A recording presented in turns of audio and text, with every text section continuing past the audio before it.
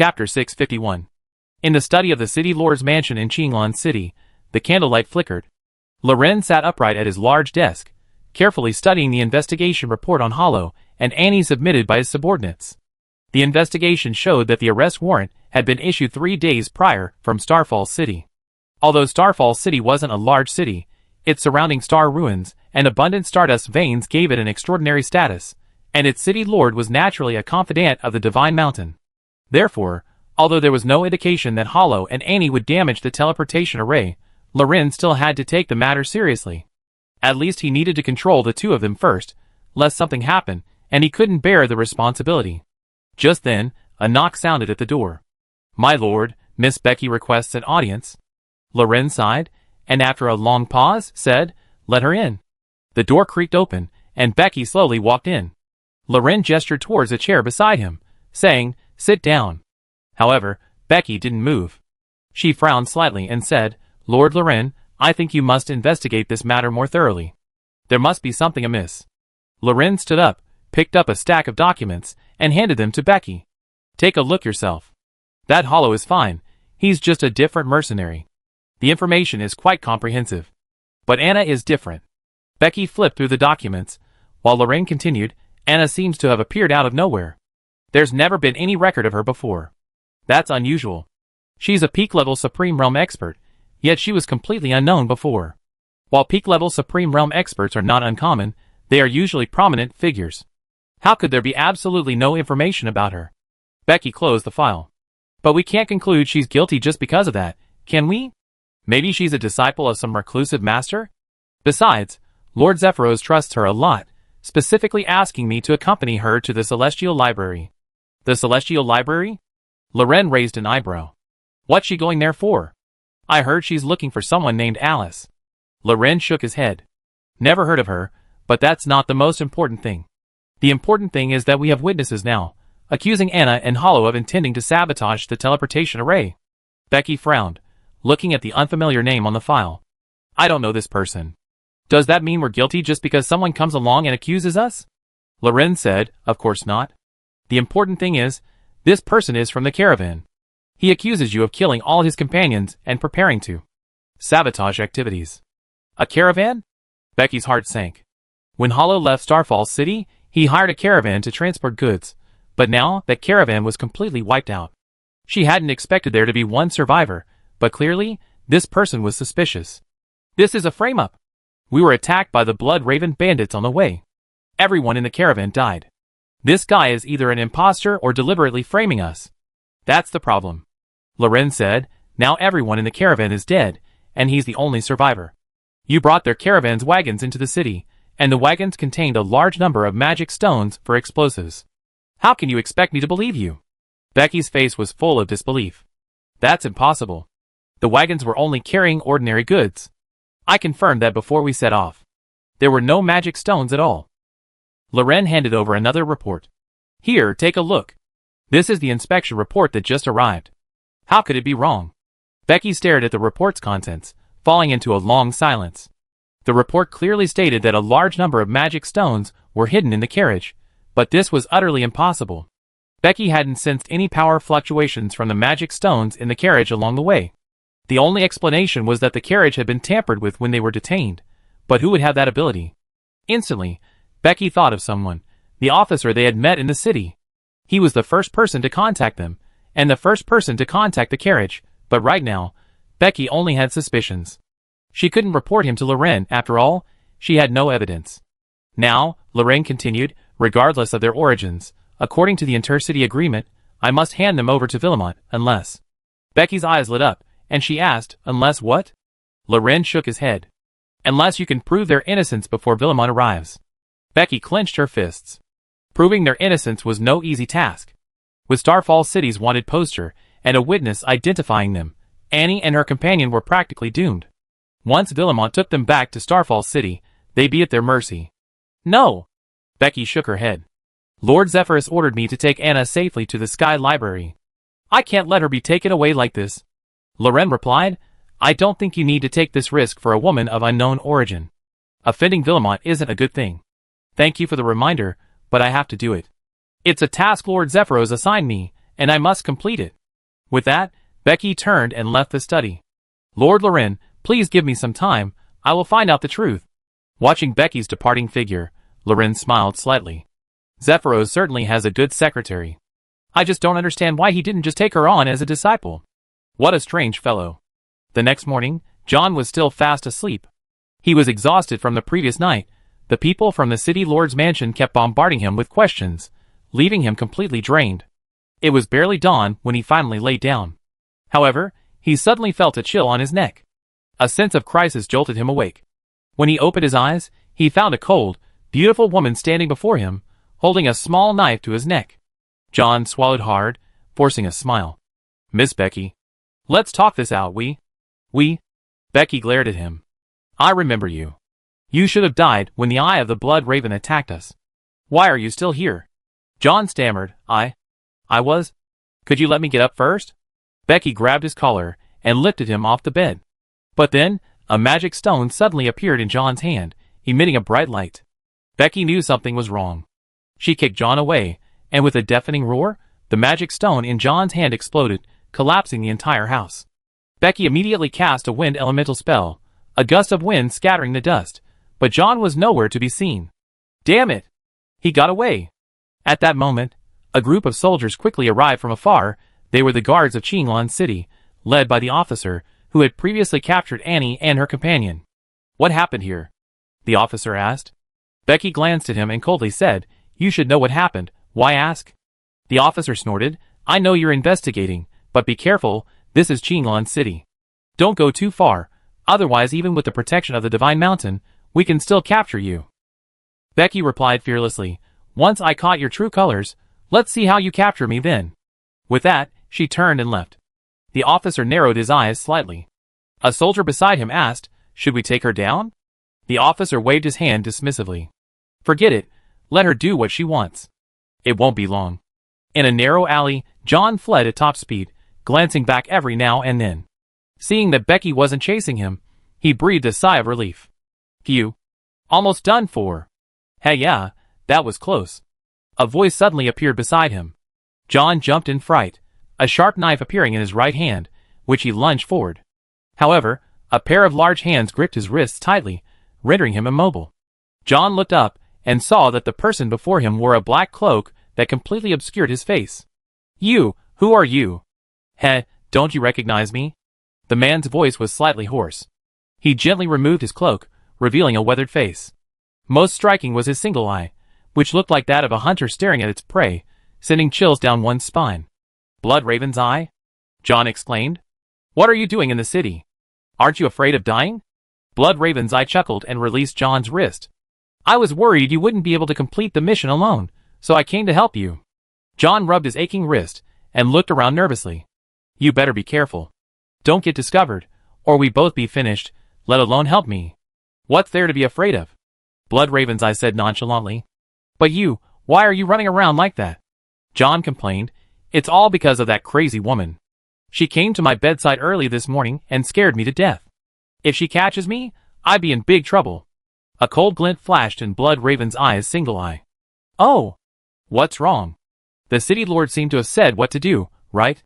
John trembled, a hint of fear appearing in his eyes, as he looked at Blood Raven's eye, and he involuntarily took 2 steps back. Blood Raven's eye chuckled, Don't be afraid, it hasn't come to that yet. If you really get caught, I naturally make my move. John swallowed hard. He knew that Blood Raven's eyes make my move wasn't to save him, but to kill him to silence him, an outcome he already knew when he accepted the mission. If he really died, his family would receive a large sum of money. But if he survived and betrayed Vilmont, his family would be brutally murdered, and he himself would be hunted down until death. So either way, he was going to die. John's only option was to avoid being caught as much as possible. Even if he was caught, he would either commit suicide or be killed by Blood Raven's eye, leaving no trace. Whoosh whoosh whoosh. Suddenly, a gust of wind blew in the distance. John's expression changed. That persistent ghost. That crazy woman is chasing me again. I'm leaving, you better hide too. Blood Raven eye pulled up her hood and disappeared in a flash. John, without hesitation, sprinted forward. Soon, Becky caught up. However, they were at a fork in the road, several paths leading in different directions. Becky was unsure which to choose. Suddenly, Becky's eyes lit up. She stopped where John had just been, carefully sensing her surroundings. What's this? Her gaze immediately shifted to a direction John had fled in. Never mind, I catch him first. John wasn't strong, he was no match for Becky. He had only escaped her pursuit thanks to the power of the Philosopher's Stone. But now Becky knew his location, and the distance between them was rapidly closing. Soon, Becky could see John's figure. Stop! Becky shouted. John felt a chill run down his spine, and his feet unconsciously quickened their pace, but even so, he couldn't outrun Becky. Suddenly, a bustling downtown area appeared ahead. John dashed into the crowd in a few leaps, causing only a minor commotion before things quickly calmed down. Oh no! Becky gave chase, but the crowd was so dense that she immediately lost sight of him. Damn it, how can this guy be so slippery? Little did she know that once she caught John, death was the only outcome for him. Just then, a faint presence reappeared. Becky's heart skipped a beat, and without hesitation, she followed the scent. John squeezed through the crowd, panting, and hid in a dark alley.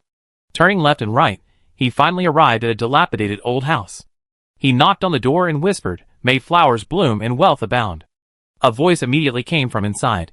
"Spring warmth and flowers bloom." The door opened, and John slipped inside. "What's wrong with you?" Two lean men, dressed in caravan clothing, were inside, presumably John's companions from the same caravan. John grabbed a teacup from the table, and downed the tea in one gulp. Being chased by a crazy woman all the way here, what bad luck. You mean Becky from Wind God Mountain? Who else could it be? John said irritably. One of them scratched his head and said, "That's strange. Why is Fengshan Mountain so concerned about these two?" The other asked, "You weren't discovered when you came over, were you?"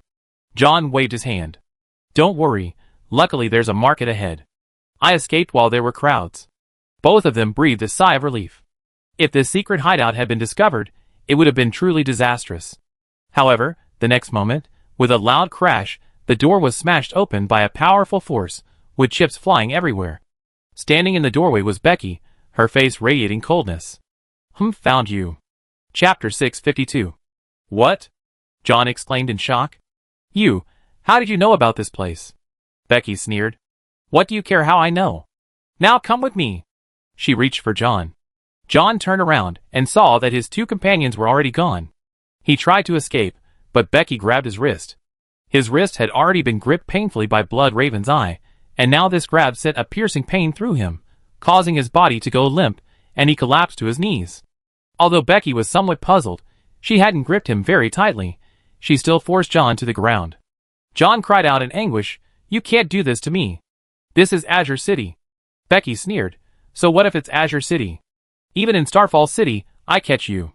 Tell me, why did you frame us? Did Violent instigate you?" John broke out in a cold sweat. He had finally reached this point. Despair filled his eyes. He didn't want to die, but now he had only one option left. He was pinned to the ground by Becky, unable to move.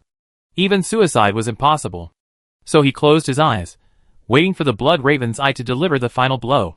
However, a long time passed, and nothing happened. Becky slapped him on the head. "What are you pretending for? Answer my question." John was stunned by the slap. Huh? He opened his eyes and looked around, finding himself alive, and the Blood Raven's eye hadn't attacked. What? What's going on? Becky raised her right hand again, threatening, "If you don't confess, I give you another big punch." John immediately begged for mercy. Wait, you can't do this to me. I'm an important witness. I need to see the city lord." Becky sneered, "Huh? Still trying to resist? Fine, then come on, come with me to see Lord Loren. I see how you talk nonsense." With that, she yanked John up from the ground, preparing to head to the city lord's mansion. However, the next moment, a squad of soldiers blocked her path. The newcomer was the officer. "What are you doing?" Becky's eyes were full of vigilance. The officer said in a deep voice, "I said it before, this is Qinglan City, not a place for you to run wild." "Hand him over." Becky said coldly, "What if I don't?" The soldiers behind the officer immediately drew their weapons, the gleaming blades dazzling in the sunlight. Becky gritted her teeth and said, "So you're from Villermont too? No wonder they found a magic stone in our carriage. It must be your doing." The officer shook his head. "What are you talking about?" "I don't know. I only know you're currently destroying the town and illegally arresting its residents. John shouted, yeah, so what if you're from the Divine Mountain? What right do you have to run rampant in Azure Cloud City? Sir, save me! Release him. The officer snapped. Becky took a deep breath and assumed a defiant stance. I won't release him. If you want to save him, then come on. The officer frowned. Becky was strong. If they fought here, it would likely cause panic among the town's residents and result in considerable destruction. He wouldn't want to fight here unless absolutely necessary. But Becky's attitude was too forceful, forcing him to prepare for the worst. He slowly raised his right hand, ready to order an attack. Becky bent slightly, her entire body radiating power, like a spring ready to spring. Just as tensions were high and a fierce battle seemed imminent, a voice suddenly rang out, "Stop!" Becky and the officer were both startled, turning to see Loren rushing towards them with a troop of men. Lord! The officer immediately saluted Loren. Loren rebuked the officer. Carl, I told you countless times, try not to fight in the city. Didn't you hear me? Carl bowed. I'm sorry, Lord City Lord, it's mainly because of her. Loren waved his hand. I don't want to hear your explanation. He then walked up to Becky. You've gone too far. Becky remained unfazed. This was a necessary measure. This guy must be suspicious, otherwise why wouldn't he confront me? Why did he run away when he saw me? Loren looked at John and asked, You're the only survivor of the caravan? Tell me now, how did Anna and Hollow kill your companions? John stammered, After we left the town they immediately launched an attack and began slaughtering us. Nonsense! Becky shouted, when you left the city, Anna was clearly not in the group. Anna and I came down from the sacred mountain together and rescued you from the Blood Raven bandits. This. John was speechless for a moment. Yes, Anna joined halfway, but that's exactly what I said. What makes you say Anna came down the mountain with you? Becky sneered. What makes you say that? Last night, Lord Zephyros rescued Anna from outside Starfall City and brought her back to the Wind God Mountain. She stayed in the temple for one night and set off with me early the next morning. Lord Zephyros and his servants can attest to this.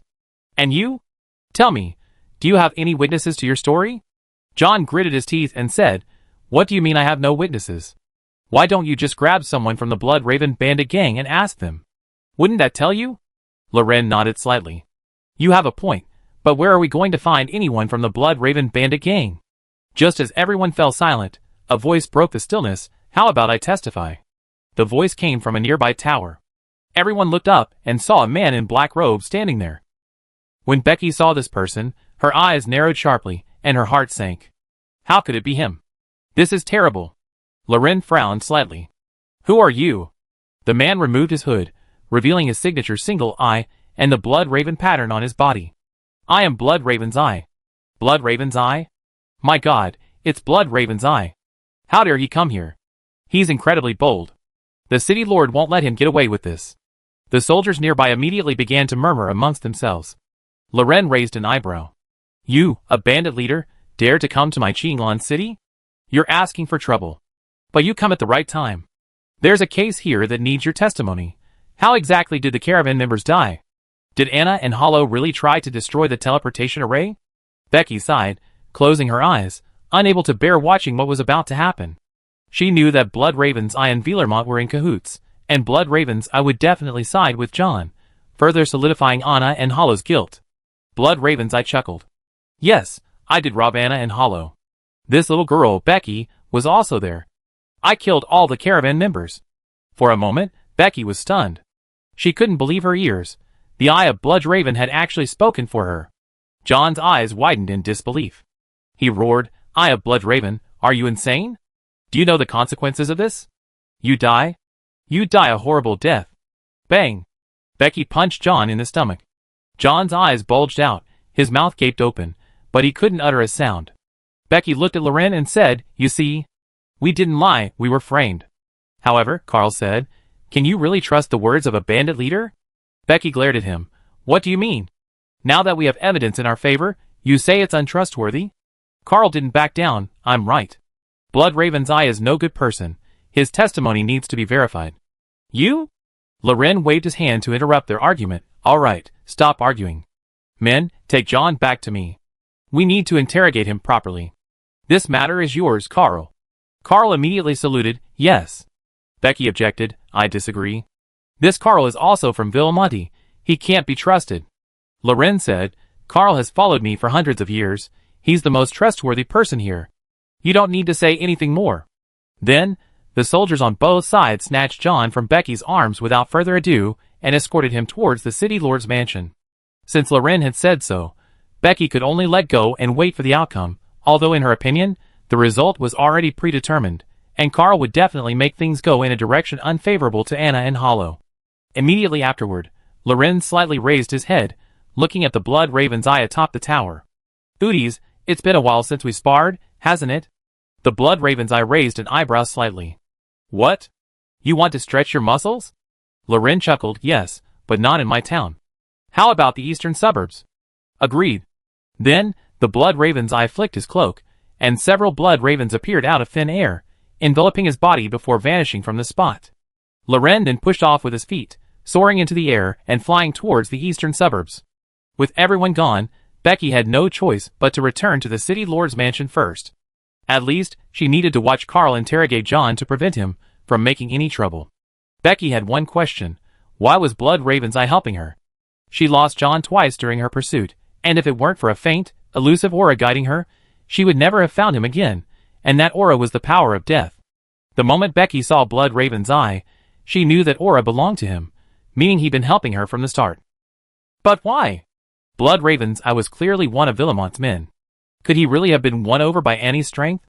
That seemed absurd. Blood Raven's Eye was a true chaotic origin expert, while Annie was only at the peak of the supreme origin realm. Even if Annie was stronger, she couldn't possibly defeat Blood Raven's Eye. Although Annie had unleashed a powerful attack at the last moment, suppressing Blood Raven's Eye, that didn't mean Blood Raven's Eye hadn't been defeated. If Blood Raven's Eye had wanted to, the battle could have continued. But Blood Raven's Eye didn't continue. Instead, he conceded defeat. Frankly, Becky found it strange and unbelievable at the time, and now she was even more puzzled. Upon arriving at the city lord's dungeon, John was locked in the interrogation room. Becky wanted to go in too, but was stopped by the soldiers at the door. Interrogation area. No unauthorized personnel allowed. Becky pointed to herself and asked, "Am I considered unauthorized? I must go in, otherwise, I have no idea what tricks Carl is up to." The soldier wouldn't budge. These are the city lord's rules. No one is exempt. Becky was about to say something more when she heard Carl inside say, "Fine, let her in." Becky was stunned. She hadn't expected Carl to give in first. The soldier, receiving the order, could only let Becky in. Becky immediately entered the interrogation room. The furnishings were very simple. John was already pinned to a stone chair, his hands and feet restrained. Runes were engraved on the chair, capable of suppressing the magic of those imprisoned. Carl glanced helplessly at Becky. "You can come in and keep watch, but you're not allowed to speak or move around, understand?" Becky shrugged. "Whatever, I just want to see what tricks you can pull." Carl ignored her, instead placing his hands on the stone table, his sharp gaze fixed on John, and began his interrogation. "In your previous testimony, you said the caravan was attacked at noon?" Cold sweat beaded on John's forehead. Yes. But according to our men's reports from Starfall City, the caravan was still resting at the south end at noon. Carl flipped through the case file. "The innkeeper can testify that you didn't depart until the afternoon." John's face turned deathly pale. I misremembered." "Misremembered?" Carl frowned. "That's strange. As a member of the caravan, how could you get the time wrong? That's unusual, isn't it? Unless you weren't with the caravan from the beginning." John trembled. How could that be? "I originally set off from Starfall City together, but what?" Carl pressed. John swallowed hard, offering no answer. But Carl had already given him the answer. "Fine, it seems you're prepared to put up a fight. Actually, I already started to doubt your testimony. If I remember correctly, the bandits outside Starfall City seem to refer to afternoon as noon, specifically 2 hours before sunset, because that's the best time to rob.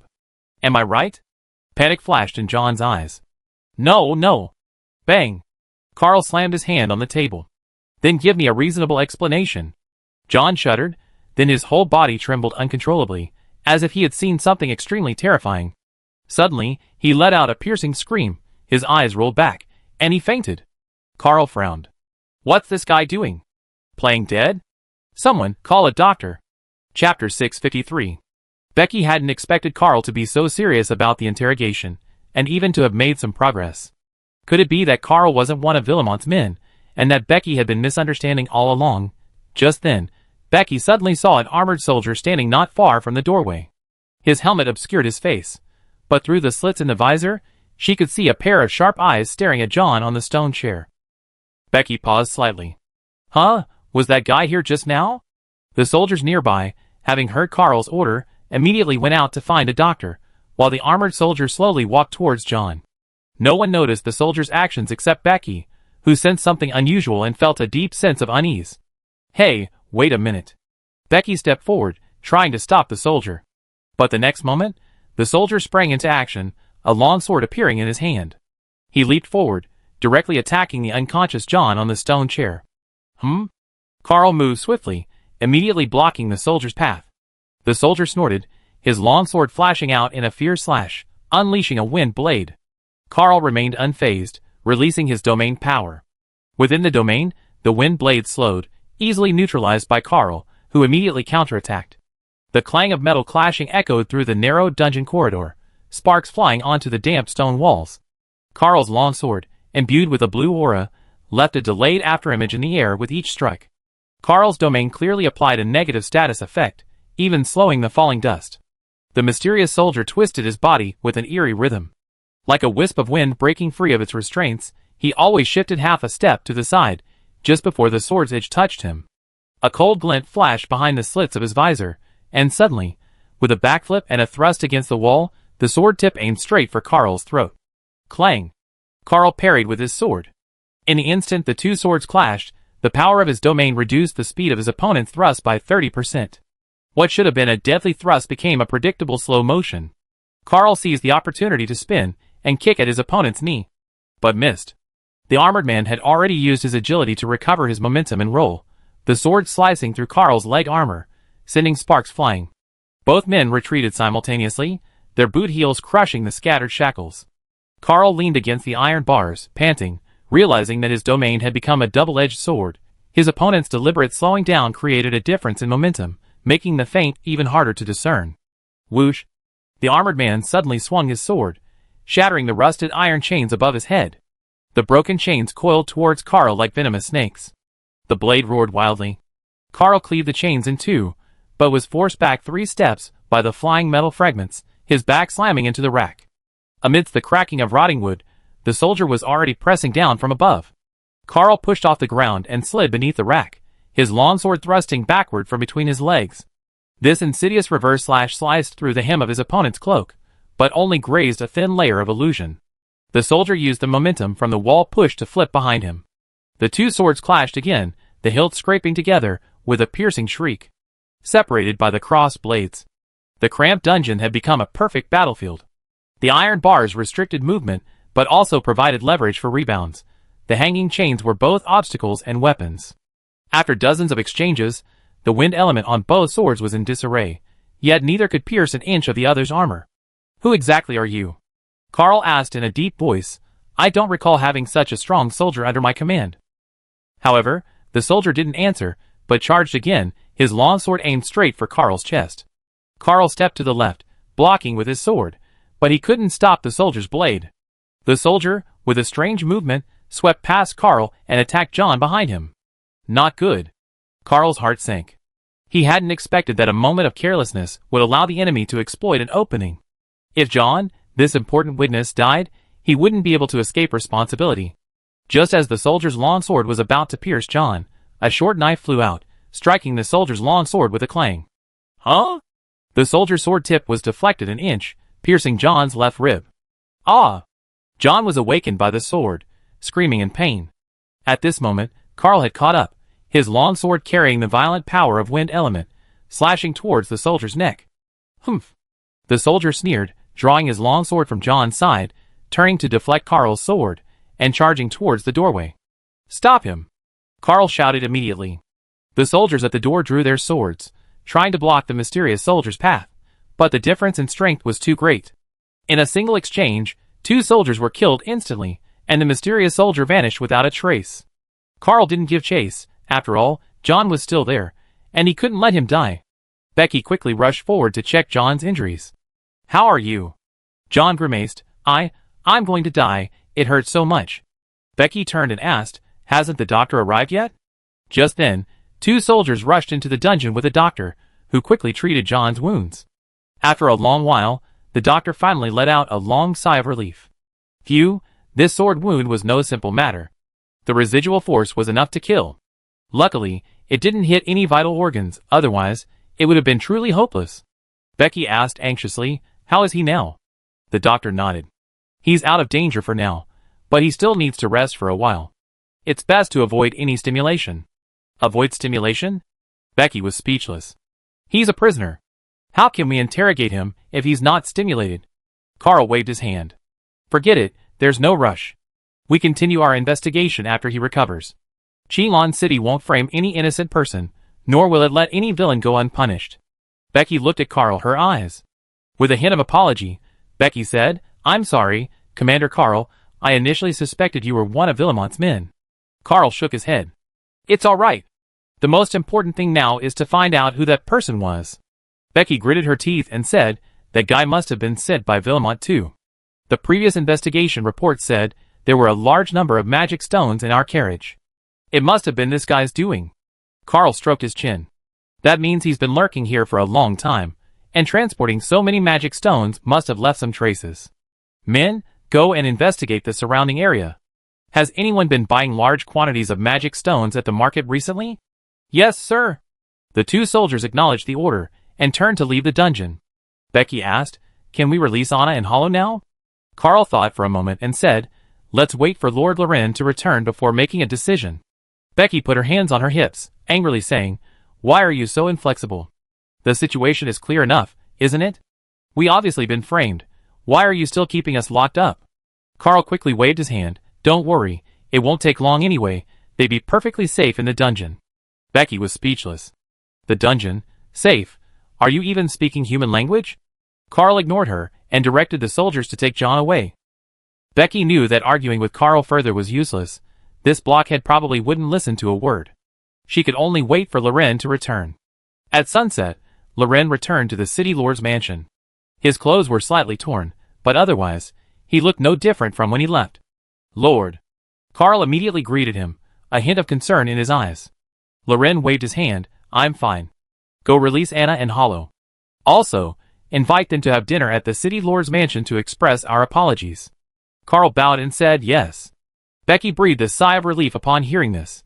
It seemed Loren didn't intend to pursue the matter any further. After all, the matter was already quite clear, and further investigation would be unreasonable. Soon, Annie and Hollow were brought out. Loren bowed slightly to the 2 and said, you 2 have suffered these past few days, I'm truly sorry. Annie smiled and waved her hand, saying, the city lord is upright and incorruptible, which I greatly admire. Anyway, the matter has been investigated and cleared up. You don't need to take it to heart. Loren said, regardless, this was my oversight. There was a traitor among my men, a member of the bandits, who framed you. I will thoroughly investigate and rectify this to ensure it never happens again. Becky asked, that mysterious man is very strong, on par with Commander Carl. He must be a master. Do you have any leads? Loren said gravely, if I'm not mistaken, he's probably from the Shadow Pavilion. The Shadow Pavilion? Becky's expression changed, and she exclaimed, how could they be? And looked puzzled. What is the Shadow Pavilion? You don't know the Shadow Pavilion? Becky explained, it's an assassin organization, very mysterious. The assassins there are not only powerful but also skilled in assassination, able to kill silently. Even gods have fallen at their hands. And was also puzzled. Startled, Loren exclaimed, they can even assassinate gods? Doesn't that mean there's a super strong expert at the returning origin realm within the organization? Loren nodded, that's the general consensus. This organization is incredibly mysterious, making it impossible to guard against. According to Carl and Becky's descriptions, that mysterious person was able to remain hidden under my command for so long without being discovered. They must have extremely skilled disguise techniques. Only the Shadow Pavilion could achieve that level. Becky said angrily, so Villermont even hired members of the Shadow Pavilion? This is strictly forbidden by the Divine Mountain. Doesn't he fear the Divine Mountain's punishment? Even with Kimmer's backing, this is an unforgivable crime. Loren shrugged, but do you have any evidence? The assassin has already escaped, leaving almost no trace. What makes us think it was an assassin hired by Villermont? Everyone fell silent. Lauren's words were true. No one had seen the assassin's face, and he hadn't uttered a single word throughout. How could they determine who his employer was under such circumstances? Suddenly, Becky's eyes lit up. That's it. John should know. Carl raised an eyebrow. You mean that caravan boy? Why do you think he knows? Becky explained, because when you interrogated him, even though he was afraid, he didn't show much terror.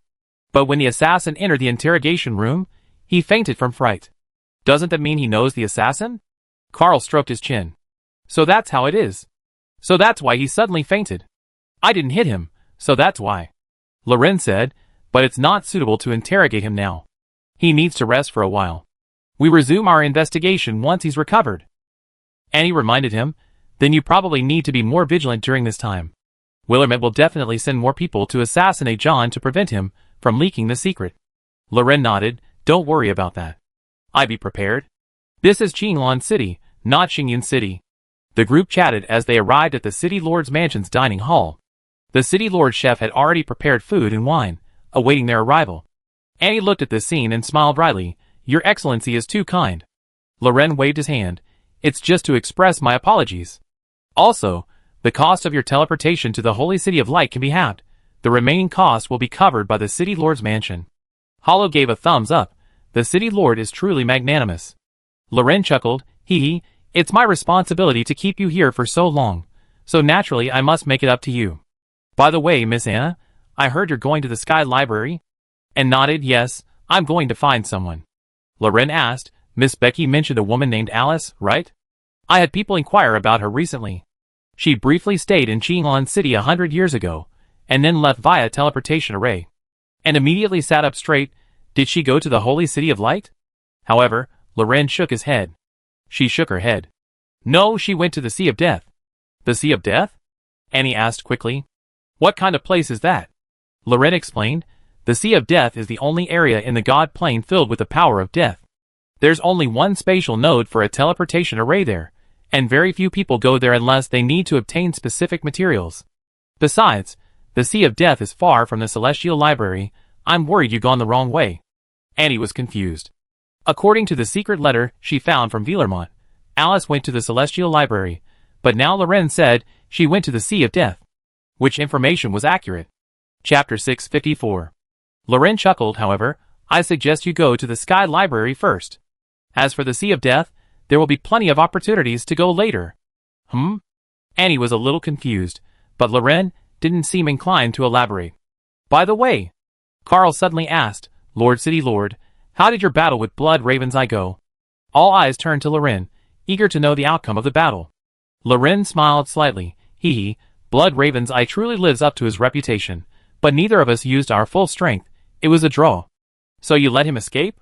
Carl's face betrayed undisguised disappointment. Loren reassured them. Even if we hunt him down in the city, we might not be able to catch him, and it might even damage the town. The current situation is the best we can hope for. If we really want to deal with him, I think it's better to have a high-ranking divine servant from the Sacred Mountain intervene. But conversely, if a high-ranking divine servant does intervene, Blood Raven's Eye probably won't show itself. Mentioning Blood Raven's Eye, Becky asked with some confusion, Blood Raven's Eye is clearly one of Villermont's men, so why is he helping us? Carl also found it strange. Logically, Blood Raven's Eye should be cooperating with John to solidify your crimes. His actions are indeed odd. While everyone was racking their brains trying to figure it out, Annie was busy eating, because only she knew the reason, but she couldn't reveal it. That night, everyone rested at the City Lord's Mansion, and Loren arranged a private room for each person. Alone in her room, Annie was finally able to freely cultivate using the spirit division technique. Since her battle with the Eye of the Blood Raven, the power of death within her had finally accumulated a little, but due to the suppression of the Godhood of Light, it was far from enough to fully recover to its original state.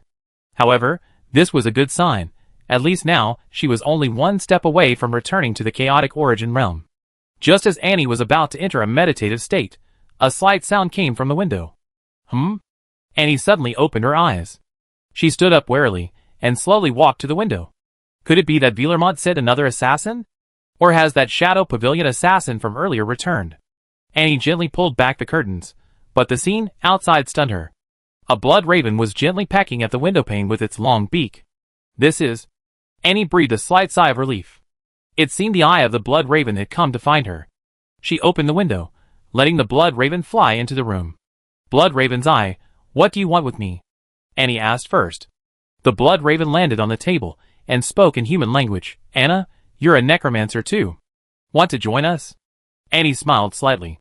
While I'm very grateful for your help in escaping, I don't want to become a bandit. Heh, so what if you're a bandit? We bandits survive with our own hands, free and unrestrained, isn't that good? Annie shook her head. I know what you mean. You're worried about my identity being discovered and me being hunted down by the Divine Mountain, right? But you don't need to worry. Although I'm a necromancer, I can also cast spells of other elements.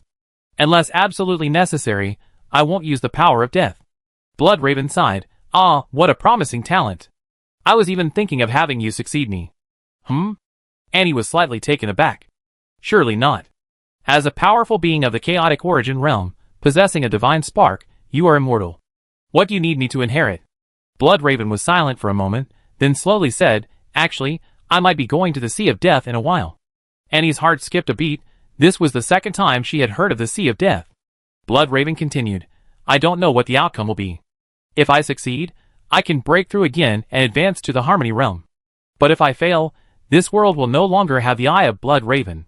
And asked doubtfully, why are you taking this risk? Even if you can't break through, with your strength and the protection of Villermont, you can rest easy in the Starfall City area, right? Blood Raven's tone carried a hint of melancholy. Everyone has things they must do. For example, you went to the Celestial Library to find that woman named Alice. I also have things I must do, which is to go to the Sea of Death. This is my inescapable fate.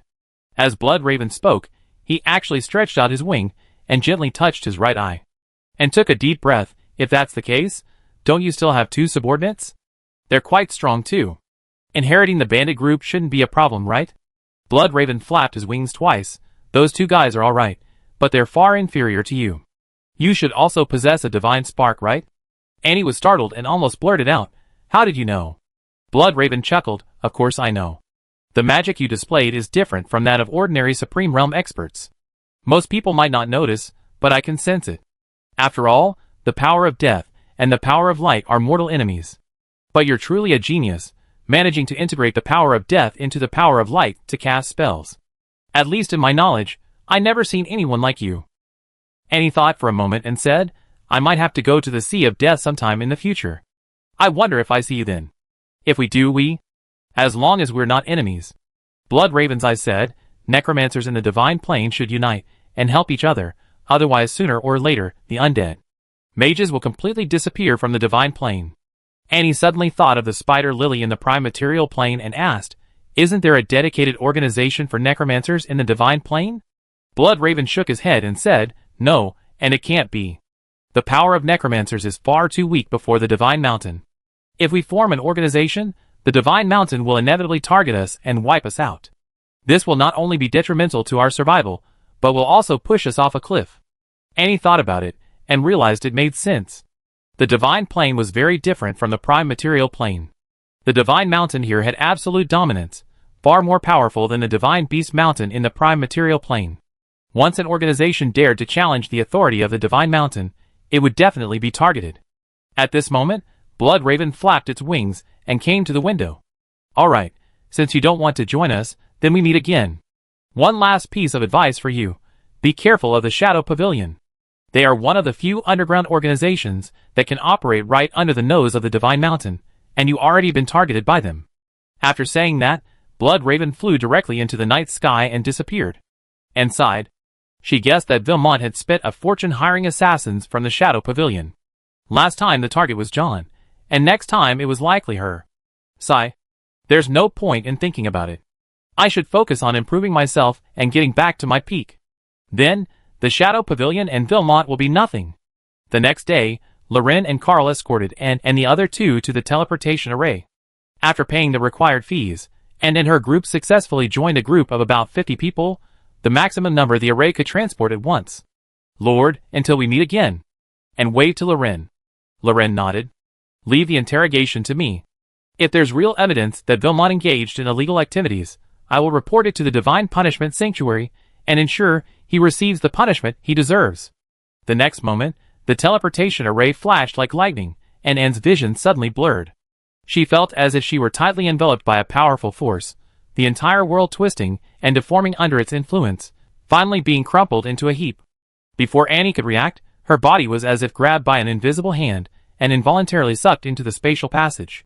The surrounding spatial light flowed like a series of dazzling rainbows, intertwining to create a bizarre and fantastical world. Annie's heart raced as she nervously experienced this wondrous spatial journey. However, this feeling didn't last long. After a dizzying spin, she suddenly felt her body abruptly stop, as if she had crashed into an invisible wall. Then, a faint light appeared ahead, dazzling in the darkness. Annie stared intently at the light, watching it grow larger until, to her astonishment, she discovered it was the exit of the teleportation array. Annie's excitement surged. She knew they had finally arrived at their destination. The holy city of light. The pure white city walls gleamed in the morning light, as if divinely forged, the entire city seemingly sculpted from liquid gold and ivory. The towering temple dome was inlaid with tens of thousands of sun-bearing crystals, refracting every ray of sunlight into a 7-colored waterfall cascading down the streets. 12 gilded fountains flowed ceaselessly in the central square, their waters carrying healing power as they flowed through white jade channels. Priests in silver-threaded robes strolled through pearl-encrusted arcades, the silver bells of holy emblems hanging from the shops jingling softly in the breeze. The marketplace teemed with beings of all races. Elven silks shimmered and shifted in the sunlight like flowing water, while dwarven mithril artifacts shimmered with divine runes. Most striking was the central great temple. Its pure gold doors were engraved with the epic of creation, and at midday, the doors projected the entire continent's landscape, symbolizing the gaze of the god of light upon the mortal world. The air was filled with the fragrance of sandalwood and laurel. Even the paving stones seemed to glow, making Annie squint. A squad of soldiers approached, verified their identities, and inspected the goods in the wagons. "What brings you here?" an officer asked expressionlessly. Hollow handed over his documents, saying, "I come to trade as agreed." The officer glanced at the document, his eyes narrowing slightly, a strange look in his eyes as he looked at Hollow. He then returned the document to Hollow. "All right, let's go." The three passed through the inspection and entered the street. "Is this the holy city of light?" Annie was shocked. This was even more magnificent than Divine Beast Mountain. Becky explained, "Among the great divine mountains, the Holy Mountain of Light is the strongest, and the Holy City of Light is the largest city under its rule. Naturally, it can't compare."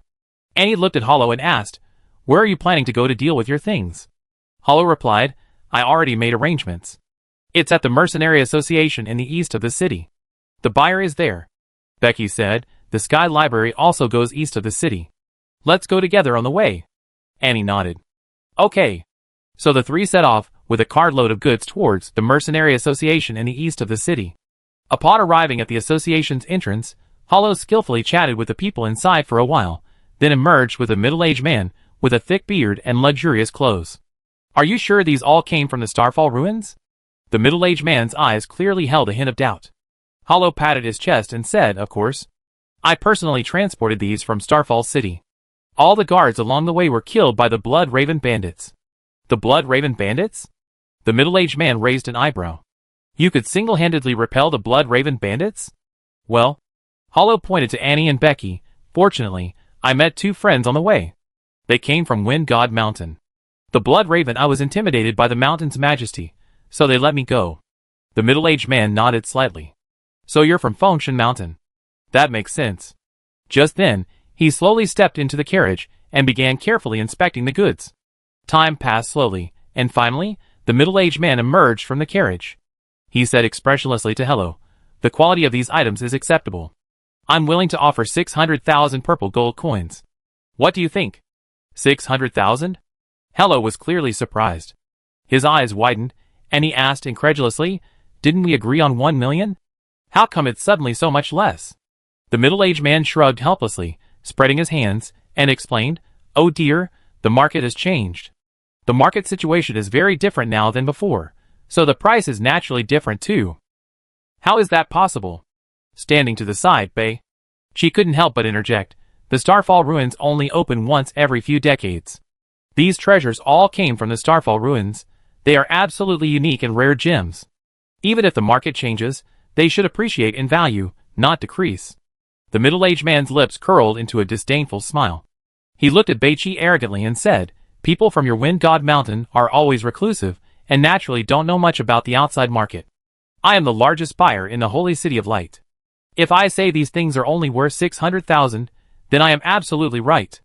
Moreover, I can assure you that in the entire holy city of light, no one will offer a higher price than me. Chapter 655. Becky waved her hand and said, I really don't believe it. The holy city of light is so big, surely there's someone who truly knows its value. Let's go! With that, she turned to leave. Hero was helpless, but the price offered was indeed too low. Even in Starfall City, it wouldn't cost that much. Adding the cost of hiring a caravan, the carriage, and using the teleportation array, if it didn't sell for 800,000, it would be a huge loss, so Hero could only leave with Becky. The middle-aged man crossed his arms and sneered, Heh, it's all right, I believe you be back. After a while, the three returned to the fountain in the central square of the holy city of light. Sunlight streamed through the crystal dome onto the star treasures in the carriage, making it seem as if a galaxy flowed within the fist-sized blue crystals. Sunlight shone through the crystal surfaces, reflecting the powerful stellar energy contained within. 1 million purple gold coins. It's worth at least that much. Hero muttered to himself, his eyes gleaming with anticipation. These stellar treasures were something he had risked his life to retrieve from the Starfall ruins. Although most of the credit went to Annie, he had still contributed. These treasures were enough to serve as the core energy source for high-level magic arrays, or to forge powerful magical weapons. The plaza bustled with people, merchants in magnificent robes, priests adorned with holy symbols, and fully armed guards moved about incessantly. Hollow took a deep breath.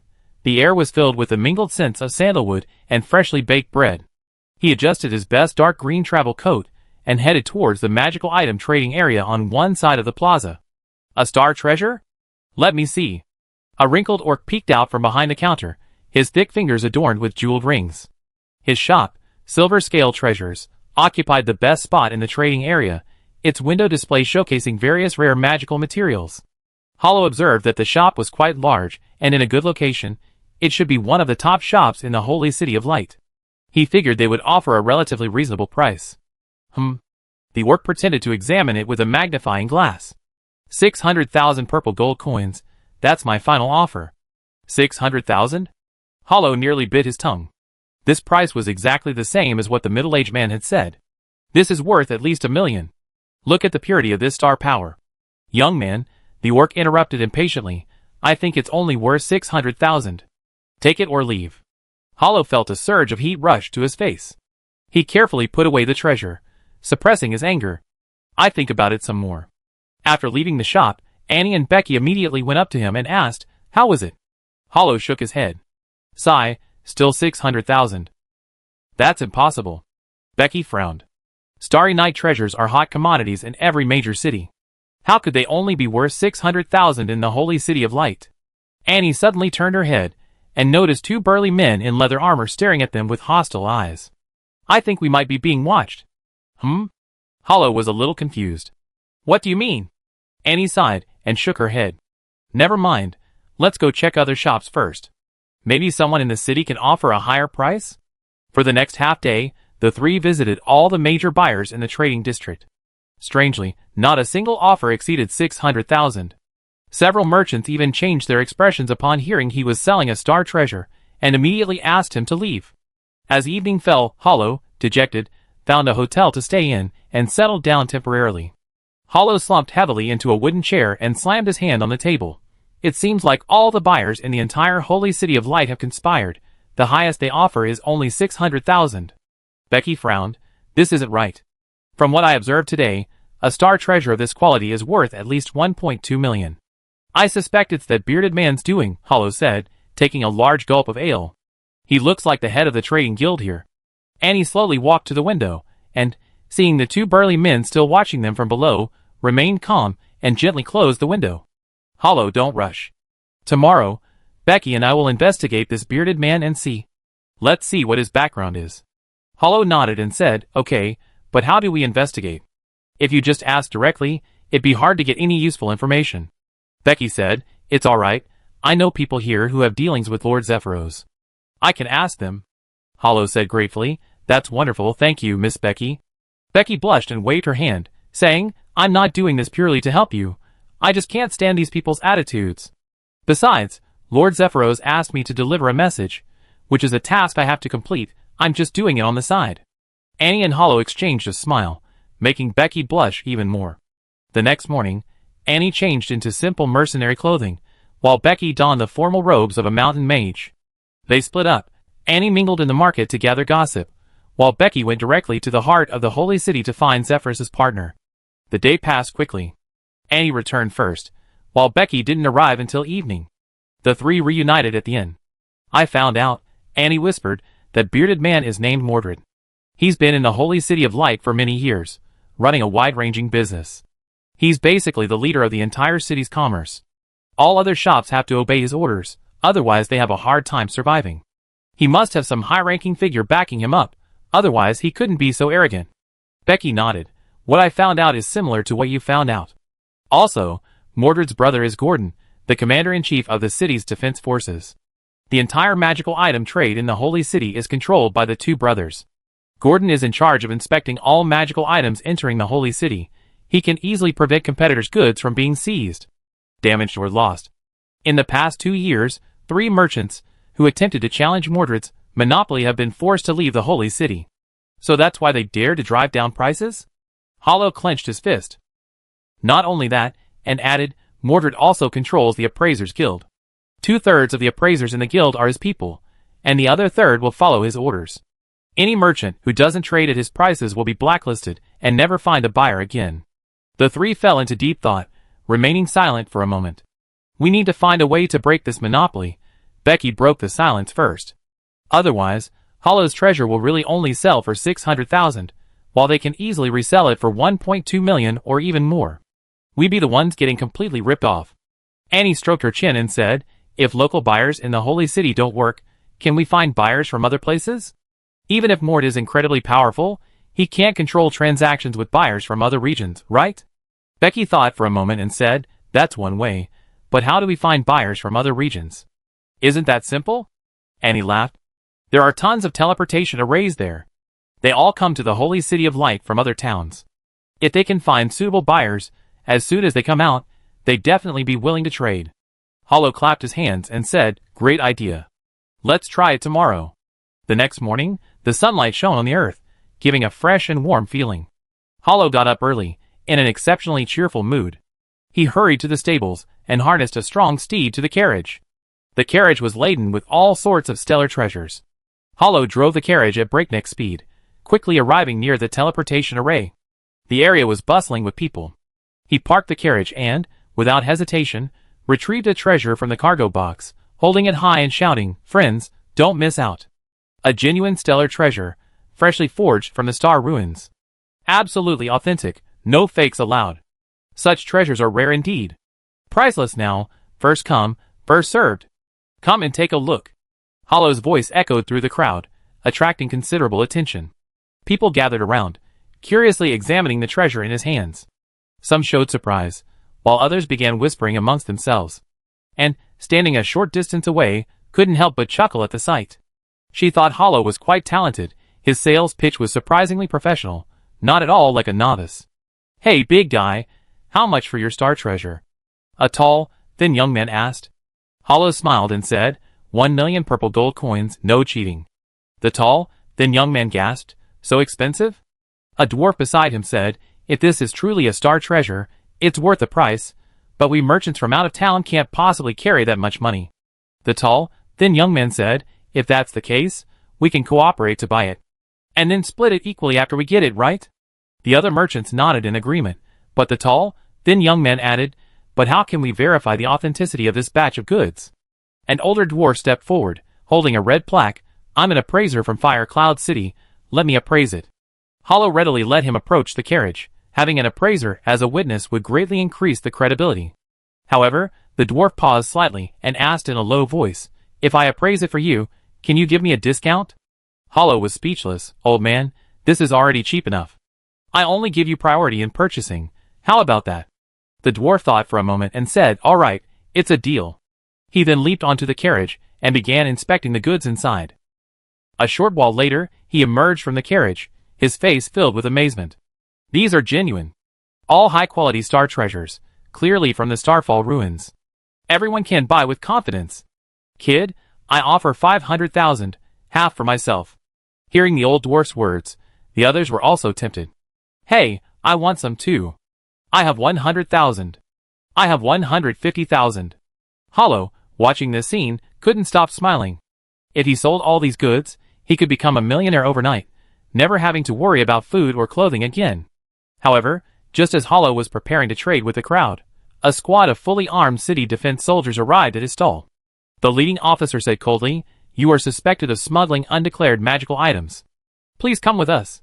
Hearing this, the crowd immediately made way, retreating to the side, no longer daring to surround Hollow's stall. Hollow's heart sank. He took out the documents in his hand and said, "These have been approved. They are legal for trading in the Holy City. Look, there's even the Holy City seal here." The officer took the documents, glanced at them, and then tore them to shreds. "Humph. Trying to fool me with a fake document? You don't know what's good for you. Men, seize him!" The soldiers behind him drew their weapons and approached Hollow. Hollow's eyes were bloodshot as he glared at the officer and demanded, "Why did you tear up my documents? I came in through proper channels. You didn't care the past few days. Why are you interfering now?" The officer, his face contorted with rage, sneered, "You brat, stop your nonsense. Shut up and come with us. If you explain yourself clearly, maybe we can spare you some trouble." Just as the officer finished speaking, a figure suddenly appeared in front of Hollow. It was Becky. She met the officer's gaze fearlessly, her eyes resolute and sharp. "You must be Commander Gordon?" Becky asked bluntly. The officer, clearly surprised that someone would suddenly step forward and address him by name, was slightly taken aback. "Oh, you know me?" Becky's eyes were sharp, showing no fear despite the man's identity. "In the Holy City of Light, who doesn't know the name of Commander-in-Chief Gordon of the City Defense Force?" Her tone carried a subtle sarcasm. The officer's face darkened, but he quickly regained his composure. "Since you know me, then cooperate with us obediently and don't resist futilely. Otherwise, the consequences will be severe." Becky remained unmoved by the officer's threat. Her gaze swept over the shadows not far away. There, Mord stood, a smug smile on his face, as if everything unfolding before him was premeditated. "They're all in cahoots." Becky cursed under her breath, then said to Gordon, "Commander Gordon, we arrived in the Holy City the day before yesterday. All the goods were inspected by the city guards then, and the documents you just tore up were signed on the spot. With so many people watching, isn't what you're doing a bit too blatant?" Chapter 656. Gordon frowned, glancing around at the people, but no one dared to meet his gaze. Only Becky remained unfazed. He snorted coldly, "Useless. If you have something to say, come with me to the interrogation room." A soldier strode forward, trying to restrain Becky, but she glared at him, unleashing a burst of magical power that sent the soldier staggering back several steps. "Let's see who dares touch me. I am the secretary of Lord Zephyros of Mount Wind God, sent to the Holy City of Light on official business. If you dare to lay a hand on me, you will be making an enemy of Mount Wind God." Gordon seemed to already know Becky's identity, saying, "I won't do anything to you. After all, this shipment isn't yours. I only want him." He pointed at Hollow. Becky retorted angrily, "He's my companion. He came with me. I can vouch for him." "You can't vouch for him." Gordon shook his head. "This is the Holy City of Light, not Azure City. Zephyros's name is useless here." Hollow said, "You just don't want me to sell these goods in the city, right? Fine, I won't sell them. I leave, okay?" However, the soldiers blocked his way. Gordon said, "You violated the Holy City's rules. Unless you come back with us for investigation, you can't leave." Hollow gritted his teeth, "You're going too far." His hand slowly reached for the giant axe behind his back. But a hand landed on his shoulder. He turned around and saw it was Annie. Annie shook her head at him. "Don't be impulsive. This is the Holy City of Light. If you clash with the city guards here, you really won't be able to leave. Not only that, everything you own will be taken. But they clearly just wanted to steal my things." Hollow's voice was hoarse.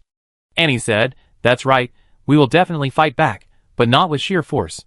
After all, the three of us are far from enough to contend with the entire army of the Holy City." Hollow understood that Annie was right. He could only try to calm himself down and looked at Gordon, saying, "Going with you is fine, but you have no right to touch my things. If anything is missing, I will report you to the Mountain of Light." Gordon smiled slightly. "You can rest assured about that. We in the Holy City have rules. Come with us." Hollow glanced back at Annie and Becky, saying, "I'm sorry for causing you trouble these past few days. I know you have other things to do." Go and do your work. Don't worry about me, I handle it. Annie shook her head, saying, we came together, so naturally we leave together. Don't worry, wait for us over there. We figure something out. Then, Hollow and a cartload of goods were taken away by Gordon. Anna, do you have any ideas?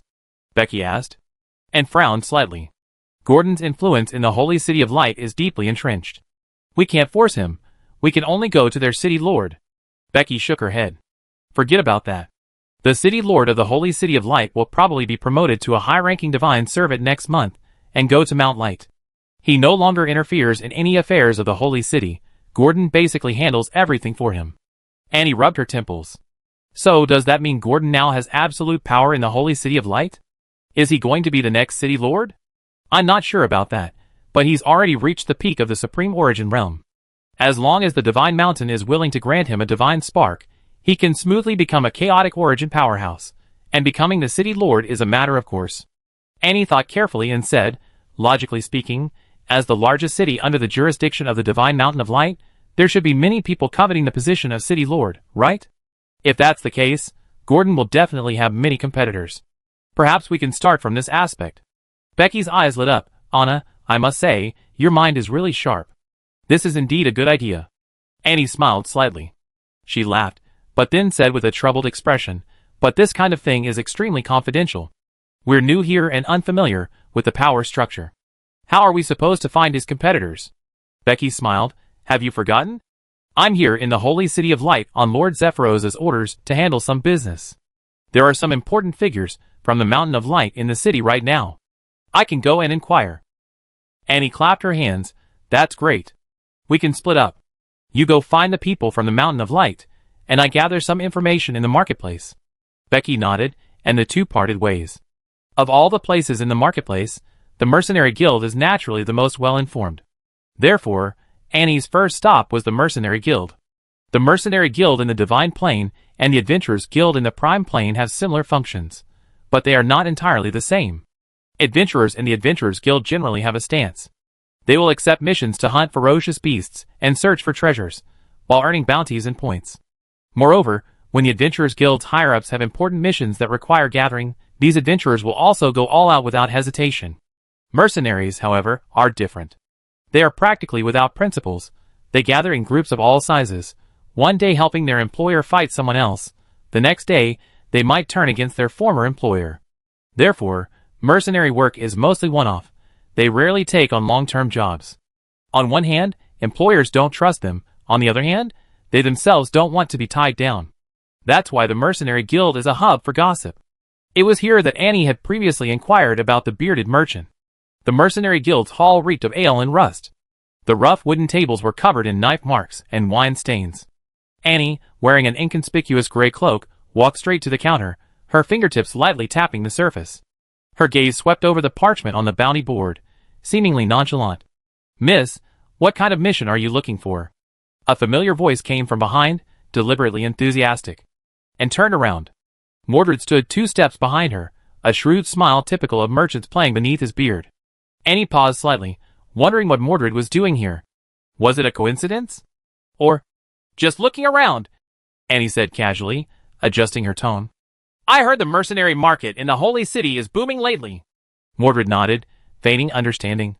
Yes, especially those overconfident outsiders who always like to take on jobs beyond their capabilities. He slowly walked to Annie's side, his rough fingers tracing the bounty board. However, smart people know that in the Holy City of Light, some things can't be solved with brute force. Anne's gaze fell on the top of the bounty board. There was a notice that had been repeatedly torn and repasted, its edges curled up. Oh! Like what? She asked, feigning curiosity. Mord chuckled softly, his voice extremely low. Like what? Some people think they can shake a tree that's been rooted for many years with a little cleverness. He gave her a meaningful look. Too bad, the roots are too deep. No matter how strong the wind, it can't topple it. And clicked her tongue softly, her fingertips unconsciously tracing the wand beneath her cloak. Interesting. She tilted her head, a strand of golden hair slipping out from under her cloak. But I heard that even the deepest roots are vulnerable to termites. She smiled knowingly. Especially those termites that can't stand the light. Mord's pupils contracted slightly, but he quickly regained his businessman's shrewdness. A parasite? He shook his head, feigning regret. Miss, you must have misheard. In the holy city of light, rules are paramount. He patted the purse at his waist, the metallic clinking sharp and jarring. And rules are often determined by strength. And narrowed her eyes, her smile undiminished. What a coincidence. She leaned slightly forward, her voice so soft only he could hear. I'm the kind of person who loves to challenge. So-called rules. Their eyes met for a moment, and Mordred's smile finally froze. Good luck. He took a step back, his tone still friendly, but his eyes turned cold. I hope you won't regret it. And watched him leave, until Mordred's figure disappeared around the corner of the guild, before slowly releasing her grip on her wand. I really want to smash his stinking mouth with holy judgment. And murmured. She glanced around, noticing everyone subtly observing her. She knew she probably wouldn't get the information she wanted here. Without hesitation, Annie turned and left the mercenary guild. Stepping out of the guild's gates, Annie keenly noticed several furtive figures suddenly disappearing into the darkness. Looks like I really am being followed. That Mord really likes to make a mountain out of a molehill. However, being followed is never a good idea. Annie quickly crossed the street and entered a small alley ahead. The figures quickly followed, but when they reached the alley, they found Annie had vanished. In the distance, Annie was using wind magic to move rapidly, a smile playing on her lips. Humph, a few small fry trying to follow me? For Annie, shaking them off was a piece of cake. Next, Annie arrived at the holy city's largest market. The market was bustling with people, and vendors of all sizes were shouting their wares, trying to sell as much as possible. Annie strolled around for a while before entering a tea house. A few elderly people sat inside. Annie's arrival slightly surprised them, but they quickly returned to their usual demeanor. The tea house was quiet, with only hushed conversations. A middle-aged woman approached and asked, "Young lady, would you like some tea?" Annie nodded and found a seat in a corner. "Black tea, thank you." The proprietress then brought a pot of black tea and some pastries to Annie. Annie stopped the proprietress. "Proprietress, I'm new to the holy city and want to start a business. This tea house seems quite old. You must have been running it for a long time. Could I learn a thing or two from you?" The proprietress paused slightly, then smiled and said, "This tea house is just for serving these old customers. It doesn't make much money." "You really asked the wrong person." Annie shook her head, saying, "This tea house looks unassuming, but its location is excellent. I think any manager with a brain wouldn't give such a good location to a tea house that doesn't make money." She gently picked up her teacup, carefully examining the patterns on it. "And these teacups and teapots, they're clearly not ordinary. So exquisite and high-end, they're probably not for ordinary people, are they?" The proprietress raised an eyebrow slightly and said, "Young lady, you're quite observant. But you're wrong. This location was left by the old manager. Back then, the market wasn't as bustling, and this wasn't the best location. As for these tea sets, these were just gifts from some relatively wealthy tea enthusiasts." "Wealthy tea enthusiasts?" Annie took a sip of tea. "How wealthy?" "Take this teapot, for example. Its body is carved from extremely rare ice-soul jade, the translucent surface naturally flowing with silvery, thread-like cold essence, creating a dreamlike aurora effect when hot water is poured in. And these teacups, for instance, are made with the elven race's famous rainbow glaze, which can display 7 different shades of light from different angles. The bottom of each cup also contains a hidden miniature magic circle, ensuring the tea is always at the perfect temperature. This tea set alone is incredibly valuable. The person who gifted such treasures must be quite distinguished, right? I didn't expect you to have such discerning taste." The proprietress smiled. "To be honest, these were gifts from the previous holy city lord." "The previous city lord?" Annie's eyes lit up. "Did he also enjoy tea?" The proprietress pointed to the stairs leading upstairs and said, "This is specifically for receiving VIPs. Whether it's the previous city lord or the current one, they often come here for tea." Annie exclaimed excitedly, "See, I asked the right person. Proprietress, can you teach me?" The proprietress shrugged, saying helplessly, "I really can't do anything with you. Actually, the reason this tea house is successful is very simple. It follows the rules." "Rules? What do you mean?" "The so-called rules are the likes and dislikes of those in power." The proprietress sat down opposite Annie. "Whatever they like, I give them. How can we gain their support?" Annie stroked her chin thoughtfully, asking, "But I heard the current city lord will soon step down, and we don't know who the next city lord will be. What should we do?" The landlady waved her hand. "That's simple. Just see who's most likely to become the next city lord." Annie immediately leaned closer, intrigued. "You mean Gordon?" The landlady nodded, then shook her head. He's just one of them. There's another person with a pretty good chance. Who is it? However, the landlady didn't answer her question, only smiling silently. Annie immediately pulled out a small bag of star coins from her pocket and handed it over. Based on the exchange rate, these star coins were worth at least 40,000 purple gold coins. Given the special nature of star coins, most people preferred to accept them. Chapter 657. The proprietress glanced indifferently at the bag full of star coins, took one out, and said, "Oh, from Starfall City." But she immediately returned the coin to Annie. "I don't need this." "Then what do you want?" Annie asked. The proprietress smiled. "Those of us in this line of work have to watch our mouths and not talk nonsense, especially to strangers." Annie thought for a moment and said, "Actually, this shouldn't be a secret. It wouldn't matter if you told me. After all, I can't challenge your position. You know them better than I do, and I have to start from scratch, right?" Annie then stood up and extended her hand to the proprietress. "My name is Anna, from Starfall City." The proprietress seemed thoughtful, but still extended her right hand and shook hands with Annie. Annie smiled and said, "Now that we're acquainted, you don't need to worry anymore, right?" The proprietress smiled upon hearing this. "You're quite a clever young lady. It's all right to tell you. There's a low-ranking divine servant on Mount Shin, rumored to be one of the candidates for City Lord." Annie immediately asked, "Who is he? Is he in the Holy City?" The proprietress nodded and said, "He's in the Battle Sanctuary branch in the Holy City. His name is Carlos." Battle Sanctuary. Annie's eyes narrowed slightly. She thanked the proprietress and stood up to leave. The proprietress immediately called out, "Hey, your money." Annie didn't turn around. "Consider it payment for my tea, thank you." Leaving the tea house, Annie wanted to head to the Battle Sanctuary. The Battle Sanctuary was one of the 4 sanctuaries of Mount Shin, responsible for external combat, similar to an army. Their targets were extraterrestrial enemies and undead creatures from the netherworld. While the Battle Sanctuary boasts a large number of members and numerous powerful individuals, it also has the highest mortality rate. No one aspiring to enter the Divine Mountain wants to be assigned to the Battle Sanctuary. In comparison, the other 3 sanctuaries are far more sought after, especially the Divine Punishment Altar, responsible for dealing with those who violate divine laws, particularly those outside the divine realm who oppose the Divine Mountain, including bandits, robbers, and illegal organizations. This work is safer than that of the Battle Sanctuary, and carries considerable power. However, the Battle Sanctuary is different. They lack internal authority, and rarely appear in the mortal world. The Battle Sanctuary branch in the City of Light has only one function: recruitment.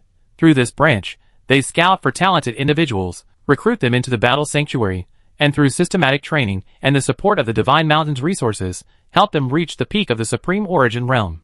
Finally, the Divine Mountain grants them godhood, allowing them to successfully break through to the chaotic Origin Realm and participate in external wars.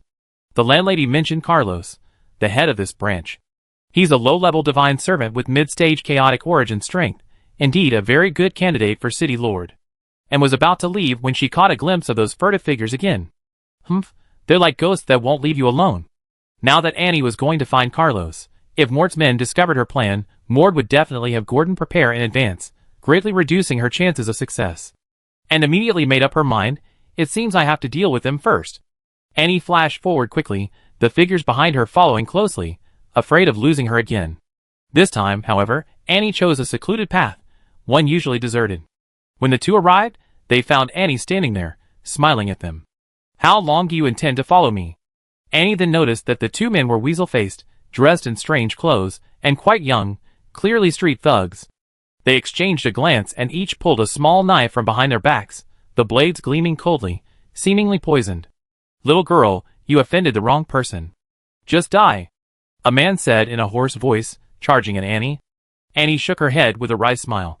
"What kind of nobodies dare to mess with me?" Annie's wand twirled lightly at her fingertips, and 3 sharp wind blades suddenly materialized in the air. The 2 men pounced from the left and right, their blades gleaming with a poisoned, eerie green light. Looking for death, Annie sneered. The man on the left closed in first, his dagger aimed straight for her throat, and dodged to the side, her wand striking his wrist with a swift motion. A sharp crack rang out, and the man groaned as he staggered back, his wrist twisted at an unnatural angle. The man on the right seized the opportunity to attack, his blade slashing towards Anne's back. Bang! An invisible wall of wind suddenly exploded, sending the man flying. He crashed heavily into the brick wall of the alley, and before he even hit the ground, Anne's wand was already pressed against his forehead. "Who sent you?" Anne's voice was icy. The man gritted his teeth, remaining silent, his left hand stealthily reaching for a hidden weapon at his waist. Anne's eyes sharpened, and a burst of blinding white light suddenly erupted from the tip of her wand. "Ah!" The man screamed, clutching his eyes, and collapsing to his knees. Another man struggled to his feet, drawing a second dagger from his boot. Without turning her head, Anne flicked her wand. The whistling air instantly transformed into invisible chains, binding the man tightly. He struggled desperately, but couldn't move a single finger. Anne approached slowly, her wand gently lifting his chin. Last chance. A glint of silver flashed in her eyes. "What did Mord send you here for?"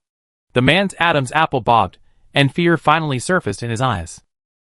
Tracking you," he hissed, "to find out your movements." "Humph, so you are Mort's men after all," Anne said coldly. "Miss, please spare us," a man pleaded. "We were just hired by Mordred to do his bidding. We have no grudge against you." Anne scoffed. "No grudge? You used a poisoned knife against me?" The man's voice trembled. This is all a misunderstanding. Please forgive us. It's not difficult for me to let you go," Anne said.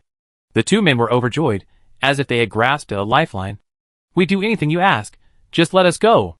Anne narrowed her eyes slightly. "I need you to help me deal with Mordred and Gordon." The two men's expressions changed, both showing hesitation. Anne immediately conjured a wind blade, the sharp blade hissing in the air. "If you don't want to, then die." No, we're willing.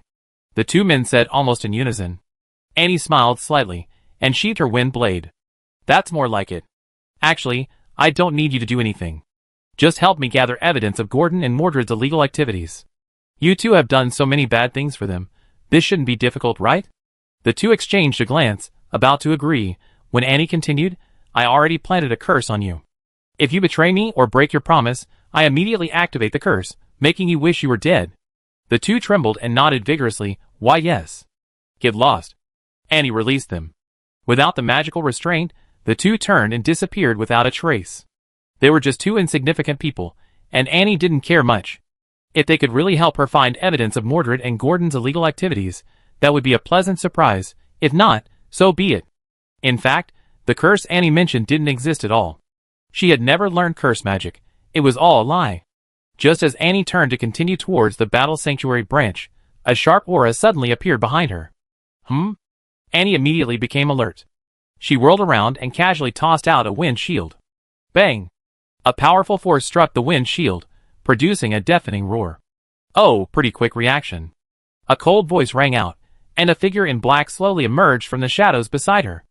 Annie frowned and asked, "Who are you?" "The one who take your life." The man in black pulled out two round objects from behind him, and threw them at Annie's feet. Annie looked closely, and saw they were the heads of the two thugs from before. Annie frowned immediately. "You were sent by Mordred too?" However, Annie was met with a sharp slash. Annie dodged. Since the other party was so unreasonable, she didn't need to be polite. However, just as Annie's wand unleashed a wind blade, she sensed something amiss. The man in black opposite her didn't dodge or evade, letting the wind blade strike his chest, his black robes only fluttering slightly, without retreating even half a step. Annie narrowed her eyes, holding her wand horizontally in front of her. The strength the other party displayed far exceeded the realm of thugs. Could it be that Mordred had hired an even stronger assassin to deal with her? The assassin chuckled, slowly drawing a scion-long sword with his right hand, the blade wreathed in wisps of wind elemental power. Annie's pupils contracted slightly. Although the Holy City of Light was a gathering place for mages of different races and elements, the power of light still dominated overall. Especially for old foxes like Mort and Gordon, who had entrenched themselves in the Holy City for hundreds of years, it was neither possible nor necessary for them to hire powerful figures from outside the city. "Who exactly are you?" Annie asked in a low voice. The black-clad man's voice was hoarse, like the scraping of metal. "You soon be a dead man, and you don't need to know any of this." His figure suddenly blurred, leaving only a wisp of black smoke behind. Annie instinctively turned her head, the cold blade grazing her neck, drawing a string of blood. She spun back, her wand emitting a blinding white light, but the flash spell, meant to blind, was shredded to pieces by the blue light on the opponent's sword. Peak of the Supreme Realm? Annie gritted her teeth, channeling her magic once more. 3 gusts of wind suddenly shot up from the ground, but only managed to envelop a dissipating shadow. The black-clad figure had already appeared behind her, his short sword aimed straight for Annie's back. Bang! A shockwave erupted around Annie, forcefully repelling the assassination attempt and simultaneously creating distance. This attack style is that of a professional assassin. Are you from the Shadow Pavilion? The black-clad figure still didn't answer her question, instead rapidly advancing, his long sword leaving 7 afterimages, each aimed directly at a vital point. Annie repeatedly flipped backward, but her sleeve was still torn 3 times. She gasped for breath, regaining her footing, and noticed a faint purple glow emanating from the wounds. Poison! Annie's expression changed, and she immediately cast a healing spell to expel the poison. The man in black twirled his long sword, a vortex of azure magic gathering beneath his feet. Let's see how long you can last. Annie's eyes finally changed. She remembered Becky mentioning that there was a Shadow Pavilion assassin in the dungeon who tried to kill John to silence him, but was repelled by Carl. That assassin was actually disguised as a soldier from Azure Mist City, possessing wind elemental power. So it was you. You failed in your assassination attempt in Azure Mist City, and you still have the nerve to come and assassinate me? The man in black's eyes narrowed. If it weren't for Carl, I would have succeeded long ago. As for you, you can only blame yourself for being too careless, daring to take such a deserted path. Annie smiled slightly, looking at the wound on her arm. The poison wasn't strong, she had forced it all out, and the wound had healed. I'm curious, did Valormont send you to kill me from the beginning? Of course not, the man in black said. It's just because I failed my last mission, this is my compensation to him. You're so confident you can kill me? Annie raised an eyebrow. The man in black sneered, don't think I don't know anything. You're also at the peak of the Supreme Origin realm, right? But even among those at the peak, there are differences in skill. Just like before, you were no match for me. Just now. Annie smiled. That might not count. Now the real beginning begins. With that, Annie activated her spirit division technique, her entire body's magic power surging forth like a burst dam. Wind elemental power, light power, and death power intertwined, forming a massive vortex. What? A look of astonishment flashed in the man in black's eyes. The next moment, without any hesitation, he turned to leave. What a joke. Anyone who possesses 3 magical powers is a prodigy, especially since one of them is the power of light and the power of death, 2 completely different and conflicting forces. How could they possibly coexist within the same person? However, Annie wouldn't let him escape so easily. Come out, my friend. A massive magic circle appeared before the man in black, and a spatial passage opened, unleashing a chilling aura of death. The next moment, with a hissing sound, a wind blade several times larger than before shot towards his back. The man in black quickly turned to block, but was blasted back more than 10 meters by the wind blade. Boom! Just as the man in black regained his footing, another pillar of light descended from the sky, crashing down with unparalleled power. Ah! The man in black roared, channeling all his magic power to block the pillar of light, but his black robes were torn to shreds by the force, revealing his face. Damn it! The man in black had fully witnessed Annie's terrifying power. He was thankful he had managed to block the first 2 attacks, but he had no desire to continue fighting her, he just wanted to escape. However, just as he was thinking about how to get away, a skull suddenly appeared in front of him. Hey buddy, where do you think you're going? Chapter 658. Holy crap, what the hell is that? The man in black quickly jumped back, simultaneously unleashing a slash with his long sword. However, the slash missed its target, easily dodged. Only then did he realize the skull was actually a skeleton soldier. The skeleton soldier said in a smug tone, "You look respectable, but you're actually an assassin. Appearances can be deceiving." Annie also saw the assassin's true face. He looked to be in his early 20s, about Annie's age, but being a peak-level expert with a lifespan exceeding 300 years, and capable of altering his appearance with magic, such a judgment couldn't be made. However, this assassin had long, blue hair, a chiseled face, and piercing eyes, a rare and handsome man. The assassin breathed a sigh of relief upon seeing that Annie had summoned only a skeleton soldier.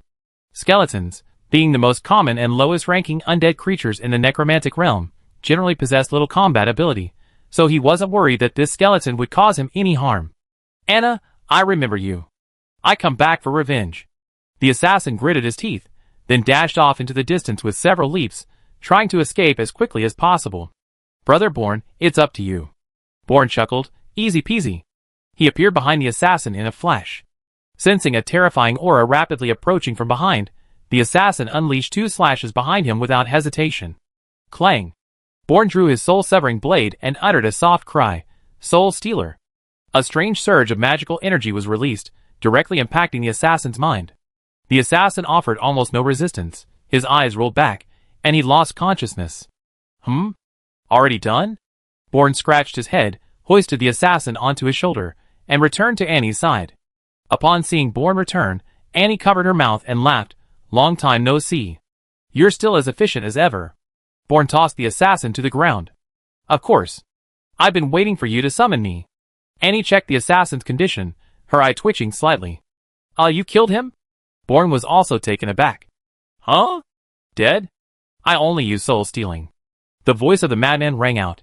"Silly boy, your soul stealing is now at the master level. With the aid of your divine power, killing a peak-level mage is a piece of cake. Is that so?" Bourne himself was unaware that soul stealing was already so powerful. "Then I have to hold back next time." Annie's eyes lit up. "Brother Bourne, since you're here, why don't you stay?" Bourne immediately understood Annie's thoughts. "You want me to?" The two exchanged a knowing glance. That night, Annie and Becky reunited at the inn, but this time was different. Becky looked at the handsome young man before her, momentarily at a loss for words. And introduced first, "Sister Becky, this is my friend, his name is—" Annie hesitated, realizing she truly didn't know his name. He hadn't introduced himself beforehand. All she knew was that he was an assassin from the Shadow Pavilion, sent by Valormont to kill her. "My name is Lucius. Nice to meet you." Bourne extended his hand to Becky. Becky didn't shake hands with Bourne, but frowned at Annie. "You should know our situation. Is he trustworthy?" Annie smiled. "You can rest assured. I've known him for many years. He's absolutely trustworthy." Hearing Annie say this, Becky felt a little relieved. Annie looked at Bourne with a questioning gaze and initiated soul communication. "How do you know his name is Lucius?" Bourne chuckled. "My possession technique has improved. I can obtain some fragmented memories. This guy's real name is Lucius. His code name in the Shadow Pavilion is Qi Feng. He's skilled in disguise and assassination." Annie's expression brightened. "In that case, entrusting the interrogation to you from now on will be a piece of cake." Bourne shook his head. "Maybe not. The information I can get is fragmented and incomplete. I can't obtain much deeper information." At this moment, Becky asked Anna, "Do you have any news from your side?" And nodded. "I heard that Gordon has another strong competitor named Carlos, who is the head of the Battle Sanctuary branch of Mount Light. But I encountered interference from Mordred's men on my way, and I haven't gone to the Battle Sanctuary to find Carlos yet." Becky's eyes darted around, and she said, "The information I gathered is similar to yours, but Carlos is a veteran powerhouse after all. Gordon doesn't dare to compete with him openly, but he's maneuvering behind the scenes. I don't think Carlos will necessarily be willing to help us, because if he breaks ties with Gordon, it means a rift will appear in his relationship with the old city lord, which is something he doesn't want to see." "So what are your thoughts?" Annie asked. Becky took a deep breath and said, "I've been thinking about this since I got back. If there's any way to force Carlos to deal with Gordon, that would be great." Both of them fell into deep thought. It was indeed a method, but how exactly should they do it? They didn't know anything about Carlos, let alone where to begin. "How about I do it?" Bourne said at this moment. Becky looked at him suspiciously. "What are you going to do?" Bourne spread his hands and said, "It's simple, I just kill Carlos, won't I?" What? Becky's eyes widened instantly. "Are you crazy? You're going to kill Carlos?" "Why?" Bourne chuckled. "I'm going to kill him, but I might not be able to. However, I can leave some evidence, so he knows I was sent by Gordon."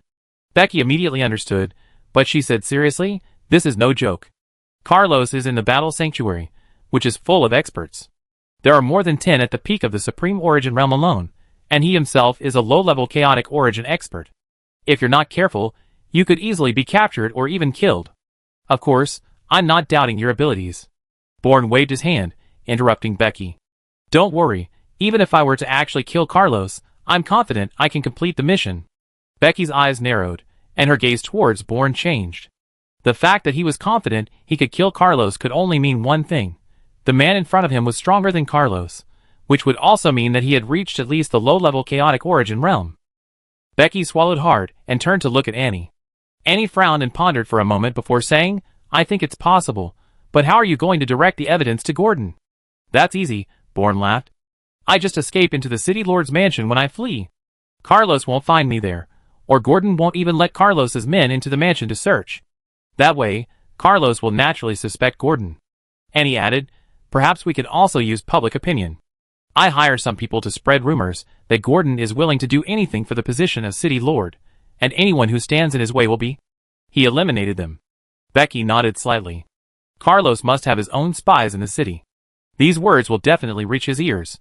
Coupled with the assassination attempt, it might really make him deal with Gordon. Bourne asked, when should I act? Annie said, time waits for no one. Hollow is still imprisoned in the city lord's dungeon. Every day that passes increases the uncertainty. Sister Becky, let's act tonight, and try to spread the news throughout the city by tomorrow daytime. By tomorrow night, the news will reach Carlos's ears. Then I make my move tomorrow night, right? Bourne laughed. Annie smiled slightly upon hearing this. You understand me best. Looking at the two of them in perfect harmony, Becky smiled bitterly to herself. She understood Annie even less. That night, Annie and Becky began to frequent various taverns and restaurants, while hiring some trustworthy people to spread the news widely. In an instant, news of Gordon's ruthless attempt to seize the city lord's position spread like wildfire. By the next day, the news had spread faster than Annie had imagined. By the afternoon, Annie could hear people whispering about it as she walked down the street. Looks like it's working well. Becky's lips curled into a smile. Annie patted Bourne on the shoulder. The plan is going smoothly. Tonight, it's up to you. Bourne seemed very relaxed. A piece of cake. The Battle Sanctuary branch was located in the eastern district of the Holy City of Light. It wasn't large, but it was extremely luxurious. They also had a training ground outside the city. During the day, they would train there, returning only in the evening. After dinner, the low-ranking divine servant Carlos returned to his study, organizing the day's documents. At this moment, a man entered his study with the latest documents. The guard placed the documents on the table, quietly awaiting Carlos's instructions. Carlos slightly raised his head and asked, "What's happening in the city today?" This was just a perfunctory question, as always. After all, what could possibly happen in the Holy City of Light? However, the man hesitated for a moment before answering. There seemed to be some rumors circulating in the city today. Rumors? What rumors? Carlos raised an eyebrow. It's about Lord Gordon. Carlos said impatiently, "Can you just finish your sentence?" The man immediately replied, "The rumors say that Lord Gordon is prepared to use any means necessary to compete for the position of City Lord." Carlos scoffed. "You believe that kind of news? Who becomes the City Lord isn't up to Gordon. Besides, what means does he have? He's just a lowly commander." The man immediately nodded in agreement. "You're right, sir. It's just a rumor." Carlos asked, "Is there anything else?" The man shook his head. "No, I take my leave then." He then withdrew. Carlos's lips curled into a smile. The Temple of the True Gods has already agreed. I'm determined to get this City Lord position. What makes Gordon think he can compete with me? What a joke. Besides, I promised him before that he could become the City Lord of another city. He doesn't need to compete with me anymore. In the study late at night, the candlelight flickered, casting Carlos's shadow, bent over his desk, onto the bookshelf behind him. The quill pen scratched on the parchment. His brow furrowed as he reviewed the last report from the front lines. Suddenly, the candlelight tilted without warning. Carlos's fingertips paused almost imperceptibly. A blade of light, almost blending into the shadows, attacked like a venomous snake from behind his neck. Clang! A gleaming long sword, already drawn, precisely parried the dark blade's edge. The sparks from the clash illuminated Bond's pale jawline beneath his hood. The power of death? Carlos's wrist flicked, the blade grazing the soul-severing blade, sending sparks flying, before slashing towards Bond's throat. Humph, a mere necromancer dares to cause trouble here.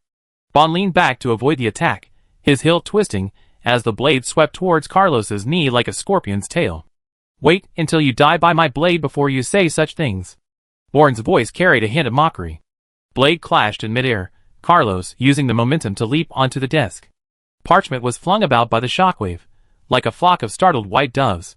He lightly touched the ink bottle with his toe, and in an instant the bottle shattered, the splashed ink transformed into dozens of piercing rays of light that shot towards Bourne. What kind of magic is this? Bourne spun and swung his blade, the ink piercings instantly returning to liquid form in midair. This is the first time I ever seen anything like it.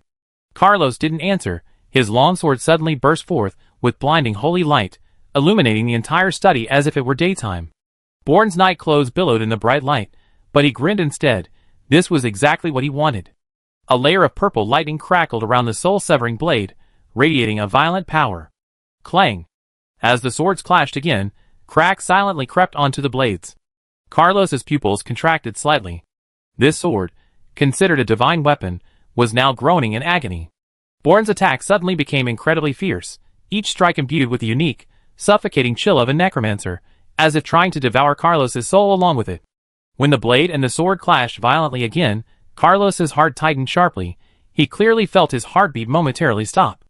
Then, a powerful impact traveled through the sword, and in that instant, the long sword in his hand began to shatter into pieces. The sound of metal breaking echoed in the air, chilling to the bone. Carlos stared wide-eyed at the broken sword in his hand, while Bourne's offensive did not falter. Instead, it grew even more ferocious, sweeping towards him like a storm. Chapter 659. You lost? Bourne's eyes were icy as he looked at Carlos. Carlos felt as if he were being watched by a venomous snake. Through the battle just now, he understood that the assassin opposite him was far stronger than himself. Who exactly are you? Carlos asked. I don't believe I ever offended a powerhouse like you. You're not from the netherworld, are you? The purple light that flashed on your blade just now must have been the power of the heavenly soul of punishment. This power can never be tamed by the undead. Bourne sneered inwardly. The undead Carlos spoke of were merely ordinary undead, but Bourne was no ordinary undead. He possessed the soul fusion technique, capable of fusing with any heavenly soul. You're already a dying man anyway. Think it over carefully. Rumors are flying everywhere. If you still can't figure it out, it just means you're too stupid. Carlos's eyes narrowed. He suddenly remembered the rumor his men had just told him. You mean? However, the next moment, the study door was blasted open, and a group of soldiers armed with weapons rushed in, surrounding Bourne. Bourne looked at the soldiers and sneered, These shrimps and crabs. Do you think they can do anything to me? But before he finished speaking, a beam of light descended from the sky, striking directly at Bourne's face. Bourne quickly dodged the attack, shouting in a panicked voice, Impossible. How can there be another expert?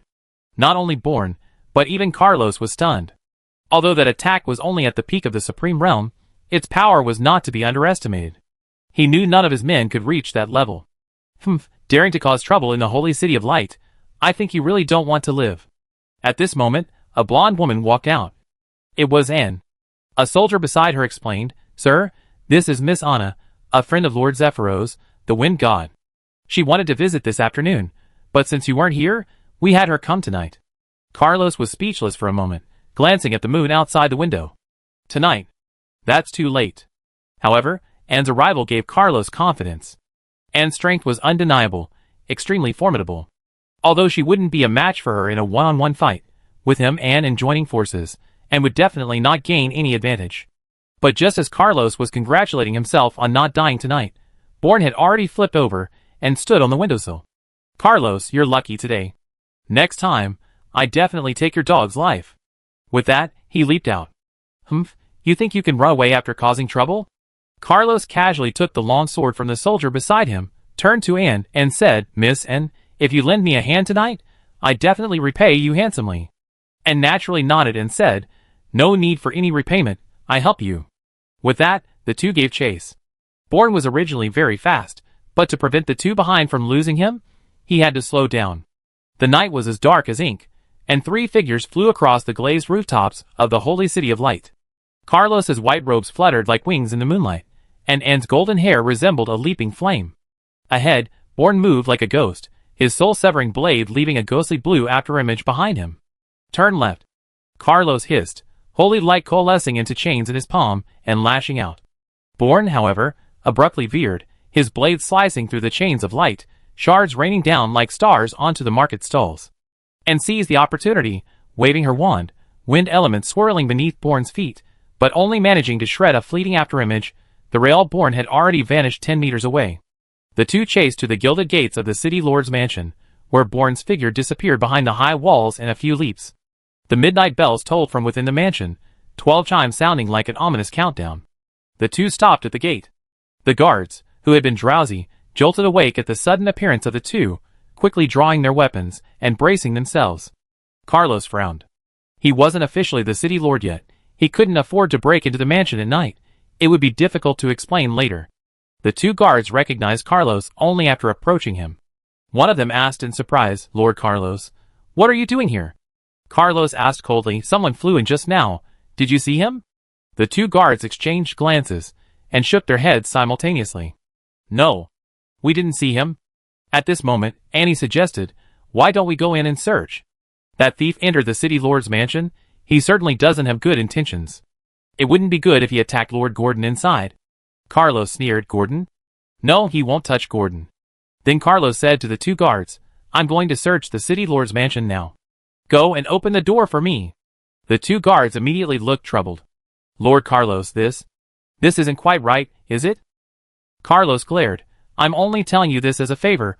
Don't push your luck. Get to work right now." A guard said, "Let me go report first." "Report my foot?" Carlos's magical power erupted instantly, sending the guard flying and crashing heavily against the door, smashing it open. Such a commotion naturally attracted the attention of the others inside the city lord's mansion, and several figures rushed out. "Who goes there? How dare you act so presumptuously in the city lord's mansion?" A sharp shout rang out. It was Gordon, the commander-in-chief of the Holy City of Light's defense forces. Carlos's aura was concentrated and unyielding. His powerful presence made him radiate golden light, like a blazing sun in the darkness, dazzling and radiant. Gordon spotted Carlos immediately and was stunned. "Lord Carlos? You? What are you doing here?" Carlos sneered. "Ha, still playing dumb with me? A thief has escaped into the city lord's mansion. You better give me an explanation." "A thief?" Gordon was puzzled. If a thief had truly broken in, the city lord's mansion's defensive array would have reacted. But the array was intact and functioning normally, without detecting anything unusual. How could someone have intruded? "Lord Carlos, there must be some misunderstanding." "What misunderstanding?" Carlos retorted irritably. At this moment, the people from the battle sanctuary also caught up, numbering over 100, and immediately surrounded the city lord's mansion. Gordon's expression turned grim. "Isn't this going a bit too far?" Carlos said coldly, "I'm going into the city lord's mansion to search for the thief. Get out of my way." Gordon felt a surge of anger. He and Carlos were rivals, and the next lord of the Holy City of Light would be chosen from among them. Although Carlos was stronger than him, Gordon was confident that once he obtained a divine spark, he would be no weaker than Carlos. But now, Carlos was being so aggressive, even trying to forcibly enter the Lord's mansion to search it. This was a public slap in the face, and he would absolutely not accept it. "Lord Carlos, although you are the head of the Battle Sanctuary branch, you don't have the right to search the City Lord's mansion, do you? If anyone should be searching, it should be the Divine Punishment Sanctuary." Carlos said in a low voice, "If it were just an ordinary thief, it would naturally be none of my Battle Sanctuary's business. But this person is a necromancer, and I have sufficient reason to suspect that he escaped from the Netherworld. Moreover, he broke into my Battle Sanctuary at night with the intention of assassinating me. Do you think I have the right to intervene?" Gordon was shocked. How could there be a powerful figure who had escaped from the Netherworld in the Holy City, and even dared to attempt to assassinate the head of the Battle Sanctuary branch? This was simply a fantasy. But then Gordon thought, could this be something Carlos fabricated to gain access to the City Lord's mansion for a search? Gordon beckoned to a subordinate and whispered, "Go and search the mansion for signs of intrusion." The subordinate obeyed and quickly returned to the City Lord's mansion. Carlos naturally saw the scene as well, but he didn't hear what Gordon said. He wondered to himself, could this old guy be tipping off the thief, letting him run off somewhere else? So he summoned his men and ordered them to quietly circle around to the back of the City Lord's mansion and keep watch, forbidding anyone from leaving, not even a fly. Gordon raised his head and said loudly, "Lord Carlos, I think there must be a misunderstanding. If a thief has indeed entered the City Lord's mansion, we will capture him and personally deliver him to the Battle Sanctuary for your disposal. But tonight, you must not enter the City Lord's mansion." Carlos narrowed his eyes. "So you're adamant about not allowing it?" Gordon also activated his magic. Even if he was outmatched, he couldn't afford to be weak in terms of momentum. He refused to believe that the other side would dare to make a move here. Just as the two sides were about to clash, a loud shout suddenly came from the back of the City Lord's mansion, "Don't run." Carlos's heart skipped a beat. He transformed into a streak of light and rushed directly towards the back of the City Lord's mansion. Gordon was also taken aback, not knowing what had happened, and turned to ask, "What's going on?" But the others were equally bewildered, shaking their heads, unable to answer. Let's go! Let's go see! Gordon waved his hand, leading the group to follow. When Carlos arrived at the back gate of the city lord's mansion, the Battle Templar soldiers, who had been keeping watch there, were lying scattered on the ground. Except for 2 or 3 still groaning, the others were lifeless. What happened? Carlos shouted. A soldier struggled to his feet and replied, It's that assassin. He escaped from the city lord's mansion. We tried to stop him, and then, he attacked. Before he could finish, the soldier coughed up black blood and fainted. Gordon arrived just in time to witness the scene. His head was spinning, completely bewildered. He grabbed a guard from the city lord's mansion, who had rushed over with him, and demanded, What happened? Did someone really break into the city lord's mansion? The guard was equally bewildered, frantically shaking his head. I don't know. We didn't find any clues inside. Of course, he wouldn't find any clues. After all, Bourne hadn't entered the city lord's mansion at all. The outer walls of the mansion were protected by powerful defensive and early warning arrays. Even a high-level chaotic origin realm expert couldn't infiltrate silently. Bourne had simply used invisibility magic, hiding at the entrance to create the illusion that he had entered, then suddenly appearing at the back door, killing Carlos's men, and pretending to escape from the mansion. Carlos's eyes were bloodshot as he glared at Gordon. Gordon, what else do you have to say? Gordon was taken aback. What does this have to do with me? I didn't know there would be thieves hiding nearby. Stop pretending, Carlos roared. For the position of city lord, you resorted to such despicable tactics, colluding with thieves from the underworld to assassinate me. I will report this to the Divine Mountain. Just wait for the Divine Punishment Sanctuary to come after you. Gordon's eyes narrowed. Don't make false accusations. I didn't know about any assassins. Tonight's events have nothing to do with me. Nothing to do with you? Carlos scoffed. Then explain to me why that assassin specifically fled to the city lord's mansion, and then escaped when he learned I was going to search it, even killing my men? How should I know? Gordon roared back. Are you trying to frame me based on mere guesswork? Did you plan this all along to get rid of me this way, so you could become the city lord? Carlos, enraged, retorted, You're asking for trouble. Gordon retorted just as fiercely, While I may not be as strong as you, do you think I'm someone you can just bully? Clang, clang, clang. The soldiers of the city lord's mansion and the battle sanctuary drew their weapons, awaiting their leader's order to fight to the death. Just then, a golden light descended from the sky, landing directly between the two men. Bang! The golden light landed, sending dust flying. Cough, cough.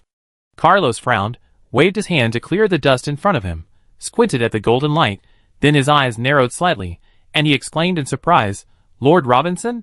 In the dust, a pure white robe fluttered without wind, and Robinson's silver-embroidered scales of judgment gleamed faintly on his chest. He was none other than the executor of the Divine Punishment Sanctuary of Mount Light.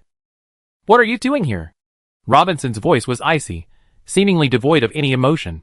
Carlos swallowed hard, pointing at Gordon, and said, This guy conspired with the undead to assassinate me and seize the city lord's position. Gordon quickly chimed in, He's spouting nonsense.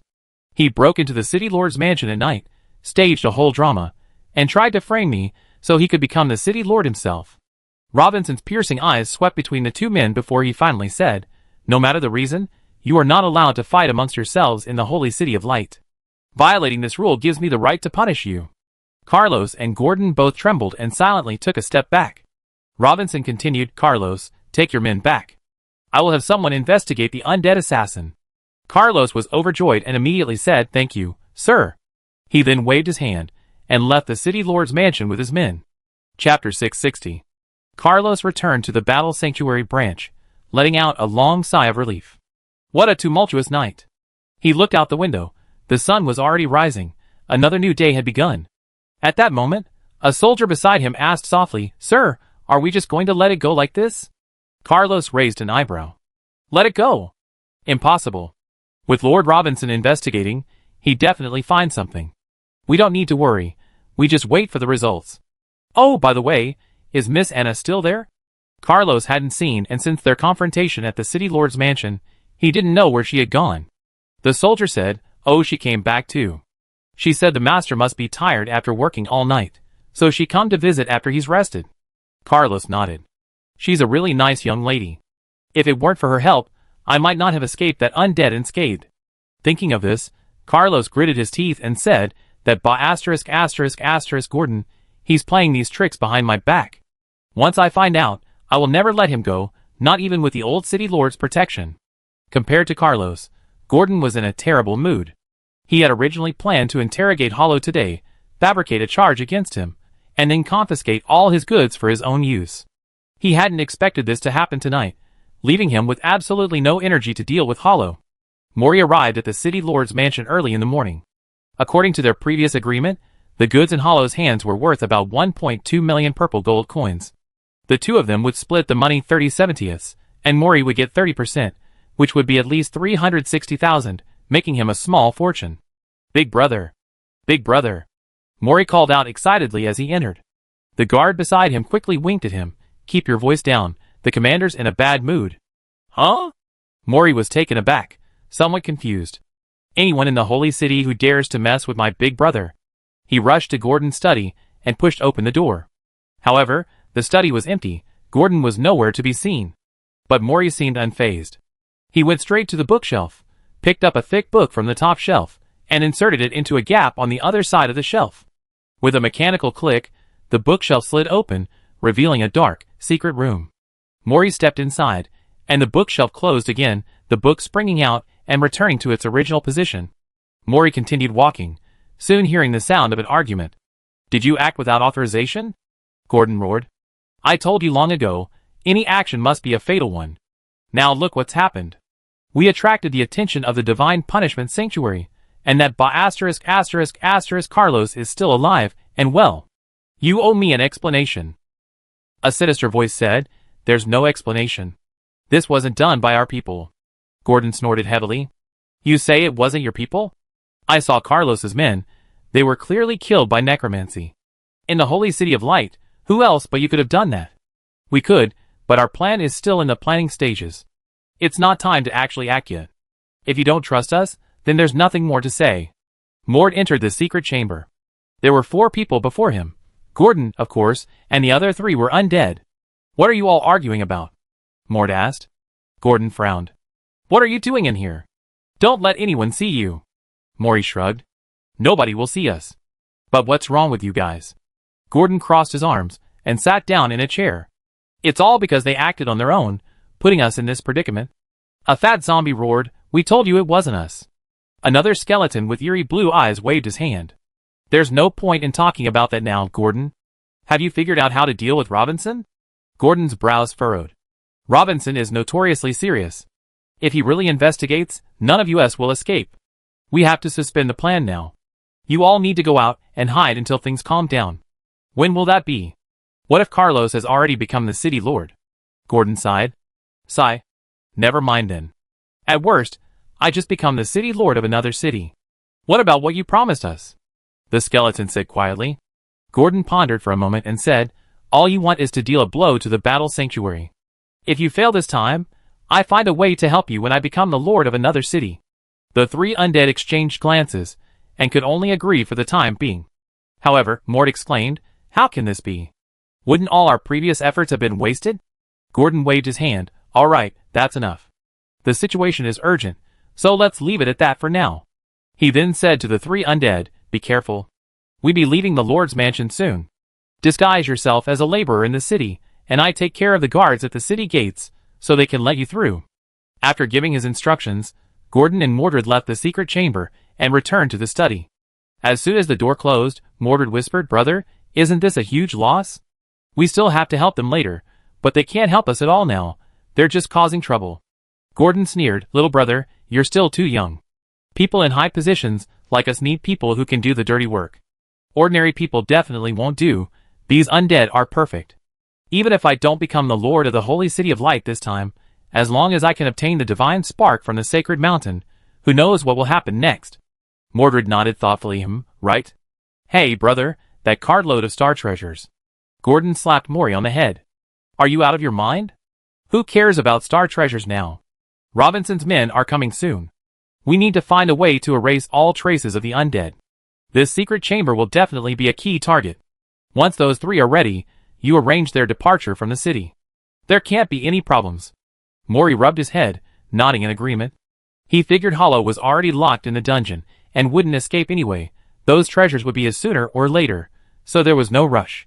A short while later, Maury swaggered out of the city lord's mansion with 3 disguised undead. In a side alley, Annie and Becky crouched low, furtively watching the mansion. Seeing someone come out, Annie smiled and said, "See? I told you so. I knew Maury would bring people out." Becky pursed her lips. "Even if they brought people out, it doesn't prove anything, right? These 3 are dressed like laborers, and they didn't exude any death power." Annie said, "Believe me, Lucius definitely sensed death power in the city lord's mansion last night. Either these 3 are necromancers, or they're undead from the underworld. In any case, the appearance of death power in the holy city of light is definitely unusual." Becky stroked her chin, looking at the 3 people behind Maury. They were all wrapped up tightly in clothes. Although it wasn't summer yet, the weather was already starting to get warm, and dressing like that must be uncomfortable. It seemed those 3 were indeed suspicious. Thinking about it, as the commander of the holy city of light, it was normal for him to have 1 or 2 magical artifacts that could conceal the aura of death, right? "Robinson's men will be here soon. We can't let them leave like this, we must stop them," Annie said. Becky nodded, and the 2 followed. Soon, they arrived at the city gate, which was bustling with people coming and going. "Oh no, they're trying to leave the city." Becky frowned. "Should we intervene?" However, when she turned around, Annie was gone. Looking ahead, Annie was like a bolt of lightning, charging straight towards Mordred. The fat zombie beside Mordred seemed to sense something, and turned to look at Annie, but by then, Annie was already in front of him, her wand radiating a holy golden light. "Roar!" The fat zombie roared, almost instinctively unleashing its death power. "Oh no!" Mordred's heart sank to the bottom. Although they all possessed treasures that concealed their aura, now that they had actively released their death power, there was no way to stop it. Those around felt the intense death power, their eyes widening in terror, as they hurriedly moved away. The soldiers guarding the city gate also noticed the anomaly, and quickly grabbed their weapons, rushing over. "Undead are invading. Everyone run!" Someone shouted, and chaos erupted, with shouts and screams filling the air. Anne's lips curled into a slight smile. This was the moment she had been waiting for. With so many people at the city gate, everyone would see this. Once these undead revealed their true forms, Gordon would be easily subdued. Damn it! Mordred didn't think twice, and turned to try and blend into the crowd, but a short knife was pressed against his throat. Mordred's eyes widened in terror, as he stared at the woman before him. "You? What are you going to do?" Becky sneered. "You're asking me? I should be asking you. What are you planning to do, bringing 3 undead to the holy city of light?" Mordred's eyes narrowed, his face contorted with fear. The people around him recognized Mordred and whispered amongst themselves, "Isn't that Mordred? He's the one who brought the undead into the holy city? He doesn't have that kind of ability. Don't forget his brother is Gordon. Without Gordon's permission, how could he dare to do this? Oh dear, you're right. Gordon is plotting a rebellion." Hearing the surrounding whispers, Mordred's face turned deathly pale. If this were to be exposed, the consequences would be dire. Not only would he be in trouble, but Gordon would be finished too. Forget about the city lord of the holy city of light, his very survival would be in question. After all, this was tantamount to colluding with an enemy. The battle sanctuary could directly intervene to punish Gordon. The guards nearby were momentarily at a loss. They recognized Mordred, knowing he was their superior's brother, but they couldn't decide how to handle the situation. By this time, the 3 undead had dropped their disguises. Continuing to pretend was pointless. Annie said sharply, "Mordred, you better surrender. Tell us everything you know, and we might at least spare your life." Mordred was about to speak when a deep voice rang out, "Undead have appeared in the city. What are you all standing there for?" Everyone turned to see Gordon approaching. He drew his long sword and slashed fiercely at the skeleton, but the skeleton, like a ghost, dodged the attack and simultaneously reached out its claws to grab Becky.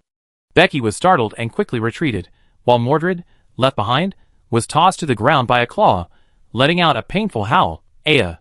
The claw struck hard, tearing a chunk of flesh from Mordred's back, leaving it bleeding profusely. "Damn it!" Gordon roared, launching another series of attacks on the skeleton, forcing it back. Soldiers rushed forward to rescue Mordred, while the others surrounded him, helping Gordon fight the 3 undead. However, after only a few exchanges, the 3 undead combined their strength to defeat Gordon, breaking through the encirclement and fleeing towards the city gate. Gordon was sent flying more than 10 meters before regaining his footing, then shouted, "Stop right there." Just as the 3 undead were about to escape the holy city of light, a thick pillar of light descended from the sky, imbued with stellar power. Although invisible to others, The three undead directly beneath the pillar felt the danger acutely. Roar! The fat zombie roared, pushing upwards with both hands, creating a massive bone shield that blocked the impact of the light pillar. With a deafening boom, the bone shield creaked under the strain, then cracked extensively. Not good. Retreat. A blue light flashed in the skeleton's eyes, and he grabbed the fat zombie, rushing towards the outside. But it was too late. The bone shield shattered under the impact of the light pillar, the powerful force piercing through the fat zombie's body, producing a hissing, burning sound. Aya! The fat zombie screamed in agony, as his body was cleaved in two by the light pillar. But that was the best-case scenario. The other undead with them didn't have time to escape, and was instantly reduced to ashes by the pillar of light. What? Gordon's eyes widened, staring in disbelief at the scene before him, and stopped at the city gate, and clapped her hands lightly. Lord Gordon, I come to your aid. None of these thieves will escape. Gordon nearly coughed up blood. He recognized the woman before him as the one who had been with Hollow earlier. He didn't know if she had done it on purpose, but this meant his plan to have the three undead escape was completely ruined. Chapter 661. Gordon gritted his teeth and charged forward, slashing at the skeleton with his sword. The skeleton was shocked and quickly cast a spell to block, shouting angrily, "What are you doing?" However, Gordon remained silent, his movements unwavering, each strike a deadly blow, clearly intended to kill. You want to silence me? The skeleton instantly understood Gordon's intention. Then you won't get away with it. Whoosh! The skeleton channeled all his magic power, a powerful domain spreading out, covering a large area. The fat zombie roared and launched a desperate attack on Gordon. Under the combined assault of the two undead, Gordon was forced to retreat repeatedly. After all, he was only at the peak of the Supreme Realm, and these two undead were of equal strength to him. In a 2-on-1 situation, he was naturally at a disadvantage. Gordon turned to look at Annie, who stood with her arms crossed, showing no intention of intervening, and even occasionally shouting, "Commander, go for it. Kill these two evil undead." Gordon was now truly exasperated. He wanted to silence them but couldn't, and he wanted to let the two undead escape but couldn't either. He was caught in a dilemma. Just then, a whooshing sound rang out, and the next moment, the skull's head was directly blasted apart. The soul fire flickered for a moment before dissipating into smoke. Huh? Gordon was startled and turned to look. A group of people had appeared at the city gate, led by Robinson. Oh, it's the people from the Divine Punishment Sanctuary. What a coincidence. Annie chuckled. Seeing this, the fat zombie dared not linger with Gordon any longer. It flipped over and climbed onto the city wall, intending to escape. But the next moment, a giant golden net descended from the sky, enveloping him completely and causing him to fall from the city wall, landing right at Robinson's feet. Robinson glanced at Gordon and asked calmly, "The old city lord went to the sacred mountain, and you were in charge of the holy city's defenses. Now it's been invaded by the undead. How do you explain this?" Gordon swallowed hard and lowered his head. "It's my dereliction of duty. I'm willing to accept punishment." Robinson snorted coldly. "Humph. We talk about that later." He then stomped on the fat zombie, making its bones creak. "Undead, tell me, what is your purpose?" The fat zombie roared, refusing to answer Robinson's question. "Damn you, let me go! The king will not let you get away with this." Robinson narrowed his eyes slightly. "So you really are from the netherworld?" At this moment, Annie suddenly interjected, "Just now, we saw Mordred leading these three undead trying to leave the city. He might know something." Mordred, who was currently receiving treatment for his injuries, was terrified upon hearing this, trembling all over. "Mord?" Robinson's eyes swept across the area, instantly spotting Mord. He grabbed the obese zombie with one hand and flashed to Mord's side. "You two know each other?" Mord quickly shook his head. No, you see, they injured me. How could I possibly know them?" "Becky appeared out of nowhere. You say you don't know them, but everyone saw you with them. How are you going to explain that?" Mordred immediately explained, "I was deceived too. The three of them were disguised as handymen, and they even had magical items to conceal their presence. My strength is too low, so naturally I couldn't detect them." "Oh, so you're a victim too?" Robinson asked. Seeing a glimmer of hope, Mordred immediately nodded, "Yes. Look how badly I'm injured." Becky came to his side and looked at him, saying, "Oh dear, you are indeed badly injured. That skeleton must have been a peak-level expert, right? And your cultivation is only at the low level of the abundant origin realm. To be hit at such close range and not die, you're incredibly lucky." Robinson frowned. If that skeleton had attacked at full strength, you wouldn't be alive. Your injuries are quite severe, but not fatal. Can you explain that? Mordred's face turned pale, and he stammered, unable to explain. That's the undead's problem. What does it have to do with my brother? Gordon suddenly said. Annie immediately stepped forward and said to the fat zombie on the ground, Hey, your two companions are dead. Someone's going to silence you. Aren't you going to tell the truth? The fat zombie glared at Gordon. Gordon's heart skipped a beat. Sensing something was wrong, he immediately said, Think it over before you speak. Annie said, Are you threatening him? Gordon glared at Annie. You're just looking for trouble. What are you up to? Annie shrugged. How am I looking for trouble? So many people are watching. Justice will prevail. Gordon's gaze swept around. Seeing everyone pointing and whispering, a sense of fear crept into his heart. Robinson's words completely chilled Gordon's heart. Undead, tell me the truth, and I might spare your life and let you return to the netherworld. Hearing this, the fat zombie's eyes lit up with hope. As long as he was alive, there was always hope. They, the undead, had unlimited lifespans. There would be plenty of opportunities to counterattack later. Why risk his life for a human here? So he said, It's Gordon. He wants to use us to assassinate Carlos, so he can take the position of city lord. These words caused an uproar. Gordon's face twisted in anger as he pointed at the fat zombie and roared, You're spouting nonsense. If I wanted to use you, why would I be stopping you here? The fat zombie mumbled, It wasn't you who stopped us. It was that little girl. He pointed at Annie. If it weren't for her stopping us, we would have already been taken away by Mord. Mord, already injured, fainted upon hearing this. Gordon was enraged. He pointed his long sword, and a beam of golden light shot out, aiming straight for the fat zombie's brow. However, the golden light was blocked by Robinson halfway through its trajectory. Robinson coldly said, Gordon, what are you doing? Annie crossed her arms and sneered, What else could I be doing? Of course, I'm killing him to silence him. You? Gordon felt like his lungs were about to explode with rage, but the next moment, he leaped into the air and flew towards the city gate. Huh? Robinson was taken aback. He hadn't expected Gordon to pull such a stunt. Caught off guard, Gordon easily passed through the city gate. Trying to run?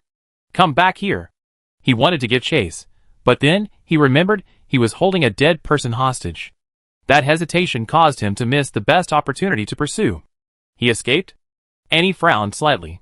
She saw what appeared to be magical light flickering at the city gate, likely some kind of magic circle. Even if Robinson gave chase, he'd probably be blocked by it. Robinson tossed the fat zombie to his subordinate and said, Send a message to Mountshan. Gordon, the former commander of the city's defense forces, has betrayed us. He conspired with the undead to assassinate Carlos, the head of the Battle Sanctuary branch, but failed. After being discovered, he fled. Issue a bounty immediately and issue a nationwide warrant for his arrest. Yes, sir. One of Robinson's disciples immediately accepted the order and went to Mountshan to deliver the message. Robinson turned to look at Annie, a rare smile appearing on his face. Little girl, you're brave and resourceful, and quite capable too. Where are you from? Annie gave a slight bow and said, My name is Anna. I'm from Mount Kazakage, and I'm friends with Zephyrus. Zephyrus? Robinson nodded slightly. He doesn't even have a single disciple? Annie was speechless. It seemed everyone knew that Zephyrus didn't have any disciples. Although he doesn't have any disciples, he still has a group of very reliable partners, like Sister Becky, who is Zephyrus's secretary.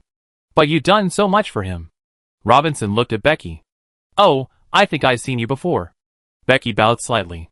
I heard that Lord Robinson is fair, selfless, and highly capable. Seeing you now, I can confirm it's true. Robinson waved his hand. That's all just reputation. As for you, why did you get involved in this? Did Mount Wind God already know that Gordon had ties to the netherworld? Annie shook her head. No, it's all a coincidence. Then, Annie briefly recounted their encounter to Robinson. Robinson chuckled after hearing this. That Gordon is really unlucky. Evil deeds always lead to one's downfall. He's really bitten off more than he can chew. But thanks to you all, we were able to dig out this cancer, otherwise. At this moment, Carlos arrived with his men, waving and calling out from afar, Lord Robinson. Robinson beckoned Carlos over. You should thank this young friend Anna. If it weren't for her. Before Robinson could speak, Carlos bowed deeply to Anna. Miss Anna, I haven't repaid your life-saving grace yet. Last time?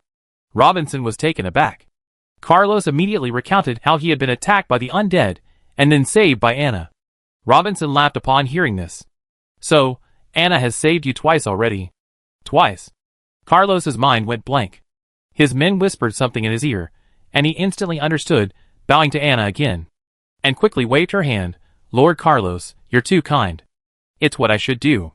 Robinson said, Carlos, now that Gordon has defected, you will naturally become the Lord of the Holy City of Light. You must be aware that you must not only be absolutely loyal to Mount Shan, but also consider the development of the Holy City. Don't be like Gordon, who abused his power to act recklessly, amass wealth, and disregard the lives of ordinary people. If I find you doing the same, I will enforce the law impartially and punish you severely. Carlos solemnly replied, I understand. Subsequently, under Robinson's arrangement, Carlos successfully took over the Lord's mansion and found more evidence of Gordon and Mort's illegal activities, which Robinson took back to Mount Shan for further investigation. Hollow was also released smoothly. Since Gordon had been busy dealing with Carlos's affairs these past few days, and hadn't had the time to deal with Hollow, Hollow wasn't treated badly in the dungeon. After his release, Hollow found a big buyer and sold the entire carload of star treasures, earning 1.4 million purple gold coins, a truly hefty sum. Hollow took out 2 purple gold cards and handed one to Annie and one to Becky, saying, There are 500,000 purple gold coins in here, for you. Annie and Becky were both stunned. Annie said this. Hollow grinned, If it weren't for you two, I might have died at the hands of bandits on the way. After arriving in the Holy City of Light, you could have easily ignored me, but after I was captured, you still did everything you could to rescue me. Actually, this money should all be yours. Annie laughed, No need for that. Aren't we friends? Friends should help each other. It's what we should do. Becky chimed in, Yes, and besides, I don't need the money. Cabal already brought back a lot of star treasures. We're not short of cash. Hollow grimaced, but I feel so bad about it. Annie patted Hollow's broad shoulder, It's alright. If I ever have any trouble, I'd definitely come back for your help. Don't turn me away. Hollow patted his chest, Impossible. I, Hollow, always repay kindness. Becky looked at Annie and asked, Anna, are you going to the Celestial Library next? And nodded. Yes, that's my destination. Becky's eyes flashed with worry. The Celestial Library is a place of both opportunity and danger. Although I want to go with you, I don't have a ticket and can't get in. And smiled. It's alright, I can handle it. Besides, I'm not going in alone, I have companions. Companions? Hollow was momentarily confused. He didn't recall having any other companions. Becky, however, reacted immediately. You mean Lucius? But he doesn't have a ticket either. How will he get in? And his magic. Becky clearly remembered that when Lucius pretended to assassinate Carlos, he used genuine death power. Therefore, Lucius should be a necromancer. The Celestial Library was jointly established by several sacred mountains. It wouldn't allow necromancers to enter. Annie laughed, Don't worry, I have a plan. Sister Becky, you don't need to wait for me here, go back to Wine God Mountain first. Annie bid farewell to the two, packed some luggage, and set off alone for the Celestial Library. In fact, from the moment Annie stepped out of the Holy City of Light, she didn't need any map or guide to direct her. She was instantly captivated by the enormous, gleaming building on the horizon. That building, like a towering skyscraper, rose from the ground, piercing the clouds, as if it grew from the depths of the earth. Even hundreds of miles away, Annie could clearly see the powerful light emanating from it, as dazzling and radiant as the sun, impossible to ignore. Without a doubt, that building was the legendary Celestial Library. Chapter 662. Hey, this place is really easy to find. Before anyone knew it, Bourne had appeared beside Annie like a ghost. Annie composed herself and said, This Celestial Library is incredibly mysterious. I wonder what's inside. At this moment, Bourne suddenly asked, By the way, you said you had a way to get me in too. How do you plan to do that? Annie covered her mouth and smiled, That's easy. You go back to the underworld first, I take this body into the Celestial Library, and once we're inside, I summon you back. They can't possibly stop me from bringing a corpse in, can they? Bourne looked speechless. Bringing a corpse into the Celestial Library, won't that attract attention? Do you have any doubts? Annie shrugged. What can I do if I doubt you? I just say he's my friend who suddenly fell ill and died on the way, and I can't abandon him. Bourne stroked his chin. So does that mean I should die now? Annie immediately refused. Wait. I have a long way to go with this body. You go ahead and walk a bit. The two headed towards the Sky Library. At first, there were many people on the road, mostly merchants traveling to and from the holy city of light, but in the latter half, the number of people decreased. Looks like not many people go to the Sky Library, Annie said. Bourne smiled. Isn't that normal? You need a ticket to get in, and those tickets are hard to come by. Plus, there are countless dangers inside. Most people wouldn't dare go unless they're a peak-level expert or higher, but even those are a minority. Annie nodded slightly. The road they were currently on still led to other cities, so there were still some people traveling along it. The closer they got to the Sky Library, the fewer people there would be. Several more days passed, and the road was completely deserted. The towering building was now almost within reach. Bourne estimated the distance and said, Annie, this is about it. I should head back to the underworld. Annie reluctantly nodded. Fortunately, they had a horse with them when they left, so they only needed to place the body on its back. Just as Annie finished placing Bourne's body, a voice suddenly sounded behind her. Hey, is your companion all right? Annie turned around and saw a handsome man walking towards her. Annie was startled. She hadn't noticed anyone else around. How had this person gotten so close? Oh, he suddenly fell ill and died on the way. The man paused slightly. This road led to the Celestial Library, and only the strong would travel there. Since he was strong, he wouldn't have died from a common illness. What illness did he have? Annie said, to be precise, he was severely injured. We came from the light. I'm from the holy city. There's an undead invasion there. My companion was wounded by the undead in battle, poisoned, and died on the way. The man was slightly surprised, clenching his fist slightly. So that's how it is. Even the holy city of light has been invaded by the undead. The situation is truly dire. The front lines desperately need reinforcements. We can't just sit here and wait to die. Annie asked, Are you also going to the Celestial Library? The man then realized, extending his hand to Annie. My name is Doug, from Thunder Mountain. I'm going to the Celestial Library for training. My next step is to join the Battle Sanctuary and participate in the battle against the undead. Annie was taken aback. This was the first time she heard someone voluntarily want to join the Battle Sanctuary. Why do you insist on joining the Battle Sanctuary?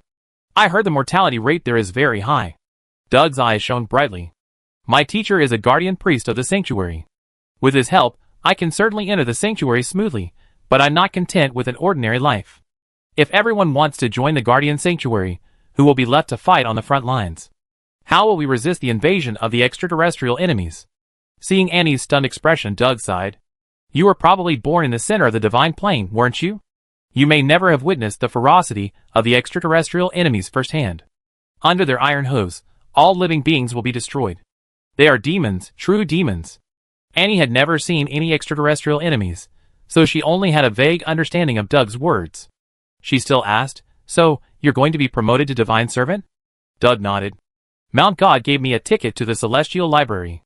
If I pass the trial, they give me a divine spark, allowing me to join the Battle Sanctuary. Did your teacher agree? Doug's eyes held a hint of sadness. I had a huge fight with my teacher about this. I sneaked out this time, so he'd definitely be angry, since he raised me from childhood. By the way, you're also going to the Celestial Library, right? Annie smiled. Of course, this path only leads to the Celestial Library, right? Doug's eyes gleamed. So you're from Mount God too? Annie replied, Yes, my name is Anna, from Mount Wind God. But I'm not a disciple of the Divine Servant. I just obtained the ticket by chance. Doug clapped his hands and said, That's wonderful. I was worried I'd be lonely without anyone by my side. Why don't we go together? Annie readily agreed, Sure, but I might have to bring my companion. You don't mind, do you? Doug glanced at the corpse on the horse's back. I don't mind. Are you going to bring him into the Celestial Library? Annie nodded. Yes, he's my friend. I won't abandon him. Doug was immediately filled with respect. Miss Anna is truly loyal and devoted. I admire her greatly. Annie was speechless. Actually, she just wanted a body for Bourne to possess when she summoned him. The two walked and talked, and time passed quickly. When they arrived at the entrance of the Celestial Library, they were both awestruck by the massive building. The Celestial Library resembled a dazzling divine kingdom floating in the clouds, constructed entirely of white jade flowing with starlight. Its dome soared into the sky, inlaid with countless eternally burning sun crystals, enveloping the entire building in a sacred golden halo. Living golden vines coiled around the massive pillars, each leaf fluttering as if silently reciting the books within. Ancient magical runes floated on the 12 gilded doors, and a torrent of knowledge leaking from the cracks made the air tremble and whisper. Annie and Doug stood at the foot of the towering steps, gazing up at this miraculous building. Their shadows were stretched thin as hair, almost transparent in the light cast by the library. Any mortal facing supreme wisdom would instinctively tremble. "Is this the Celestial Library?" Doug murmured. Annie turned and smiled, asking, "Is this your first time here too?" Doug nodded. "Of course. Coming here without the necessary strength is a waste of time, and might even cost you your life. Who would be so bored as to come here?" At that moment, a golden light shot from the dome, projecting an image in front of him, a gigantic phantom, like a miniature giant. Doug whispered, "That's the gatekeeper of the Celestial Library." His voice trembled slightly with excitement. Annie nodded, feeling a little apprehensive facing the Celestial Library, the most mysterious place in the divine plane. The giant phantom opened its eyes, giving the two a majestic glance, then spoke in a sharp, grating voice, like a fingernail scraping glass. "Tickets checked." Annie couldn't help but burst out laughing. The giant phantom glared, hands on hips, and roared, "What are you doing?" Annie quickly waved her hands, saying, "Nothing, I just choked." Doug, barely suppressing a laugh, pulled out his tickets and handed them over, as did Annie. The giant phantom glared at Annie, then flicked his finger, and the two tickets floated into his hand. After careful verification, the giant nodded, saying, "The tickets are fine. You can begin the entrance test." "Entrance test?" Annie looked bewildered, turning to Doug with a puzzled expression. Doug was speechless. "You don't even know about the entrance test? Didn't anyone at Mount Olympus tell you?" Annie scratched her head. No," Doug explained. "To enter the Celestial Library, a ticket alone isn't enough. You also need to pass the entrance test. Only by successfully passing the test can you enter the Celestial Library." Annie looked at the giant phantom before her and asked, "What are we going to test?" The giant phantom replied, "It's simple." He slightly stepped aside, clearing the way for the gilded steps leading to the Celestial Library's doors. "All you need to do is walk up those steps to the library's entrance." Annie raised an eyebrow. "That simple? Doug, this test is nothing." However, when Annie turned around, she saw Doug's serious expression, as if facing a formidable enemy. What's wrong?" Doug swallowed hard. "Anna, you haven't figured it out yet. The hardest part of the entrance test is climbing the stairs." "Huh?" Annie looked confused. "I climbed plenty of stairs in my life. This one doesn't look that high. It shouldn't be difficult, right?" The giant phantom chuckled. "Not difficult at all, very simple. Let's begin. There's no time limit. Reaching the top means you passed." Annie stroked her chin, stood in front of the stairs, and carefully observed them. Finding that they were indeed just ordinary stairs, she didn't pay much attention and turned back with a smile. "Doug, I go first." With that, she stepped onto the stairs. However, the moment she stepped onto the stairs, a tremendous force pushed her back to her original position. Annie was startled, a hint of surprise flashing in her eyes. The giant crossed his arms and chuckled as he looked at Annie, saying, "How was it?" "Little girl, climbing the stairs was pretty easy, wasn't it?" Annie looked up and asked, "What is this?" "I didn't sense any magical fluctuations." The giant shrugged. "I certainly won't tell you the truth. Figure it out yourself. I don't have time to keep you company. I come back after I get up there. Bye-bye." With that, the giant's phantom vanished. Seeing Annie still deep in thought, Doug said, "This power comes from the origin of the world, so naturally there won't be any magical fluctuations. This is the very foundation of the Celestial Library. Only the Celestial Library knows how it's generated. No one else, not even the chief gods of the various sacred mountains, knows it." Annie gasped, "They can even utilize the origin of the world. Doesn't that make them invincible?" Doug smiled wryly, "Not quite. The use of this power has many limitations. Even the Celestial Library can't use it in battle, otherwise, enemies from beyond the realm wouldn't be a problem at all." Annie scratched her head, "Then how could we possibly get up there? With such terrifying power existing, no matter how hard we try, we can't break through the blockade, right?" Doug shrugged. "Since it's considered a trial, there must be a way. They can't leave us with absolutely no hope." Annie thought about it and agreed. So she rolled up her sleeves, got into position, gathered her strength, and charged up 2 steps. Ugh! Suddenly, another tremendous force struck, and Annie felt her bones creak. She groaned and quickly channeled her magic to resist, but the force clashed for less than half a second before she lost her footing and was thrown back, this time even more awkwardly, landing squarely on the ground. "Ouch!" Annie cried out in pain. Doug quickly rushed over to help her up. "Are you all right?" Annie shook her head. I'm fine. This force wasn't aggressive. Annie rubbed her aching knee, her eyes gleaming with a defiant light. Since brute force isn't working, let's try something else. She stood up, gathering a wisp of starlight power in her hand, the closest thing to primal power, and gently pressed it onto the first step. The moment the starlight ignited, intricate star patterns appeared on the surface of the steps. There's definitely a pattern, Annie exclaimed excitedly. Doug, seeing this, immediately understood and released his own magic. I count to 3, then we go up together. Doug drew a spear from his back, channeling his magic into it. 1, 2, 3. The two stepped forward simultaneously, the spears slamming into the steps with a crisp sound, resonating strangely with the starlight runes. This time, they successfully reached the first step. Annie could feel the repulsive force still present, but it had been neutralized by a certain rhythm. Keep going. Annie gritted her teeth. With each step, she had to regroup her starlight, while Doug constantly adjusted the rhythm of the spear striking the steps. By the third step, Annie's forehead was covered in sweat, and her right hand, which had been gathering starlight, began to tremble. Almost at my limit, Doug panted, the spear teetering precariously on the step. Just as they were about to step onto the 4th level, the stellar power suddenly extinguished, and the spears failed to penetrate the steps. A powerful repulsive force struck again, shoving them both back to their starting point. Damn it! Annie slumped to the ground, her fingertips slightly blackened from overuse of magic. Doug wasn't in much better shape, the spear in his hand was bent.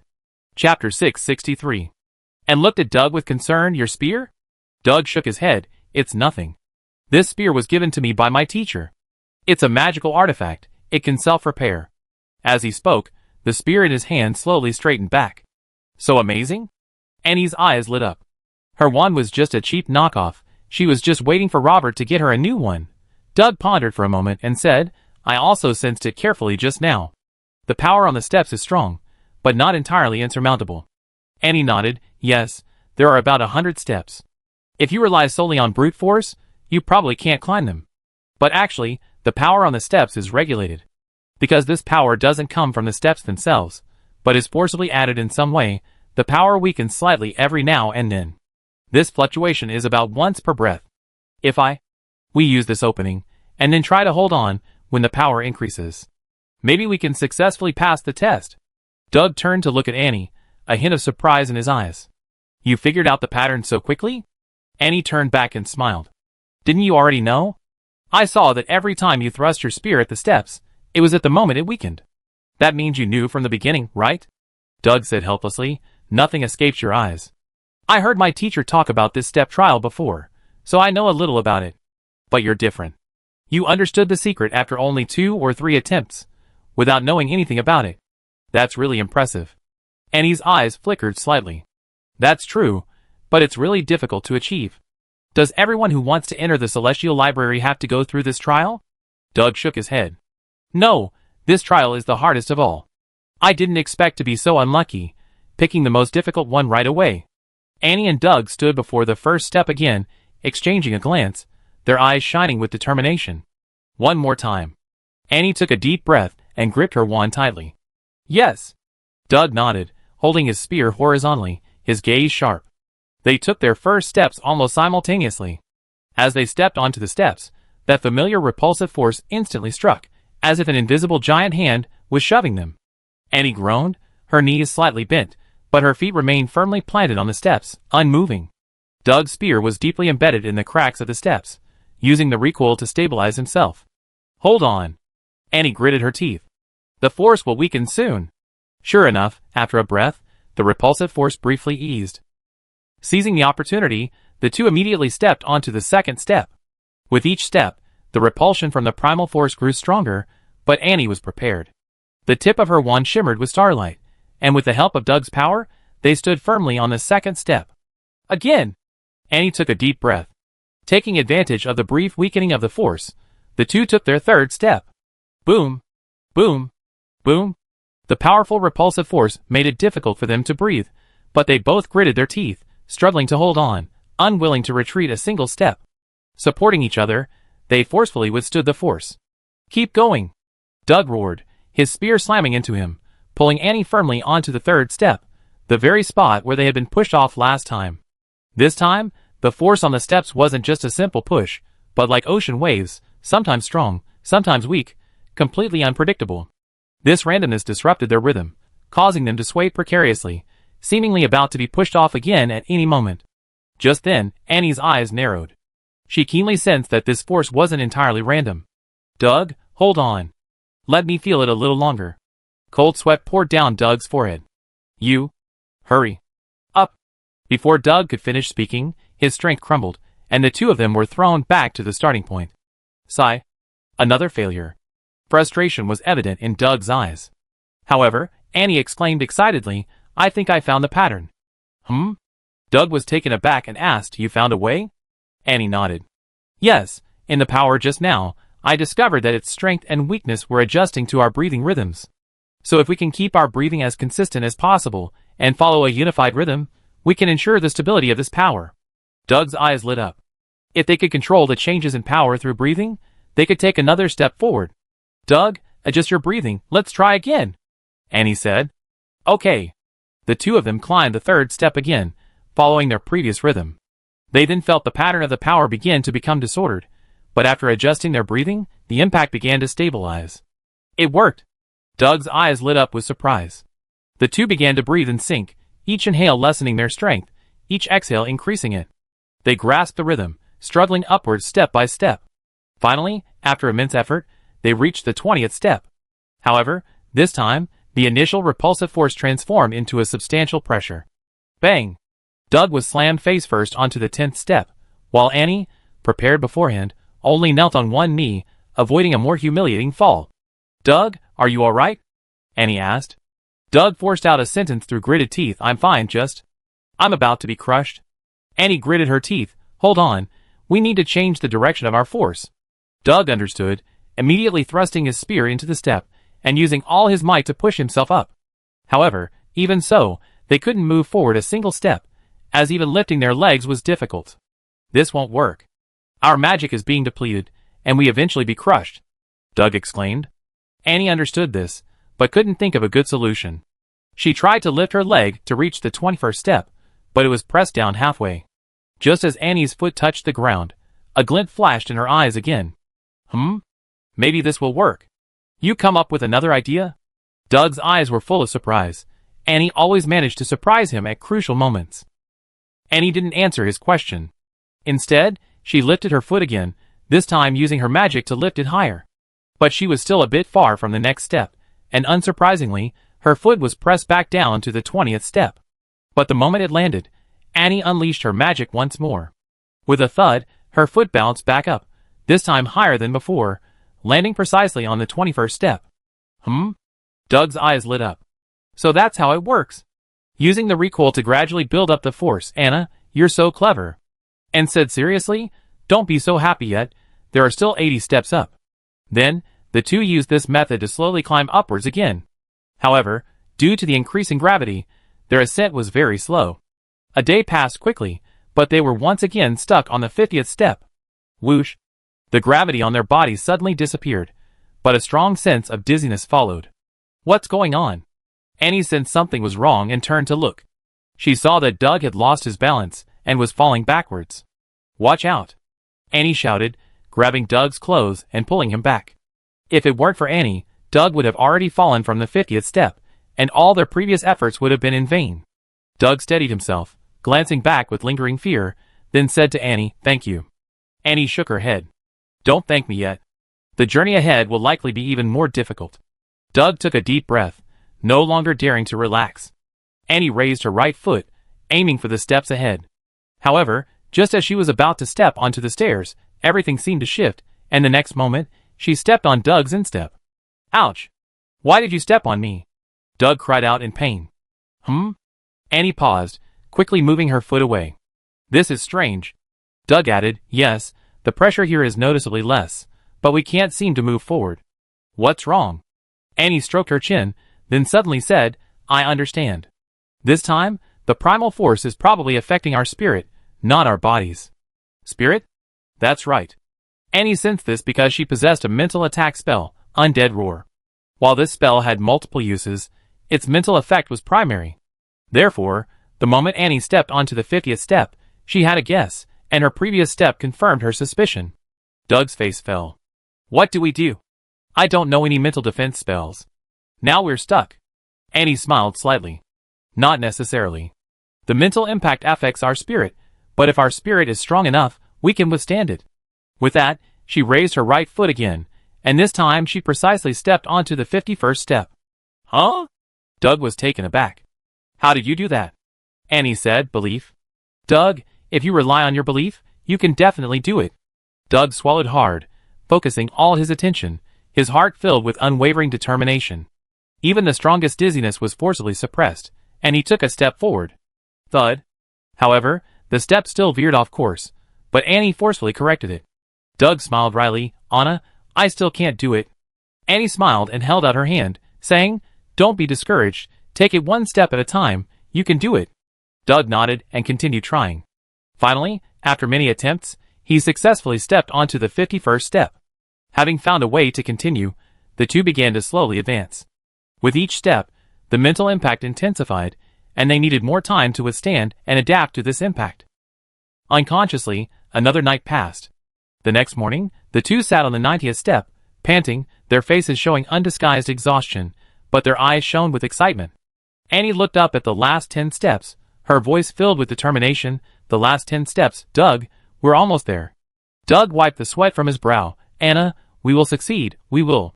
The two helped each other to their feet, took a deep breath, and simultaneously lifted their right feet, taking a step upwards. However, the next moment, a bone-chilling cold swept over them, freezing their right feet in midair. Huh? Annie and Doug were both startled, but quickly breathed a sigh of relief. They realized that the icy aura was merely a means to stop them. Once they withdrew their feet, the ice would automatically melt away, causing no harm to their bodies. Doug scratched his head. Even at this point, you're still giving us trouble. What do we do now? Annie thought for a moment and said, the best way to deal with ice is with fire. Doug said speechlessly, you're a wind elemental mage, and I'm a lightning mage. Where would we get fire? Annie smiled slightly, and a shimmering star appeared at the tip of her wand. The power of the stars can manifest in countless ways. Combined with your lightning power, I think simulating the power of fire shouldn't be a problem. Doug rubbed his hands excitedly. I never thought of this method before. Perhaps only you could pull it off. Come on. Let's give it a try. Annie nodded and flung out the power of the stars. Doug gave a soft shout and thrust his spear forward. The violent lightning power struck the power of the stars directly, creating a unique magical reaction that released a burst of intense heat. Now! Annie shouted softly, and she and Doug took a step forward simultaneously. Under the intense heat, even the freezing effect was slowed, and the two successfully reached the 91st step. Then, using the same method, they traversed the next 9 steps. Each step presented different obstacles: flames, ice, lightning, and even death. But under the changing power of the stars, these obstacles could not stop their progress. Finally, they reached the 99th step, just one more step to complete the trial. Annie and Doug exchanged a glance, then looked at the setting sun on the horizon. Another day had passed. They had already spent 2 days on this trial, but even so, they were still one step away. What kind of resistance will this last step bring? Doug asked. Annie smiled. Why don't you try and see? Doug swallowed hard, trying to calm his excited heart, and took the final crucial step. Chapter 664. However, Doug's feet seemed to encounter an invisible barrier, unable to move forward even an inch. Huh? Annie was startled and tried to take a step forward, but also encountered an invisible barrier. What is this? Doug was also bewildered. I don't know. This is different from the resistance before. It's like a real barrier. Annie frowned slightly and tried to bombard the barrier with magic, but the magic she released seemed to miss nothing, passing directly through the air and dissipating. However, when Annie tried to move forward, the barrier remained in place. What? What's going on? Doug tried to thrust his spear, but again, he couldn't pierce anything. Every time he lifted his foot, he was blocked by the invisible barrier, unable to move forward an inch. The two tried various methods, but none of them worked. Doug's face was full of bitterness. I knew the last step might be difficult, but I didn't expect it to be this hard. I'm completely clueless. Annie stroked her chin. Didn't your teacher tell you about this last step? Doug shook his head. No, we were just chatting casually, and they didn't mention the details of the later steps. Annie looked at the Sky Library's doors so close, unsure what to do. She come this far, she couldn't just give up, could she? Silly girl, out of ideas, aren't you? At that moment, Dao Quang's voice echoed in her mind. Grandpa Dao Quang? Annie's eyes lit up. That's right. She had a teacher too. Do you know what this barrier is? How do you break it?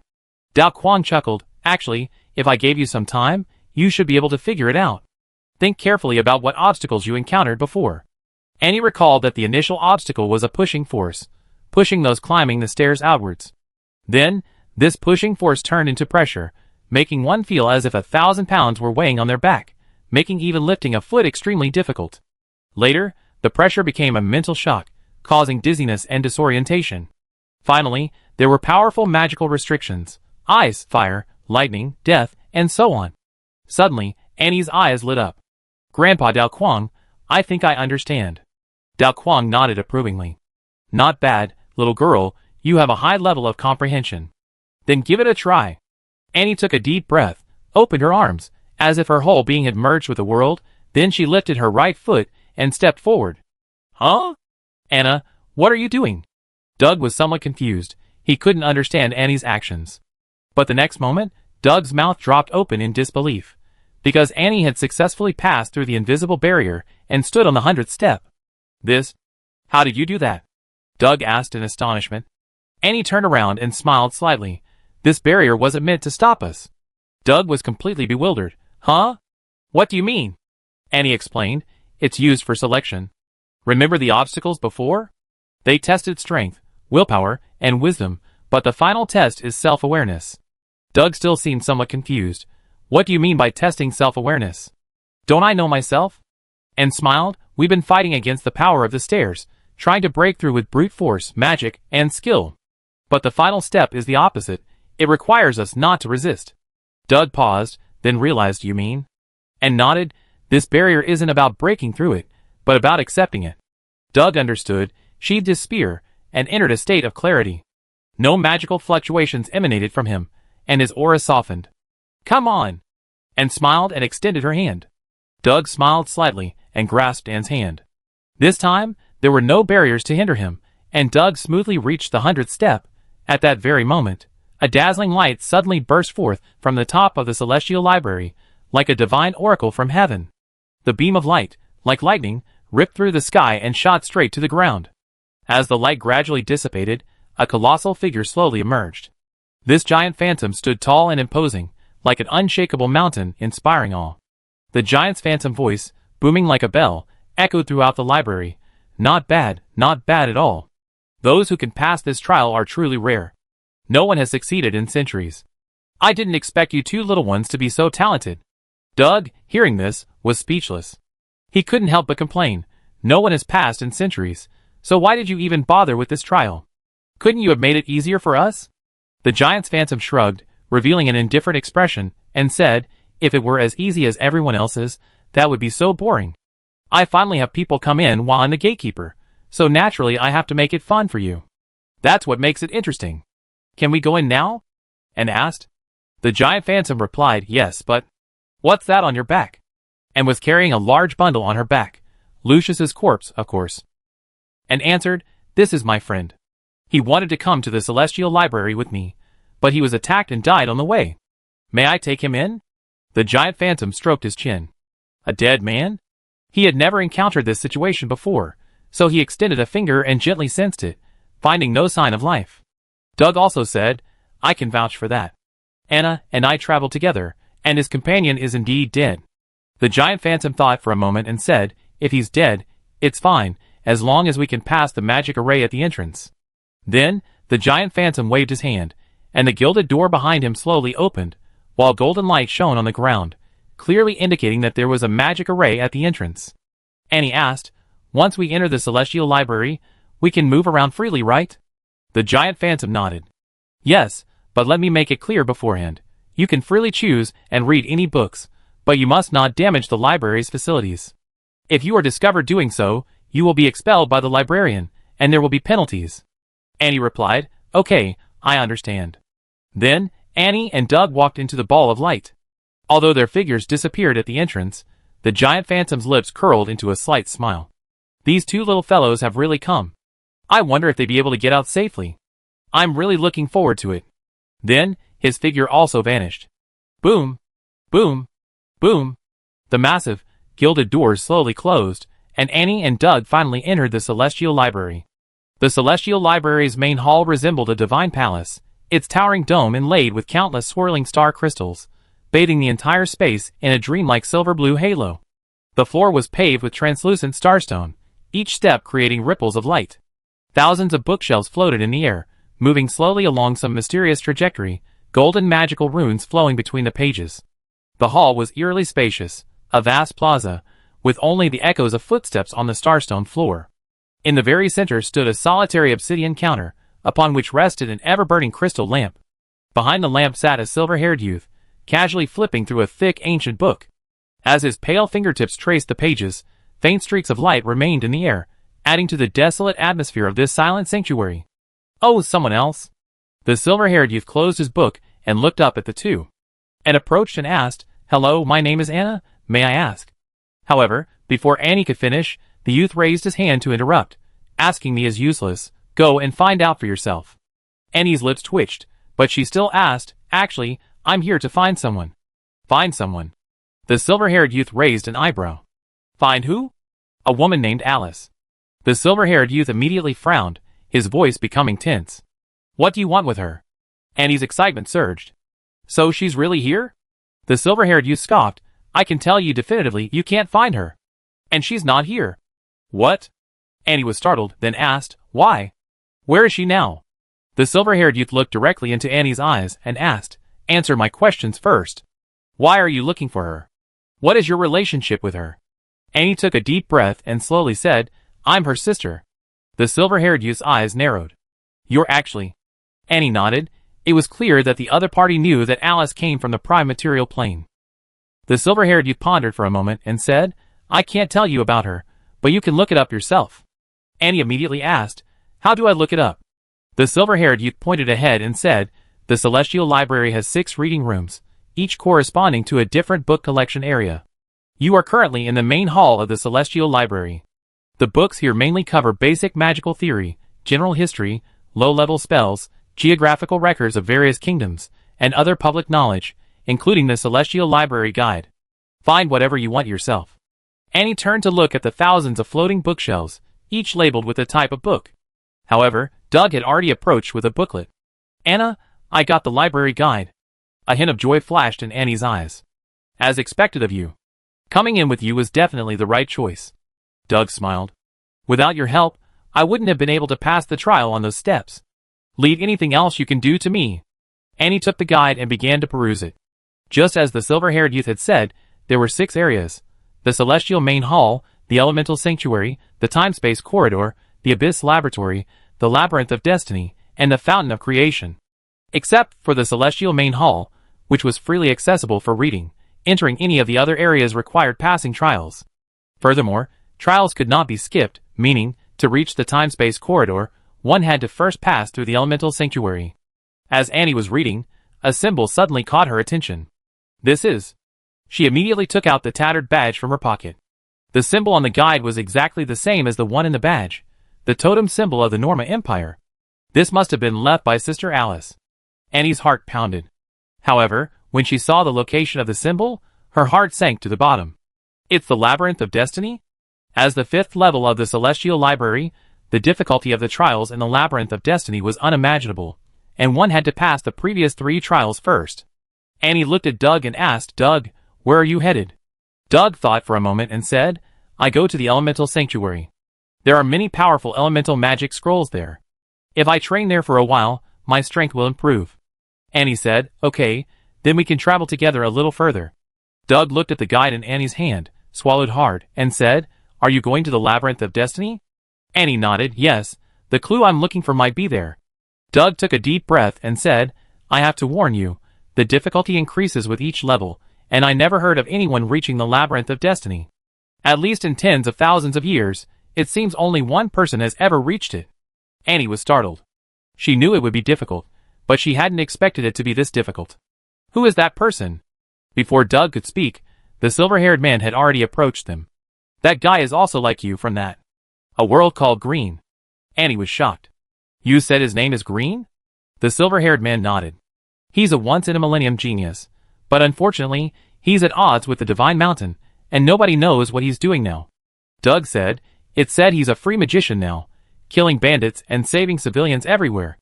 He has a high reputation among the common people." The silver-haired man shook his head. "He's putting the cart before the horse. I really hope he understands one thing. True strength comes from constantly climbing upwards, not from focusing only on the ants below." And he said, "I think Green did the right thing. Shouldn't the strong protect the weak? Since the Divine Mountain can't do it, Green does it for them. The Divine Mountain should thank him." The silver-haired man was somewhat surprised, but still said, "You can only tell me this, but don't tell the people of the Divine Mountain. Also, if you really can enter the Labyrinth of Destiny, I hope you can do me a favor." Chapter 665. Annie was taken aback. "You need my help? Aren't you the librarian? Do you need my help?" The silver-haired man smiled wryly. "I'm just the librarian of the main hall of the Sky Dome. Even I can't go to other areas." Annie understood. "What do you need my help with?" The silver-haired man said seriously, "Years ago, my wife spent 100 years passing trials to enter the Labyrinth of Destiny in order to find her memories, but she never returned. I want you to help me find her, to see if she's still alive, and if she can come back." Then, the silver-haired man told his story. The silver-haired man's name was Eric, once the most renowned diviner in the Holy City of Light, and also a warrior of the battle sanctuary of Mount Light. His wife, Liana, was a wandering mage who had lost her memory. 1,000 years ago, Eric participated in the battle against the extraterrestrial enemy in the battle sanctuary. He was wounded in the battle, and was left in the Holy City of Light to recuperate. At that time, Eric was only a low-level Chaos Realm cultivator, but because he possessed some precognitive magic, he also worked part-time as a fortune teller during his time in the Holy City of Light. When his injuries had mostly healed, the battle sanctuary recalled him to the battlefield. After a battle with extraterrestrial enemies, the entire border was razed to the ground, and countless lives were lost. While cleaning up the battlefield, he discovered a dilapidated tavern. On a whim, Eric entered, hoping to find some remaining wine. And there, he encountered a beautiful woman. She was huddled in a corner, her long silvery purple hair stained with blood, clutching a blank black book tightly in her hand, her eyes empty, as if her soul had been ripped out. The moment she saw Eric, a flicker of panic crossed her eyes, and she trembled slightly, shrinking even tighter. Eric stepped forward and asked, "Who are you? Why are you here?" She didn't answer, but buried her head in her knees, unable to look at Eric. Eric sighed. He assumed she was a resident of this place. Due to the invasion of the extraterrestrial enemies, this place was no longer suitable for habitation. Most had fled before the battle, and only a small number remained, all of whom perished in the war. This woman must be a survivor. "It's all right, the war is over. But it's not safe here. Come with me, I take you to a safe place," Eric said, reaching out to help Liana up. However, seeing Eric approach, the woman almost instinctively waved her hand, "Don't touch me." An extremely powerful force erupted, striking Eric directly in the chest. Caught completely off guard, Eric was sent flying several meters away by the attack, crashing into several broken tables before finally collapsing to the ground. "Ouch!" Eric cried out in pain, utterly shocked. He was a genuine chaotic yuan expert. Even a low-level chaotic yuan expert was beyond the reach of ordinary mages. Yet this woman's casual wave of her hand possessed such power, completely exceeding his expectations. However, Eric had no recollection of such a person in his army. Eric scrambled to his feet, a hint of wariness in his eyes. "Who are you?" Who am I?" A flicker of confusion crossed the woman's eyes. Eric was also taken aback. Then he used his magic to cast a precognitive spell. However, this time, he saw a horrifying sight.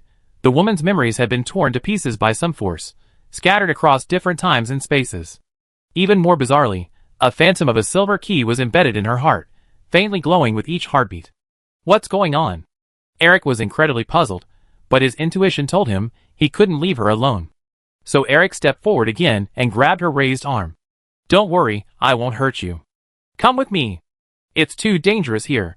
Seeing Eric's sincere eyes, the woman lowered her guard slightly and nodded gently. Then, Eric led the woman away from the border region. On the way, through casual conversation, Eric learned that the woman's name was Liana, and besides that, she had no other memories, including where she came from, where she was going, or why she was on the border battlefield. She remembered none of these things. Another suspicious detail was the black book in her hand, which Liana clutched tightly to her chest, refusing to let go no matter what Eric said. Frustrated, Eric gave up. He figured Liana would relax once they got back, and he could then see what was written inside. After a long and arduous battle, Eric finally returned to the sacred mountain. Due to his outstanding performance and illustrious achievements on the battlefield, the Holy Temple's leadership decided to reward him with a 10-year temporary rest. For Eric, this was undoubtedly a rare opportunity. He unhesitatingly decided to use this time to embark on a journey with Liana to find her memories. They hoped that by traveling to every corner of the Divine Plane, they could find clues related to Liana's past and unravel the mysteries in her heart. Thus began Eric and Liana's adventure. Over the next 10 years, they traversed almost every major city in the Divine Plane, searching for any place that might hold the answers.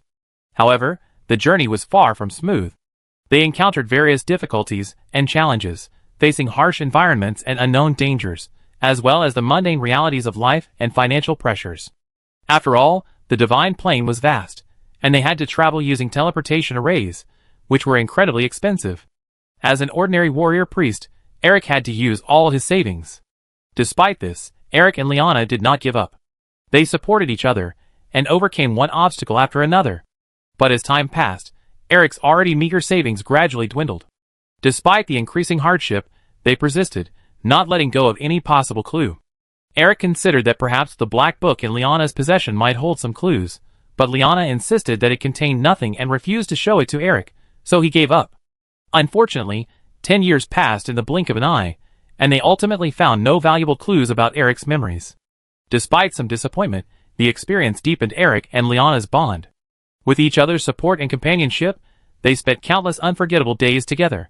In the end, Eric's sincerity and persistence moved Liana, and the two became husband and wife. Although their journey to find his memories didn't achieve their intended goal, the experience brought them true love and added a unique dimension to their lives.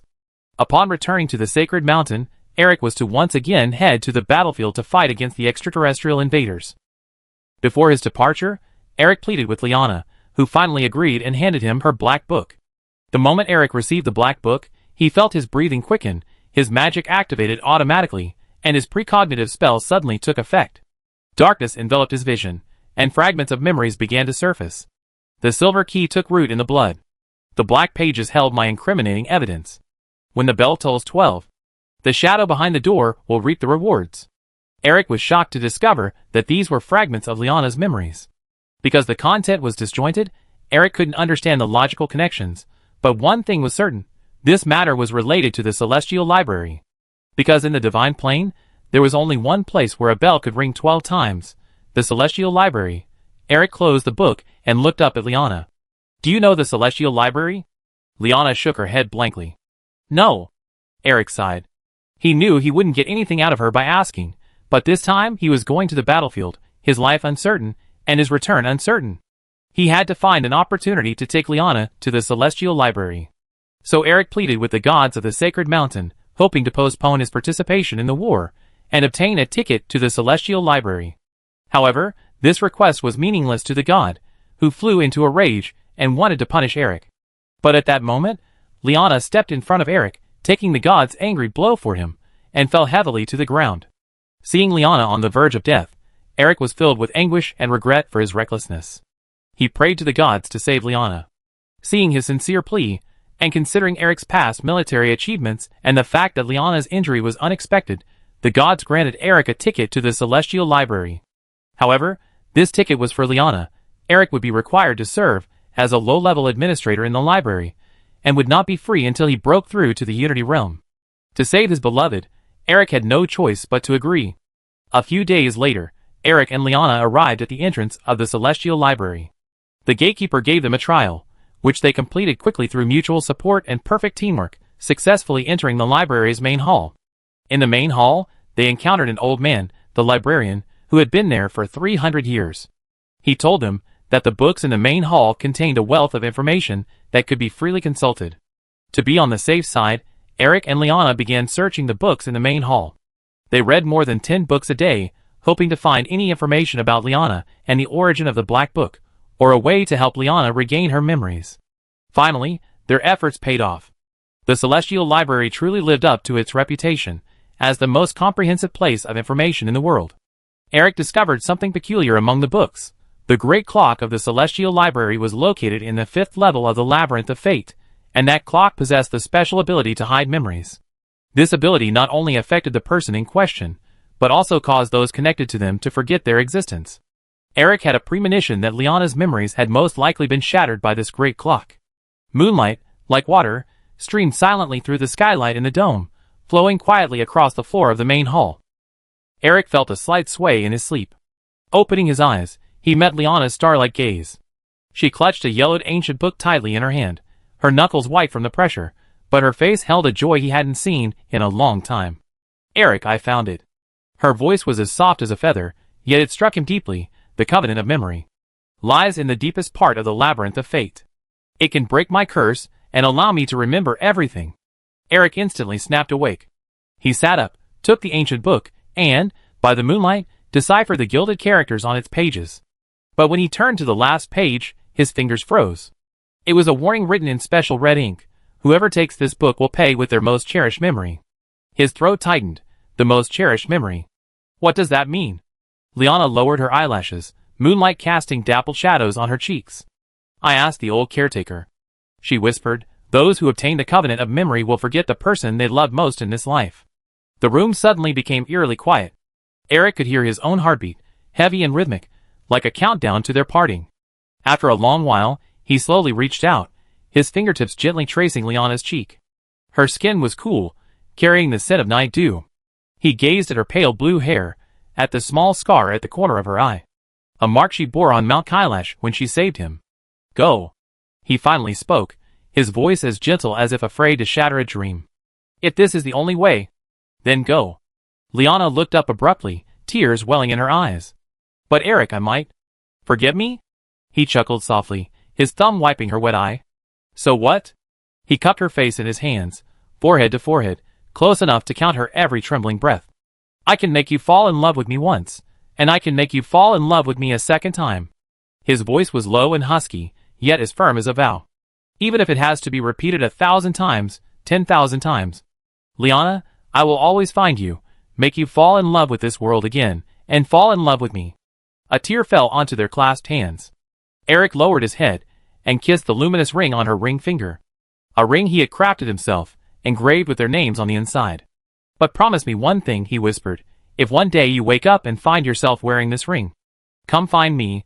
Liana finished his sentence, tears finally overflowing. "I will definitely come find you." Outside the window, the first rays of dawn pierced through the clouds. The distant chimes of the Celestial Library seemed to urge those who had departed to set off. Eric held his beloved in his arms one last time, letting her tears soak his clothes. He knew that after dawn, the warmth in his arms would lead her into the Labyrinth of Fate, and he would begin a wait with no end in sight. But it didn't matter. What a diviner excelled at most was watching. Chapter 666. Eric's voice was hoarse, tinged with an undeniable sadness. "We nestled together. Those were the happiest times of my life. With her by my side, I felt my life had meaning. I was so relaxed then that I actually fell asleep. When I woke up, Liana was gone. I knew she must have gone to the upper level. To wait for her return, I became an apprentice to the main hall administrator, assisting him with various matters in the Sky Dome main hall, such as arranging books. With this apprenticeship, I can access the borrowing register. I can find traces of Liana wherever she goes, as long as she borrows a book. On the 2nd level, she borrowed elemental stripping. On the 3rd level, she invoked time-space anchoring. 45 years later, she finally left the Abyss Laboratory, passed the trials, and arrived at the Labyrinth of Fate, but there are no records of her thereafter. That year, I became the new administrator here, but only at the lowest level. I still can't see what happened to Liana in the Labyrinth of Fate. Now, 100 years have passed, and I still have no news of her." As he recounted this, Eric pulled a pocket watch from his pocket. Inside, embedded in it, was Liana's last lock of hair, emitting a faint blue light. "Her hair isn't dry, which means she's still alive," he said hoarsely, "but the light is growing weaker." Eric's eyes welled with tears as he looked at, and, "Please go to the Labyrinth of Fate. If she's forgotten everything, at least tell her." He choked back a sob, removing his glove to reveal a ring of light on his hand, engraved with the mark of Liana. "At least tell her that someone has waited for her for 100 years. Annie was moved and nodded gently, saying, "If I can find her, I will definitely tell her." A smile finally appeared on Eric's face. He, After all these years, you're the first person to want to go to the labyrinth of destiny. Since you're willing to help me, I tell you some things within my authority." Annie's heart skipped a beat, as if she had anticipated something. Eric continued, "Your sister Alice was chosen by the curator. It was the curator who brought her into the Celestial Library. Initially, she worked in the Abyss Laboratory, conducting magical research, but later, I can't say what happened after that. If you want to know, you have to find out for yourself." Annie nodded slightly. She understood that Eric, in his current position, couldn't say these things, as it involved the curator, but he was already taking a great risk by revealing even a small part of the information. Eric gestured, and a bookshelf trembled slightly. A golden book flew into his hand. "You better take this book with you. It might be useful when you enter the labyrinth of destiny." Annie took the book, and saw the words "The Basic Logic of Prophecy" written on it. Although she didn't quite understand it, she put it away. Eric said, "The rest is up to you. That's all I can do for you." Annie smiled, "It's enough. These trials were supposed to be completed by ourselves anyway." "Thank you." Eric nodded. "Remember, these trials are partly to screen those entering the library, preventing unauthorized individuals from entering. They're also to enhance the strength of those who enter, allowing them to understand and utilize power from different perspectives. For example, you must have undergone trials before entering the library, right?" Doug nodded. "Our trial is climbing 100 steps." Eric's eyes narrowed. "Climbing steps? Is that old guy acting as the gatekeeper lately?" Undoubtedly, the old guy Eric was referring to was the giant phantom. He continued, "You guys are really impressive. The step trial is basically the most difficult of all the trials, but it's also the most rewarding. Have you noticed any changes in yourselves after passing the trial?" Doug thought for a moment and said, "If I had to say changes, I feel like my control over magic is stronger, but not particularly noticeable." "Eric," he chuckled, "that's because you haven't fought yet. Once you begin the trials on the second level, you understand how rare this kind of improvement is. You're lucky, and your potential is indeed impressive. I'd be here waiting for your return." Then he looked at Annie and said, "If you can bring back news about Liana, I give you another reward, as a personal bonus." Annie waved her hand. "Let's talk about rewards later. Whether I can find Liana is still unknown, but I do my best." With Annie's words, Eric felt relieved. Then, guided by Eric, Annie and Doug began their ascent to the second level. The second level was the Elemental Sanctuary, a temple of knowledge and danger. According to the library guide, the Elemental Sanctuary was the supreme hall of magic for the 6 elements: water, fire, wind, lightning, light, and death. Vast tomes were divided into 3 categories and placed in different areas, each containing boundless power, but also accompanied by a corresponding price. First is the section on elemental principles, the foundational theory area, containing ancient texts explaining the nature of elements and detailing their origins, properties, and interactions. Second is the elemental magic scroll area, filled with intermediate and higher-level magic scrolls recording various elemental spells, allowing direct learning of incantations and casting techniques.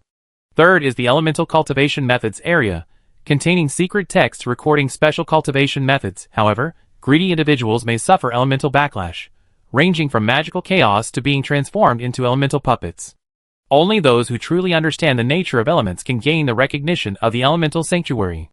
The two passed through a barrier and ascended the stairs. Upon reaching the second floor, a voice suddenly rang out, "Halt!" Annie and Doug immediately stopped and looked up to see a giant gecko perched on the ceiling, its 2 dark eyes staring at them. "Are you the administrator?" Annie asked tentatively.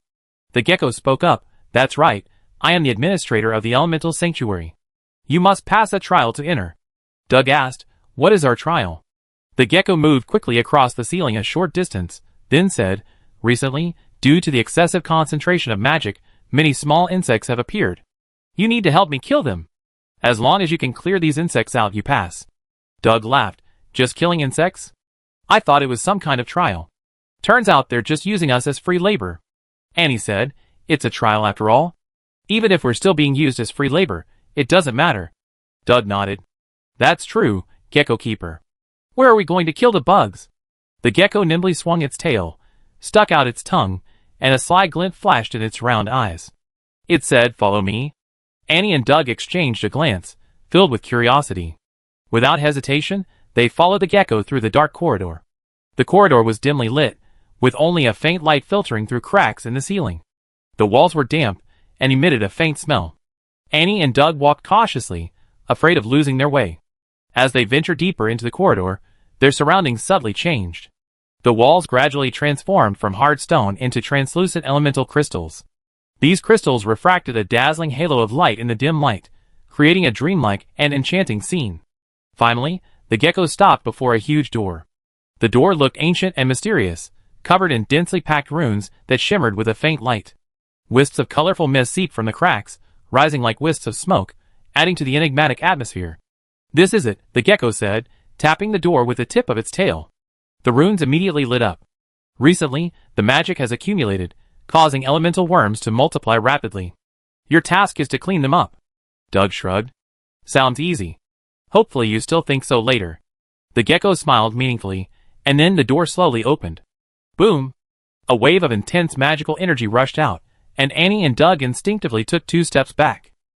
The sight before them instantly made them understand the meaning of the gecko's smile. The entire hall resembled a runaway elemental furnace.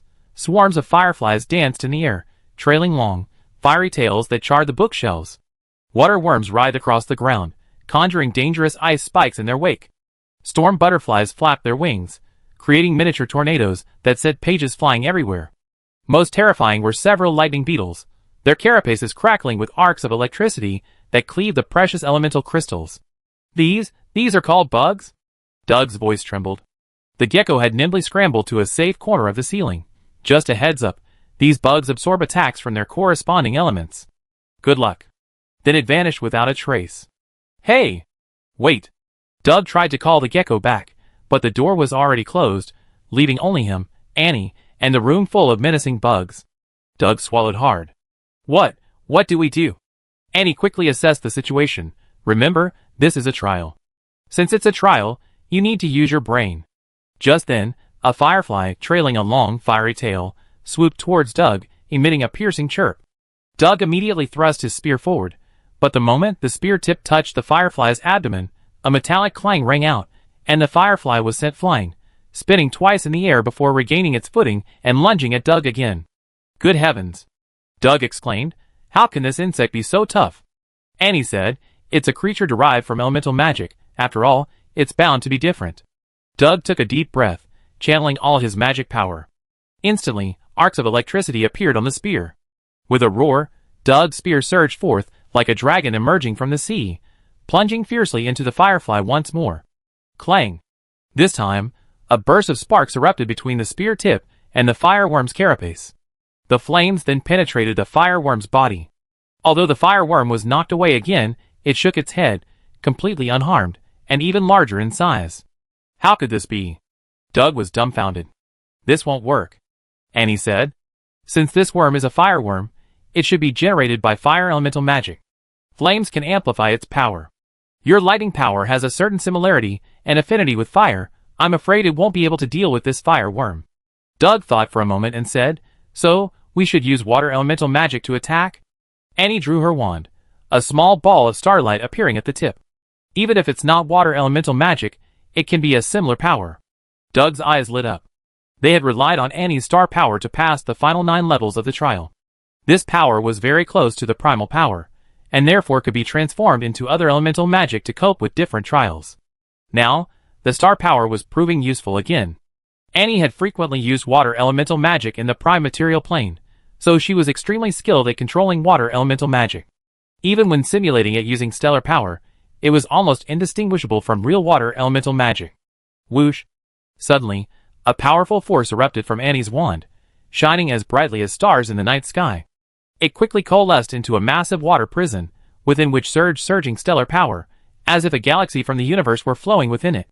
The water prison, like a ferocious beast, lunged at the charging firefly. Caught completely off guard, the firefly was instantly encased in the water, with no chance of escape, and stood still, a faint smile playing on her lips. With a gentle wave of her wand, the firefly within the water prison emitted a sharp screech, as if struggling in agony.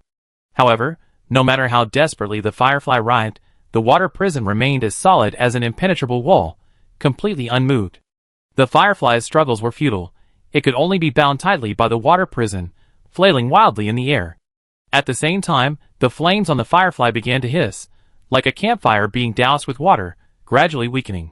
In the clash between water and fire, the power of water clearly prevailed. The firefly's flames dwindled under the suppression of the water, eventually extinguishing completely. "Now!" Annie roared. Doug's ears twitched slightly. The next moment, a dazzling burst of lightning erupted beneath his feet, as striking as a bolt of lightning in the night sky. Accompanying the burst of lightning, Doug's body shot out like lightning. His speed was astonishing, as if he had instantly traversed space, making him impossible to catch. Doug gripped a long spear tightly in his hand, its tip gleaming coldly. Like a shooting star, he pierced the fireworm's body with unerring accuracy. The fireworm let out a shrill scream. Its body was instantly pierced by the spear, and its life force vanished in an instant. Chapter 667. Wow! Annie waved her arms exaggeratedly, clapping as if watching a circus performance. Lord Doug, that lightning-roasted beetle move was absolutely awesome. Should we consider becoming a professional insect exterminator? Doug waved his still-smoking spear, his eye twitching as he said, "You're cuter when you're silent." However, Doug secretly breathed a sigh of relief. He had thought he wouldn't be able to deal with these insects, but it seemed that with Annie around, they were no problem at all. Immediately, Annie used the same method, quickly and precisely controlling more than a dozen fire insects. These poor little insects suddenly seemed to be frozen in place, completely losing their ability to move, only able to let out a series of shrill screams. At the same time, the spear in Doug's hand moved like a dragon emerging from the sea, each thrust carrying the force of a thunderbolt. The violent and swift power of lightning seemed to tear the entire space apart. Each bolt of lightning struck a firefly with pinpoint accuracy, instantly piercing its body. Under Annie's control and Doug's attacks, the fireflies were utterly helpless, their numbers dwindling at an alarming rate. The once dense swarm of fireflies thinned out in the blink of an eye. Just as the two were engrossed in their battle, a stream of slime struck Doug's right leg, pinning it firmly to the ground. "Huh?" Doug struggled to break free, but found the more he struggled, the tighter the slime became. He swung his spear, scattering the slime with a whoosh. However, the next moment, several more streams of slime shot towards him, striking his left leg and his right hand gripping the spear. Caught off guard, Doug collapsed, completely stuck to the ground, unable to move. Not good. Annie frowned, immediately releasing two wind blades to free Doug. Doug quickly retreated to Annie's side, still shaken. What the hell was that? Annie took a deep breath. It was a waterworm. Luckily, it was slow and couldn't quickly release its ice spikes, otherwise you would have been in danger. Doug was angry. He'd been bullied by a worm. How could he tolerate this? So he aimed at a worm, and thrust his spear forward instantly. Sizzle! Raging arcs of electricity shot through the worm's body. Doug chuckled. I should be able to deal with this water elemental worm using lightning. However, the next moment, Doug's smile froze. The worm flowed past him like real water, leaving no trace of the pierced area, as if nothing had happened. What? Doug was completely bewildered. He had never seen anything like this before. However, just as he was momentarily stunned, the waterworms launched a counterattack, sending several streams of slime flying towards Doug, attempting to control him again. In this critical moment, Annie immediately intervened, erecting a golden barrier in front of Doug, blocking all the slime. Doug turned and gave Annie a grateful look. Annie said, "These are no ordinary magical creatures. We can't deal with them in ordinary ways." Annie continued, "The waterworms are formed from water elemental magic. Water's characteristic is its ability to penetrate everywhere and overcome strength with softness, but its weakness is also very obvious." Doug's expression shifted, and he asked, "You come up with a plan?" Annie nodded. "Water can overcome steel, but steel can also overcome water, as long as the method is right." As she spoke, Annie's wand once again shimmered with starlight. Doug was very curious. What method would Annie use to deal with the waterworm this time? Annie quickly chanted a spell, and then unleashed a pale blue magic spell. The spell wasn't fast, but it was impossible for the even slower-moving waterworm to dodge. Snap! The spell struck the waterworm precisely. The worm trembled, and then patches of ice crystals began to appear on its body. Annie smiled slightly. Water, no matter how soft, becomes brittle when frozen into ice. Doug laughed loudly. "Ha ha ha, Anna, you're so clever. With you here, the trial feels so much easier." Annie said, "Stop praising me. Hurry up and deal with these waterworms." Doug nodded and charged out again, his spear carrying powerful penetrating force, slamming it into the waterworms. With a crisp crack, the frozen worm shattered, turning into ice crystals that then evaporated into a light mist and completely dissipated. Annie stroked her chin, thinking to herself, If Born were here, he could simply cast 1,000 miles of ice seal, freezing all the water worms in the entire space with a single domain, eliminating the need for her to deal with them one by one. However, with Doug here now, it wasn't convenient for her to use necromancy, as using the power of death was a major taboo in the divine plane. Helpless, Annie could only cast freezing spells on the water worms one by one, freezing them before handing them over to Doug to kill. They moved incredibly fast, clearing a large area in no time.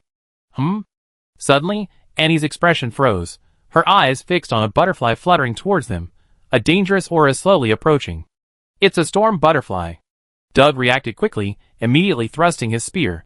However, the storm butterfly simply flapped its wings, a gust of wind blowing Doug several meters away. Annie chanted a spell, unleashing a freezing magic, but the storm butterfly nimbly dodged the attack. Annie raised an eyebrow, and several more spells flew out in a flash. Doug followed suit, his spear thrusting repeatedly, sealing off the storm butterfly from all sides. Heh, let's see where you run this time. However, just as Doug was brimming with confidence, thinking he could kill the storm butterfly in one fell swoop, the butterfly flapped its wings powerfully, unleashing 3 wind blades. Doug was startled and quickly withdrew his spear to parry. At the same time, the storm butterfly used the recoil from the wind blades to retreat several meters, successfully escaping Annie's magical encirclement. Annie gripped her wand with her right hand. Interesting. This storm butterfly's mastery of wind magic is astounding. If it weren't for the fact that it hasn't systematically studied wind magic, the two of us might not be a match for it. Hearing Annie's words, Doug felt more confident. So you have another plan? Annie smiled slightly. It's so agile, I make it unable to be agile. With that, Annie cast a spell again, this time using the power of stars to simulate fire magic. A wall of fire. Originally, the fire wall was just a defensive or supportive spell, but in Annie's hands, it became a restrictive one. For fire walls materialized from different directions, completely blocking the storm butterfly's path, leaving only the top opening for it to escape. Magical creatures like the storm butterfly, formed from elemental magic, are inherently unintelligent, driven only by instinct. Surrounded by fire walls on all sides, it could only flutter unsteadily towards the top exit. But Doug had been lying in ambush outside for some time. His spear, concealed behind the fire wall, crackled with lightning speed, piercing the storm butterfly's body with the swiftness of a venomous snake, tearing it to pieces. Hey! Success? Doug's grin stretched from ear to ear, with Annie by his side. Passing the trial had become remarkably easy. Annie frowned, staring at the slowly crawling lightning beetle in front of her, and said, "Don't be too happy yet, the toughest one is yet to come." Doug glanced at the lightning beetle and said dismissively, "Lightning type? Heh, leave this to me. I've never been afraid of anyone when it comes to lightning power." Before Annie could stop him, Doug patted his chest, brandished his spear, and charged forward. Doug was, after all, a member of Thunder God Mountain, so his confidence was understandable. If he couldn't even handle a bug, what kind of divine servant would he be? "Little bug, take this." He leaped up suddenly, the tip of his spear crackling with violent lightning, piercing straight at the beetle's carapace. Clang! With a crisp metallic clang, the lightning beetle remained motionless, its intricate lightning patterns on its carapace gleaming with a blinding blue light. Before Doug even landed, the beetle suddenly spread its elytra. Boom! A bolt of lightning as thick as a bucket slammed into him. Doug hastily parried with his spear, only to be blasted several meters away, crashing heavily into a bookshelf. He half knelt, his arm numb, staring in disbelief at the charred marks on his spear. How could this be? The thunder beetle emitted a high-pitched buzzing sound, and instantly, the elemental swarm throughout the hall stirred. Flame worms coalesced into a fire net to block his retreat, water worms formed slime traps on the ground, and storm butterflies unleashed hurricanes to disrupt the balance. Doug struggled to defend himself, each collision of his spear with the beetle only resulting in a more violent shockwave that injured his hands. "Damn it!" he gasped as he retreated. Several charred holes burned into his sleeves. Suddenly, the beetle gripped the ground with its 6 legs, and the lightning patterns on its carapace began absorbing the floating lightning elements in the air, brewing a fatal blow. "Annie!" Doug finally shouted, "Help me!" Before his words even finished, the lightning unleashed by the beetle tore through the air. At the critical moment, a golden barrier unfolded before Doug, deflecting the lightning bolt towards the ceiling. Annie's golden hair danced wildly in the thunderstorm, the tip of her wand glowing with holy light. "Next time you try to be reckless." She waved her wand again, forcing back the surrounding insects and allowing Doug to retreat safely. Remember to assess your opponent's strength first, Doug said with a bitter face. I never expected a little insect to have such powerful lightning. It's too unreasonable. Annie said, it's formed from lightning power. Its entire body, from top to bottom, is impervious to your attacks. Naturally, you can't defeat it. Doug scratched his head. Hee, then I have to rely on you, Annie said solemnly. This time it's indeed a bit difficult. The thunder beetle is not only powerful on its own, but it can also mobilize other insects to attack together, indicating it has a certain level of intelligence. It won't be easy to deal with. Doug, however, was unimpressed. Even if it's smart, it's still just an insect. How could it be smarter than you? I believe in you. Annie's lips twitched. You're really having it easy. You don't even have to use your brain. Despite this, Annie still racked her brains, trying to think of a solution to the problem at hand. Suddenly, the lightning beetle unleashed a bolt of lightning, striking towards Annie. Annie's expression froze, a flash of blue light beneath her feet, dodging the attack. Looks like it won't give me a chance to think. I guess I just have to give it a try. Doug said, no problem, tell me how you want to fight. Annie's wand drew a silver arc in the air, the power of the stars unfolding like a veil, forcefully deflecting the lightning bolt from the lightning beetle back towards the swarm of insects. Doug, use the wind to fuel the fire, she gasped, the prolonged use of the power of the stars having greatly depleted her strength. Doug understood, sweeping his spear horizontally, unleashing a powerful crackling of lightning that blasted the ground into countless sparks. Annie seized the opportunity, unleashing a whirlwind that clashed with the fire, instantly transforming into a fiery tornado that hurtled towards the swarm. The fireworms instinctively absorbed fire elements, but due to overcharging, they exploded one after another, like living bombs, tearing several holes in the swarm. Now! Annie clasped her hands together, and suddenly, ice crystal paths solidified on the ground. The waterworms, just surging forward, were paralyzed by the lightning Doug had summoned, which traveled along the ice surface, crackling and sputtering. The storm butterflies rushed to the rescue, but their wings were immobilized by the star traps Annie had set up earlier, causing them to plummet like kites with broken strings. The thunder beetle hissed angrily, its elytra vibrating rapidly, summoning the remaining worms to contract and defend. But this was the moment Annie had been waiting for. She suddenly channeled all her magic power, and the scattered star runes lit up simultaneously, forming a massive elemental turbulence array. Chaos is just the beginning. Fire and water clashed, releasing steam, thunder and wind collided, causing explosions. The swarm's formation collapsed instantly. Insects of different attributes interfered with each other, even indiscriminately attacking their own kind. The thunder beetle roared madly, never expecting the surrounding swarm to descend into such chaos. Flames, slime, and wind blades relentlessly attacked it, leaving it overwhelmed. Simultaneously, due to the influence of the star runes, the thunder beetle's own power was becoming increasingly disordered. It tried to escape, but was surrounded by other insects, leaving it no way out. Just then, Doug seized the opportunity, channeling his last bit of magic into his spear, transforming it into a bolt of lightning that pierced through the thunder beetle's most vulnerable point. The thunder beetle let out a piercing scream, the lightning patterns on its carapace shattering inch by inch. With its death, the remaining insects turned into elemental dust and vanished. And collapsed to her knees, exhausted, the starlight on her wand dimmed like a candle flickering in the wind. Doug braced himself against the ground with his spear, blood dripping from his hand down the shaft. The two exchanged a bitter smile. This victory had almost drained them of their last ounce of strength. Finally over. They both let out a long sigh of relief. At that moment, the portal opened again, and the gecko administrator scurried in. Looking at the corpses of insects scattered on the ground, he nodded with satisfaction. Not bad, you did a great job. Chapter 668. The gecko keeper stuck out its tongue, rolled the thunder beetle's corpse into its mouth, and began to crunch it. Ugh! Doug showed a disgusted expression. The gecko keeper snorted, then opened its large mouth and spat out a beam of purple light, shooting towards Doug. Doug was startled, not expecting the gecko keeper to suddenly attack, and hurriedly raised his spear to block. However, the purple light stopped in front of him, silently hovering in the air. Huh? Doug was taken aback, looking closely. It was a magic scroll. What's this?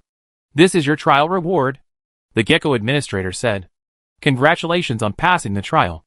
However, most of the magic in the elemental sanctuary is low level, with only a few mid-level spells, which are generally harder to find. Obtaining high-level magic requires a greater price, so you should thank me properly, understand? Doug's expression brightened. Judging from the Gecko administrator's words, could this magic scroll contain high-level magic? He quickly grabbed the scroll, about to open it, when he suddenly remembered.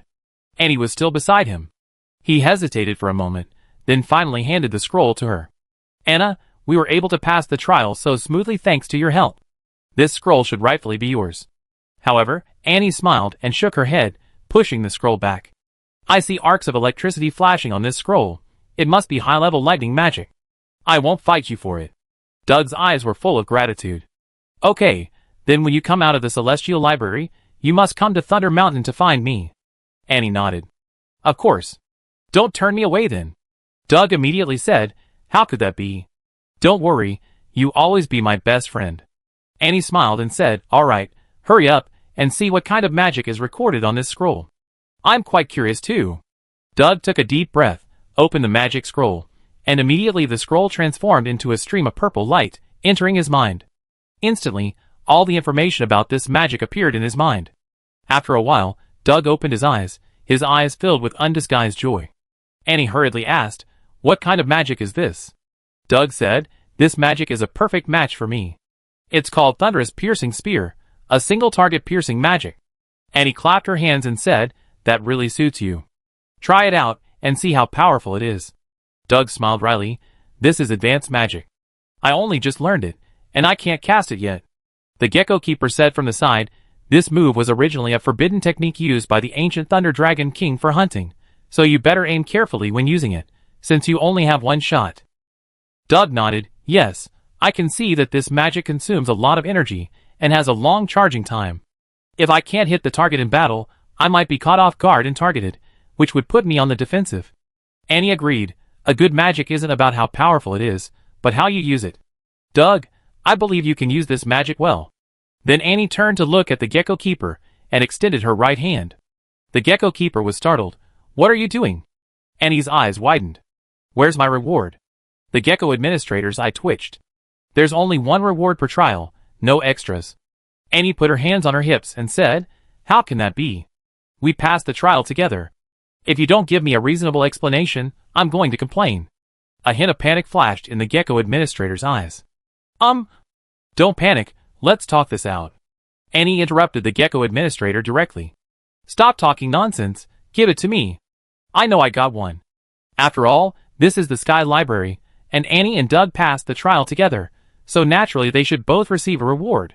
The Gecko Administrator snorted and spat out another scroll. Here, take it. Annie took the scroll and saw it shimmering with starlight. It was star magic. Does this mean the trial rewards participants based on their strength? Annie's eyes darted around. If that's the case, Gecko Administrator, are you trying to steal this scroll from me? The Gecko Administrator's eyes darted around. Huh? How could that be? I'm the Administrator. Getting what I want is a piece of cake. Annie chuckled, not exposing him, but instead opened the scroll. The scroll transformed into a beam of starlight and entered Annie's mind. The next moment, Annie knew all the information about this star magic. Star power conversion, a high-level star magic that allows the conversion of other elemental magic into star power during battle. A glint appeared in Annie's eyes. This magic was practically tailor-made for her. Currently, apart from the elements of wind, light, and death, she had not yet recovered her other elements and could only simulate them through the power of stars. However, since the generation of star power within her body was very slow, Annie tried her best to minimize its consumption during the battle. But with this magic, it would be equivalent to freely converting wind, light, and death elements into stellar power, giving Annie more options. However, Annie knew that as an advanced form of magic, mastering it was quite difficult. Currently, she couldn't use it at will and needed to gradually practice and improve her proficiency. At that moment, a door appeared in the enclosed space. Annie and Doug exchanged a glance and stepped inside. They found themselves in a spacious hall. There were 5 people in the hall, seemingly discussing something. Upon seeing someone enter, they all turned to look. Huh? There are other people here? Doug was slightly taken aback. The Gecko Librarian followed behind the two, scoffing, it's not like you're the only ones with tickets to the Celestial Library. They arrived before you, and have been here for a while. Doug thought about it, and agreed. Such a large library couldn't possibly only have a few people. But why is there no one else in the Celestial Main Hall? The gecko librarian explained, that's because the books in the Celestial Main Hall are very basic. Those who want to enter the Celestial Library are basically aiming for the Elemental Sanctuary, or something higher up, so very few people linger in the Celestial Main Hall. I see. At this moment, the 5 people opposite them approached. One of the blonde men greeted them with a smile. Hello. I am Lotharion of Mount Light. However, before he could finish introducing himself, Annie's eyes widened as she stared at a man behind Lotharion, who was also staring at her with a sinister look. These are Carix and Ignis from Mount Vulcan, Lund from Mount Water God, and Gordon, the commander of the Holy City of Light. And said in a low voice, Lord Gordon, we meet again. Gordon gave a cold laugh. Heh, what a coincidence. Meeting you here. Lotharion was slightly taken aback. Oh? You know each other? And nodded. I'm Anna from Mount Wind God, and this is Doug from Mount Thunder God. I stayed in the Holy City of Light for a few days before coming to the Celestial Library. Lord Gordon didn't. Don't be so lenient with me. Despite the barbed words from Annie, Gordon remained unfazed. Miss Anna, you're too kind. These esteemed figures from the Divine Mountain have been in the Celestial Library for quite some time now, and their strength far surpasses ours. If you want to gain anything in the Elemental Sanctuary, it's best to join us. Annie's eyes flashed. Gordon's words were loaded with meaning. On one hand, he was reminding Annie not to reveal what had happened in the Holy City of Light, since these people had been in the Celestial Library for some time, and Lotharion was more inclined to trust Gordon than Annie. On the other hand, Lotharion and his group likely held absolute authority here, having explored many areas and possessing formidable strength. Without joining them, it was highly likely that they would find it difficult to make any progress. Doug, who had come all the way from Mount Thor without hearing anything about Gordon, was overjoyed. That's wonderful. It'd be safer if we travel together. By the way, have you made any progress here?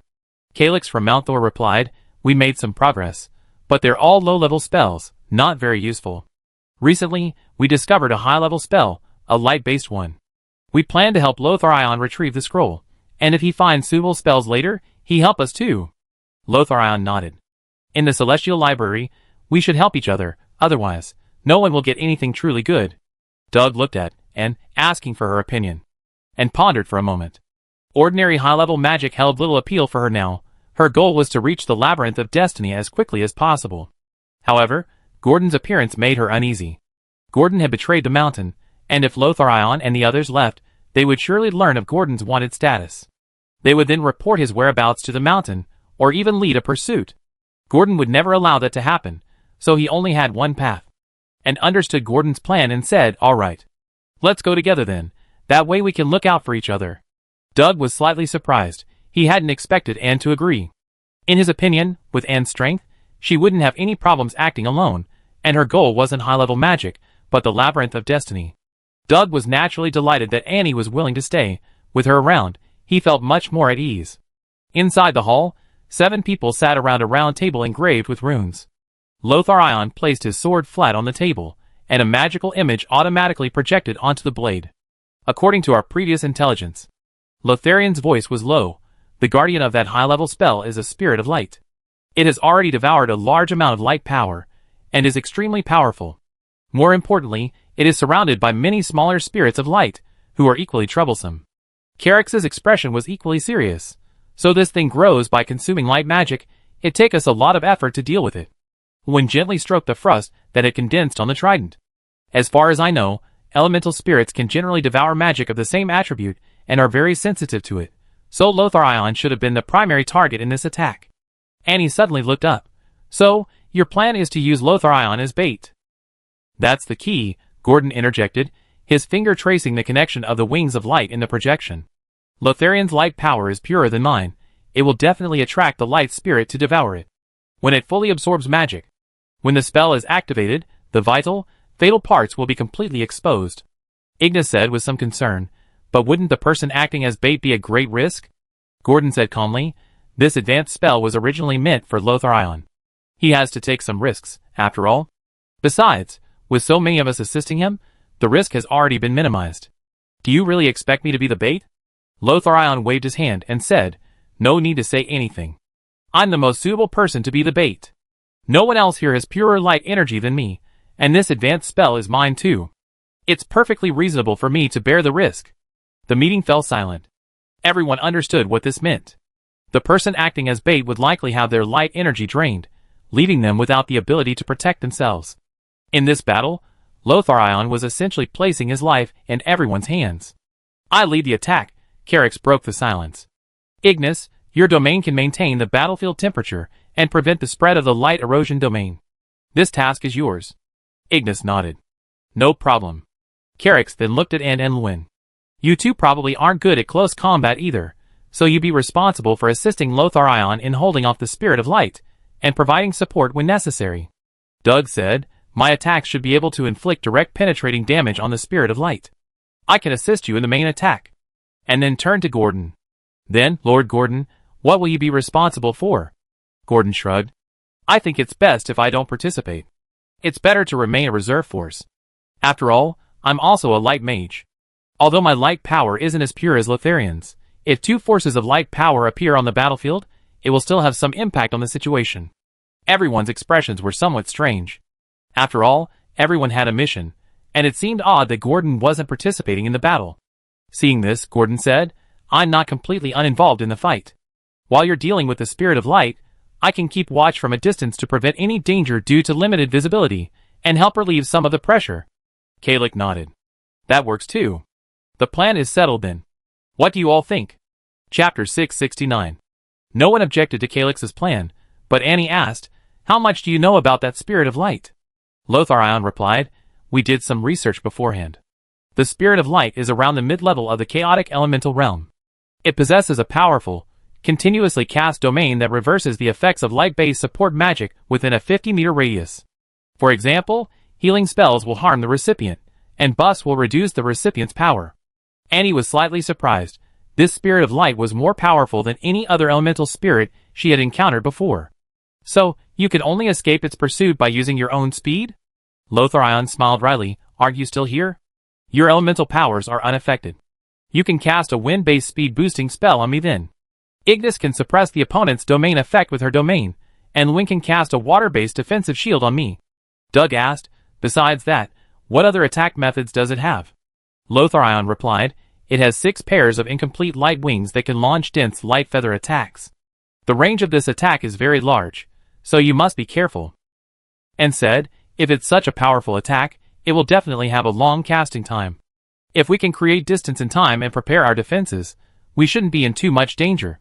Lotharion nodded and said, that's right, but there's another point. It can also mimic the attack patterns of others, using the power of light to simulate attack magic of other elements, which is also quite troublesome. Doug was startled. So, we can't just use powerful spells recklessly, otherwise it mimic them, and use them against us, and that would be terrible. That's right. Lotharion said. When you attack, be careful not to use powerful spells rashly. Our focus should be on wearing it down through prolonged battle, and then delivering a fatal blow when it's weakened. And asked again, does it have any weaknesses? Lotharion shook his head. As I said before, it's a spirit of light. Aside from overloading when absorbing magic, it has no other weaknesses. Then its light power is inexhaustible? Carry. We won't attack the big guy at first, said Kex. Our main focus will be on the smaller light spirits. Once the smaller light spirits are defeated, the light power will overflow, saturating the entire space. Even if it doesn't want to absorb it, it won't be able to. Annie finally understood. So your plan is to saturate it, not deplete it. When do we begin? No time to lose. Lotharion stood up. Once we dealt with this light spirit, I can obtain that advanced spell, and my strength will greatly increase. Then I can help you obtain other advanced spells, and our mission will be complete. Everyone agreed and headed towards the target study. On the way, Annie pulled Douglas to the back and whispered to him, be careful of Gordon. He's the culprit behind the undead invasion of the Holy City of Light, and he's wanted by the Mountain of Light. Doug paused, his eyes widening. Then why didn't you just say so? And shook her head. No, we only just met them. We don't know each other, but Gordon is well known. If things really escalate, they'd be more inclined to believe Gordon than us. Doug thought about it, and realized she was right.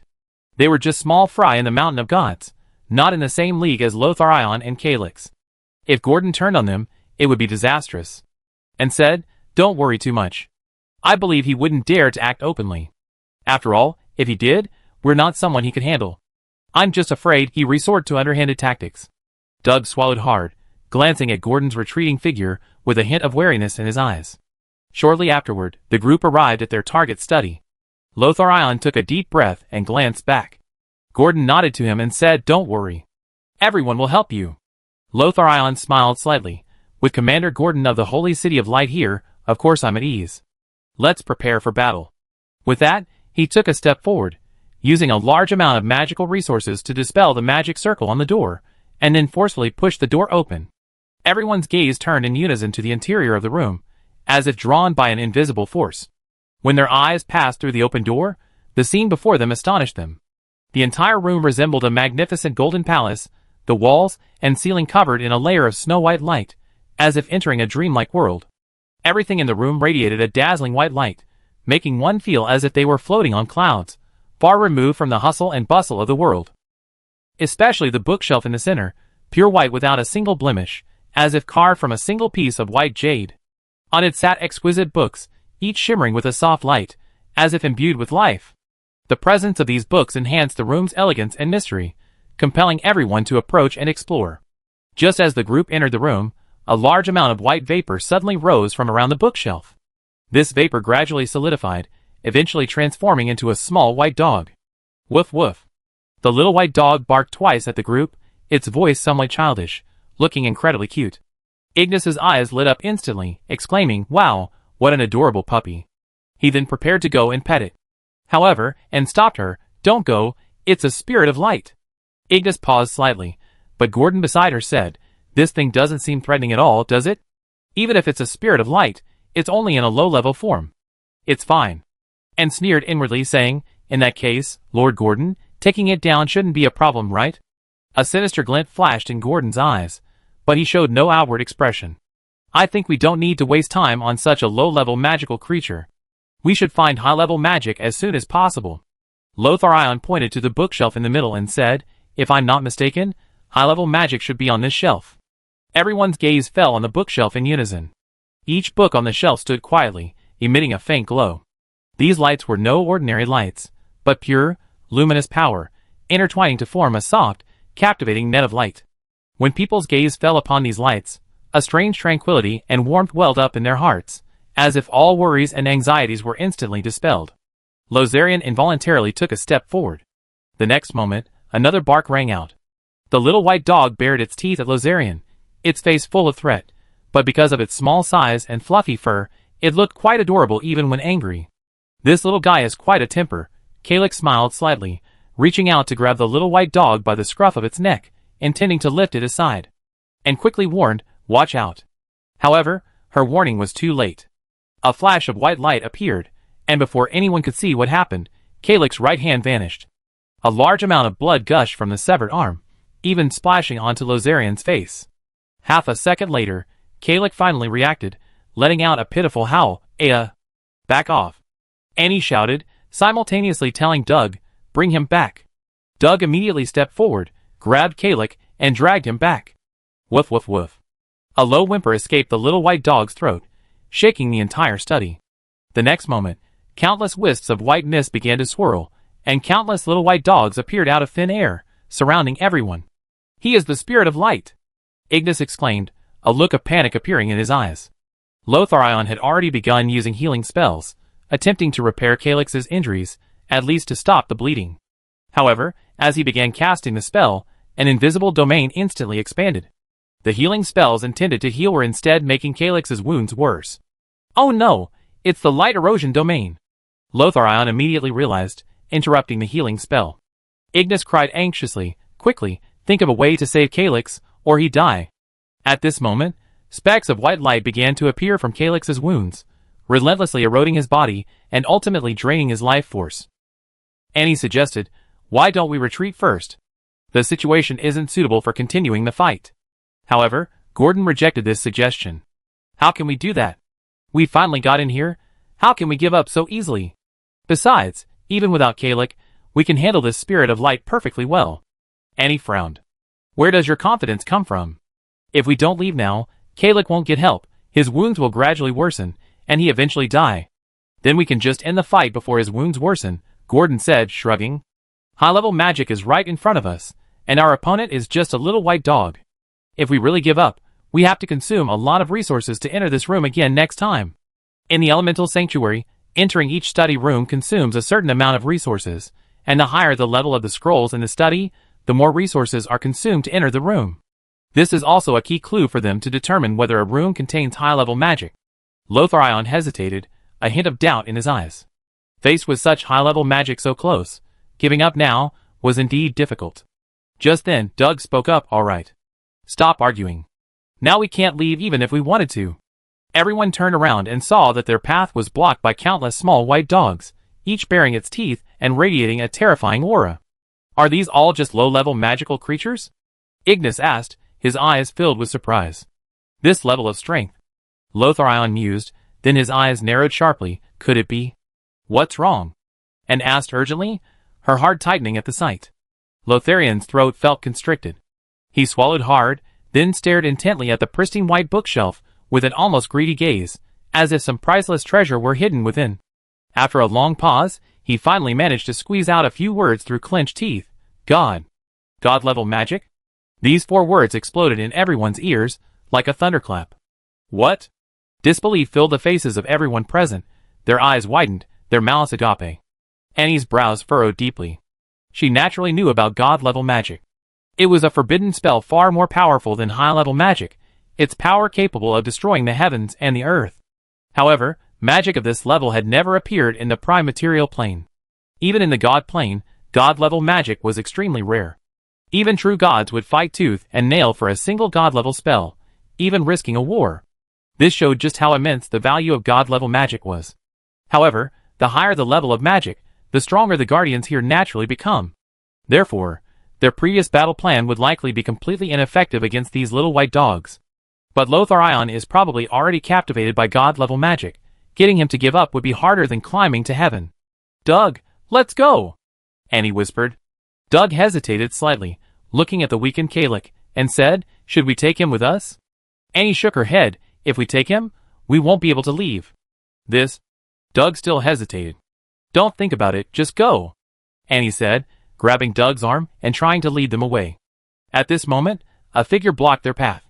"Hey, are you trying to abandon your companion and run away?" This person was Gordon. Annie frowned. "This mission is too difficult for us. Can't we just give up?" "Of course not." Gordon raised an eyebrow. "You think you can just come and go as you please? There's no such thing as a free lunch. You must help Lotharion obtain this God-level magic. Don't worry, even if you don't get the God-level magic after it's done, we still provide appropriate compensation." A hint of anger finally appeared on Annie's face. "Gordon, don't go too far. I haven't even mentioned you're a wanted criminal, and now you're putting everyone in danger. What are you really up to?" Lotharion and the others were all shocked, looking at Gordon with disbelief. Gordon calmly waved his hand. "What nonsense are you talking about? I'm the commander of the Holy City of Light. Even if you're making up a lie, at least make it believable." Chapter 670. Lotharion said, "Yes. Lord Gordon has always been diligent and conscientious. Everyone on Mount Kagura knows that. How could he be a wanted criminal?" Ignis also said, "The Holy City of Light has always been safe and sound, which is inseparable from Lord Gordon's governance. I don't believe Lord Gordon would be a wanted criminal." Gordon smiled and shrugged, saying to Annie, "See, everyone's eyes are sharp. And in my opinion, you should be more suspicious. You said you came from Mount Kagura, but I never heard of you. Who is your teacher? And which sanctuary are you from?" Annie opened her mouth. She wanted to mention Zephyrus, but then thought better of it.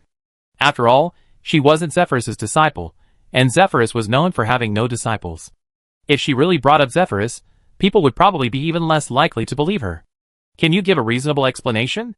Lotharion's eyes were full of suspicion, as he approached step by step.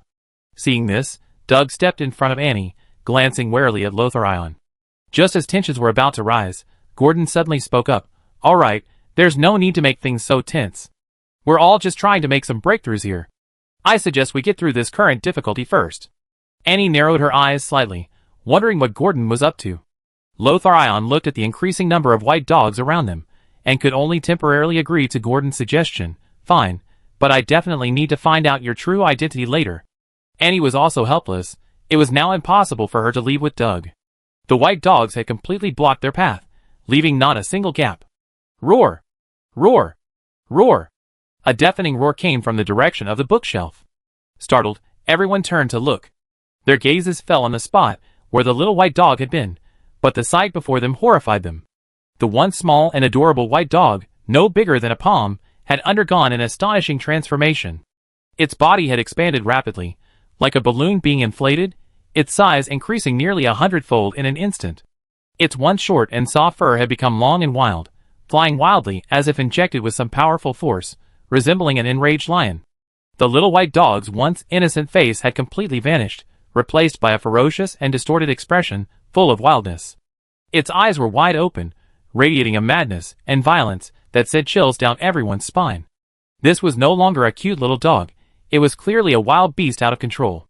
Its presence instilled an unprecedented fear and oppression, as if it might pounce at any moment and tear them to shreds. "This?" Lotharion exclaimed in shock. "It's the spirit of light?" Everyone immediately drew their weapons, assuming a fighting stance. Gordon said, "There's no other way. Our only way out is to obtain that divine magic. Whatever our disagreements, we must at least resolve the immediate problem." This time, no one objected. The situation was crystal clear. Without defeating the spirit of light, none of them would escape. The battle erupted instantly. The spirit of light immediately locked onto Lotharion, whose light power was the purest. His aura was the most alluring, like the most delicious food in the world. Roar! The light spirit, in its giant hound form, opened its terrifying maw and unleashed a beam of light that slammed directly at Lotharion. Lotharion swung his long sword, unleashing a dazzling sword light, but it was as utterly ineffective as a firefly against the giant hound's beam of light. "Get out of the way!" And he shouted, releasing a wind shield to protect Lotharion from the attack. Ignis chanted a spell, and a massive fireball rained down from the sky, crashing towards the light spirit. However, the light spirit simply swung its claw, easily shattering the fireball. At this moment, thousands of light puppies surged forward like a tidal wave. Doug's spear danced like a storm of lightning, weaving a defensive net with Wynn's ice spikes, yet they were still forced back step by step. Carrick, dragging his battered body, stood at the rear. The injury to his right arm had rendered him essentially incapable of fighting, and he could only watch his companions struggle desperately, unable to offer any assistance. Suddenly, he noticed several puppies of light stealthily approaching Ignis, seemingly intending to ambush her from behind. He immediately shouted a warning, "Ignis, watch out." However, Ignis's attention was focused on what was ahead. Although she heard Carrick's warning, by the time she turned around, it was too late. Two of the puppies pounced on Ignis, and she was knocked to the ground with only a chance to parry with her wand. "Ah! Help me!" Ignis screamed, crying out for help. But at this moment, Lotharion was already locked onto by the giant puppies of light. Approaching Ignis rashly would not only fail to save her, but would also bring greater danger. Anne's magic could provide Lotharion with crucial cover. Switching their focus to rescue Ignis now would inevitably put Lotharion in danger. Doug and Loon were also surrounded by the light puppies, and preoccupied with their own survival, let alone rescuing Ignis. The only capable one was Gordon, but he ignored Ignis's cries for help and rushed towards the bookshelf. Despair filled Ignis's eyes. He desperately used his wand to fend off the biting of the two light puppies. Those seemingly harmless puppies had transformed into man-eating demons, their sharp fangs gleaming menacingly in the white light. Am I really going to die?" Ignis gritted her teeth, but she was not skilled in close combat, and was gradually losing strength. The sharp teeth of the two light puppies were now inches from her face. Just then, a fiery red slash flew past, cleaving one of the light puppies in two and forcing back another. Ignis turned around in surprise, Calyx. But she saw Calyx kneeling on the ground, short axe in hand, three light puppies clinging to his body, their sharp teeth biting into his flesh. Calyx disregarded his own safety, risking further injury, to rescue Ignis. However, by this time, more and more light puppies were gathering, and Doug and Rune could no longer hold them off. They bared their teeth and charged towards Ignis. "Beasts, come at me!" Calyx's magic erupted instantly, and scorching flame shot into the sky like a volcanic eruption. "Calyx, no!" Ignis's eyes narrowed sharply. Calyx was already severely injured. Forcibly channeling all his magic power was tantamount to suicide. "Ignis, you are the hope of the family. You must live!" Calyx roared hoarsely, his voice echoing in the empty study. Calyx's body was engulfed in raging flames. The flames on his single arm burned wildly like a demon from hell. His eyes were bloodshot, revealing a resolute and fearless determination. "I don't care if I die, but you must live. Calyx roared again, his voice filled with expectation and entrustment for Ignis. With that, he unhesitatingly detonated all his fire elemental magic power. Instantly, his body, like a burning fireball, charged towards the pack of ferocious dogs. The dogs let out a terrified howl, but it was too late for them to escape. Calyx's body collided with the pack of dogs, triggering a deafening explosion. The shockwave swept through most of the study, kicking up clouds of dust and debris. When the smoke cleared, only ruins remained. Calyx and dozens of light puppies had vanished. No! Ignis screamed in agony, her wand unleashing an unprecedented storm of flames that blasted at the remaining light puppies. However, this attack was utterly futile against thousands of light puppies. Damn beasts, die! Ignis roared, her entire body surging with magical power, as if it were about to burst forth at any moment. Just then, Doug arrived like lightning, his agile movements swift and decisive. He broke through the encirclement in an instant and stood before Ignis. Ignis's body trembled slightly from overwhelming grief, tears streaming down her face like a burst dam. Her eyes were red, filled with sorrow and anger. Seeing this, Doug quickly reached out and grabbed Ignis's shoulders, shaking her forcefully and shouting, "Ignis, calm down. You can't do this. Calyx's sacrifice cannot be in vain." Ignis's body jolted, as if awakened by Doug's words. She slowly raised her head, her gaze meeting Doug's, a look filled with pain and helplessness. However, encouraged by Doug, Ignis struggled to control her grief. She took a deep breath, calming herself slightly. Then, she nodded slightly, indicating that she would pull herself together. Despite the overwhelming grief in her heart, Ignis knew she couldn't be defeated. She would avenge Calyx and make those enemies pay. Lotharion was also in poor condition, his armor was shattered, and his long sword was broken in two, yet he still held his broken sword high, fighting the giant Hound of Light. Fortunately, Annie was there to help him, otherwise, he would have been instantly killed by the Hound of Light. Now, all the previously planned tactics were useless, and everyone was locked in a fierce battle. "Where's Gordon? What's he doing?"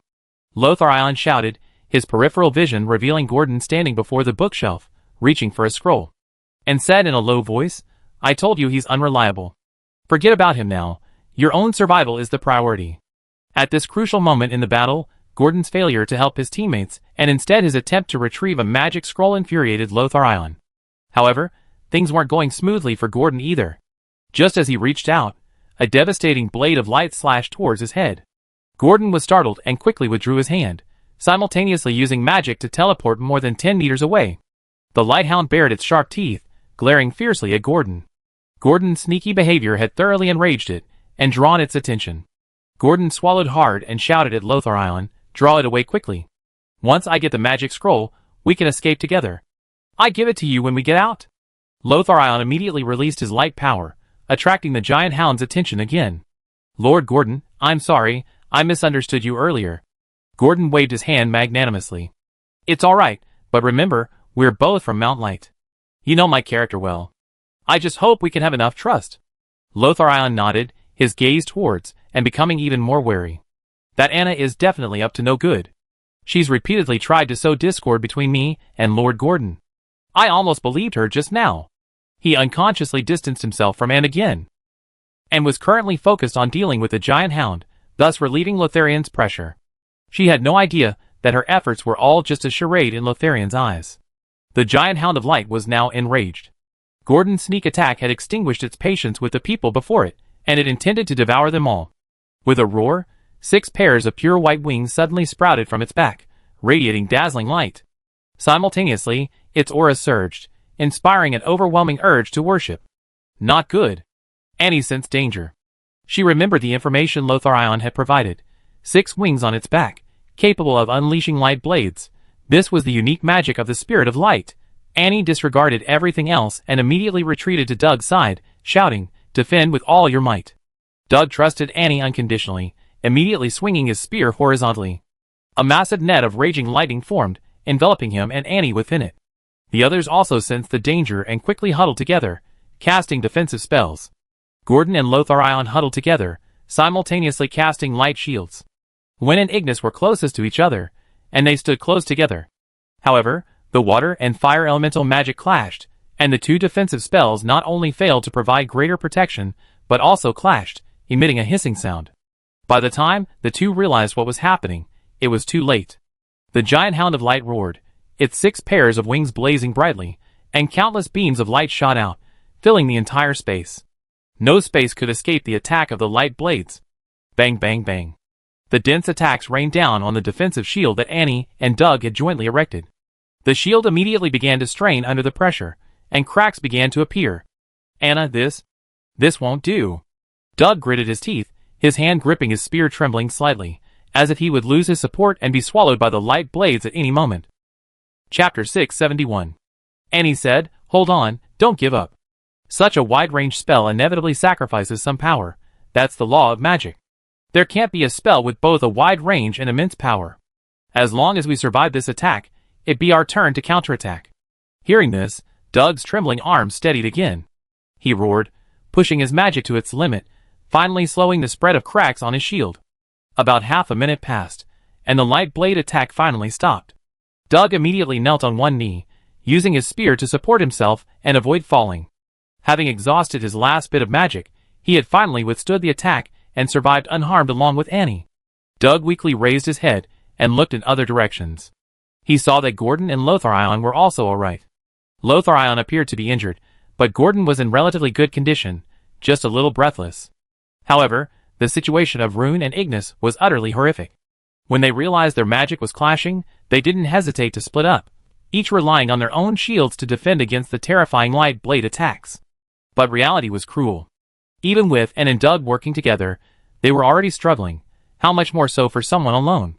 The light blades rained down, quickly shattering Rune's defenses and mercilessly slicing through her body. In the blink of an eye, her body was torn to pieces. Finally, Rune's life force dissipated, and she left this world forever. In comparison, Ignis's situation was slightly better, but only slightly. Although she had barely survived, the price she paid was extremely high. Both her legs had been severed by the light blade, and she collapsed helplessly to the ground, her blood staining the surrounding pristine white. However, everyone noticed that Ignis was clutching a gem in her hand, a gem that was now gleaming with a faint red light. Undoubtedly, it was this mysterious stone that had saved her life at the crucial moment. But given her current severe injuries, could she really leave this place, filled with the threat of death, alive? Seeing this, Lotharion immediately wanted to rush to Ignis's rescue, but Gordon stopped him. "What are you doing? I need to stop her bleeding, otherwise she'd die," Lotharion said anxiously. Gordon frowned. "Don't go. Do you really think you can save her like this? Even if she survives, how can she fight without her legs? She'd eventually be devoured by the Spirit of Light. You better attack the Spirit of Light now. As long as we defeat it and obtain the divine magic, we can safely take her away, if she's still alive by then. And don't forget, you're still inside the light erosion domain." Hearing Gordon's words, Lotharion had no choice but to give up. After all, inside the light erosion domain, his healing spells would become damage over time spells, not only unable to save Ignis, but also harming her. "Come on!" Gordon patted Lotharion on the shoulder. "Now, while the Spirit of Light is weakened, let's finish it off quickly." Lotharion looked at the Spirit of Light, only to see that its 6 wings had vanished, and its overall aura had weakened considerably. It seemed the previous spell had taken a heavy toll on it. "Alright. Let's attack together." Lotharion nodded, glancing at Annie. Annie understood that defeating the Spirit of Light was the only way to escape. She looked back at Ignis, then cast a spell, a healing spell simulated by the power of stars. Unaffected by the light erosion domain, it briefly restored Ignis's health. Ignis gave her a grateful look and said, "Don't worry about me, I can protect myself. You all focus on the Spirit of Light." Annie nodded, then used her wind elemental power to cast a speed-boosting spell on Lotharion, who was in the distance. Lotharion felt the increased speed, but his wariness of Annie remained. Lotharion took a deep breath, once again channeling his power of light. His broken sword slashed through the air, unleashing 7 dazzling strikes of light, each aimed precisely at the giant Hound of Light's vital points. The giant Hound of Light roared deafeningly, its massive forepaws lashing out, creating a violent shockwave, but Lotharion's relentless onslaught still diverted its attention. Doug knelt a short distance away, his spear deeply embedded in the ground, his chest heaving violently. The depleted lightning magic had temporarily rendered him incapable of fighting, forcing him to seize every second to recover his strength. Anne's golden hair danced in the wind as she continuously waved her wand, casting wind-based support spells on Lotharion, her eyes fixed intently on the battle. As the spirit of light was forced to roar in terror by Lotharian's powerful strike, Annie's eyes gleamed. Now! She clasped her hands together in front of her chest, and a dazzling starlight instantly coalesced at the tip of her wand. A brilliant spear of starlight tore through the air, shooting towards the Lighthound's head. The Lighthound sensed the threat of death. Its eyes narrowed sharply, and it shifted slightly, simultaneously converging countless rays of light into a massive shield to block its path. However, the penetrating power of the spear of starlight was unparalleled. It pierced through the shield of light with overwhelming force, piercing the Lighthound's left shoulder with a soft thud. Roar! Roar! Roar! With a deafening howl, the Lighthound's massive body staggered backward for the first time, golden blood of light spurting from its pierced left shoulder. TCH, it actually dodged it. Annie was somewhat annoyed. If this spear had hit the Lighthound's head, the battle would have been over. Although the Lighthound was severely injured, it was far from enough to end the battle. The wounded Lighthound went into a frenzy, 6 wings sprouting from its back once more, radiating blinding light. Countless arrows of light rained down like a storm, but this time their range and power were far less than before. Lotharian's armor sparked under the barrage of attacks. He gritted his teeth and parried with his sword, the broken blade colliding with the light arrows with a series of explosive clashes. Annie's wind barrier shattered after blocking dozens of light arrows. One arrow grazed her shoulder, spraying blood. Annie groaned softly. She dared not use her star power for defense. After using Starlight's spear once, her star power was nearly depleted. If she didn't conserve it, she would be at a disadvantage if she ran out of star power at the crucial moment. Just as the arrow of light ended, a bolt of lightning suddenly flashed from the side. It was Doug, who had recovered some of his magic power. He seemed to become one with his spear, like a lightning dragon, fiercely stabbing at the Lighthound. The Lighthound had just cast a wide-range spell, and hadn't even reacted when it was struck again in its already injured left shoulder. With a soft thud, the spear pierced the Lighthound's left shoulder, and violent lightning surged wildly through the wound. Awooh! The Lighthound stood up abruptly, letting out a painful howl. It crashed heavily to the ground and began to roll, its thick tail sweeping out with immense force. After completing its attack, Doug had no magic power left. Unable to dodge, it was struck directly by the tail, flying dozens of meters, like a broken kite before crashing heavily into a wall, blood gushing from its mouth. Doug! Annie's cry of alarm hadn't even finished when the Lighthound had already risen from the ground, turned its target, and pounced on her. Just then, a blade of light slashed across, drawing the giant Hound of Light's attention. And turned her head, and saw that the one who unleashed the blade of light was Gordon. Gordon said to Annie, "Let's put aside our personal grudges for now. We deal with this beast first, okay?" Annie frowned slightly, but before she could answer, Gordon released his light power again, and together with Lotharion, they restrained the giant Hound of Light. "If you can cast that star spell just once more, we can defeat it completely," Gordon said while casting the spell. "Look at your companion. If you hesitate any longer, he might not be able to hold on." And looked at the dying Doug, a resolute glint in her eyes. She raised her wand high, the last of her stellar power pouring forth like a flood. The wand shattered under the strain, but the fragments instead formed a dazzling star map in the air, and squeezed out the last wisp of stellar power from her body, coalescing it once more into a starlight spear, its tip shimmering with starlight and radiating a terrifyingly powerful aura. "End it!" and roared, and the starlight spear shot forth with a deafening roar, distorting space in its path. The giant Hound of Light trembled, sensing the terrifying aura emanating from the starlight spear. It tried to dodge, but Lotharion held it firmly in place. Awooh! The Lighthound finally showed fear, frantically pawing at the ground. A barrier of light surged forth, but it was as fragile as paper before the Starshine spear. The moment the spear tip touched the barrier, it shattered it. The Starshine spear, with unstoppable momentum, struck the Lighthound precisely on the forehead, a terrifying energy surge instantly engulfing the entire battlefield. As the light faded, the light spirit's massive body crashed to the ground, dissipating into countless specks of light into the air. Annie, exhausted of her star power, collapsed to the ground, panting heavily, but secretly relieved. With the Lighthound dead, they were safe. She looked in Doug's direction and asked, "Doug, how are you?" Doug lay on the ground, weakly raising his head and giving a smile. "Cough cough, I won't die." Annie shook her head with a wry smile. The losses in dealing with the Spirit of Light this time were too great, and there was only one divine magic. She could only hope that Lotharion would keep his promise, and give them some corresponding compensation after obtaining the divine magic. Huh? Annie suddenly paused, turning around but not seeing Lotharion. Then, remembering, she looked towards the bookshelf, where Lotharion stood motionless. Lotharion, what are you doing? However, Lotharion didn't answer. Annie sensed something was wrong. She forced herself to stand and walk towards Lotharion, stopping behind him. Annie patted Lotharion's back and asked, "What's wrong? Did you get some god-level magic?" But with that pat, Lotharion seemed to lose all strength, collapsing forward with a thud onto the ground. Huh? Annie was startled and quickly went to check on him, but what she saw filled her with utter shock. Lotharion was already lifeless, a fatal wound on his neck bearing traces of light energy. With the death of the light hound, the other light puppies vanished simultaneously, leaving only a few people in the study. Of these, only Lotharion and Gordon were light mages, making the answer obvious. Heh, this divine magic is mine. A sinister voice rang out from ahead, and instinctively retreated more than 10 meters, assuming a fighting stance despite no longer holding her wand. Gordon held a gleaming golden magic scroll, his face beaming. Thank you so much. Without you, I wouldn't have gotten this scroll. But now, you're of no use anymore. It's time to relieve your suffering. With that, he swung his long sword, unleashing several light slashes at Annie, and gave a soft snort, and the power of light within her body suddenly erupted, forming a shield of light that steadily blocked all the strikes. Gordon's eyes narrowed. You actually possess the power of light? Who exactly are you?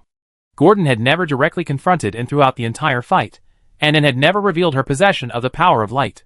Therefore, Gordon had never anticipated that, and still had the strength to fight. After all, the previous battle had completely depleted Anne's wind elemental magic and star power. Fortunately, Anne had held back, preserving almost her full power of light. This meant that even if Gordon wanted to kill her, it wouldn't be an easy task. Gordon, you won't get away with this. Anne coldly shouted. Gordon scoffed. I underestimated you, Anna. I can't kill you today, but that doesn't mean I can't in the future. Once I fully master this god-level magic, killing you will be as easy as slaughtering a dog. Just wait for me to come and take your life. With that, Gordon didn't hesitate, opened the door, and left the study. Chapter 672. After Gordon left, the study finally felt truly safe. And didn't try to stop Gordon. In her current state, defeating him was practically impossible, unless she could unleash the power of death. However, Anne didn't want to reveal her identity as a necromancer yet. Doug and Ignis were present, and if they knew she was a necromancer, it would be difficult for her to remain in the divine plane. To avoid danger, Anne, Doug, and Ignis rested in the study for several weeks, and used the power of light to help them recover quickly, while she secretly circulated her soul separation technique to replenish her magic power. With Anne's help, Doug recovered first. Although not at his peak, he could explore ordinary studies without problems. Ignis, however, was severely injured. Although Anne helped stabilize her condition temporarily, this wasn't a long-term solution, and there was no point in her staying any longer. At Annie's urging, Ignis agreed to leave the Celestial Library and return to Mount Vulcan to recuperate, while also reporting back to Mount Vulcan on what had happened. After seeing Ignis off, Annie prepared to continue her journey to the 3rd level. Doug saw Annie to the steps of the 3rd level, somewhat reluctantly. Anna, thanks to you this time, otherwise I would definitely be dead. Annie smiled slightly. Why say such things? Just focus on your cultivation in the elemental sanctuary, and I look forward to your gains. But be careful, I don't know if Gordon is still in the elemental sanctuary. If you encounter him, whatever you do, don't clash with him. That guy is extremely cunning and treacherous. It's best to stay away from him. Doug nodded. Okay, I understand. Annie took a deep breath and looked at the stairs leading to the next level, wondering what kind of trial awaited her. Just as Annie was about to take a step, a voice suddenly came from above. Hey, little girl, leaving so soon?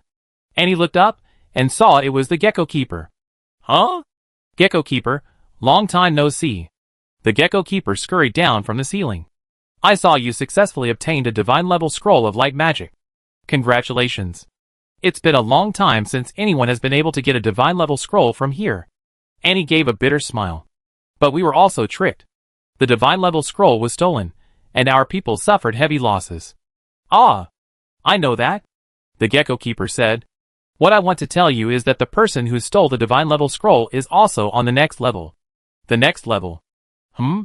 Annie was slightly taken aback. You mean Gordon also went to the Abyss Laboratory? The Gecko Administrator nodded. After he learned God-level magic, he ascended this level about 10 days ago. Annie pondered for a moment.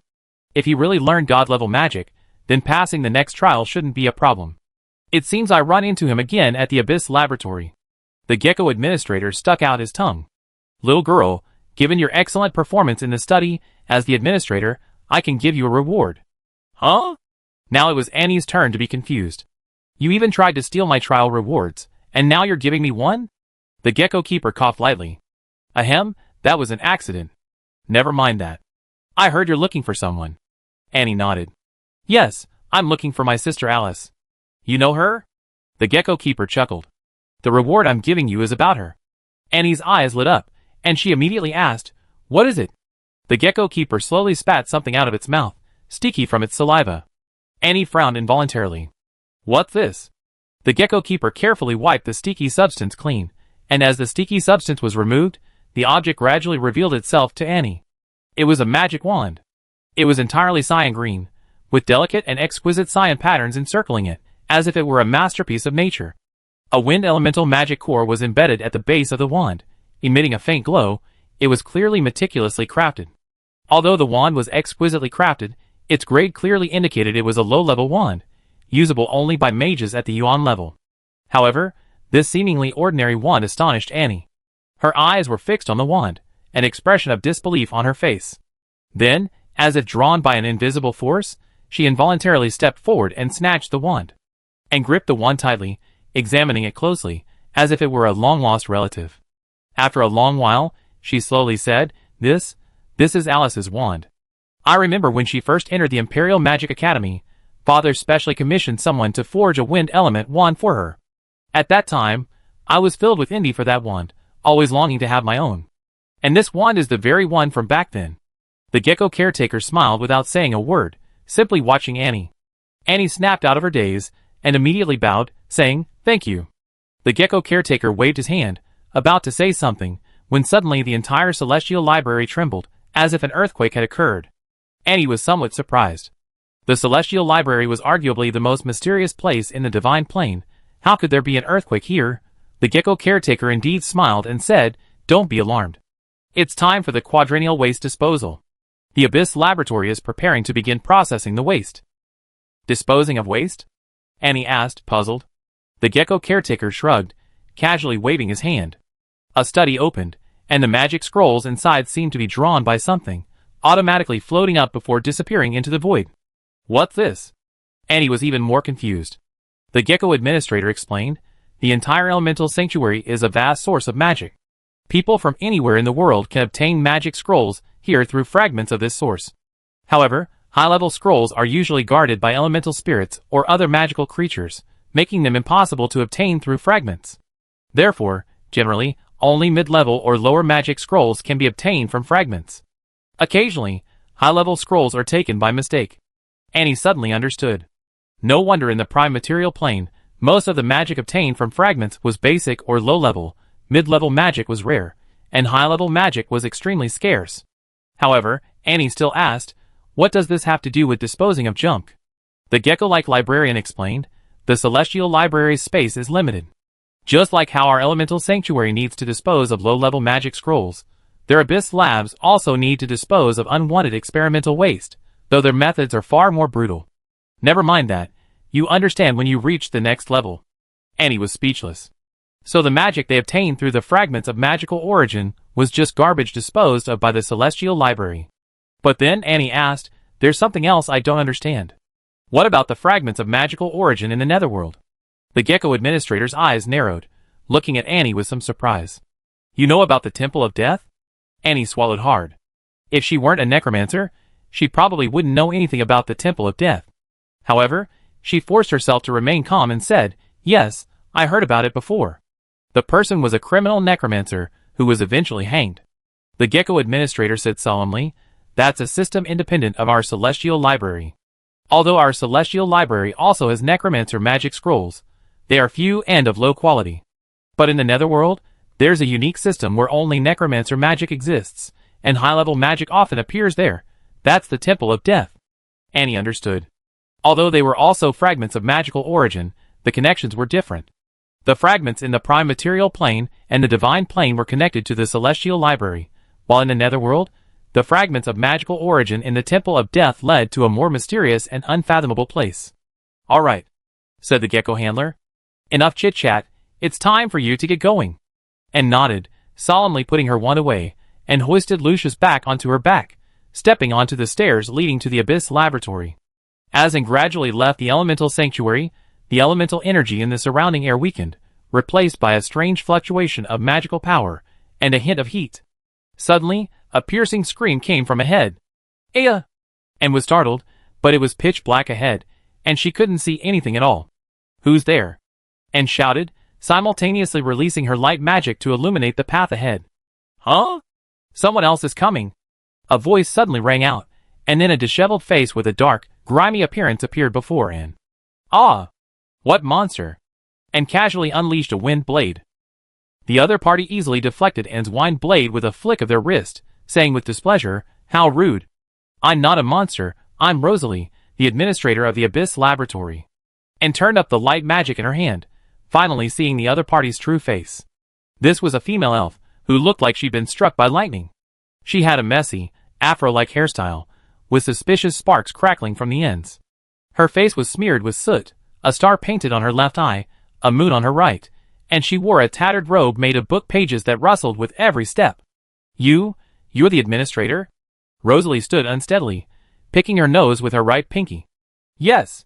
You want to come to the Abyss Laboratory too?" Annie swallowed hard. The other woman's appearance reminded her of an old friend. Yes. Do I need to go through some kind of trial?" Rosalie clicked her tongue. "TSK, why are there always people coming lately? Disrupting my experiments, it's so annoying." Annie's heart skipped a beat. She asked, "Did the person before me pass smoothly?" Rosalie shrugged. "There's nothing I can do. He is god-level magic, it's practically cheating. I didn't want him to pass, but that's the rule, and there's nothing I can do. It seems Gordon really is in the Abyss Lab." Annie stroked her chin, her expression becoming somewhat serious. "But he already is god-level magic, what's he doing in the Abyss Lab? What else could he be doing?" Rosalie fiddled with her messy hair. "He just wants to obtain. I just want to acquire a powerful treasure to further enhance my strength." Annie paused slightly, then realized what he meant. Her attention had been focused on the 4th level of the Labyrinth of Destiny, so she hadn't paid much attention to the other levels, let alone know what the Abyss Laboratory was for. Miss Administrator, could you please tell me what the Abyss Laboratory does?" Rosalie's eyes widened. "You don't even know what the Abyss Laboratory does? What are you doing here?" Annie scratched her head. "I'm just passing through on my way to the Labyrinth of Destiny." Rosalie frowned. "You're going to the Labyrinth of Destiny? It's been many years since anyone has been there." "I am." Just as Annie was about to explain, Rosalie interrupted her. "No need to say anything. I'm not interested in your purpose. Hurry up and finish your trial, don't waste my time. Also, let me tell you, the Abyss Laboratory is a place specifically for magical experiments, including potion making, weapon forging, gem enchanting, and so on, basically similar to alchemy, but with hundreds of different methods. If you can think of it, the Abyss Laboratory can do it." Annie suddenly understood. "I see. So what is my trial?" Rosalie casually tossed out a small crystal. "It's simple. If you can melt this crystal, you passed." Annie. Reaching out, she took the crystal. It was cool to the touch, and emitted a strange fluctuation of power. "Huh? What's this? I never seen it before." Rosalie chuckled, a smug look on her face. "It's normal not to have seen it before. This is one of the latest research results from the Abyss Laboratory. If you can melt it, it means you possess powerful smelting abilities, which naturally allows you to enter the Abyss Laboratory." With that, Rosalie vanished in a flash, leaving only the words, "Call me when you're done. No magic will seep out here, so feel free to do your thing." Annie hadn't expected Rosalie to be so unreliable, leaving her here alone, not knowing what she was doing. Annie stared at the crystal in her hand for a long time, then chuckled, "Since magic can't seep out here then." Chapter 673. Miss Administrator. A loud shout shattered the silence. With a whoosh, Rosalie, disheveled, seemed to appear out of thin air. "What are you yelling for? Didn't I tell you to call me after you finished the trial?" Rosalie stood with her hands on her hips, looking displeased. And chuckled, her fingers twitching slightly, and a soft liquid floated into the air. "I finished." Rosalie's eyes widened instantly, staring intently at the floating liquid. "This, you made this?" And said proudly, "Yes, how about that? Don't I pass the trial?" Rosalie swallowed hard, scratched her head vigorously, and then circled Annie twice. "Are you some kind of alchemical genius?" And wasn't in a hurry. She simply waited for Rosalie to announce the result. In reality, Annie knew nothing about alchemy. After Rosalie left, Annie directly summoned Robert. Robert's alchemy skills are now among the best in the entire necromancer world. He's also gained Lucifer's favor, leading the entire alchemy team at the pinnacle of pride, wielding considerable power. Therefore, in Robert's eyes, refining this small crystal is a piece of cake, a simple task. However, Robert also told Annie both good and bad news. The bad news was that Annie's one forging had encountered a problem. Due to the high-end materials, its compatibility was relatively poor, requiring materials with higher ductility and stronger magical adaptability to assist it. Otherwise, the two rare star materials might be ruined. The good news, however, was that the crystal Annie was trying to refine was the material that met the requirements. Rosalie couldn't see anything wrong with it. This space was specifically for trials. No one else would come here, and the crystal was a unique material from the Abyss Laboratory. Annie couldn't have known about it beforehand. Therefore, Rosalie could only say, "All right, you passed the trial and broke the record in the Sky Library's history. It's hard to imagine that a young girl like you possesses such incredible alchemical talent. Are you interested in joining the Abyss Laboratory? I can get you into my team." Annie shook her head. What a joke. She didn't know alchemy. She couldn't rely on Robert to fool people forever. "No, I have my own goals." Rosalie shrugged. "That's a real shame." Then she waved her hand, and the darkness in front of her gradually dissipated, revealing a section of stairs again. "The Abyss Laboratory is just up there. If you're going to stay for a while, you better be extremely careful. Those things in here are not to be trifled with." Annie turned and asked, "What about my trial reward?" Rosalie smiled slightly, placed the melted crystal into a specially made small bottle, and handed it to Annie. "Here, this is your reward." Annie was overjoyed, but outwardly showed some dissatisfaction. "This? But I don't know alchemy. This material is useless to me." Rosalie laughed. "You can commission the people in the Abyss Laboratory to forge weapons for you, or refine magical artifacts. Of course, there will be a price. Alternatively, you can commission me to make magical items. I can give you a discount." Annie asked curiously, "What kind of magical items will you make?" Rosalie's lips curled into a smug smile. "Hee, let me tell you, I'm the only creator of explosive crystals in the entire Abyss Laboratory. My explosive crystals are not only incredibly powerful, but they also have an extremely wide range. If you give me this liquid, I can create an explosive crystal that can directly destroy the Holy City of Light. No mage below the Supreme Realm will survive." Annie was shocked. This kind of explosive crystal was far beyond her imagination. The Holy City of Light wasn't just a single city, it covered a vast area and had large defensive arrays. Even so, Rosalie could so confidently say it could destroy the Holy City of Light. That showed the power of this explosive crystal. However, Annie wasn't interested in such things. She wasn't a serial killer. There was no need to blow up a city. "Forget it, I'm afraid I can't handle something this powerful." Rosalie pouted, a hint of disappointment on her face. "TCH, just say you don't want it. Anyway, I never sold any of my explosive crystals."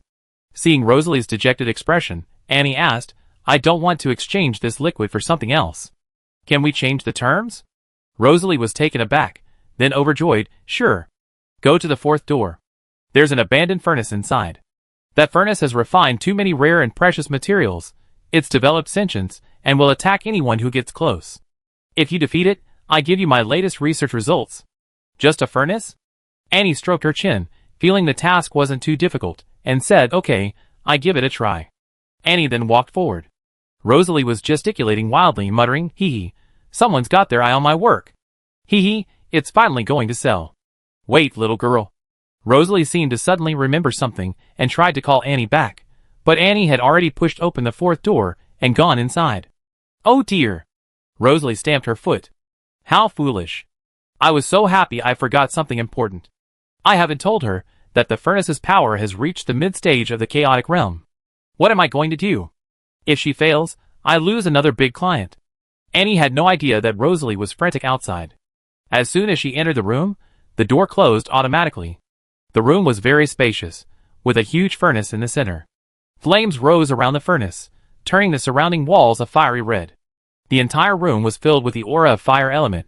The heat was unbearable for even a low-level mage. That must be the furnace the administrator mentioned? Annie muttered to herself, it looks quite ordinary. However, Annie remained cautious, not rushing forward directly, but instead releasing a wind blade towards the furnace. Whoosh! Suddenly, several tongues of fire erupted from the surrounding area, shattering the wind blade. Annie raised an eyebrow. This furnace really does have its own consciousness, how amazing. What kind of rare and precious materials did it refine before? Roar! Roar! At this moment, the furnace emitted a strange cry, and four thick legs extended from its round belly, lifting its body. The furnace slowly opened its gaping maw, and raging fire elementals gradually gathered within. Looking at the furnace's comical shape, Annie couldn't help but laugh. Oh, are you angry? However, the next moment, Annie's laughter vanished. A massive pillar of fire erupted from the furnace's mouth, the intense heat making Annie's face burn. The incredibly violent fire elemental magic slammed into Annie with devastating force. Not good. Annie's eyes narrowed. She immediately cast a light shield, and simultaneously transformed into a streak of blue blur, quickly fleeing her original position. Boom!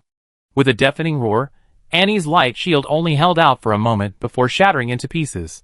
The pillar of fire, still undiminished in power, slammed into the wall behind it, creating a tremendous rumble that shook the entire room. Annie swallowed hard. The attack had been far too powerful, exceeding her expectations. She glanced back at the charred wall and exclaimed, that wall is incredibly sturdy. Roar! Roar! Roar! The furnace roared again, stomping its leg on the ground. More than 10 tongues of fire shot out from beneath its feet, engulfing Annie. Annie used wind magic to increase her speed, dodging the fireballs with agile movement. But this wasn't a long-term solution. Simply dodging wouldn't defeat the furnace. No choice, you big iron lump, you forced me to this. Annie's eyes flashed slightly. With a whoosh, she flung Lucius off her back and simultaneously cast a necromancy spell, her hands clasped together. Brotherborn, come out! A sinister and terrifying aura permeated the air. A complex magic circle appeared on the ground, followed by a flash of black light, and Born was summoned. Without hesitation, Born immediately used possession, entering Lucius's body, and quickly taking control. Yo, Annie, you found a decent opponent. Born teased. Annie was speechless. What time is it? Still laughing at me? Hurry up and deal with this iron lump, I need to get ready for the Labyrinth of Destiny. At this moment, due to the powerful fire elemental force released by the furnace monster, the ground began to melt, forming a pool of lava. The furnace monster's massive body stood beside the boiling lava pool, its crimson metallic shell flowing with scorching runes. With each breath, it spewed forth blazing tongues of fire, its burning pupils fixed intently on the two intruders before it. Born drew his soul-severing blade, its blade gleaming coldly in the intense heat. Don't worry, I finished this quickly. Roar! The furnace monster attacked first, its massive jaws opening wide, unleashing several tongues of fire that tore through the air like whips, lashing out at Born. Born moved like a ghost, his toes lightly touching the ground as he dodged through the gaps in the flames. His black robes billowed in the heat, yet remained untouched by the fire. His gaze was calm and sharp, fixed on the furnace monster's attack trajectory, searching for an opening. Seeing that the flames couldn't reach Born, the furnace monster roared in fury, slamming its forelimbs into the ground. Instantly, the flames in the lava pool surged like a tidal wave, transforming into a sea of fire that swept towards Born. Born still didn't take the hit head-on.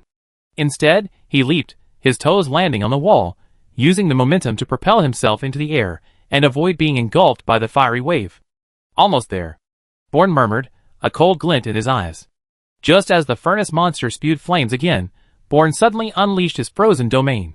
In an instant, extreme cold erupted, moisture in the air instantly condensed into ice crystals, and the temperature of the once scorching cave plummeted. The incoming flames, under the influence of the frozen domain, quickly froze, turning into ice sculptures before shattering into dust. The furnace monster, clearly unprepared for this move, paused slightly. Born seized this momentary opening, simultaneously activating his destruction domain. His figure shot forward like an arrow, instantly closing in on the furnace monster, his soul-severing blade wreathed in chilling deathly power, aimed directly at its core. The furnace monster roared, a wall of fire appearing before it, attempting to withstand the attack. However, just as the blades were about to make contact, a slight smile appeared on Born's lips, and his figure vanished. Only a lifelike doll remained, perfectly frozen in its attack stance. The substitute puppet was already incredibly lifelike, and given the furnace monster's limited intelligence, it couldn't distinguish the real from the fake. Enraged, it condensed a flaming fist and slammed it at the puppet. The flames erupted, instantly sending the puppet flying. Seeing its attack succeed, the furnace monster roared to the sky, venting its joy. However, just as it thought it had won, a cold voice came from behind it. "Iron Lump, you're celebrating too soon."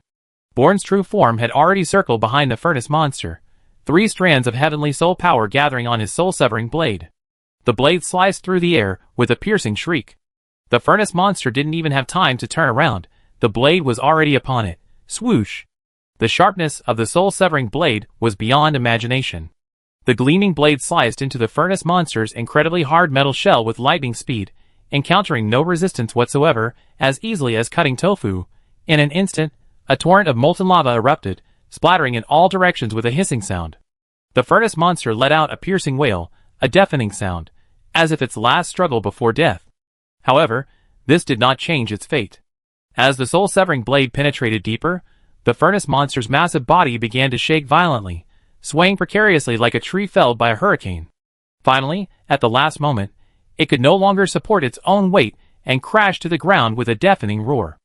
After falling, the furnace monster gradually lost all signs of life.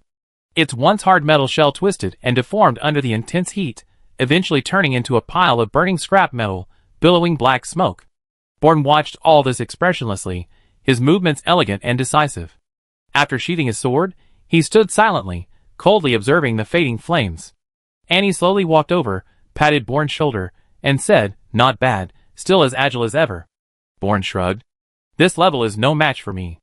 I'm a chaotic Yuan realm expert now, at least.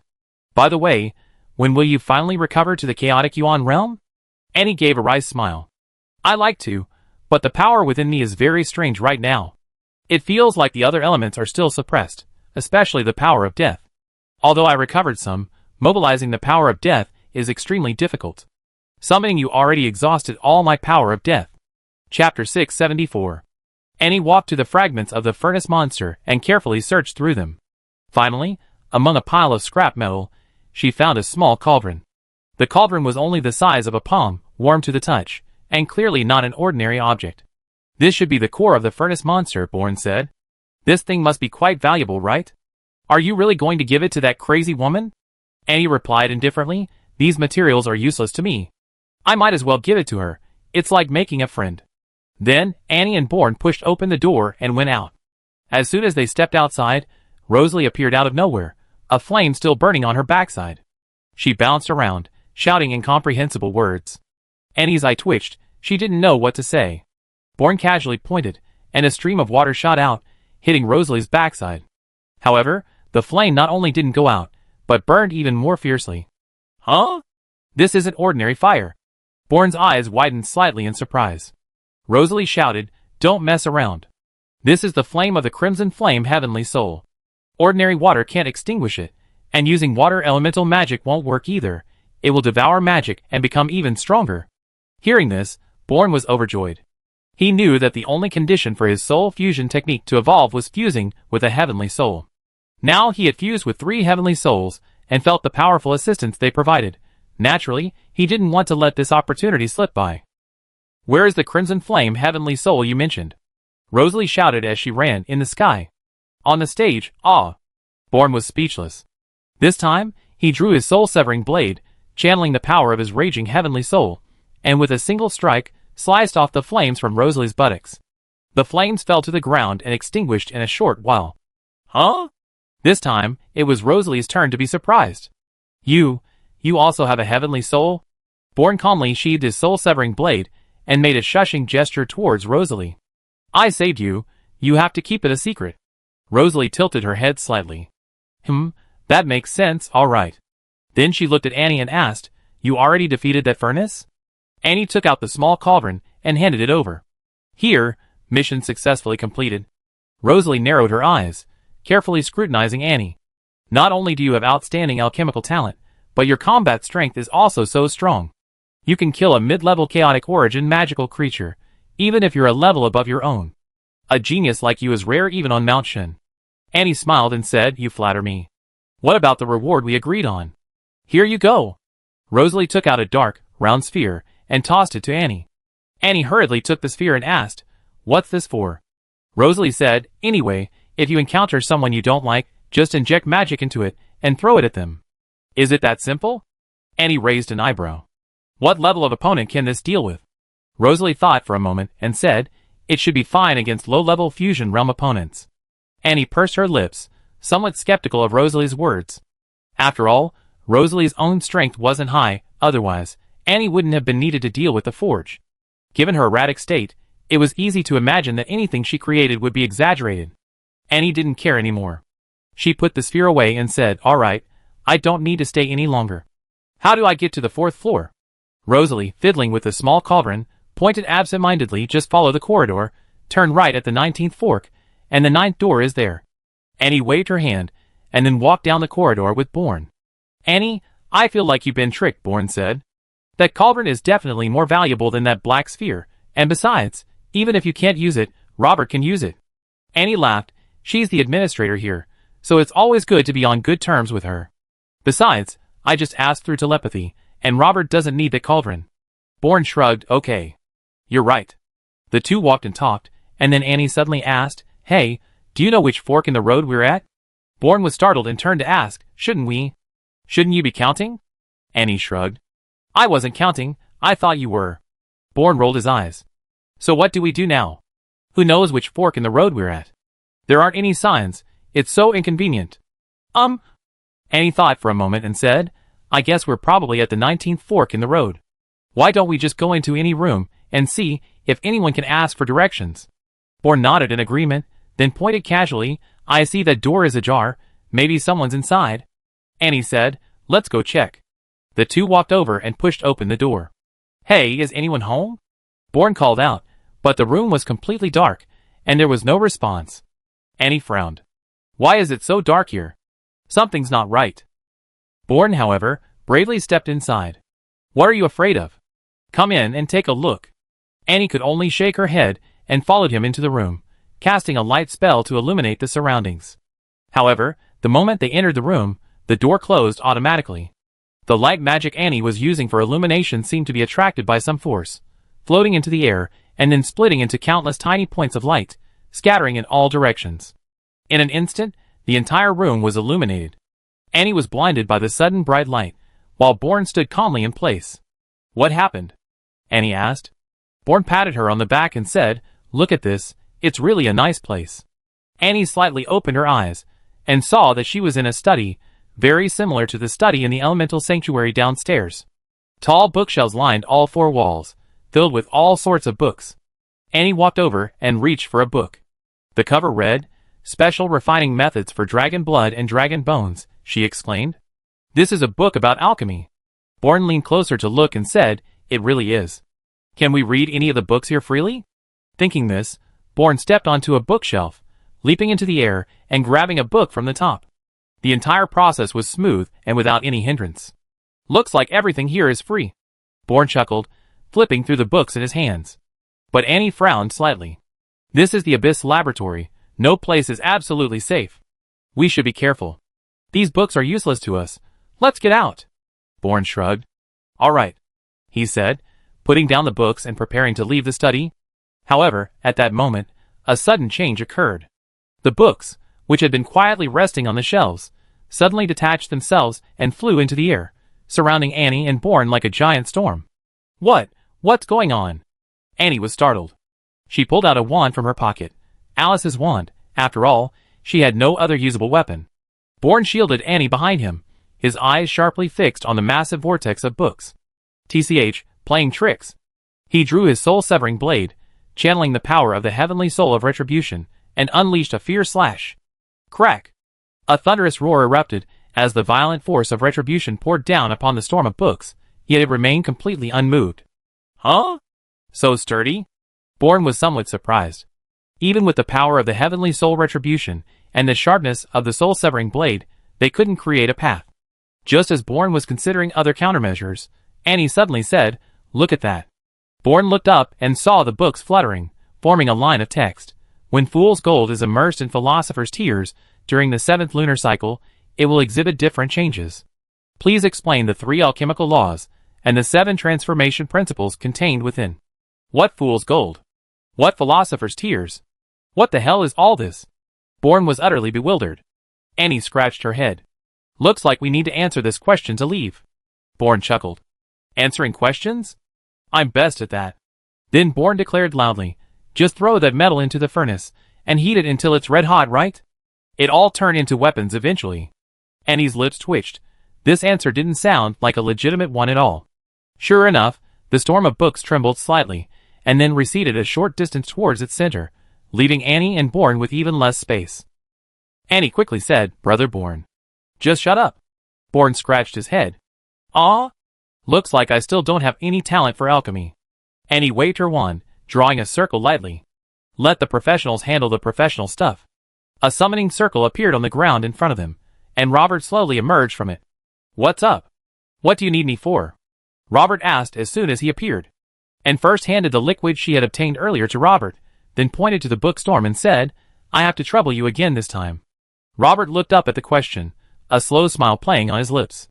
Such a simple question? This is the standard golden tears reaction process of the Hermetic school. The black corruption symbolizes the death of matter, the iridescence is a sign of elemental recombination, and the red crystallization proves that the low-grade fool's gold has completed the 7th lunar cycle, acquiring the rudimentary form of a metallic soul. As Robert's answer was spoken, the bookstorm began to slowly expand, returning to its original size. You got it right! And exclaimed in surprise, Robert, you're amazing. Robert waved his hand and said, After all, alchemy is my forte. Compared to you, your abilities far surpass mine. Bourne laughed, it's alright. With your abilities, Lucifer will get you a divine spark sooner or later, it's just a matter of time. As the storm of books surged, the next question arose. To forge the philosopher's stone capable of holding memories, why must both the water of life and the breath of death be used? Explain the laws of life cycle and the principle of spiritual conservation behind this contradictory combination of materials. Looking at the question, Bourne felt his brain was about to short-circuit. I recognize each of these characters individually, but I can't understand them when they're put together. Annie rubbed her forehead. I feel like I'm back at the Imperial Magic Academy, taking an exam on magical materials.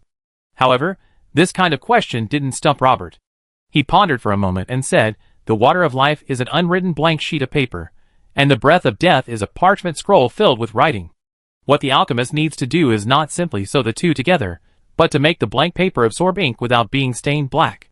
This requires filtering the water of life through a moonstone lens, and then using the vibrational frequency of the breath of death as a guide to complete the spiritual transcription at absolute zero. Whoosh! The storm of books retreated about 2 meters again. You got it right again. Annie clapped her hands. Bourne gave Robert a thumbs up and exclaimed, as expected of you. Although I don't understand this question, I know it's even more difficult than the last one. Robert nodded. Yes, this question is indeed quite difficult. Most alchemists probably couldn't answer it correctly. The vibrational frequency of the dying breath is extremely difficult to collect. Few would think of using it as a guide. The pages flipped rapidly, and then the next question appeared. When the sands of time and the hourglass are reversed, the alchemist will see 3 reflections of themselves. One weeping, one laughing maniacally, and one sleeping. Which reflection represents the true price? Annie's eye twitched. How many questions do we have to answer before we can leave? Bourne said, it's alright.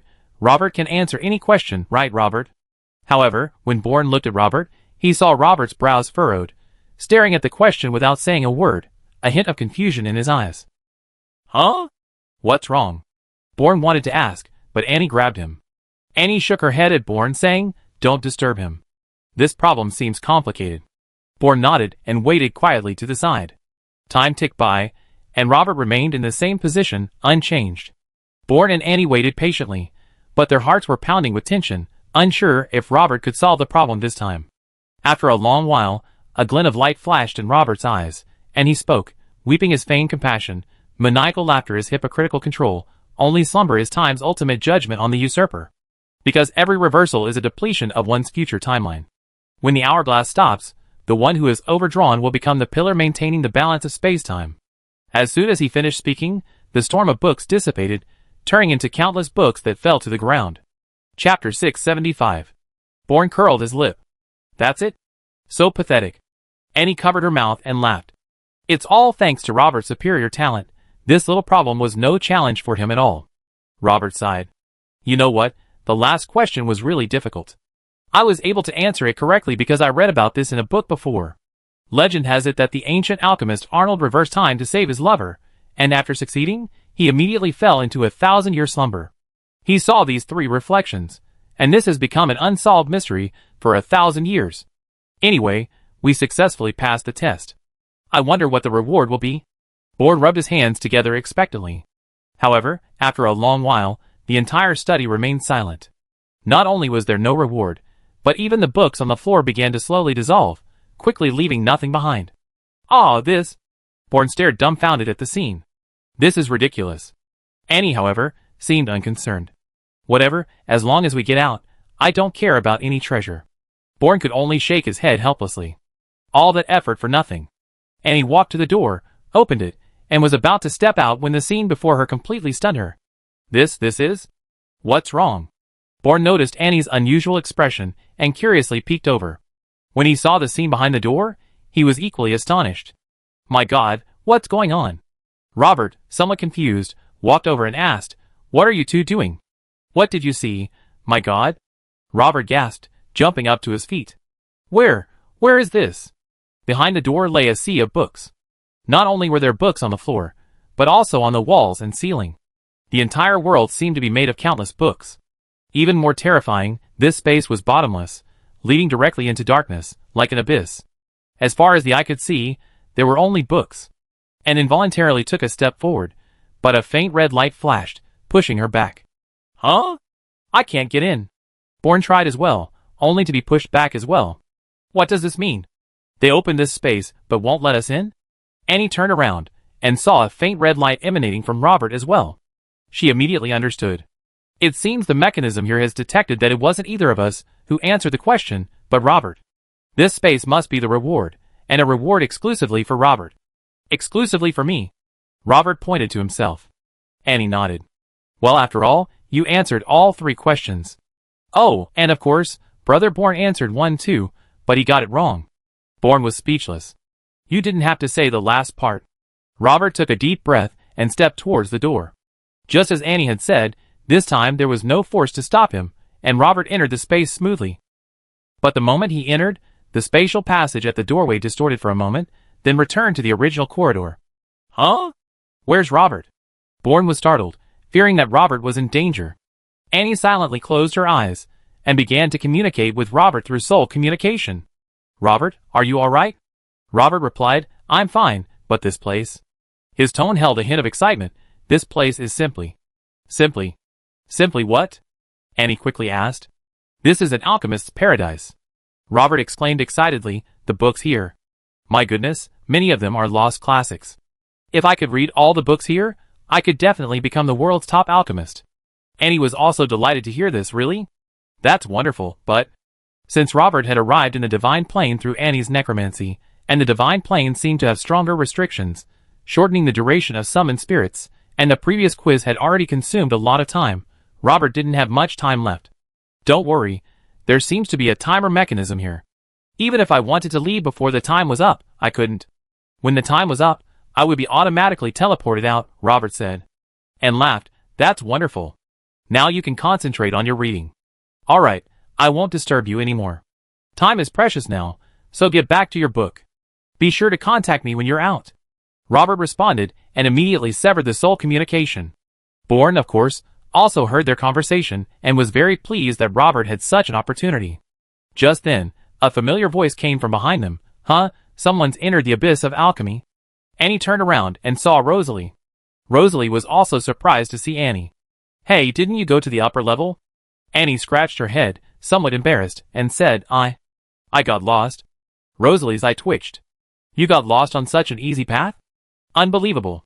Come on, I take you to the stairs. Rosalie then led Annie and Bourne forward. Suddenly, the entire area trembled, and a door nearby was even shaken open. Through that door, Annie saw a shocking scene. An enormous, round cauldron was overturned, and countless magical artifacts were being dumped into a spatial rift like trash. What is this? Oh, you mean this? It's just the waste disposal that happens every 4 years, Rosalie said nonchalantly. Useless trash? Annie asked, her eyes wide. Where were they thrown? Rosalie thought for a moment and said, in a subsidiary plane called the Magic Realm. People from the main plane seem to go there often, but we from the Divine Plane can't go. These trash also reach the Magic Realm through spatial rifts. Only 20% successfully reach it. The majority are swallowed up by spatial turbulence. I see. Annie suddenly understood. So the treasures in the Magic Realm were just trash from the Celestial Library. But even so, those things were priceless in the main plane, and powerful treasures could even trigger wars between great nations, all vying for them. Rosalie turned to her and asked, "What's wrong? Is there a problem?" Annie immediately shook her head and said, "Nothing, just pure curiosity." The group continued forward, and upon reaching the ascending stairs, Rosalie said, "The next level is the time-space corridor. Be careful, the trials there are far from simple. If you don't possess time-space magic, I advise you to give up." Time-space magic? Annie's heart sank. This was one of the most mysterious forms of magic in the world. Magic of any attribute could be used to create time-space magic, but one had to find the right method and ensure that the magic itself was compatible with time-space magic. Otherwise, it was extremely easy to suffer a backlash from the magic, causing permanent damage. In fact, the precognition magic, one of the 4 major auxiliary magics of the prime material plane, was a type of time-space magic. However, the side effects of precognition magic were severe. The old Emperor Norma had prematurely exhausted his life force by using too much precognition magic, ultimately dying. Bourne patted Annie on the shoulder. "Relax. How will you know it won't work if you don't try? Besides, I'm here." Hearing this, Annie relaxed slightly and gave Bourne a grateful look. At this moment, Rosalie leaned closer, scrutinizing Bourne's face before saying with a puzzled expression, "Hiss, I don't remember you being on this floor. When did you get up here?" Bourne hesitated for a moment. I got up here a long time ago. You probably don't remember." Rosalie shook her head, saying firmly, No, my memory is always excellent. I just don't remember." However, before she could finish speaking, Bourne grabbed Annie and climbed the steps, quickly running upwards. "Hey, I wasn't finished," Rosalie called out, but received no response. After circling around a few times, Rosalie was no longer in sight. Bourne slowed his pace slightly. "Phew, finally shaken off that crazy woman." Annie covered her mouth and laughed. "She'd probably never understand when you got to the Abyss Laboratory." As the two climbed, the stairs seemed endless, as if they would never finish. After a long while, Bourne looked up and saw that the stairs still stretched as far as the eye could see. "This is insane! These stairs are insane! How long are we going to take to reach the time corridor?" Annie was also panting. It was the first time she had climbed so many stairs. Although these stairs didn't have the various obstacles outside the Sky Library, they were still incredibly long. "Phew, let's rest. I can't climb anymore." The two stopped and plopped down on the steps. Bourne turned to ask, "What do we do?" "I think there's something wrong with these stairs. Just walking like this probably won't work." Annie nodded. "I noticed it too. Since the upper level is an empty corridor, we might already be undergoing trials." Bourne reached out and touched the steps beneath his feet. They were cold to the touch, solid stone, nothing out of the ordinary. "But I can't sense any magical fluctuations. Could the magic here be self-contained? Operating automatically without needing magical energy?" Annie took a deep breath, closed her eyes slightly, and sensed the surrounding elements.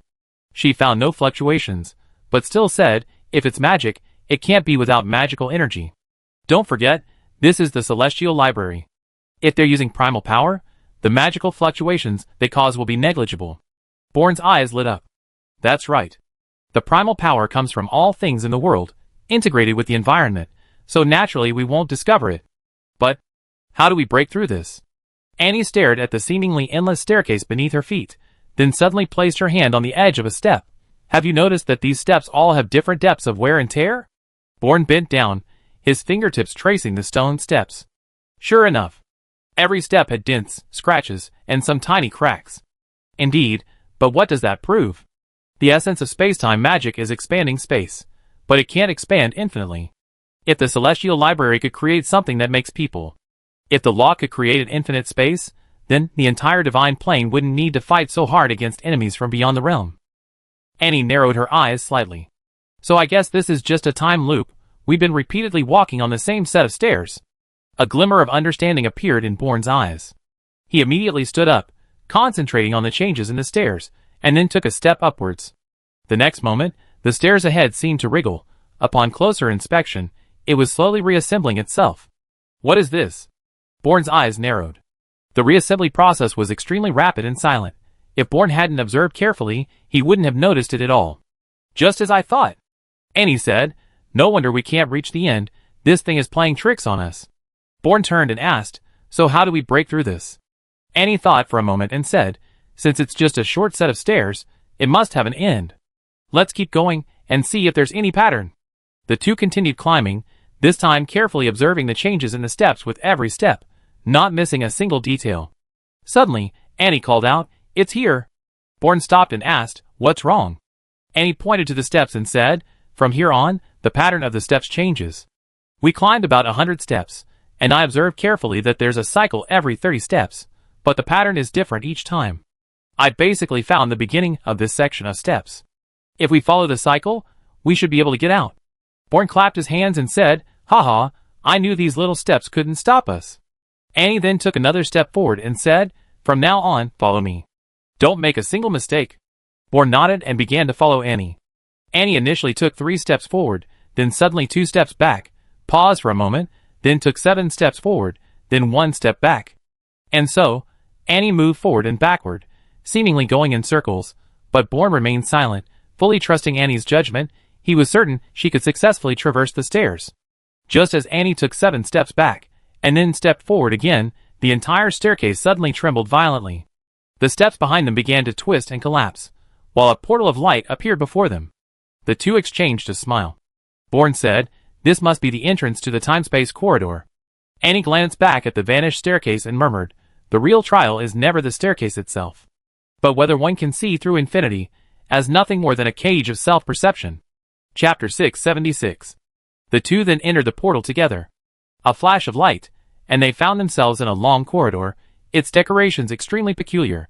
It was like a shattered kaleidoscope, with countless fragments of time floating chaotically in the void. Thousands upon thousands of clocks floated on either side of the translucent corridor, each dial displaying a different year, from ancient written calendars to strange timepieces never seen before. Glowing fragments of memory drifted in the air, occasionally flashing the moment of a dynasty's fall or the eternal cry of a newborn infant. Most dizzying was the floor. Beneath the seemingly solid crystal bricks, the sands of time surged, each step creating ripples in space-time that caused their reflections on either side to age rapidly or regress into embryos. From the dome-hung ice crystal-like tears of time, each drop created a miniature black hole in the corridor, swallowing and spitting out the light and shadow of the next 3 seconds. Is this the time corridor? Annie and Bourne were both stunned. They had never seen such a fantastical scene. Just then, a voice came from beneath their feet, welcome to the time-space corridor. Bourne tactically jumped back, his soul-severing blade instantly appearing in his hand. Young man, don't be impulsive. I am the administrator here. However, Bourne rubbed his eyes, and found no one in front of him. You? Look down. The voice reminded him. Bourne looked down and saw a long worm, no thicker than a finger, on the ground. The worm stood upright, seemingly looking at Bourne. You're the administrator? Bourne asked tentatively. Unexpectedly, the worm actually spoke. That's right, I am the administrator of the time-space corridor. You have successfully passed my trial. Annie, curious, leaned closer. You're just an ordinary green worm, right? Why? Why can you talk? Is that it? The worm said. I grew up in the main temple of Wind God Mountain. There's abundant wind elemental power there, countless rare treasures, and more importantly, I was raised by the Wind God. Annie suddenly understood. If it was a divine pet, then it made sense. In the eyes of the main god, creating an ordinary creature capable of magic wasn't difficult. Bourne squatted down and asked, then you should only know wind elemental magic, right? Why were you put in charge of managing the time-space corridor? Who said I only know wind elemental magic? The worm said somewhat discontentedly. In the use of spatial magic, I'm considered one of the best in this divine plane. Bourne scratched his head. The spatial magic you're talking about, you wouldn't be referring to that staircase from earlier, would you? That was just an illusion. The worm immediately became angry. An illusion? You try making me one if you can. Seeing that Bourne seemed ready to argue, Annie quickly went up to him. She grabbed him, and said to the long worm, I'm also from Mount Fonshan. So, You should be considered my senior. You're from Malfunction too? The long worm was slightly surprised. It's been a long time since anyone from Malfunction has come to the time-space corridor. Who's your teacher? Do you know Zephyros? The long worm raised an eyebrow. That kid? He can be a teacher now? I seem to remember him claiming he's never had any disciples. Annie chuckled awkwardly. Ahem, I'm indeed not his disciple, just an ordinary friend. The long worm scrutinized Annie for a moment, then nodded, saying, your talent far surpasses his. He really can't teach you much. However, there seems to be a conflict within you, limiting your strength. What's going on? Annie was startled, not expecting the long worm to discover her secret with just a glance. The long worm didn't press further, but instead produced a small bottle from somewhere and floated towards Annie. Originally, I wanted to give you 3 spatial imprints as a reward, but now I think this is more suitable for you. Annie picked up the bottle curiously, asking, what's this? The long worm explained, this contains a potion that Rosalie and I concocted together. It can divide the user's internal space into 3 equal parts to store different magical energies. It was developed after referencing the physical structures of many dual elemental races. Annie explained in surprise, such a miraculous potion truly exists in this world. With this potion, Annie could store her light power separately, and her light godhood would no longer suppress other magical energies, allowing Annie to return to her peak condition. The long worm said with some pride, this was originally just something Rosalie and I developed for fun when we were bored. We never intended for anyone else to use it. But you're different, this potion is practically tailor-made for you. However, at this moment, Bourne raised a crucial question, how long does the potion's effect last? Are there any side effects? The long worm thought for a moment and said, while this potion doesn't have any side effects, its effect does last only a short time, about an hour. However, it can still be very effective in crucial moments. Annie nodded. An hour is fine too. After all, it's unrealistic to think that one potion can solve my problem. Thank you, Senior Administrator. The long-necked worm waved its hand. No need to thank me, you deserve it. Bourne pointed to itself and asked, what about my reward? The long-necked worm curled its lip. You have the nerve to ask me for a reward? Think carefully about what role you actually played in the trial. Bourne was speechless. Well, I still passed the trial, no matter how. The long-necked worm scoffed. If I were to give a reward to someone like you, that would be outrageous. Before you guys arrived, there was another guy who forcibly passed the trial using god-level magic. I didn't give him any reward either, since that method violated the original purpose of the trial. God-level magic? Annie frowned. It's Gordon. He's come to the time-space corridor too. Bourne asked curiously, what kind of magic is that? Even the endless staircase couldn't trap him. The long worm shook its head and said, I don't know exactly what kind of magic it is, but judging from the magical fluctuations, it's definitely god-level magic. If you encounter him here, don't fight him. With your strength, you're no match for him. Annie gave a wry smile. If we really encounter him, it'd be impossible to avoid a conflict. Gordon's probably itching to kill me right now. The long worm said, then I can only wish you good luck. Go explore this endless time space. Immediately, a vortex appeared on the ground, and the long worm fell into it and disappeared. Hey, you haven't told me what's here yet. Bourne shouted immediately, but there was no response. Forget it, Annie said. Neither of us is good at time-space magic, so we probably won't gain anything here. Besides, if we really run into Gordon, it'd be troublesome. Let's just go straight to the Labyrinth of Destiny. Bourne thought it made sense. But he should at least tell us how to get to the next level. We don't want to be like headless flies in the Abyss Laboratory. If we go the wrong way, we waste even more time. Annie looked around and said, let's just walk and see. At least the entrance shouldn't be nearby. Bourne nodded in agreement, and the two started walking forward together. However, after they had walked a distance, the ground rippled again, and a long worm emerged from it. Watching their departing figures, it murmured, want to go to the Labyrinth of Destiny. Without good fortune, even I can't help you find the entrance. Let me see your luck, Necromancer and her little undead. As Annie and Bourne moved forward, the scenery gradually changed, and they eventually arrived at a sea of sand. This vast sea of sand stretched endlessly beneath their feet, the sky a strange purplish red, with several silver rivers traversing the horizon, time frozen in midair. With each step Annie and Bourne took, their feet rustled beneath their feet, and simultaneously, illusory scenes appeared before their eyes, the afterimages of those who had once graced the sands of time. And walked slowly forward, her gaze drawn to a faint, indistinct figure. The figure seemed to emerge from the mist, somewhat blurry, yet, and could still discern that it was the silhouette of a woman.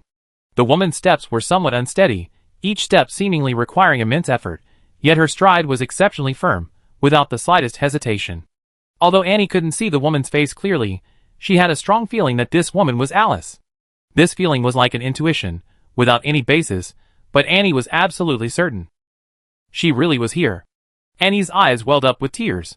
Bourne frowned slightly, but Loren said before that Alice went to the sea of death. Could there be two Alices? Annie wiped her eyes and said, in any case, there's definitely a secret about Alice here, no doubt about it. Bourne agreed, indeed, otherwise Alice's wand wouldn't be here. As they walked, Bourne suddenly looked at a spot where there was a faint little point of light, easily missed if one wasn't paying attention. Bourne immediately went over, brushed aside the sand, revealing what was underneath. What's that? Annie asked, leaning closer. Bourne picked up the object. It was a somewhat worn pocket watch, crafted entirely from dark silver metal, its surface covered in tiny dents, as if it had withstood countless temporal currents. Engraved on the cover was a line of faint, ancient writing. Time never answers, only proves who has lingered. Bourne gently opened the pocket watch. The dial bore numbers, but strangely, it didn't have 1 or 2 hands, it had a full 12. A strange pocket watch, Bourne replied, shaking it as he did so. I wonder if this thing is even still in good working order. Annie glanced at it and said, nothing here should be useless. Let's put it away for now. Bourne played with it for a while, then hung the pocket watch around his neck, striking a few poses with a touch of vanity. You know what? This pocket watch has a unique design. It suits my style quite well. Annie was speechless for a moment, but didn't say anything, and the two continued on their way. Soon, they saw 12 broken sundials standing in the middle of the sand dunes, each sundial shadow pointing to a different time. There should be some clues there. Let's go check it out, Annie said. Bourne nodded and immediately quickened his pace, but after only a few steps, the pocket watch around his neck suddenly vibrated, emitted a red light, and then floated into the air. Huh, what's going on? Bourne was startled, somewhat confused about what had happened. However, the next moment, the sand beneath their feet began to sink, forming a quicksand area. Oh no, let's go! Bourne grabbed Annie and ran forward. No matter how fast they ran, the quicksand beneath their feet seemed to be tracking them, impossible to shake off. Damn it, what's going on?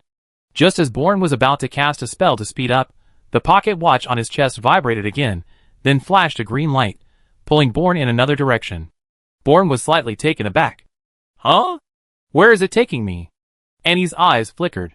Follow it, she said. Bourne didn't hesitate and immediately ran in that direction, guided by the pocket watch.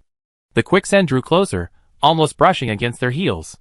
Annie could feel the immense pulling sensation beneath her feet, causing her speed to drop slightly. Annie decisively cast a wind elemental spell, increasing her speed and instantly widening the distance between them. Gradually, the green light from the pocket watch intensified, as if the two were approaching a destination. Suddenly, their feet lost their footing, and they both plummeted into a dark tunnel. After falling for an unknown amount of time, Bourne finally saw a glimmer of light. We're almost there, Bourne immediately warned. Annie was prepared. With a wave of her hands, a gust of wind shot out, slamming into the ground below. Simultaneously, the force of the impact propelled them both to a steady landing. Phew, that startled me. Annie patted her chest, still somewhat shaken. Bourne cautiously surveyed their surroundings, gently clutching the pocket watch in his hand. Why did this watch guide us here? They were now in a dark, deep cave, the walls covered in a strange layer of moss. The moss emitted a faint blue light, like twinkling stars in the night sky, illuminating the entire cave. As Bourne observed the moss, his gaze was suddenly drawn to a massive blue crystal. This crystal, resembling a blue iceberg, stood in the very center of the cave, almost touching the ceiling. Its surface was smooth as a mirror, reflecting the surrounding blue light, giving the entire cave a mysterious and chilling atmosphere. Even more astonishing were the complex runes flowing across this massive blue crystal. These runes, like ancient codes, were densely interwoven, dazzling the eye. Look! There's someone in there. Annie suddenly pointed to the crystal. Bourne looked closely, and sure enough, there was a faint figure within the crystal. Could someone be trapped here? Bourne stepped forward. Let's go see. Chapter 677. Upon reaching the crystal, the two felt even more acutely the immense energy emanating from it. This must be spatial power, Annie murmured. Bourne slowly circled the crystal, a slight stirring in his heart. The spatial power contained within this crystal is enormous. If I could harness it. Thinking this, Bourne inexplicably reached out a hand. Don't move, Annie shouted quickly. But it was too late. Bourne's hand was already on the crystal. The crystal trembled violently, and then countless cracks spread from bottom to top. Back off. Bourne knew he had caused trouble, and quickly pulled Annie back dozens of meters. With a rumble, the massive blue crystal began to collapse, countless fragments falling. Bourne drew his soul-severing blade and swiftly sliced through the incoming crystal fragments, protecting Annie. The entire collapse lasted for over a minute before gradually subsiding. Cough, cough, cough. Brother Bourne, this isn't like you. Annie complained between coughs. Why would you touch that crystal? Bourne scratched his head. I don't know, I just felt like I was possessed, and I touched it without thinking. Annie frowned slightly, looking at the crystal fragments at her feet. Could there be something in this crystal that can affect mental power? Suddenly, Annie's eyes narrowed, thinking of the figure trapped in the crystal, right? Where's the person inside the crystal? Bourne also realized what was happening and immediately looked around, but he didn't see anyone. However, he didn't let his guard down, but decisively stretched out his left hand, and a ball of dark blue flame appeared in his palm. The flames appeared and flickered, pointing to the left. Bourne's heart skipped a beat. Without hesitation, he gripped the soul-severing blade tightly in his right hand and slashed fiercely at an empty space on his left. Clang! A sound of metal clashing rang out, the space in front of him distorted, and a figure appeared. Annie cried out in alarm upon seeing the man. Gordon. Gordon grinned, his smile filled with mockery and chilling coldness. I didn't even come looking for you, yet you still tracked me here. Looks like I really was underestimated. Annie said in a low voice, I didn't come to chase you, it was just a coincidence. Gordon used the recoil to leap backward more than 10 meters. That's perfect. Looks like even the heavens are on my side, giving me a chance for revenge. He then looked at Bourne. And who are you? Why can you use soulfire? Bourne took a deep breath. I'm the one who's going to take your life. Let's see if your divine magic is more powerful, or my blade. Bourne then struck first. His blade was faster than lightning, his figure leaving a trail of afterimages in the dim cave. The three heavenly souls on the soul-severing blade simultaneously erupted with dazzling light, the air whistling as the blade sliced through. Gordon didn't pay any attention, casually swinging his long sword to block the attack. But when Bourne got close, he realized the magical aura emanating from his opponent had reached the third level of chaotic yuan. Gordon instinctively mobilized his own magical power, but his long sword, barely raised, collided with the soul-severing blade. Crack! The blade shattered, metal fragments flying like snowflakes. Gordon's pupils contracted, and he quickly retreated, but Bourne's attack was relentless. The soul-severing blade slashed down again, aiming straight for his throat. Gordon snorted coldly, his toes barely touching the ground as he leaped back several meters. Simultaneously, he extended his right hand, and a blue crystal longsword flew from the ground into his palm. The sword's blade was as translucent as ice crystal, yet its interior flowed with distorted spatial ripples, as if it held a frozen void. Who exactly are you? Gordon asked. Bourne was also somewhat surprised, because he sensed Gordon's aura. He had clearly reached the third level of the chaotic origin realm, which didn't quite match the information he had previously gathered. Never mind me, but you, how did you break through to the third level of the chaotic origin realm in such a short time? Where did you get your divine spark? Gordon sneered. Don't think only the divine mountain can obtain a divine spark. I already possess one, but I haven't used it privately just to enter the divine mountain openly. Now that I completely broken with the divine mountain, I naturally have no more worries. Some time ago, I came here and was trapped by that crystal. Within that crystal, there was a space-time turbulence that made me experience years of cultivation, but in reality, only a few days have passed. Luckily, you came in time to destroy the crystal, otherwise I don't know how long I would have been trapped inside. Annie shook her head and said, So you should be thanking us. How can we turn against each other? Gordon's face was mocking. We're already locked in a life-or-death struggle. Is there anything to discuss? Besides, if you knew I was the one trapped in the crystal, would you still have saved me? Anna, I will kill you today, or I change my name. With that, Gordon charged towards Annie. Bourne, naturally, wouldn't let Annie be in danger. He blocked Gordon's path, wielding the soul-severing blade. Gordon swung his blue crystal sword forcefully, creating a tiny black spatial rift on its blade, causing the surrounding space to ripple. What? Bourne's movements froze abruptly, startled by the sight. Gordon laughed wildly. How about that? I found this sword when I was trapped. It's hidden within that blue crystal, possessing powerful spatial energy. Its attacks leave spatial rifts. There's no weapon sharper than it in this world, including that knife in your hand. With each swing of Gordon's sword, tiny black cracks appeared in the air, like shattered mirrors. Bourne dared not take the blows head-on, for even a slight glancing blow could tear his arm apart. Gordon seized the opportunity, his sword strike suddenly becoming fierce, each strike carrying a strange twisting sensation. Bourne was forced to constantly dodge, the soul-severing blade only managing to parry. Seeing that Bourne still refused to yield, Gordon suddenly took a step back, a slight smile playing on his lips. "Since you're so ungrateful, then I won't hold back. Let me show you the power of my divine magic." Illusion of light. As soon as Gordon finished speaking, two identical phantoms slowly emerged from his left and right sides like ghosts.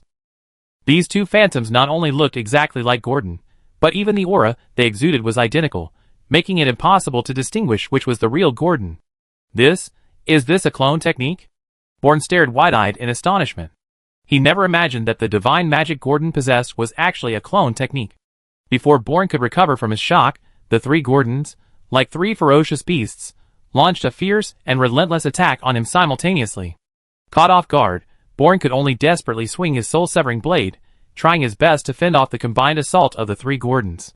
However, despite his best efforts, Bourne gradually felt overwhelmed by three equally matched opponents. In the intense battle, Bourne keenly noticed a subtle difference.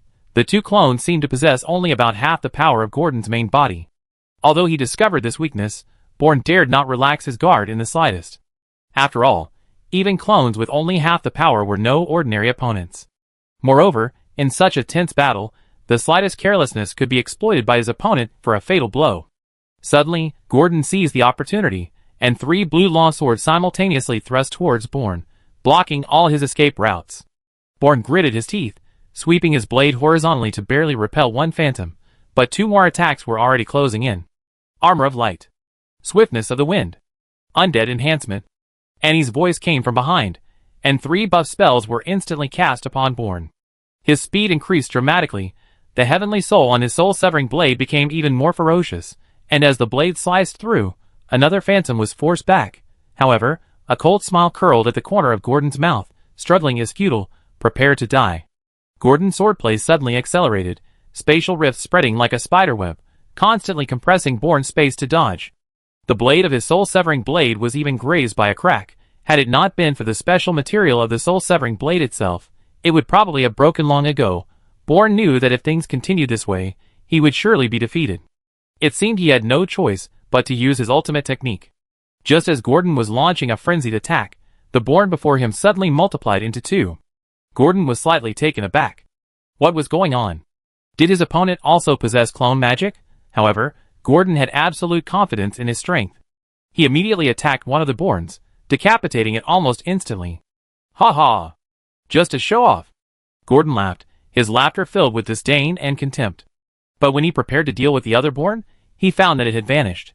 "Huh?" Gordon paused. Could it be that I just killed a real thing? He turned around, and saw that what had been Bourne's corpse on the ground had been transformed into a puppet. He immediately sensed something was terribly wrong and became alert, summoning his other two clones to surround him. But it was too late. Soul stealing. Suddenly, Bourne's voice exploded in Gordon's ears like a thunderclap. The sound was deafening, as if it would tear his eardrums apart. At the same time, an extremely cold mental force, like a black torrent, instantly invaded Gordon's mind with lightning speed. This mental force was exceptionally powerful, like a demon from hell, carrying endless chill and malice. Under the impact of this mental force, Gordon's consciousness was plunged into an ice cave, instantly frozen. His thoughts became sluggish, and his body seemed to be bound by an invisible force, completely out of control, and he was unable to move for a moment. Damn it! A wave of terror washed over Gordon. He realized he was in grave danger. At that moment, Bourne emerged from his stealth, his soul-severing blade aimed sharply at Gordon's brow. In this critical instant, Gordon mustered all his strength and issued a command to his remaining two clones, phantoms. Self-destruct. As his words fell, the two phantom clones, which had been identical to him, suddenly trembled violently, as if struck by an invisible force. Then, their bodies began to rapidly disintegrate, as if losing their support, instantly transforming into countless dazzling rays of light. These rays of light, like meteors, converged on Gordon at an astonishing speed. In the blink of an eye, Gordon was enveloped in this powerful light, his body trembling slightly under its impact. As the light continued to pour in, Gordon's power surged at an alarming rate. In a mere instant, Gordon's power surged to twice its original size. This immense power made his body tremble. Every cell in his body seemed to rejoice, as if celebrating this newfound strength. And at the very moment this power reached its peak, Gordon's mental world seemed to be shattered by a powerful force. The mental shackles that had bound him crumbled in that instant. But Bourne's blade was already upon him. "Aya!" Gordon roared, shifting to his right the instant he was freed from control. Thud! The soul-severing blade pierced Gordon's left shoulder, blood spurting out. Gordon groaned, but his right hand swiftly grabbed Bourne's wrist, the blue longsword thrusting straight for Bourne's heart. Bourne's pupils constricted as the blue longsword pierced his chest, grazing his ribs and spraying blood. Both men staggered back. Gordon clutched his wounded left shoulder, blood seeping through his fingers, but his eyes remained cold. Bourne glanced at his chest wound, where powerful light energy burned and spatial forces tore at it. He couldn't fight with this body for the time being. Just as they were locked in a standoff, the entire cave began to tremble, and the pocket watch on Bourne's chest glowed red once more. "Damn it, this is dangerous. We have to get out of here," Bourne cried. Gordon also looked wary.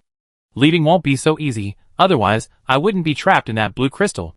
Judging from the commotion, the blue storm is coming again. We all be trapped in the crystal, waiting for the next visitor." Annie frowned. "Isn't there a way to escape?" Gordon said, "If there were, I wouldn't be trapped." However, just as everyone was at a loss, the pocket watch on Bourne's chest lit up green again, pulling Bourne in a certain direction. "Huh?" Bourne's heart skipped a beat. Could it be? Annie's eyes lit up. "It seems this pocket watch can foresee danger and guide us to an escape route. Let's follow it." Bourne nodded and followed the pocket watch's guidance again. Gordon hesitated slightly, then followed as well. "Why are you following me?" Annie asked warily. Gordon shrugged. "Don't worry, at a time like this, I won't attack you. Just get me out of here, and we call it even." And retorted sarcastically, "That's not like something Commander Gordon would say." Chapter 678. Gordon paused slightly, then remembered his earlier words. If he couldn't kill Annie today, he reversed his name. That was just an angry outburst. Don't take it seriously. Besides, I have something that might interest you. Annie raised an eyebrow. "What is it?" Gordon pulled a slightly yellowed parchment from his pocket. The parchment had clearly weathered the years, yet its texture remained resilient. On the parchment, faint golden lines were faintly visible, intertwining to form a complex and beautiful pattern. When Annie's gaze fell upon the parchment, a subtle aura of destiny emanated from it, as if the paper carried countless stories and secrets. This aura wasn't strong, yet it gave one an indescribable sense of mystery, as if through the paper one could glimpse the river of time and the trajectory of fate. Gordon said, "This parchment contains information about the entrance to the labyrinth of destiny, but it requires a specific method to open." Annie's heart skipped a beat. After a moment of silence, she said, "If I rescue you, will you give me this parchment? What if you change your mind?" Gordon tossed the parchment to Annie, who caught it with a look of surprise. Gordon said, "There are 2 copies of this parchment. You must use both to get the information you want. This one is for you now. I give you the other one after I'm rescued." Annie nodded slightly. "Okay, deal." Then, guided by the pocket watch, the 3 traversed numerous passageways and finally returned to the sea of sand. At the same time, a tremor shook behind them, and the path they had come from collapsed, as a powerful spatial force surged forth. The 3 dared not linger, and continued running in the direction the pocket watch indicated. Suddenly, Bourne pointed ahead and said, "Huh? This pocket watch is leading us towards the sundial." Annie looked up, and saw that they were very close to the 12 dilapidated sundials. She looked back and saw a blue storm sweeping towards them, showing no signs of stopping. Undoubtedly, if they were enveloped by that blue storm, the 3 of them would be trapped inside the blue crystal they had been in before. However, the 3 of them were moving very fast, and they finally managed to enter the sundial's range, while the blue storm seemed to have encountered an invisible wall, being blocked outside. "Phew! We're finally safe." Annie breathed a sigh of relief, then looked at Gordon. "You still stand by your word, right?" Gordon pursed his lips, about to say something, when suddenly Bourne shouted, "Wait, we don't seem to be out of danger yet." Annie looked at Bourne in confusion, only to see that the pocket watch on Bourne's chest had turned red again. How could this happen? Gordon's face was also bitter, unsure whether to be happy or worried. The next moment, the previously stationary sundials began to rotate, rearranging themselves into a circle. Annie, Bourne, and Gordon were unknowingly assigned to different sundials. Huh? When did that happen? Annie asked, somewhat surprised. Bourne said, it must have been when the sundials were moving. Our attention was so focused on the huge sundials that we didn't notice the sand beneath our feet carrying us along. So what do we do now? Gordon asked. Bourne shook his head. I don't know either. Let's wait and see. Since this is a trial, it should give us clues about what to do next. The next moment, a faint illusion appeared before the three of them. The illusion was indistinct, and what each of them saw was completely different. What is this? Annie was a little confused. She walked towards Bourne, wanting to see what was going on with him. However, just as she was about to step out of the sundial's range, an invisible barrier blocked her path, and the surrounding sand hissed as if warning her. Don't come any closer, Bourne said. What's the illusion you're seeing? Annie paused and said, It's a light drizzle, and the sky is overcast, and the ground is covered in fallen leaves. It's definitely different. Bourne immediately said, It's sunny here. Huh? What are you talking about? Gordon said at this moment, Why am I seeing lush green grass? Bourne pondered for a moment, then his eyes lit up and he said, It's time. The illusion is giving us a clue. We need to adjust the sundial's direction to find the corresponding time. Annie thought for a moment and said, Mine is definitely autumn. Then, and began to move the sundial. The sundial looked enormous, but Anne moved it with just a slight effort. However, at that moment, a sudden change occurred. Anne's appearance visibly changed. As the sundial moved, Anne gradually transformed from someone in her 20s into a teenage girl. Stop! Anne! Bourne immediately shouted. What's wrong? Annie asked, immediately noticing her own unusual voice. That voice. What's going on? Bourne said, You reverted to your teenage self. Huh? Annie quickly touched her face, confirming it was true. Not only had her appearance changed, but her strength had also returned to its original level. How is this possible?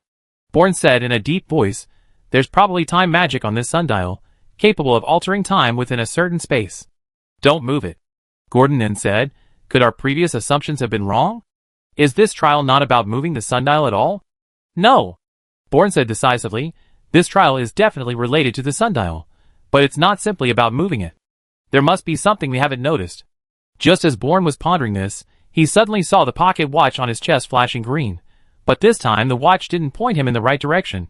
It simply hung quietly on his chest, without making a sound. Bourne picked up the pocket watch with some curiosity. Since it's glowing green, it means it offers a way out. What is that way out? Thinking this, Bourne unconsciously opened the pocket watch, but the next moment he froze, because the 12 hands on the pocket watch corresponded exactly to the 12 sundials. More importantly, because the sundials were so huge, Bourne couldn't see the time on each one, but the pocket watch was different. Bourne could see the status of each hand at a glance, and now he discovered something important. The 12 sundials themselves were constantly changing. Bourne immediately shouted, Annie, put your sundial back. Annie, trusting Bourne unconditionally, readily moved the sundial back to its original position. However, although the sundial was back in place, Annie's appearance remained unchanged. As Annie's sundial returned to its original position, a look of understanding gradually appeared in Bourne's eyes. I see. What did you discover? Annie quickly asked. Bourne immediately said, Listen to me first. Move the sundial again in the same direction as before, but be sure to do it slowly, not too fast. Move it again? Won't I get even smaller? Annie said, somewhat troubled. Bourne replied, Don't worry, you definitely won't get smaller this time.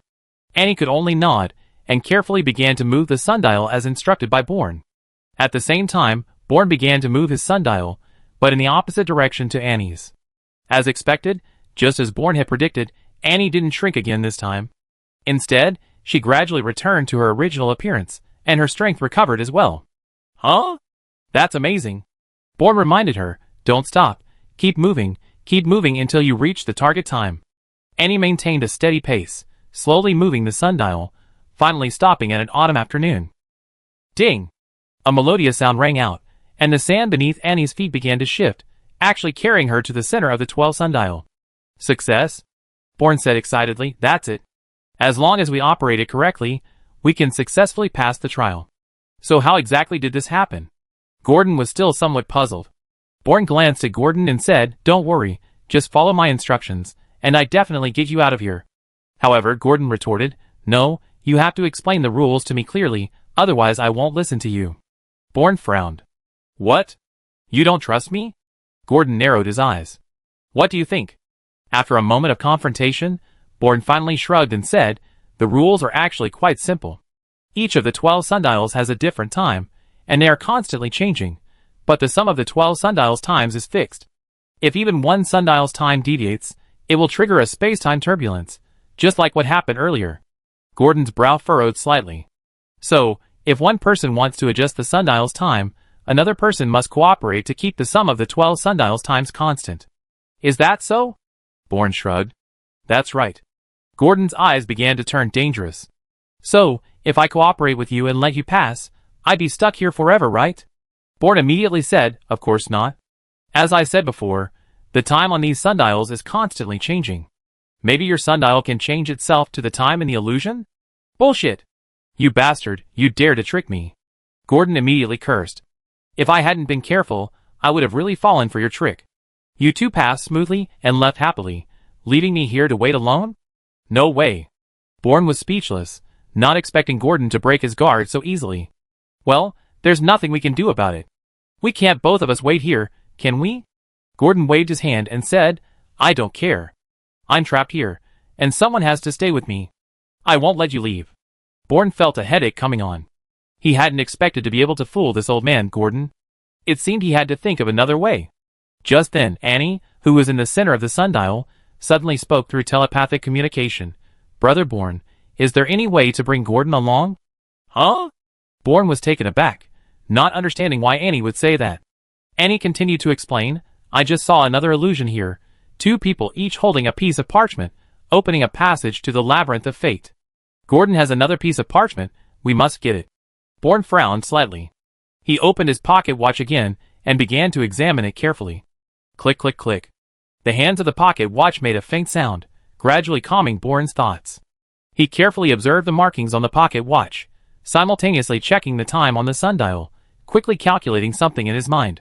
Suddenly, an idea struck him. He reached out and adjusted the hands of his pocket watch, simultaneously moving the sundial in front of him. As the sundial moved, the strange spatial turbulence didn't appear, and Bourne's sundial gradually approached its target time. Gordon was dumbfounded. He hadn't expected Bourne to complete the trial without his assistance at all. With a familiar chime, the sand beneath Bourne's feet began to shift, carrying him to Annie's side. I did it! Bourne breathed a sigh of relief. Annie asked, how did you do that? Bourne explained, through observation, I discovered that the pocket watch's time changes slightly faster than the sundial's. Although this difference is extremely short, almost imperceptible, I still noticed it. So I boldly guessed that if I directly changed the pocket watch's time, I could change the sundial's time. And it turns out, I was right. Compared to Bourne's excitement, Gordon's face was extremely grim. Although he knew that given enough time, he would still have a chance to escape, he was destined to be trapped here for an unknown period. Just as he was about to give up, Bourne suddenly said, Old Gordon, you can start working on your sundial. Huh? Gordon was slightly taken aback, looking up at Bourne with a puzzled expression. Bourne continued, slowly adjust the sundial to the designated time. I use my pocket watch to coordinate with your actions, so you can pass the trial. Gordon narrowed his eyes slightly. Why are you helping me? Then, as if realizing something, his eyes narrowed, his entire body tensed, his eyes filled with vigilance and suspicion. Are you trying to make me trigger a space-time turbulence to kill me? Bourne rolled his eyes.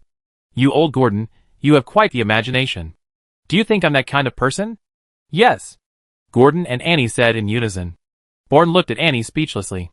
What are you doing here? Annie stuck out her tongue. Sorry, I just couldn't help myself. Bourne sighed and said to Gordon, although I really want you dead, you have something we need, so I have no choice but to rescue you. But you have to keep your promise and hand over the parchment to me after you get here. Gordon suddenly realized. So it was because of the parchment. It seemed that using the parchment as a bargaining chip was indeed the right choice. Having thought of this, Gordon no longer hesitated and slowly adjusted the direction of the sundial, while Bourne concentrated on adjusting his pocket watch to ensure that the total time remained constant. Chapter 679. As Gordon's sundial returned to its proper position, the sand beneath his feet shifted, carrying him to the center of the 12 sundial. Bourne breathed a sigh of relief, rubbing his eyes hard. Phew, finally succeeded, but I'm exhausted. Adjusting the time on the pocket watch wasn't easy. It required a tremendous amount of mental energy. And held out her right hand to Gordon, saying, "All right, shouldn't you give me the other parchment now?" Gordon chuckled, pulling a roll of parchment from his pocket. "Of course, I always keep my word." Bourne stepped forward. "That's more like it," he said, reaching for the parchment. Just then, Gordon's eyes widened, and with a surge of magic, 2 phantom clones appeared twice, simultaneously charging towards Annie. At the same time, Gordon's main body also launched an attack on Bourne. Bourne, who had never truly trusted Gordon and remained wary, was enraged by Gordon's sudden attack, yelling, "You old man Gordon, you have no sportsmanship." "Ha ha ha, what good is sportsmanship? Can it feed you?" Gordon laughed wildly, thrusting his sword towards Bourne's chest. Bourne had already been wounded by the blue spatial blade, and the wound hadn't healed yet. Gordon had seized upon this, intending to kill Bourne in one strike. However, he miscalculated one thing: this body wasn't originally Bourne's. As an undead, Bourne's strength wasn't significantly affected, but if this body continued to be injured, it might not be able to withstand Bourne's possession. Bourne roared, his soul-severing blade erupting with 3-colored divine light, forcefully blocking Gordon's attack. "Old man Gordon, you never learn. Looks like I have to teach you a lesson." Soul-stealing. A strange force, ignoring all defenses, surged into Gordon's mind once more. This time, however, Gordon was prepared. He seemed to crush a magic stone in his left hand, and then a mental barrier materialized around his mind. The soul-stealing technique, striking the barrier, had no effect whatsoever. "Huh? Mental defense magic?" Bourne was startled. Gordon laughed loudly. "You think the same magic will work on me? This mental shield provided by my magic stone is enough to hold for half a day. You can die now." With that, he launched a fierce attack on Bourne. Meanwhile, Gordon's 2 illusory clones were attacking Annie. Annie used wind elemental magic to retreat, not daring to confront Gordon head-on.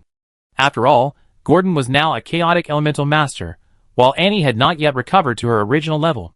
Crucially, Annie didn't even have a suitable wand, greatly reducing the efficiency and power of her spells. With this shift in power, both Annie and Bourne were at a disadvantage. Damn it!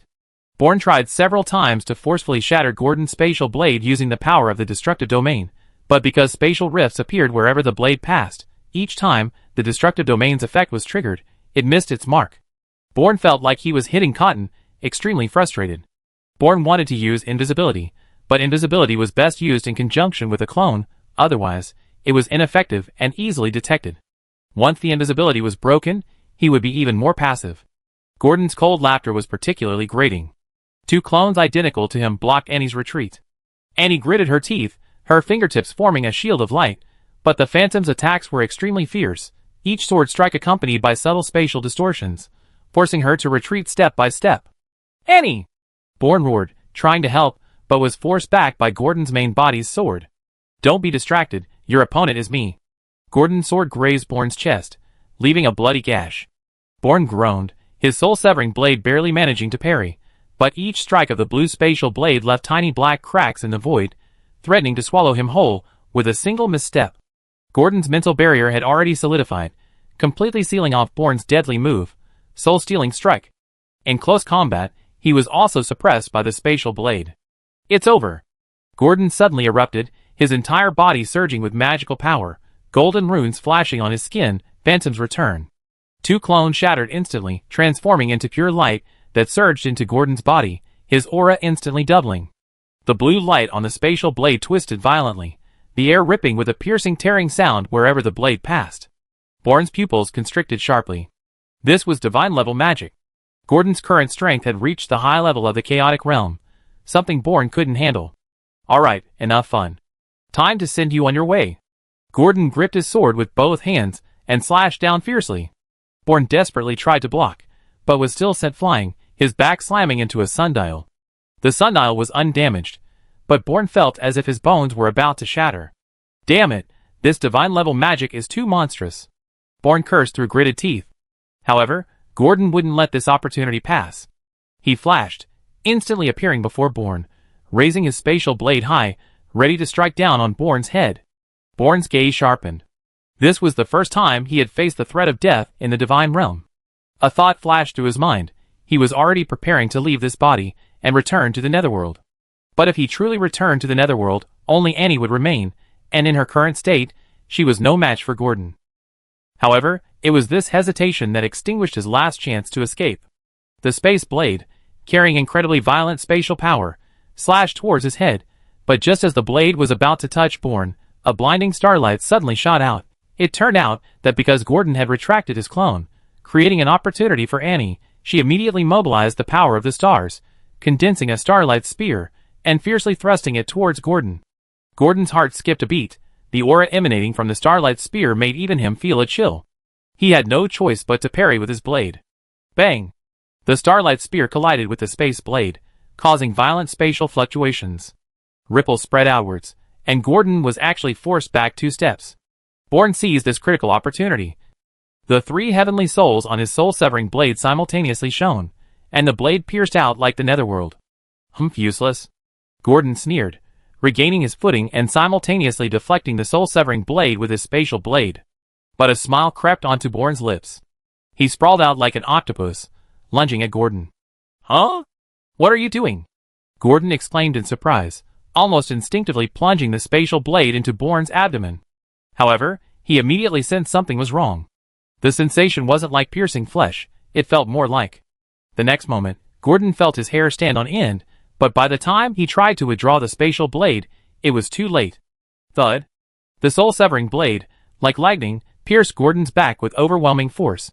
In an instant, 3 streams of heavenly soul power, like a raging torrent, surged into Gordon's body along the blade of the soul-severing blade at an astonishing speed. These 3 streams of heavenly soul power, like demons, rampaged through Gordon's body, causing blood vessels to burst, meridians to rupture, and internal organs to shatter, as if trying to tear his body apart completely. Gordon could no longer endure the excruciating pain, and coughed up a mouthful of blood. The blood shot out like an arrow, splattering on the ground and forming a gruesome pool. At the same time, Gordon felt as if his consciousness had been forcibly ripped from his body by a powerful force. His soul seemed to be gradually losing its connection with his flesh. He turned his head with difficulty, his gaze unfocused as he looked behind him. However, all he saw was Bourne's cold, handsome eyes. Goodbye, old Gordon. Bourne's voice echoed in Gordon's ears, like a pronouncement from hell. Before the words were even finished, Bourne abruptly pulled the soul-severing blade from Gordon's back. As the blade was withdrawn, a gushing spray of blood erupted, splattering onto Bourne and staining his clothes crimson. Thump! Gordon collapsed to the ground, the spatial blade rolling from his hand. Just then, the sand beneath his feet began to writhe, gradually forming a vortex that swallowed the spatial blade. Huh? What's going on now?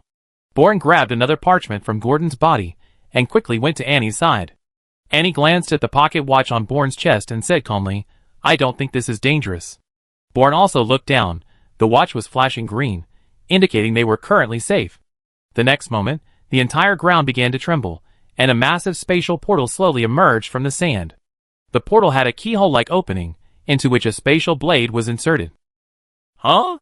Is that sword a key? Annie's eyes flickered. Although the portal hadn't opened yet, she could already faintly sense a mysterious aura of destiny emanating from behind it. Click! As the portal was fully revealed to them, the spatial blade flashed a dazzling blue light, which then began to spread along the patterns on the portal, forming a massive magic circle.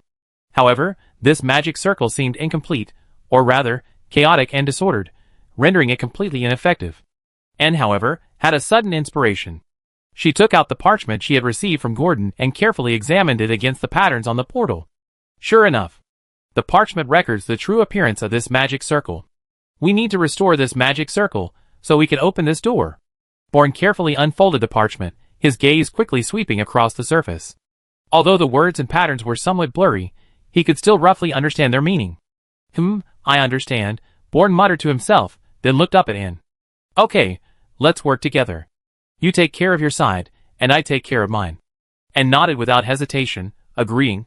She took a deep breath, concentrated, and with a gentle wave of her right hand, a pale blue magical energy flowed from her fingertips.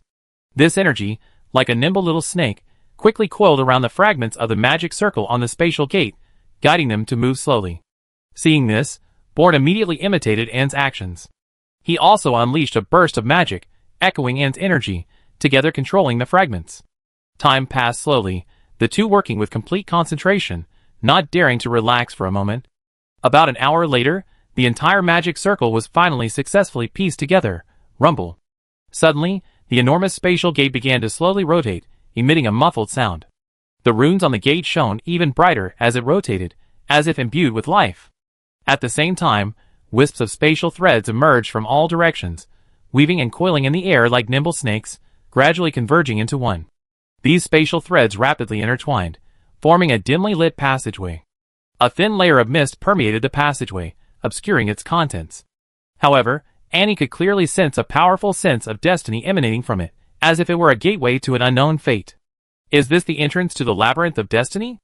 Annie stared blankly at the passageway, a strange tension rising within her. Bourne patted Annie's shoulder and said, "Don't worry, Alice will definitely be alright. Perhaps you'll be reunited soon." Annie gave a bitter smile. "It's not that I'm worried about that. If I really see Alice, what should I say?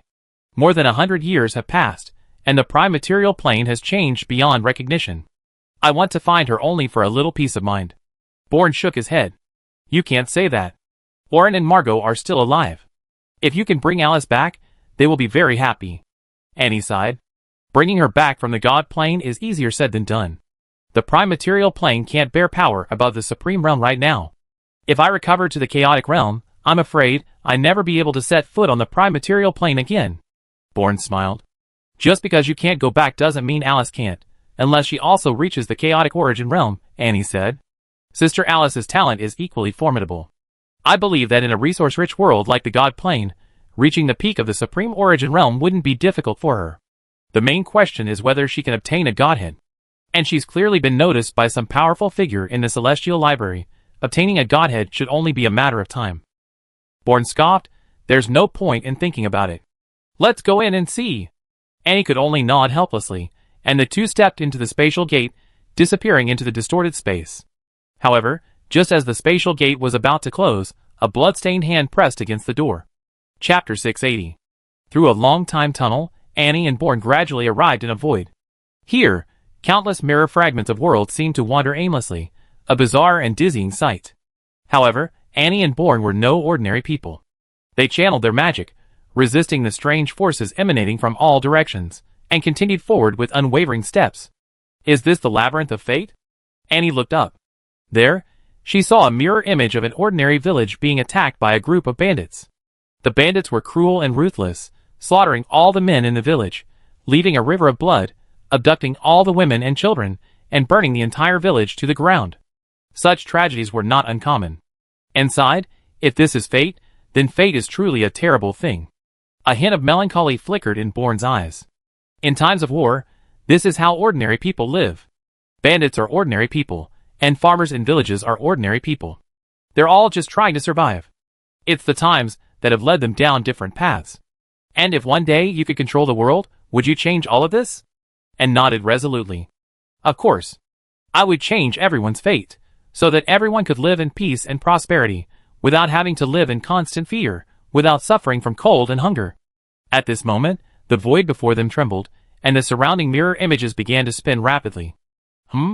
What's going on? Bourne frowned slightly. It seems we're about to undergo another trial, the trial of entering the labyrinth of fate. Gradually, the surrounding mirror images slowed down, finally freezing. A castle appeared before Anne and Bourne. The next moment, a blinding light flashed, and the mirror images suddenly magnified, causing Anne and Bourne to involuntarily close their eyes. When they opened their eyes, they found themselves inside the castle. What's going on? Bourne exclaimed in surprise, turning his head and yelling, Who the hell are you? Next to Bourne, where Annie had been standing, stood a huge fat man. This man was at least 2 meters tall, with a round belly, holding a chicken leg, and his face was greasy. Bourne, brother? The fat man asked, sounding puzzled. Anne? Bourne's eyes widened in disbelief. Could the fat man in front of him be Annie? That was too far-fetched. The fat man touched his own face, equally surprised, then pointed at Bourne and said, Your face has changed too. Huh? Bourne finally realized that he had been speaking a woman's voice all along. The two exchanged a glance, then simultaneously rushed towards the toilet, not to poop, but to find a mirror. Ah! The two screamed simultaneously. Bourne touched his face, utterly incredulous. Reflected in the mirror was a beautiful woman. She was tall and slender, her skin glowing with a pearly white light, like the cold moon. Her long, silver-purple hair cascaded down like a galaxy, the ends scattering tiny, ethereal blue specks of light. Her features were somewhat sharp, yet soft lines created a breathtaking beauty. Her narrow, phoenix-shaped eyes shimmered with a dark golden light, and a beauty mark at the corner of her left eye added to her mystery. She wore a semi-transparent, shadowy veil, through which 3 winding lines could be faintly seen slowly flowing across her collarbone. Bourne exclaimed in shock, "How is this possible? How could I become a woman? Did I make a mistake?" Thinking this, he immediately tried to dispel the possession effect, but the next moment he froze, because he couldn't sense any death power, or even magic.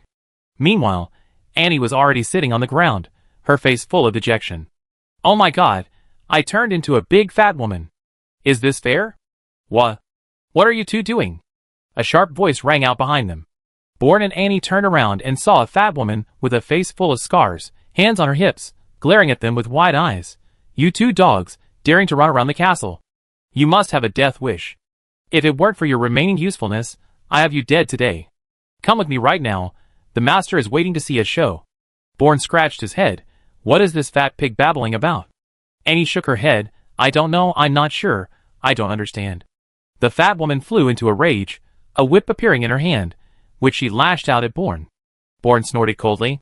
He had already realized that the woman was just an ordinary person, and there was nothing to be afraid of, so he reached out and grabbed the whip. Snap! After a crisp sound, the entire toilet fell silent. Bourne stared blankly at his right hand, which was now ripped and bleeding from the whipping. A sharp pain shot through him, causing him to cry out, "Aya! You bitch, now you know how powerful I am. You dare to talk back? You got some nerve. Today I teach you what manners are." With that, the fat woman lashed out with her whip again. Annie reacted swiftly, rolling in front of Bourne to shield him from the whip. Crack! Another sharp sound rang out, and Annie's facial muscles twitched noticeably, a trickle of crimson seeping through her clothes. Bourne looked up sharply. "Annie." Annie shook her head. "You always protected me before. Let me protect you this time." "It's all right. My skin is tough. I'm not afraid of the whip." The fat woman sneered. "You fat bastard. Get out of my way. I'm going to whip this bitch to death today." Seeing Annie injured, Bourne was enraged, his fists clenched, his eyes blazing with fury. He was about to rush out and fight the fat woman when Annie held him back with one hand. "Brother Bourne, don't get agitated. I suspect we're already in the trial at the entrance to the labyrinth of destiny. Now we become other people, experiencing their fates. Why don't we just go along with that fat woman and see what happens next?" Hearing this, Bourne suppressed his anger and nodded. Seeing that Bourne had calmed down, and turned to the fat woman and said, "Please don't act yet. We came to the castle on an important mission, didn't we? It wouldn't be good if we were delayed." The fat woman stopped whipping him, sneered, and said, "Humph, you're lucky today. I remember this debt, and settle it with you after this is over. Get ready, the banquet is about to begin." Then, led by the fat woman, the two arrived at a banquet hall. Many richly dressed nobles were conversing, holding wine glasses, showing no surprise at the three's arrival, as if they were invisible. As they walked, a noblewoman in purple suddenly took a step back, bumping into the plump woman and causing her to stumble. Bourne, looking at the noticeably thinner noblewoman, whispered to Anne, "That woman's in for it. That fat pig's probably going to get a beating again." And remain non-committal? Not necessarily, you see. The plump woman's face showed a hint of anger, but upon turning around and seeing that it was the noblewoman in purple who had bumped into her, her expression immediately changed, and she said with a beaming smile, "Oh, it's Lady Crest. You look absolutely beautiful today, truly impeccable taste." The noblewoman in purple smiled slightly, pointed to her wine glass, and said, "But I spilled some wine on the floor just now. That's not in keeping with my pride as a noblewoman. What do you suggest we do?" The plump woman. Startled for a moment, she immediately knelt on the ground. "Oh dear, Lady Caius, I'm so sorry, it's all my fault. I wasn't watching where I was going and bumped into you. I apologize." Bourne was stunned. "Wait. This fat pig is faking it, isn't she? She hit me quite hard when she slapped me earlier. I thought the woman in purple was no match for her." And laughed. "You don't understand. In the face of power, her meager strength is utterly insignificant." The noblewoman in purple coldly looked at the kneeling fat woman, lightly tapping a wine stain on the floor with her toe, and said, "Come, lick this wine clean for me. Consider it my reward."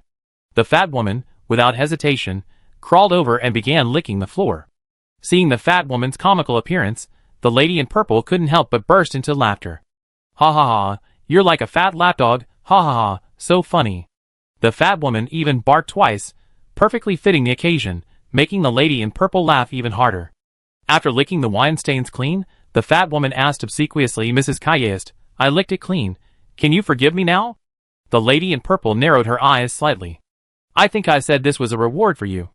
The fat woman immediately realized her slip of the tongue and quickly corrected herself. Oh no, I should thank Mrs. Kayest for her gift. I'm so grateful, so grateful.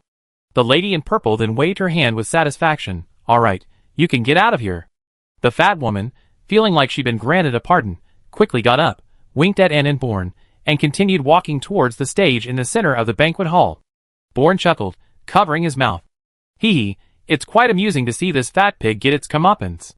Annie, however, couldn't quite manage a laugh. Brother Bourne, don't gloat. She got humiliated by the noblewoman, so she'd definitely get her revenge on us. Sure enough, as Annie predicted, once they reached the stage, the fat woman tossed them to a bearded man, saying, These two goods are yours to deal with as you see fit. You can even kill them. The bearded man chuckled, his small eyes darting over Bourne, seemingly quite satisfied. Good, you did a good job today. Go collect your reward. The fat woman nodded happily, and as she turned to leave, she whispered in Bourne's ear, You bitch, I'd love to see how miserable you be later. It's a pity I can't be there, but don't worry, I come back to collect your corpse. After all, after-sales service is important. With that, she left. The bearded man circled Annie twice, nodding slightly. The quality of this batch is quite good. I believe my little darling will love it. Little darling? Annie didn't quite understand what he meant. The next moment, 3 soldiers approached, nudged her, and said, Come with us. Annie turned around, her gaze falling on Bourne. However, before she could speak, a flash of cold light appeared, followed by a sharp pain. Thud. A soldier swung his sword sheath, violently striking Annie's nose. A gush of hot liquid spurted out, instantly staining her face red. A sharp, electric shock shot through her brain, causing tears and snot to stream down her face like a burst dam. Hey! Didn't I tell you not to dirty my floor? The bearded man's roar rang in her ears, as if it would shatter her eardrums. The soldier, seeing this, panicked and hurriedly explained, I'm sorry, sir, I didn't know he was so fragile. However, before he could finish speaking, a heavy punch landed on his face like a cannonball. Bang! The force of the punch was so great that the soldier was sent flying 3 meters away, like a kite, with a broken string, before crashing heavily to the ground. The bearded man nonchalantly blew on his fist and said calmly, See, when I hit someone's face, there's no blood splattering, but if you hit their nose, there will definitely be blood. The soldier struggled to his feet, half his cheek swollen. He lowered his head, avoiding the bearded man's eyes, and said meekly, You're right. The bearded man waved his hand, Take her away quickly, don't waste my time. Just as the soldier was about to take Annie away, Bourne suddenly shouted, Let her go, you bastards. Seeing Annie being beaten, Bourne had already been unable to hold back. He rushed forward, ready to punch the soldier. However, just as he charged, a large hand grabbed his hair and yanked him back. Ah! Bourne cried out in pain, being lifted up like a chick. The bearded man chuckled, looking at the struggling Bourne, and said, Pretty strong, not bad, I like it. And so, Bourne was left behind, while Annie was taken away by the soldiers to an unknown location.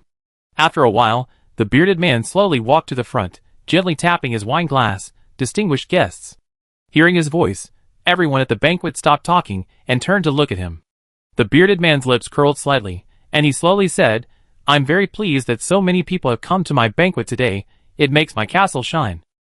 Chapter 681. The bearded man continued, To ensure everyone has a good time, I prepared 2 performances today. Please enjoy the first one. As soon as he finished speaking, a huge iron cage slowly rose from the center of the banquet hall, and Annie was imprisoned inside. Annie! Bourne's heart clenched. He sensed something was wrong. However, the body he was in possessed no magic power. In fact, he was practically powerless, just an ordinary, weak woman, completely helpless. Then, a group of burly men pushed a black armored vehicle, slowly approaching the cage until it was pressed against it. Upon seeing the armored vehicle, everyone gasped in surprise, their voices clearly a mixture of fear and excitement. What's in there? Bourne peered through the gaps in the armored vehicle, and saw what appeared to be a colossal creature inside. Lothar chuckled. Want to know? Just wait and see, you find out soon enough. With the help of a group of burly men, the armored vehicle finally docked with the cage. As the doors of both the vehicle and the cage opened simultaneously, a tiger crackling with electricity leaped out, letting out a deafening roar that shook the entire castle. Bourne frowned. A purple lightning tiger? This was just an ordinary magical beast, even a rank lower than Little White's father, the Thunder Tiger. But a magical beast was still a magical beast. Its physical strength alone was several times that of a human. This isn't going to force Annie to fight this thing, is it? Bourne couldn't help but feel nervous. Annie currently possessed no magic power. Facing the powerful purple lightning tiger, she likely had no chance of winning.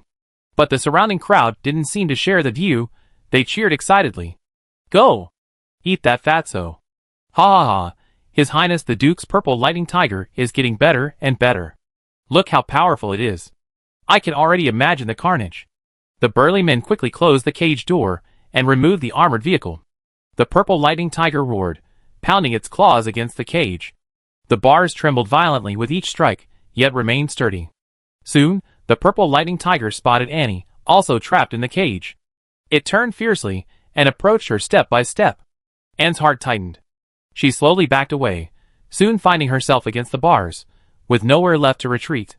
Anne swallowed hard, staring intently at the approaching purple lightning tiger, frantically searching for a solution. But the purple lightning tiger didn't give her much time. With a low growl, it pounced on Annie. The surrounding audience erupted in excited shouts, waving their fists and shouting incoherently. Annie took a step to the left, but rolled to the right instead. The purple lightning tiger thought she was going to dodge to the left, but instead missed completely, crashing into the railing. At that moment, the entire arena fell silent, save for the heavy breathing of the crowd. Then, a deafening roar erupted. My God, that fat guy is so agile. Ha ha, this is going to be interesting. I thought it was going to be a one-sided massacre. It's definitely a massacre, but it'd certainly be spectacular. Luckily, I turned down a lot of games today just to attend this banquet. Unlike the audience's excitement, the bearded man's face darkened, but he quickly recovered. Humph, just a nimble fatso. He'd die eventually. The purple lightning tiger shook its head, its eyes fiercely fixed on Annie. It hadn't expected this seemingly powerless human fat man to dodge its attack. The purple lightning tiger roared and attacked Annie again. Annie, weighing over 200 pounds, quickly ran, but she could dodge once, not a second, not a third. After a while, Annie's breathing became heavy and labored, her obese body covered in claw marks, blood dripping from her clothes to the ground. Small arcs of electricity crackled between the purple lightning tiger's fangs, each pounce accompanied by a piercing crackling sound. Annie rolled to the side, barely avoiding an attack, but the tiger's tail swept across her side like a steel whip. A sharp pain made her groan, staggering against the cage wall. The cold iron bars seeped through the fabric and pierced her back. Damn it! She spat out a mouthful of blood, her eyes fixed on the beast as it charged again. Without magic, without weapons, she could only rely on her cumbersome body and her remaining fighting instincts to fight. The purple lightning tiger pounced again. Annie grabbed a loose chain from the ground and swung it at the tiger's eyes in the nick of time. The moment the chain struck its target, the purple lightning tiger roared in pain, its attack momentarily halted. Annie seized the opportunity, dragging her injured leg to the corner of the cage. But before she could catch her breath, the beast had already adjusted its stance, its eyes flashing with furious purple light as it charged forward. Roar! This time, she couldn't completely dodge. The instant the fangs pierced her shoulder blade, Annie's vision was stained crimson with excruciating pain. She could feel the tiger's teeth vibrating between her bones, and smell its foul breath on her neck. Warm blood soaked half her body, yet her fingers dug desperately into the cracks at the bottom of the cage. It's not over. She suddenly bit her knees, pressing her entire weight onto the tiger's head, forcing the fangs to dig deeper into the wound, but also freeing her right hand to plunge it fiercely into the tiger's eye. The moment the purple lightning tiger released its grip in pain, Annie used her last strength to flip herself up, her bloodied fingers grabbing the iron hook hanging from the top of the cage, and with a swift movement, she climbed up. Excited screams erupted from outside the cage. They never expected that this round, fat creature could withstand the purple lightning tiger's fangs and claws for so long. The bearded man, his face ashen, hissed at the soldiers beside him. What's going on? Didn't you feed it? How come it can't even handle a fat guy? You really embarrassed me. The soldiers didn't dare breathe, only bowing their heads to receive the scolding. Bourne's eyes darted around. Noticing the noble's excitement, they wanted to see a spectacular show. So he shouted, Your Grace, why don't we throw a weapon into the cage? Wouldn't that make it even more exciting? The nobles watching immediately echoed, yes. That's a good idea. Ah, that would make it even more exciting. Even Lady Clyde chimed in, Your Grace, I think this suggestion is excellent. It won't pose any threat to the purple lightning tiger anyway, so let's enjoy the show. The bearded man's face darkened further. He glared at Bourne but still said, Since everyone's in such high spirits, let's put a weapon in. With that, he waved his hand, tossing a spear from one of the soldiers beside him into the cage. Annie looked at the spear on the ground but didn't rush down to pick it up. Purple Lightning Tiger seemed to know the spear's purpose and waited beside it for Annie to come down, but this only resulted in a stalemate. The bearded man frowned. The situation seemed to be slipping further out of his control, a feeling that greatly displeased him. His gaze involuntarily drifted to Bourne beside him, and a strange smile suddenly appeared on his face. Bourne felt a chill run down his spine and involuntarily took 2 steps back. What are you doing? The bearded man didn't answer his question, but turned to the audience and shouted, The first show seems to be at a stalemate. In that case, let's start the second show. That way, the wait won't be so boring. All the men in the audience focused their gazes on Bourne, and seeing those gleaming green eyes, Bourne felt a chill run down his spine. Just as Bourne was backing away, he suddenly bumped into something hard. Bourne quickly turned around and saw a tall, middle-aged man looking at him with a greedy gaze. Hey, don't come any closer. If you push me too far, I'll... Before Bourne could finish speaking, his hands were grabbed and lifted up. What will you do then? The tall man slowly approached, occasionally licking his lips. Bourne kicked and punched, but his attacks were like tickling, having no effect whatsoever. It's over, it's over, it's over. My morals are ruined. The men crowded around, while the women seemed quite interested, as if this was commonplace and nothing to be surprised about. A bearded man approached with a lewd grin, gently stroking Bourne's smooth arm with his rough hand. I must say, the goods that fat woman brought this time were of really high quality. I'd definitely get her again next time. Just then, a skinny man, with an extremely lewd appearance suddenly darted out from a dark corner like a ghost, then, like an eel, quickly burrowed between Bourne's legs. His face wore a nauseating expression, his eyes tightly closed, his nose twitching as he inhaled Bourne's scent, occasionally letting out a heh-heh laugh. Yeah, this chick smells like she's bathed in a sea of flowers, so refreshing. The skinny man muttered to himself, greedily inhaling the fragrance, seemingly completely absorbed in it. Bourne just wanted to slap the man to death, but his hands and feet were held down tightly, leaving him suspended in midair, spread-eagled, unable to move, completely at their mercy. Let me go! Bourne never imagined he'd be so desperate as to utter such words. He was truly terrified. Against these ordinary people without magic, he, being an ordinary person himself, and even weaker, was utterly powerless. If nothing unexpected happened, he was doomed. The tall man's eyes roamed greedily over Bourne's body, finally settling on his prominent breasts. He reached out his wicked hands, grabbing Bourne's collar. With a single tug, Bourne would be completely naked before everyone.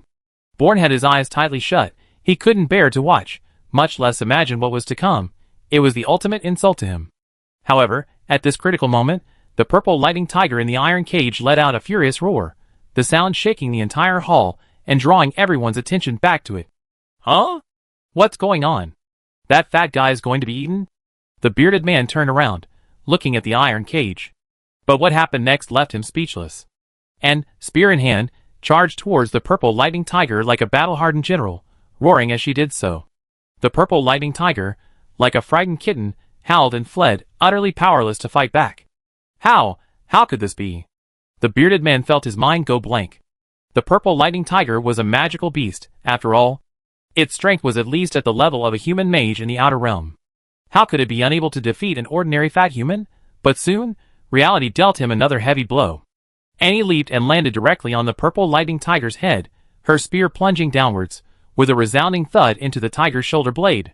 The purple lightning tiger let out a painful howl, frantically scratching at the bars, seemingly trying to escape. The bearded man finally couldn't take it anymore. He had spent a fortune buying this purple lightning tiger. He couldn't afford to lose it here. He quickly ordered his men to push the armored cart over again, aiming it at the iron cage and opening the door. However, due to the haste, the armored cart hadn't stopped properly, causing the cart's door to misalign with the cage door. A resolute glint flashed in Annie's eyes, and she roared, now. Awooh! The purple lightning tiger roared as well, seemingly resurrected, charging forward and shoving the armored vehicle aside again. Annie seized the opportunity to break free, her spear swift and powerful, instantly piercing the nearest soldier through the heart. What? Before the bearded man could react, Annie had already moved again, kicking another soldier away. This time, everyone finally reacted. More than 10 soldiers rushed forward, trying to surround and kill Annie. However, a tiger's roar rang out, and the purple lightning tiger broke free of its cage, charging into the crowd, and instantly killing 4 or 5 people, all nobles. Run! The purple lightning tiger has escaped. Help! People scattered and fled, the entire banquet hall descending into chaos.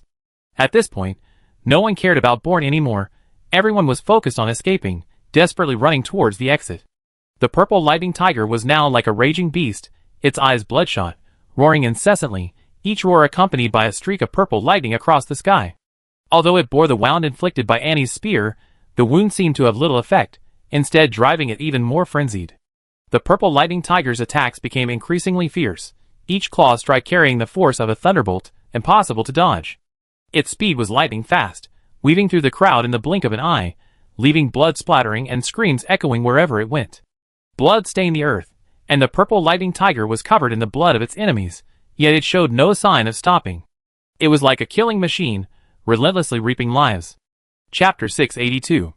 Bourne quickly took advantage of the chaos to reach Annie's side and whispered, "What happened?" Annie whispered, "Have you forgotten?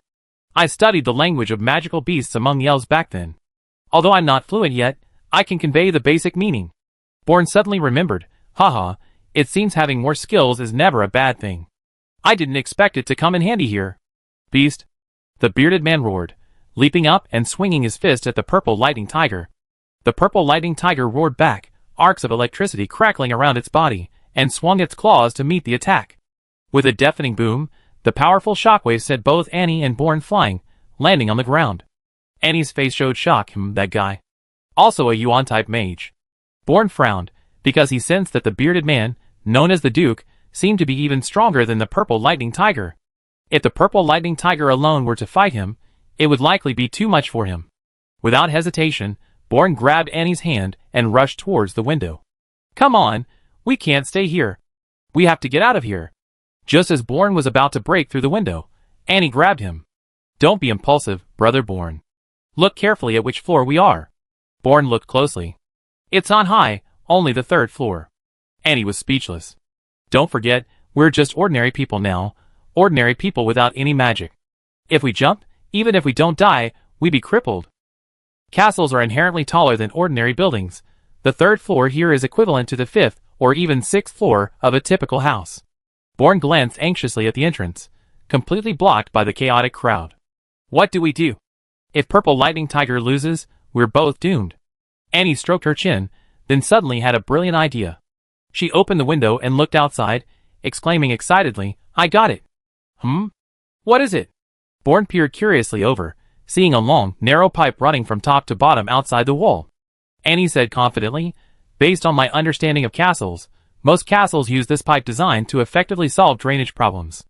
After all, Annie was of noble birth and grew up in Gore Castle, so she was very familiar with the castle structure and facilities.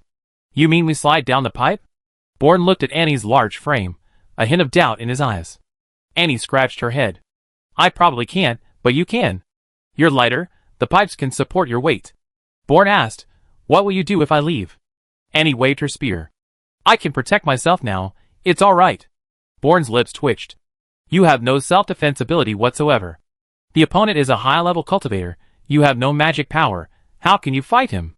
Annie's eyes darted around.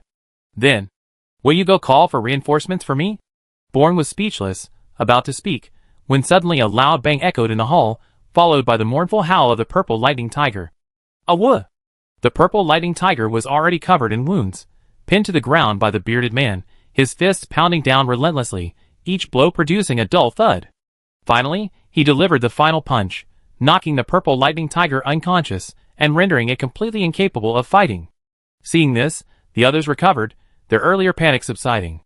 The bearded man lowered his raised fist, his cold eyes fixed on Annie and Bourne. Both women shuddered, feeling as if they were being targeted by a venomous snake. Bourne tugged at Annie, saying, "You go. I hold him off." However, Annie didn't budge. It's no use, we can't leave. The bearded man slowly stood up, walking towards them step by step, shaking his blood-stained right hand. You two really know how to cause trouble. Look at the mess you made here. You have to accept your punishment, understand? Bourne instinctively stepped in front of Annie, but now, he looked like a tiny, incongruous woman next to her. Come at me if you have a problem, let her go. The bearded man grinned. Do you think you still have any bargaining chips? Bourne gritted his teeth, snatched the spear from Annie's hand, and pressed it against his throat. If you don't agree, I kill myself. You just want my body for your amusement, right? Then I leave you a corpse. Sure enough, the bearded man stopped. He did want to kill Bourne, but not to make him commit suicide. He wanted to toy with him, humiliate him, and then make him wish he were dead. If Bourne died like that, he would feel that his anger had nowhere to go. At this moment, the skinny nobleman next to him leaned over, licking his lips and looking lewd, saying, Your Grace, I think letting that fat guy go is fine. As long as the girl stays, and everyone has some fun, isn't it all worth it? If the girl dies, all that's left is a fat guy, what good is that? The bearded man nodded slightly. What you said makes some sense. But I'm curious, you two shouldn't know each other, so why are you so desperately protecting this fat guy? Mind your own business, Bourne said irritably. One word, let him go or not. The bearded man narrowed his eyes slightly. Fine, I can let him go, but you must behave. With that, the bearded man waved his hand, signaling the surrounding people to make way, and shook her head at Bourne, saying, It's no use. Even if I get out of this door, the guards here will catch me soon enough. Bourne suddenly said to the bearded man, I want to see her leave the castle. The bearded man laughed, You're quite cautious. I promise you, let's go. With that, and Bourne left the banquet hall and headed downstairs, with the bearded man and his entourage following closely behind. And sighed softly, Brother Bourne, this won't work. Bourne shook his head, saying, Whether it works or not, I have to try. We can't just surrender now, or we'd both be finished. The two arrived safely at the castle gate. Bourne nudged and saying, Don't worry about me, I be fine. You go ahead. And didn't move, staring intently at the area upstairs. What are you waiting for? Bourne said anxiously, afraid that the bearded man might lose patience and resort to force, which would be disastrous. Annie suddenly put her fingers in her mouth and whistled loudly. The next moment, a tiger's roar rang out, and the purple lightning tiger, dragging its heavily injured body, burst through a third-floor window and leaped down. The powerful lightning cushioned its fall, allowing it to land safely. This beast can still move? The bearded man's eyes showed surprise as he looked at Annie, asking uncertainly, You can communicate with that beast? Annie smiled slightly. Not only that, I can also communicate with you, you beast. Isn't that surprising? The bearded man's face darkened with anger, about to lash out, when the purple lightning tiger pounced towards Annie and the bearded man. Seeing this, the bearded man burst into laughter. Ha ha ha, looks like I don't even need to lift a finger, you soon be in the tiger's jaws. In his view, communicating with magical beasts was utterly impossible. Annie and the purple lightning tiger's escape earlier was surely a coincidence, and now that the purple lightning tiger was injured, it was even more enraged and would definitely tear the two to shreds. He only needed to rescue Bourne. As long as Bourne survived, a little injury wouldn't matter. However, the next moment, he froze on the spot. The purple lightning tiger charged forward, not attacking Bourne and Annie, but instead hoisting them onto its back and rushing out of the castle without looking back. Damn it! Chase them! Chase them! The bearded man finally reacted and immediately ordered his men to give chase. However, the soldiers in the castle hadn't anticipated this situation at all. Getting the horses had already taken some time, and by the time they chased after them, the two had vanished without a trace. After half a day of citywide searching, the soldiers found nothing and returned dejectedly to report. Useless. The bearded man roared in fury, slamming his teacup to the ground, shattering it instantly. The leading officer didn't dare raise his head, meekly replying, Your Grace, they are far too cunning. They left traces of lightning along the way, but didn't actually head in that direction, wasting our time. We now deployed 10 squads to search the entire city. As long as they're still in the city, there's no way they can escape. The bearded man paced slowly, looking up at the bright moon in the sky, his eyes filled with hatred. That wretched woman. When I find her, I make her know what the cruelest thing in the world is. In a slum in the northern part of the city, a group of children huddled together. In the center of them was a badly wounded purple tiger, panting heavily, its eyes beginning to glaze over. Beside it stood a fat man and a beautiful woman, Annie and Bourne. Annie was covered in wounds from her cage fight with the purple lightning tiger. While not fatal, she was exhausted and would have fallen into a deep sleep if not for the need to escape. Bourne wasn't in much better shape. His current body was incredibly weak, almost unbelievably so. He was out of breath after just a few steps, and his punches felt like cotton. This was a real struggle for Bourne, who had always relied on close combat. A ragged little boy with gleaming eyes stepped forward and nudged Annie's rear with his toe. "Hey, are those 3 guys dead?" A little girl said, "Of course not. Look, that big cat is still panting." The little boy scoffed, "That's not a big cat, that's a tiger.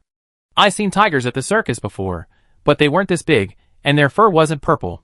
And this tiger is probably dying too. Listen to its sound. It sounds like the old lady's broken bellows next door." This boy was clearly the leader of the group. Everyone was watching him as he spoke. Another, somewhat thin boy said timidly, Should we help them?" The leader said, "We're starving ourselves, how can we help them? Look at this tiger and that fat guy, they can eat a lot, and we don't have any medicine." The little girl felt a pang of pity and said, "But they look so pitiful.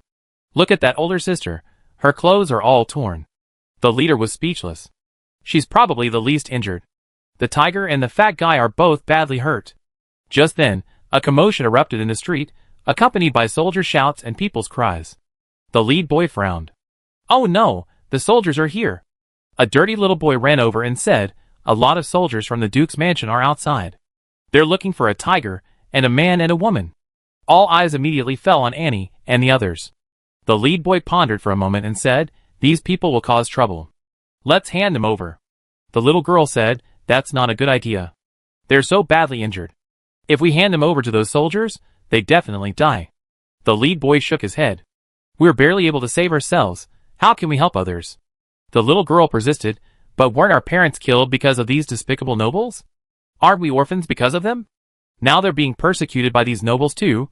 Shouldn't we lend a helping hand?" The other children nodded silently, their hearts filled with fear, but they all agreed with the little girl. The lead boy was silent for a moment, then finally gritted his teeth and said, "All right. In that case, let's get moving." Soon, the Duke's soldiers arrived. Looking at the large group of orphans, their eyes revealed disgust. The squad leader, who was leading the group, shouted, "Hey! You little bastards, have you seen a purple tiger, a fat man, and a woman?" The lead boy shook his head calmly and said, "No." The squad leader narrowed his eyes slightly. He was about to leave, but suddenly turned back, walked up to the boy, and asked in a deep voice, "Why did you answer so readily?" The boy looked up at him fearlessly. "Because I really didn't see anything." The squad leader stared at the boy's face, seemingly trying to glean some clue, but the boy's expression was resolute, as if devoid of any emotion. The squad leader sneered and turned to the thin boy beside him. The boy didn't dare look him in the eye and shrank back. The squad leader reached out and grabbed the boy. "Come on, tell me, did you see anything?" Chapter 683. The little boy was terrified, his face pale, his lips trembling, his voice shaking. I don't know. The squad leader leaned closer to him. "Seeing is seeing, not seeing is not seeing. What do you mean by don't know?" The little boy felt a chill run down his spine, his heart pounding with panic. I. The squad leader continued to coax him. "You might not know, but the people we're looking for are heinous criminals. If you help us find them, there will be many, many rewards, enough to free you from this kind of life forever." The little boy's eyes flickered. He looked at his tattered clothes, his stomach rumbling from hunger. He was truly fed up with this kind of life. He hesitated, raising his head, but his heart was still in turmoil.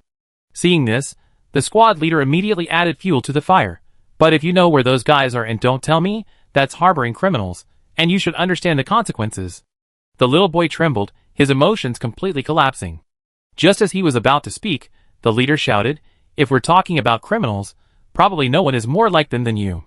The squad leader frowned, glaring fiercely at the leader. "What did you say?" The leader remained unfazed. "My family has been farmers for generations, diligent and hardworking, never doing anything immoral. But this so-called duke of yours used various means to swindle my family's land, and later, he used various methods to frame my father, causing him to be imprisoned. My mother also fell ill from the mental trauma, and has now passed away. Tell me, how is such a noble any different from a bandit?" The squad leader was enraged. His hand, like an iron clamp, gripped the leader's collar tightly, dragging him forcefully in front of him. The squad leader's face was contorted with extreme anger, veins bulging on his forehead, as if they might burst at any moment. "Do you want to die?" The squad leader's roar was deafening, the rage within sending chills down one's spine. However, the leader showed no fear in the face of the squad leader's roar. A slight, contemptuous smirk appeared on his lips as he replied, "All you know is violence. What else can you do?" These words acted as a fuse, instantly igniting the squad leader's fury.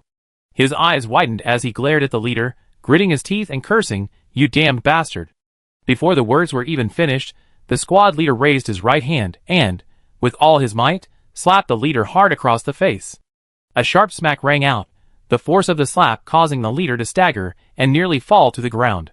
His cheek swelled instantly, as if struck by a heavy hammer, and a trickle of blood seeped from the corner of his mouth.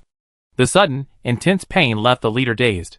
He felt as if countless bees were buzzing in his ears, drowning out all other sounds. But this was just the beginning. The squad leader immediately ordered his men to lift the leader to his feet.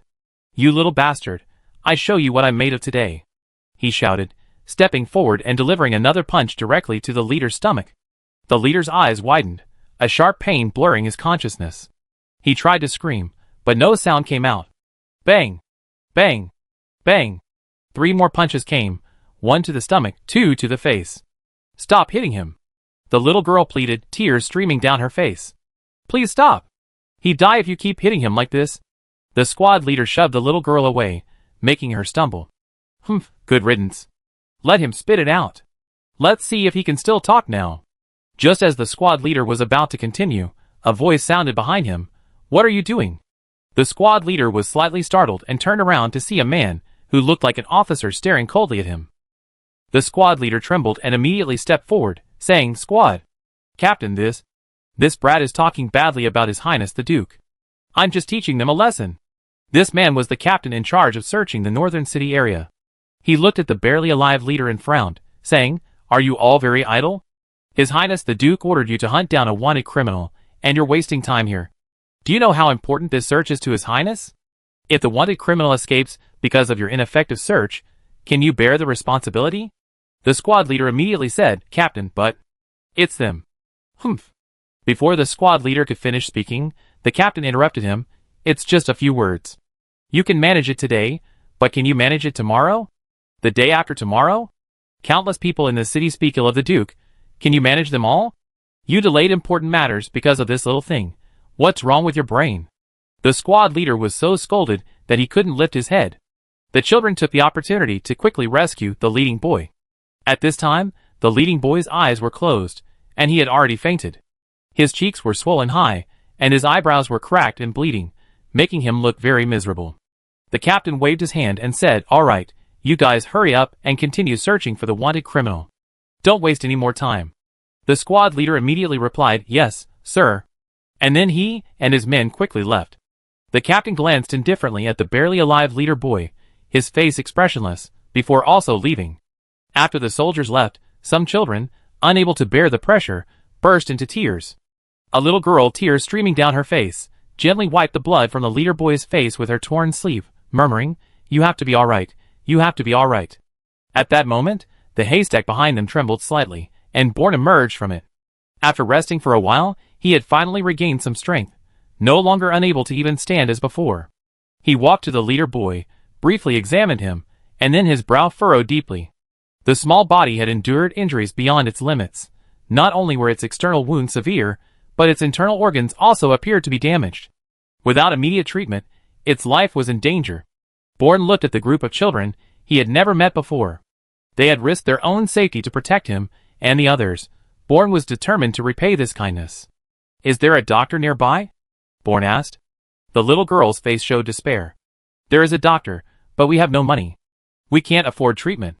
If we get sick or injured, it's the same as death." Bourne fell silent. He was currently a wanted man, and couldn't move freely in the city, much less take the little boy to find a doctor. Was he just going to watch the boy die? There's another way," the thin boy said. "We can go to the old lady next door." The little girl shook her head. "The old lady isn't well. We already receive so much care from her, we can't be a burden to her any further." Bourne said, "How can that be a burden? If she can help us save this child, You can repay her kindness when you grow up. It's a life at stake. The little girl looked up, persuaded by Born's words. Born stepped forward to pick up the little boy, but he was too weak, he couldn't even lift a small child. Just then, a pair of large hands reached out and easily picked up the little boy. It was Annie, who had also woken up. Let's hurry, there's no time to lose. The little girl led Born and Annie through the alley, and quietly arrived at a thatched hut. She knocked urgently on the door and called out, Grandma! Grandma! It's me, Shiuchi. With a creak, the old wooden door slowly opened, revealing an old and weak face. Shiuchi? The old woman peeked out and saw Born, Annie, and the little boy in Annie's arms. Her expression changed, and she immediately stepped aside, saying, Come in quickly. The three of them immediately went into the thatched hut. The old woman looked around at the door, and after confirming that no one had seen them, she closed the door. What's going on? The old woman asked quickly. Little Seven, her eyes brimming with tears, said, Robin insulted the Duke in front of the soldiers, and they beat him up. The old woman stepped forward to examine the little boy's injuries, a look of anger flashing across her face. They're bastards. To hit a child so hard, a bunch of beasts. She then turned to Anne and Born, a hint of wariness in her eyes, and asked, You must be the people the soldiers were frantically searching for today, right? Born gave a wry smile, not bothering to hide anything. Yes, we caused a scene at the Duke's banquet, which angered him greatly so. Seeing Born's frankness, the old woman sighed. Well, they're all unfortunate souls. The old woman turned and took a rough towel, dampened it with clean water, and wiped the little boy's face. Born then said, His internal organs are also injured. Do you have any way to save him? The old woman turned and took out a small packet of herbs, sighing softly, I have some herbs here that I can brew for him, but whether he recovers depends on his fate. Born picked up the herbs and smelled them, immediately understanding that these were just ordinary herbs, with limited efficacy, and the chances of completely healing the little boy's injuries were slim. Annie shook her head at Born and said through telepathic communication, Don't say anything more. These herbs should keep him alive temporarily, but whether he recovers is up to fate. Born nodded slightly, his heart heavy with sorrow. After all, the little boy had become like this because he was trying to save them. However, the next moment, Born's eyes narrowed sharply, and he turned abruptly to look at Annie, asking in surprise, You just now? Annie also realized what had happened. She had subconsciously communicated with Born through telepathic communication, a habitual practice of hers, when she didn't want others to hear what she was saying. But she had completely overlooked one thing. Their identities were now different, yet the fact remained that telepathic communication still seemed to be working normally. Annie immediately had an idea. Brother Born, she said, if soul communication still works, can we still cultivate the soul separation and union technique? Born excitedly replied, Haha, that's what I was thinking too. If one of us can awaken the power of light, then Robin can be saved. Thinking this, Born didn't hesitate any longer. He returned the herbs to the old woman and said, Grandma, please help save Robin first. Is there any room we can borrow? The old woman shook her head. My little thatched hut isn't very big, but there is a woodshed in the back. It's very cramped. Can we use it? Born knew this wasn't the time to be picky, so he immediately nodded and said, The woodshed is fine. Can we borrow it for now? The old woman said indifferently, It's just a woodshed. Go ahead and use it if you want. Thank you. Born and Annie then went to the back of the thatched hut. Sure enough, there was a woodshed, but it was very small and crowded. It took them a lot of effort to squeeze in. Brother Born, shall we begin now? Annie asked after settling in. Born nodded. Let's not delay. Let's see what kind of magical adaptability these two have.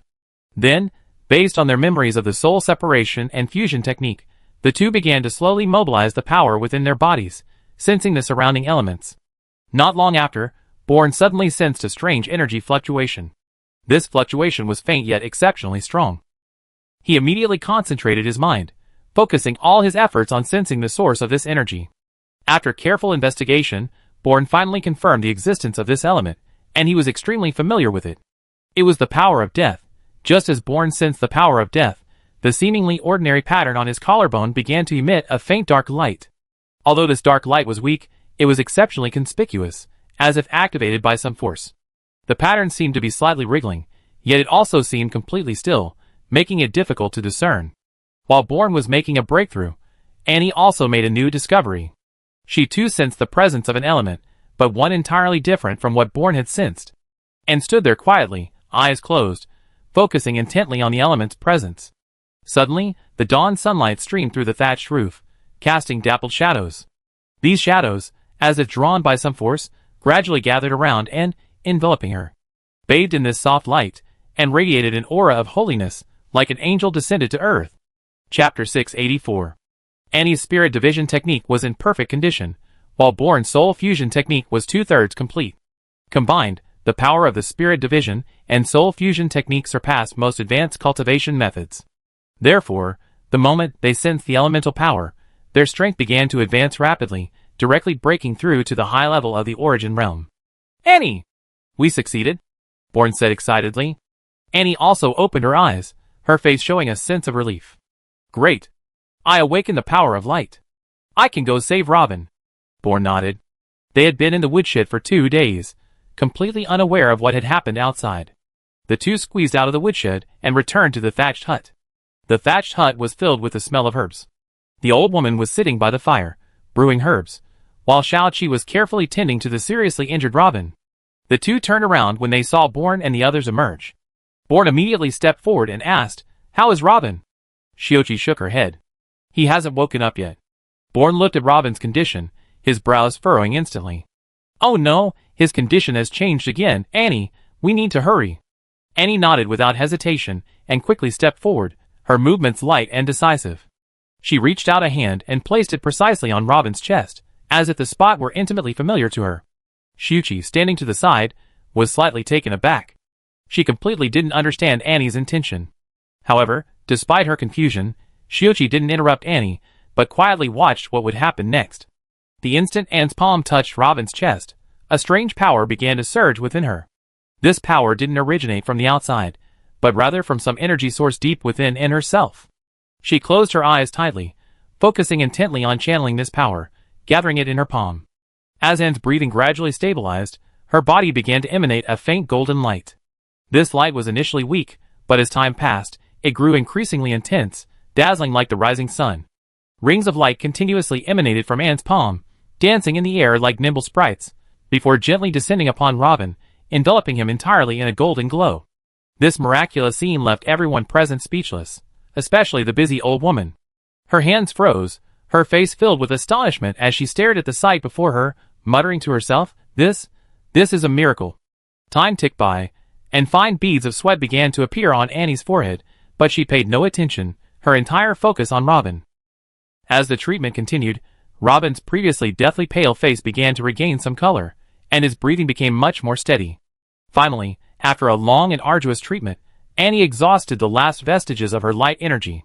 She slowly withdrew her hand, ending the healing spell.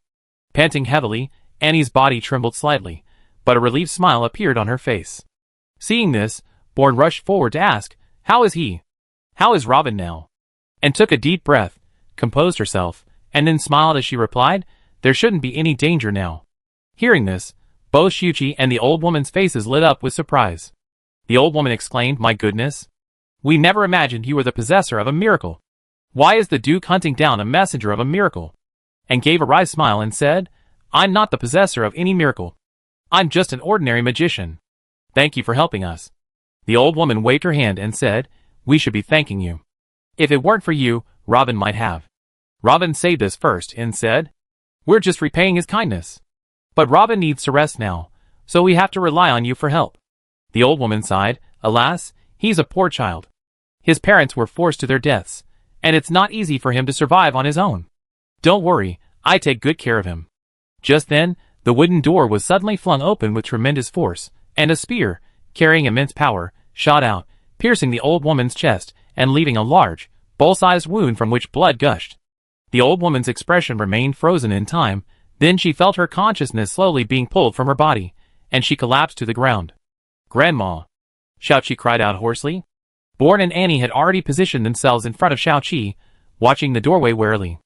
TSK, I never expected that the criminal His Majesty the Duke was looking for was hiding in the slums. It's been quite a search for me."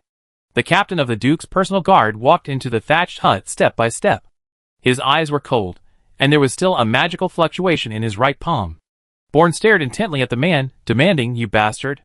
The old woman was just an ordinary civilian. Why did you kill her?" "An ordinary civilian?" The captain scoffed. Would an ordinary civilian harbor a criminal? I merely executed her on the spot. But don't worry, I won't kill you. After all, you're the Duke's men, you must be brought back alive. Bourne gritted his teeth, never expecting to encounter such a thing so soon after leaving. What was worse, the man's strength had reached the transcendent realm, far beyond what Bourne and Annie could handle. Why did you find your way here? Annie keenly noticed the problem. I don't recall leaving any clues. The captain chuckled, casually beckoning. A soldier stepped forward, carrying a severed head. It was the skinny boy. Seeing this, Xiaoqi cried out shrilly, "Little Sprout! You beasts, why did you kill Little Sprout?" The captain shrugged.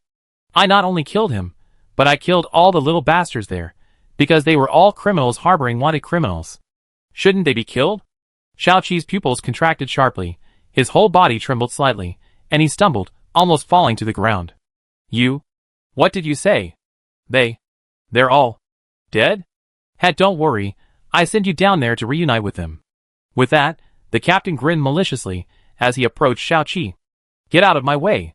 Bourne waved his hand at the captain, and a bone spear shot out.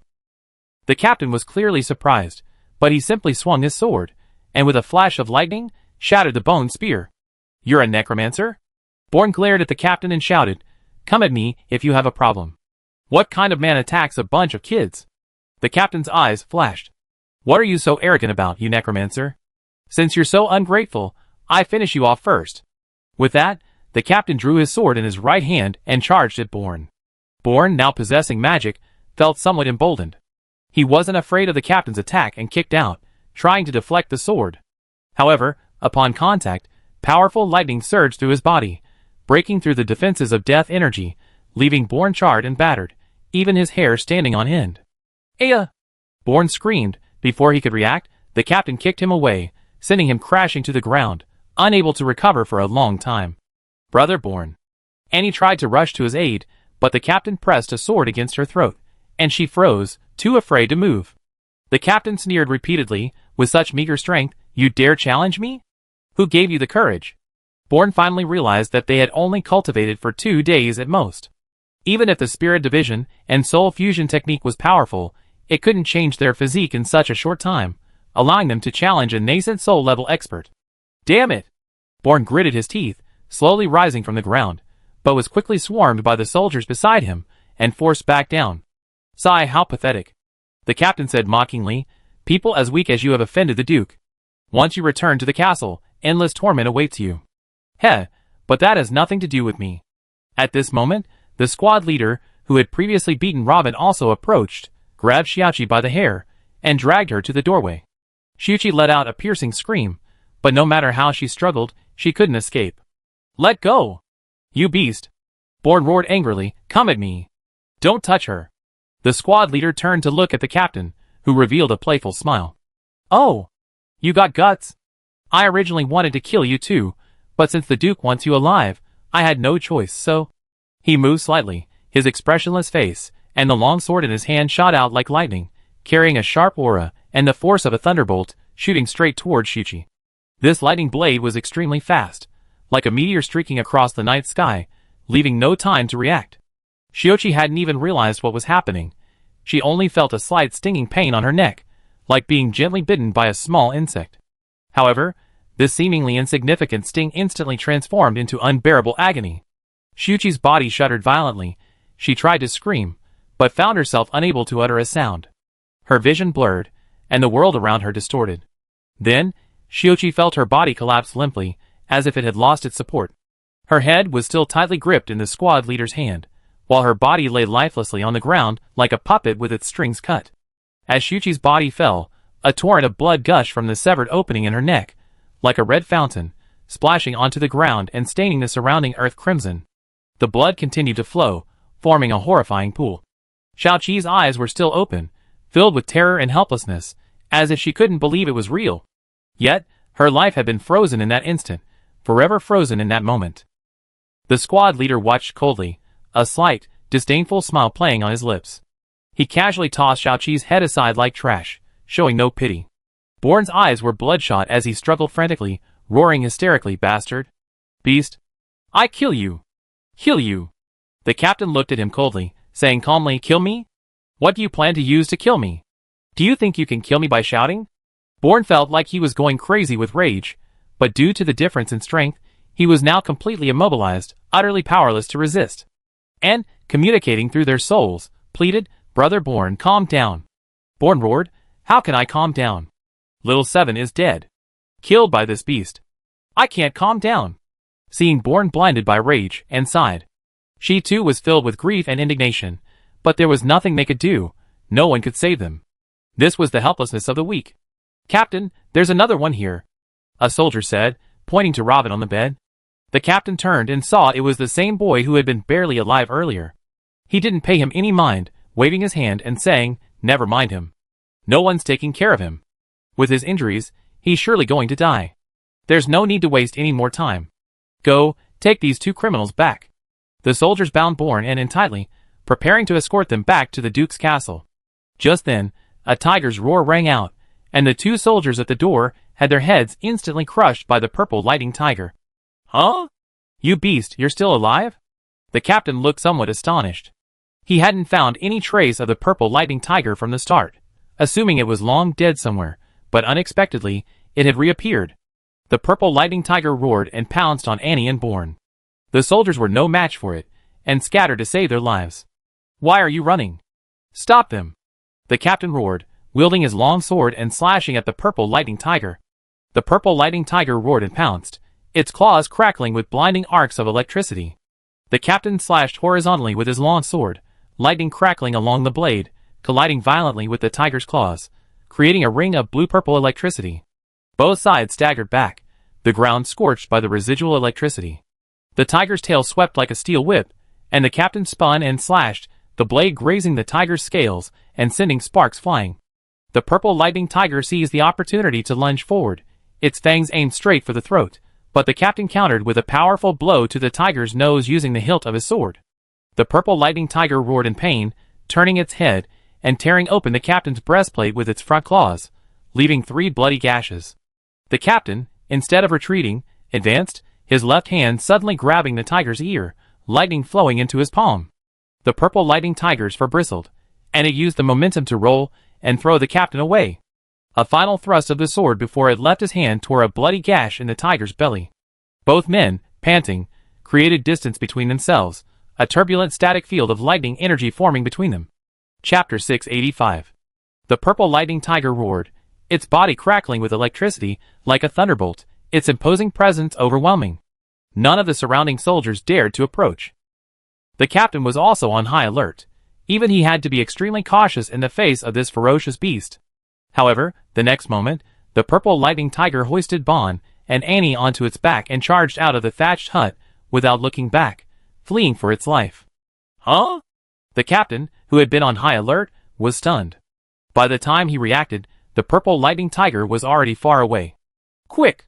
Call the men ahead to stop them. We must catch them." He then took the lead and gave chase, with the others quickly following. The purple lightning tiger swiftly weaved through the narrow alleys of the slums.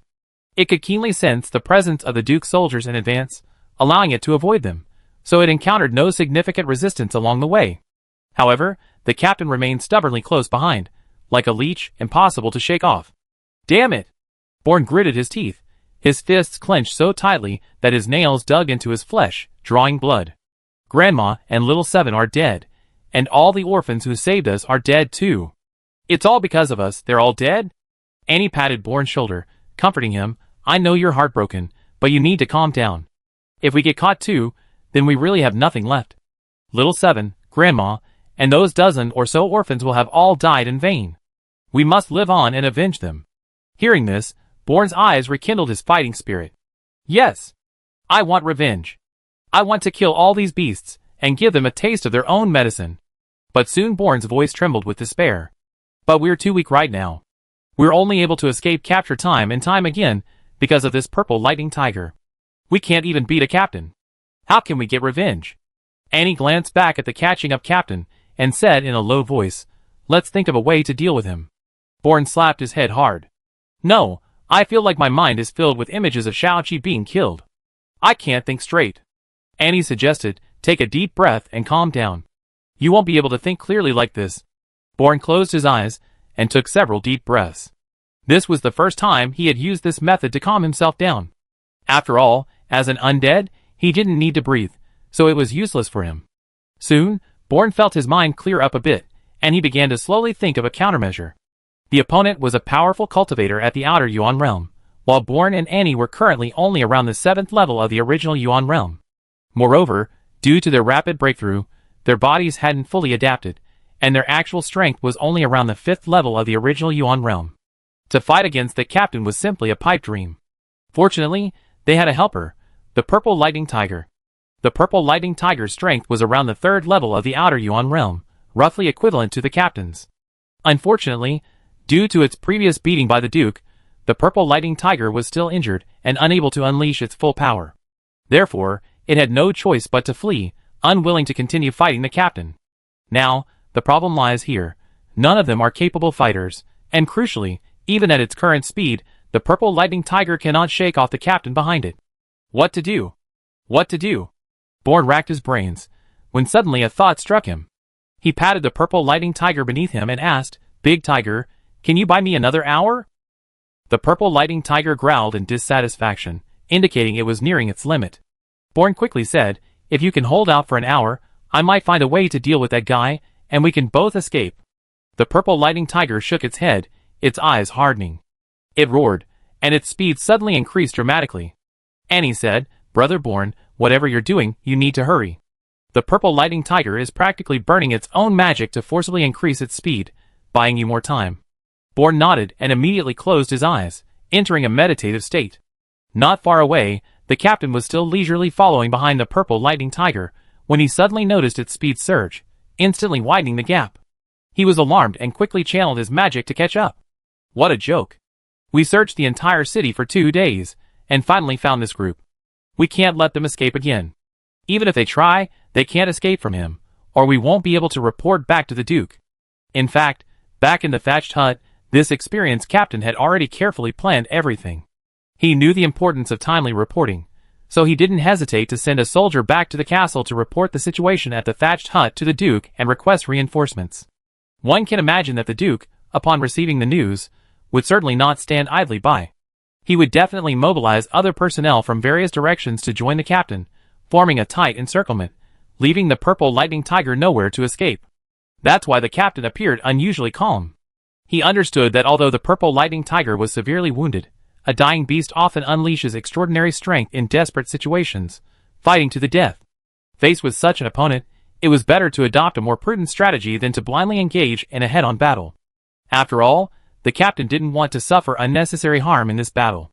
His goal was to successfully capture the Purple Lightning Tiger, not to perish with it.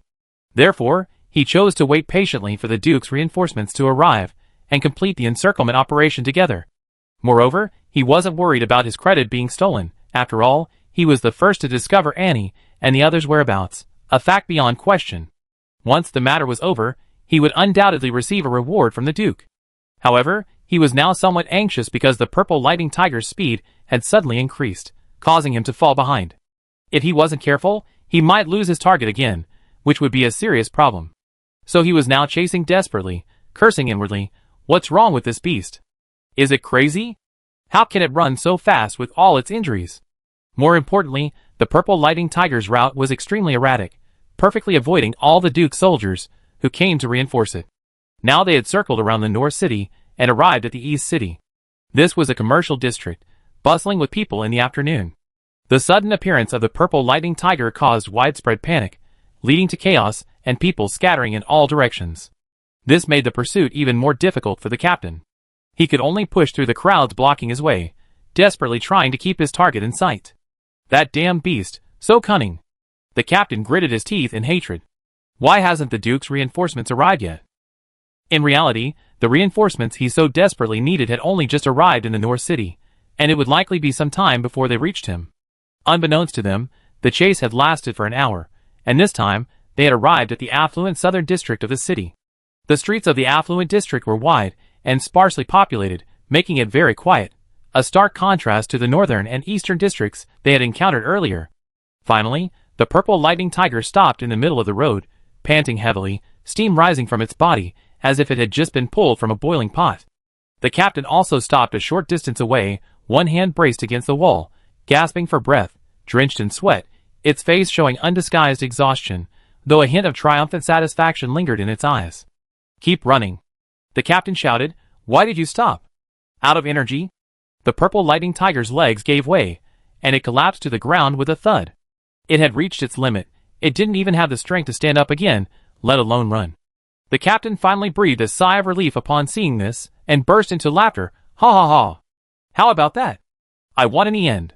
He looked at Annie, who had dismounted from the purple lightning tiger, but didn't see Bourne. His expression faltered slightly. Where's that wretched woman?" Annie smiled at him. "You mean her? She ran away halfway there. Of course you wouldn't find her."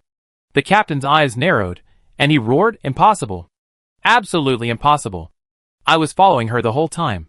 There's no way I didn't see her." Annie shrugged. "Why not? The facts are right in front of you. Look for yourself. Is there any trace of her here?" The captain was furious. If that woman had really escaped, his crime would be enormous. The Duke would definitely vent his anger on him. "Damn it!" The captain drew his long sword and charged directly at the purple lightning tiger lying on the ground.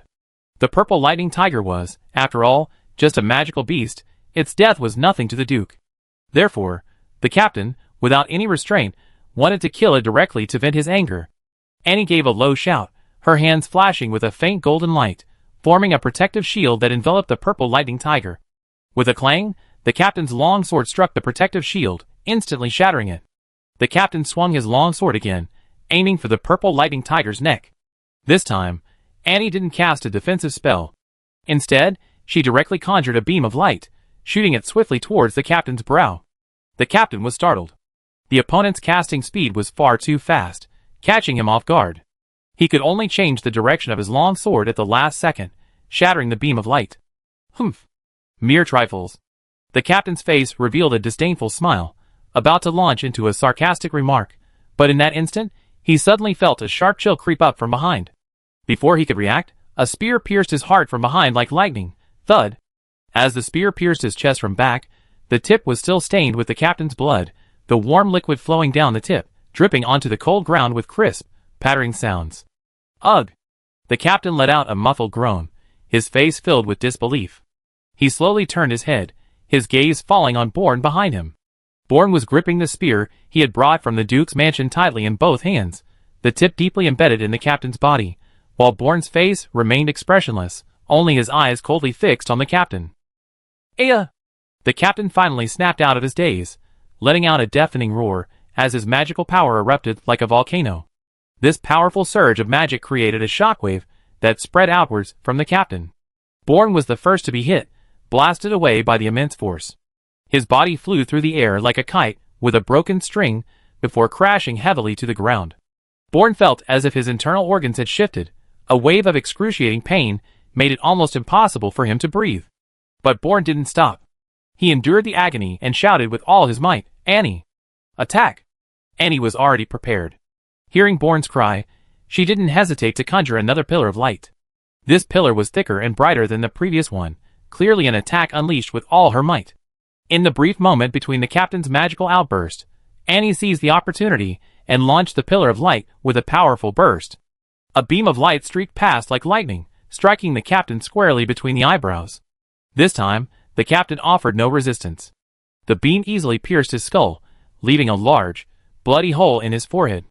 The captain's body shuddered violently, then, as if his soul had been ripped from his body, he collapsed to the ground, dying instantly without even a scream. Seeing the captain finally dead, Annie sat down, her heart finally at ease. Bourne staggered to his feet, went to the captain's side, picked up his long sword, and searched the corpse for anything usable. Annie, meanwhile, used healing magic to tend to the wounds of the dying purple lightning tiger. After all, they would need it to escape later. After a brief rest, the purple lightning tiger was able to stand and walk slowly, so the three quickly left the area. Not long after, another group of people appeared. These people were all dressed in the armor of the Duke's personal guard, and each possessed an extraordinary aura, indicating they were all top-tier experts. They looked at the captain's corpse lying on the ground, a look of shock flashing in their eyes. "Calder is dead?" a woman exclaimed. "Could it have been that purple lightning tiger?" A burly man stepped forward and examined him, shaking his head. "He has marks on his body from fighting with purple lightning tiger, but none of them are fatal. The two most fatal wounds are one in the heart, seemingly pierced by a spear, and the other between his eyebrows. Judging from the remaining marks, it should be light magic. Light magic? The woman frowned slightly. Could it be that a light mage intervened? Chapter 686. The burly man said in a deep voice, "There are only a handful of light mages in the city, and they usually have a good relationship with the Duke. It's impossible for them to target our royal guard. This matter is strange. We should report to the Duke as soon as possible and let him make the decision." Everyone nodded and quickly left, taking Calder's body with them. Annie and Bourne hid in a manor in the southern part of the city. This manor appeared to belong to a high-ranking nobleman, with a horse stable housing more than 10 fine horses. Annie and the others hid in the stable. Gurgle. Having not eaten for 3 days, Annie's stomach was growling loudly. In the past, with Annie's strength, she wouldn't feel hungry even if she didn't eat for years, but now it was different. She was now just an ordinary elemental mage, only slightly stronger than an ordinary human. "Brother Bourne, I am so hungry." Bourne was also helpless. They had finally found a hiding place, and killing the horses here would definitely cause unnecessary chaos, and then they would probably be hunted down again. He looked at the drooling purple lightning tiger and shook his head, saying, "You guys should bear with it for now. Now is not the time to eat. At least you need to heal your injuries first." Annie pouted and said, "But you need to eat to heal your injuries." Bourne said helplessly, "If we kill the horses here, the cook will definitely notice something amiss the next day, and then it will arouse suspicion, and we'd probably be hunted down again." Annie said, "Why don't we eat our fill and just leave the city? It'd be much safer outside." Bourne shook his head. "If we could leave the city, we would have already. But that bearded man has deployed a large number of soldiers near the city gates to catch us. Trying to leave would just lead us into their trap, and that would be terrible." Annie disagreed. "Can't you already use invisibility? Why don't you just make us invisible and escape?" Bourne sighed. "I only used invisibility based on my previous memories. I'm not proficient enough yet. Even when I'm invisible, I don't dare make any big movements, afraid of revealing myself. Killing the captain was already extremely dangerous, let alone bringing others to become invisible together. That's simply impossible." Annie stroked her chin. If all else fails, we just have to improvise. At least we're safe for now. That Duke shouldn't find us here anytime soon." On the other side, in the Duke's council chamber, Duke Dinar rested his chin on his hand, his right hand rhythmically tapping the table. Before him stood 5 captains of his personal guard. Dina suddenly stopped tapping, the sound abruptly ceasing, leaving only heavy breathing in the hall. "You mean a mage intervened?" Dinar slightly raised his eyes, looking at the burly man, the captain of a large battalion. The captain nodded firmly. "That's right, and more than one. One of them is a light mage." "A light mage?" Dinar frowned, pondering for a moment. Could it be that woman? Everyone was slightly taken aback. The female captain spoke up. "If it's her, then it makes sense. But why would she be there? After all, even we can't predict the purple lightning tiger's possible trajectory." Dinar waved his hand. "We can't use common sense to speculate on that woman's actions. A day has passed since Calder's death. The city's army has been mobilized for a thorough search, but there's still no news. They certainly can't leave the city. The only possibility is that woman saved them." The first captain immediately asked, "Should we just lead our men and attack?" "Attack?" Dinar raised an eyebrow. "You know her identity. If I attack without any evidence, it'd mean a complete falling out with her. Then I and the royal family will have no room for maneuver. The whole city has been searched. She must be with her. If we find her, she won't have anything to say, right?" Dinar shook his head. "No, that's too risky. What if we don't find her? Don't forget, she's not an ordinary woman." The first captain also fell silent, feeling apprehensive about the woman's abilities. Dinar slowly stood up and paced back and forth in the hall. "But there's no need to worry. We sealed off the city gates and are conducting thorough checks. Even that woman won't be able to take anyone out under my nose. Now we just need to quietly wait for an opportunity." "An opportunity?" a captain asked. "What opportunity?" Just as he finished speaking, a voice came from outside the hall. "Your Grace, there's a situation at the South City Horse Ranch." Dinard's lips curled into a slight smile. "See? The opportunity has arrived." As the hall doors opened, a man dressed as a merchant entered.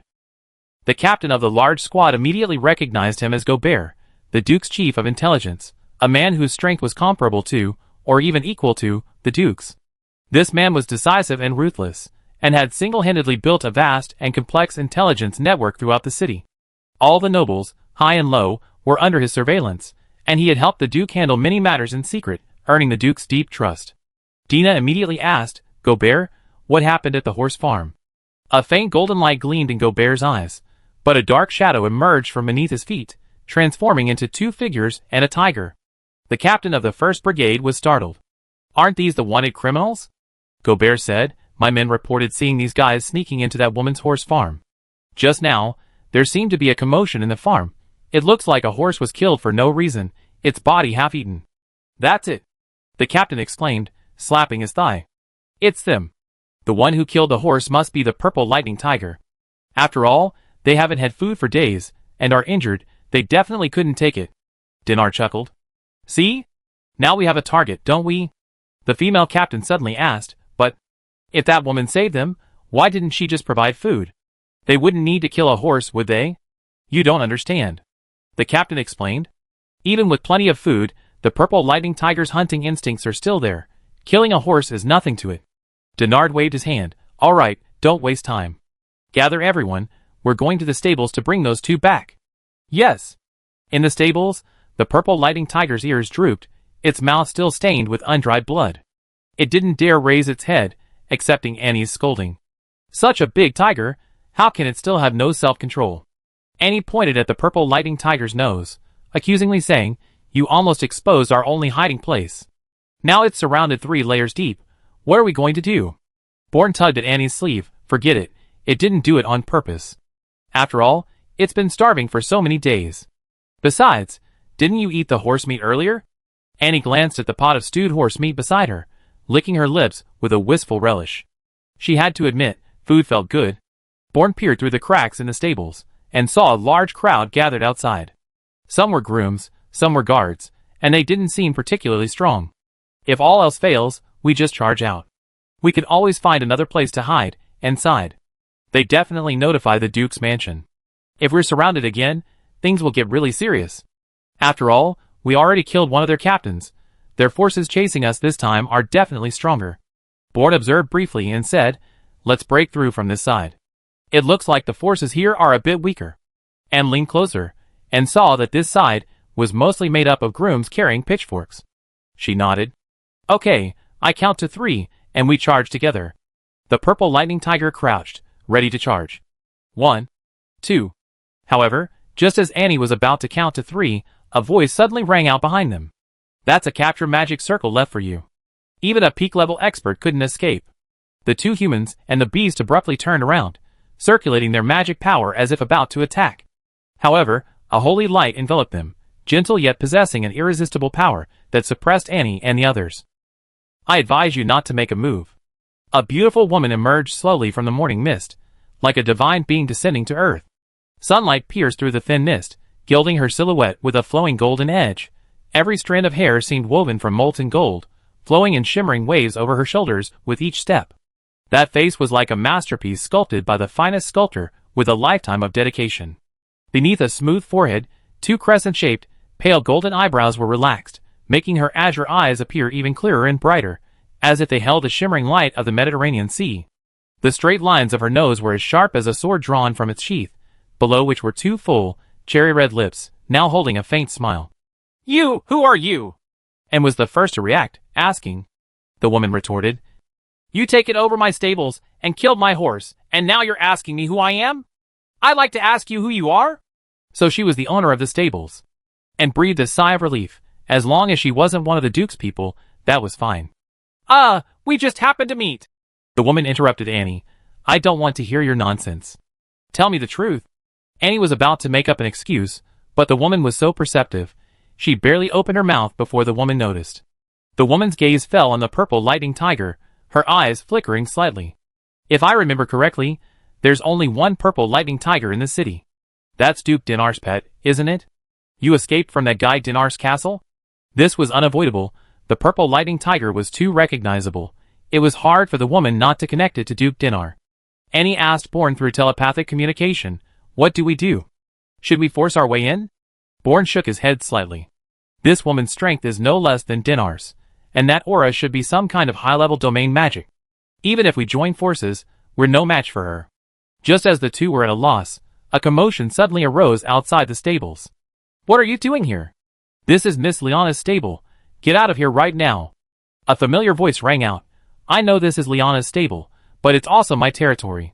Since this is my territory, I will not allow any illegal or criminal activity to occur. I heard that some thugs killed horses here, so I came to rescue them. Is there a problem?" And Bourne immediately became serious. "It's Denard. He's caught up with us." The woman frowned. "Humph, that Denard? Is he going to use force?" Then, in a flash of light, she disappeared. At the same time, a woman's light, melodious voice rang out from outside the stable. "Duke Denard, you're really kind." Duke Denard's boots crunched through the mud in front of the stables, followed by a squad of fully armed guards, their armor gleaming coldly in the sunlight. He narrowed his eyes, staring at Liana standing at the stable door, a forced smile playing on his lips. "Miss Liana, what a coincidence." His tone was casual, but his gaze swept past her into the stables. "I heard 2 rats escaped into your stables. Why don't you let my men search them?" Liana crossed her arms, her golden braids cascading over her shoulders, a mocking smile on her face. "Rats? When did your grace become so interested in animals? Is it because they share a stench?" Denard's face darkened, but he quickly regained his haughty demeanor. "Sharp-tongued little girl, I advise you to mind your own business. My men saw them run in here. If you harbor criminals, you be held accountable." "Criminals?" Liana sneered. "Your grace is quite adept at labeling.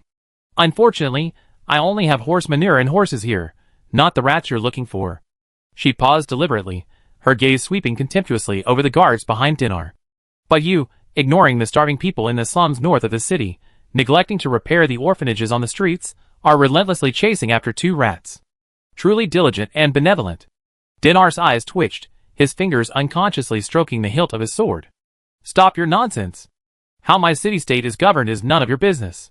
"Oh, is that so?" Liana raised an eyebrow. "Then may I ask, your grace, where did the disaster relief funds allocated by the capital last month go? And why did the city's commercial taxes triple? The people can't even afford food, while you indulge in nightly revelry and debauchery. What a fine sage ruler." Dina finally snapped, his face turning ashen. "Insolence. You?" Chapter 687. "What about me?" Liana wouldn't budge, even taking a step closer. "You want to arrest me? Fine, you can try and see if your personal guards are stronger, or my cavalry." Denard's fists clenched and unclenched, his eyes blazing with anger. But he knew Liana's status was extraordinary. If he attacked her in public, it would likely have far more serious consequences. Finally, he coldly snorted, "Very well, Liana, we see." He abruptly waved his hand, leading his guards away dejectedly, but before leaving, he glared resentfully into the depths of the stables, as if he could see his prey hiding through the wooden planks. Only after Denard's figure had completely disappeared did Liana slowly exhale, turn around, push open the stable door, and whisper into the shadows, "Come out, he's gone." Bourne peeked out, surprised to see that Denard had actually been driven away. Thank you." Liana waved her hand, saying, "No need to thank me. I just couldn't stand that bastard. By the way, how did you guys offend him? He actually came to my stable to take him away?" Bourne scratched his head. Hee, nothing much, just killed one of their captains." Liana paused, looking at the listless purple lightning tiger, then at the thin Bourne and the clumsy Annie, her face full of disbelief. "Really? You guys could kill a captain?" Bourne clenched his fist. "That's a piece of cake." Annie pulled Bourne aside. "Don't brag. We only succeeded by taking advantage of their underestimation of us and launching a sneak attack." A strange light flashed in Liana's eyes. "Even if it was a sneak attack, killing a captain would be extremely difficult for you. I didn't expect you to be so capable." Bourne then asked, "May I ask your name? Why does Denard seem so wary of you?" Liana sneered, a look of contempt on her face. "Of course he's wary of me. I am Liana, the granddaughter of the current Imperial Marshal, the Commander-in-Chief of the Kark Banner Cavalry Battalion.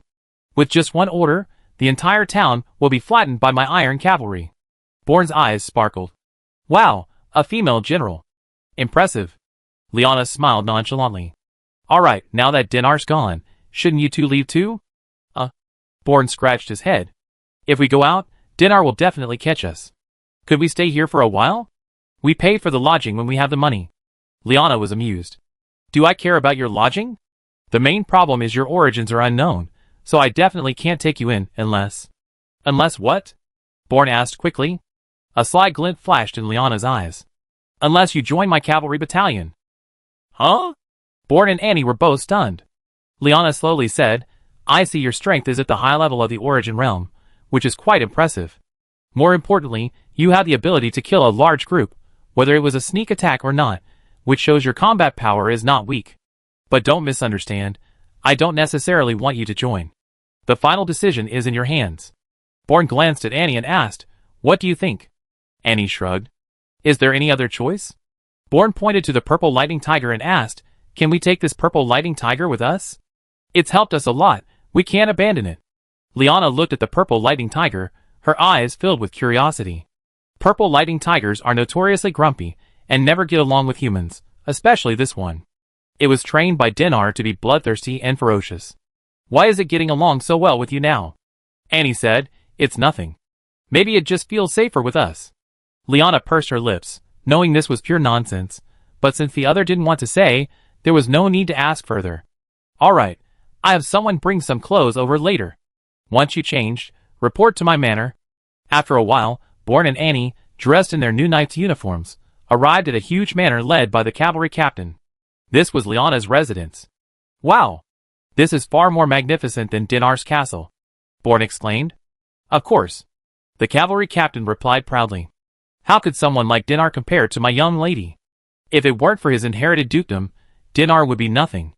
And asked curiously, Don't Dinar and Miss Liana get along well? The cavalry captain's face showed disdain. Dina is a hereditary duke who only reached the advanced stage of the transcendent realm thanks to his family's resources. But this guy is a coward, unwilling to take on any military duties, so the capital sent him here as a leisurely nobleman. Not only is he a coward, but he also bullies the weak and fears the strong, running rampant in his territory, treating human life like dirt. This city is a large city under his jurisdiction. 5 years ago, it was prosperous, but now all the capable people have moved away, leaving only his lackeys and some poor families. To put it bluntly, Dinar is a beast, and naturally my young lady looks down on him. This Dinar often holds banquets in his castle. A year ago, my young lady was stationed outside the city. At that time, she didn't know Dinar well, but she was invited to his banquet. At the banquet, Dinar engaged in debauchery, feeding live humans to magical beasts. These atrocities infuriated my young lady. My young lady is straightforward, and she immediately broke off relations with Dinar, thus beginning their feud. And then asked, since Dinar behaves so recklessly, why doesn't the royal family simply ban him? The cavalry captain was quite helpless. This is a very complicated issue mainly. Before the cavalry captain could finish speaking, Liana appeared at the top of the steps, mainly because Dinar's family has many supporters. The old dukes were extremely prestigious, with disciples everywhere. Even my father once served as a captain under him, so the royal family wouldn't act rashly without absolute certainty. Bourne frowned and asked, such blatant disregard for human life is already irrefutable. Just arrest anyone in the city and ask them, you get a mountain of accusations. Why can't we touch him? Liana sneered, easier said than done. The lives of commoners are nothing to nobles. Besides, Dinar mainly harms slaves. These people have no human rights, so it's hardly evidence.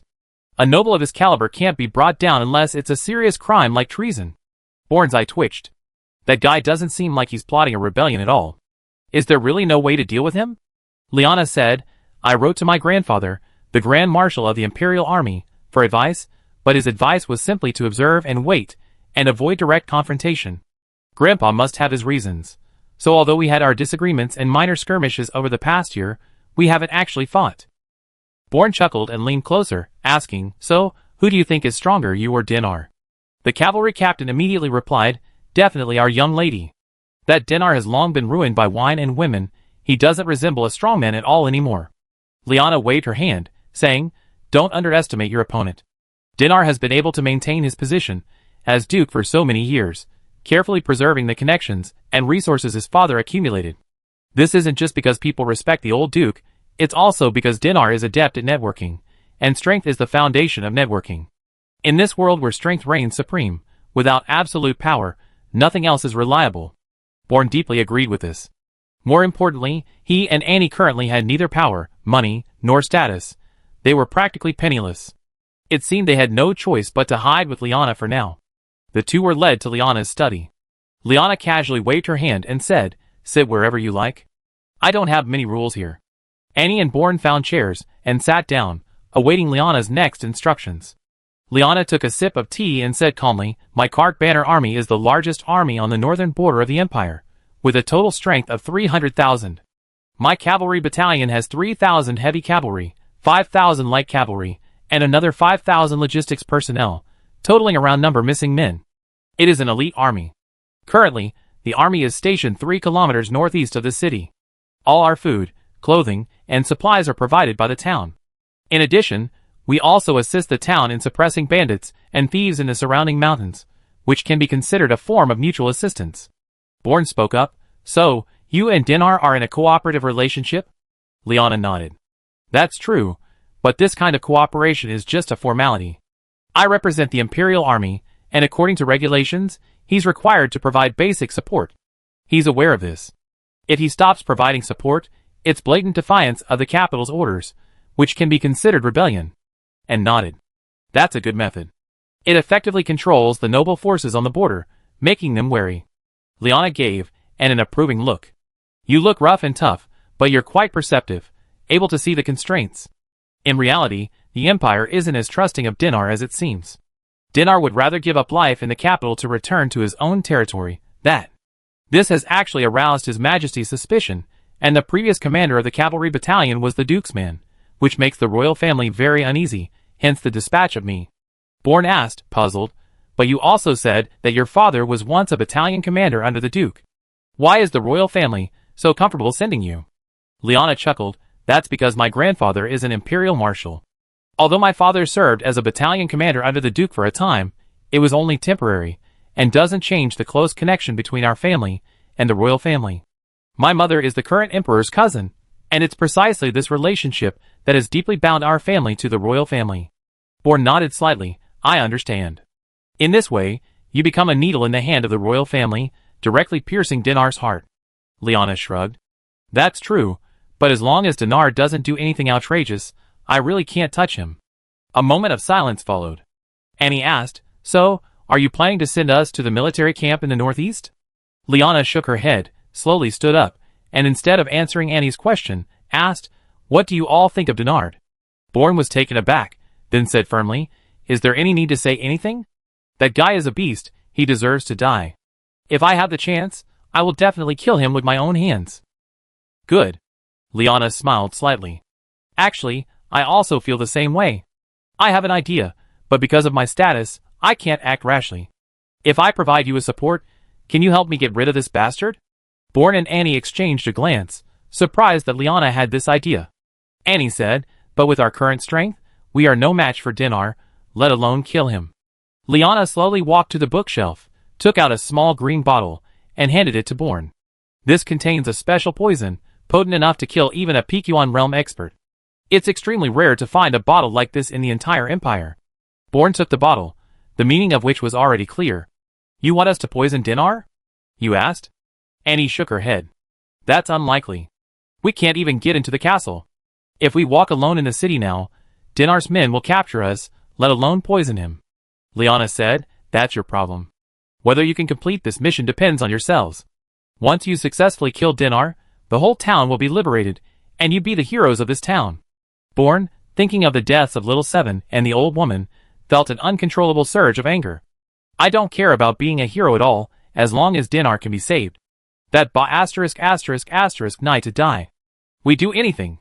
Liana's lips curled into a smile as gentle as a spring breeze, as pure as snow. "All right, that makes things easier. From now on, all your actions will be assisted by me, but you cannot reveal your identities or our relationship. Of course, I won't admit it either. Now tell me, what do you need?" Annie looked at Bourne and asked through soul communication, "What are your thoughts?"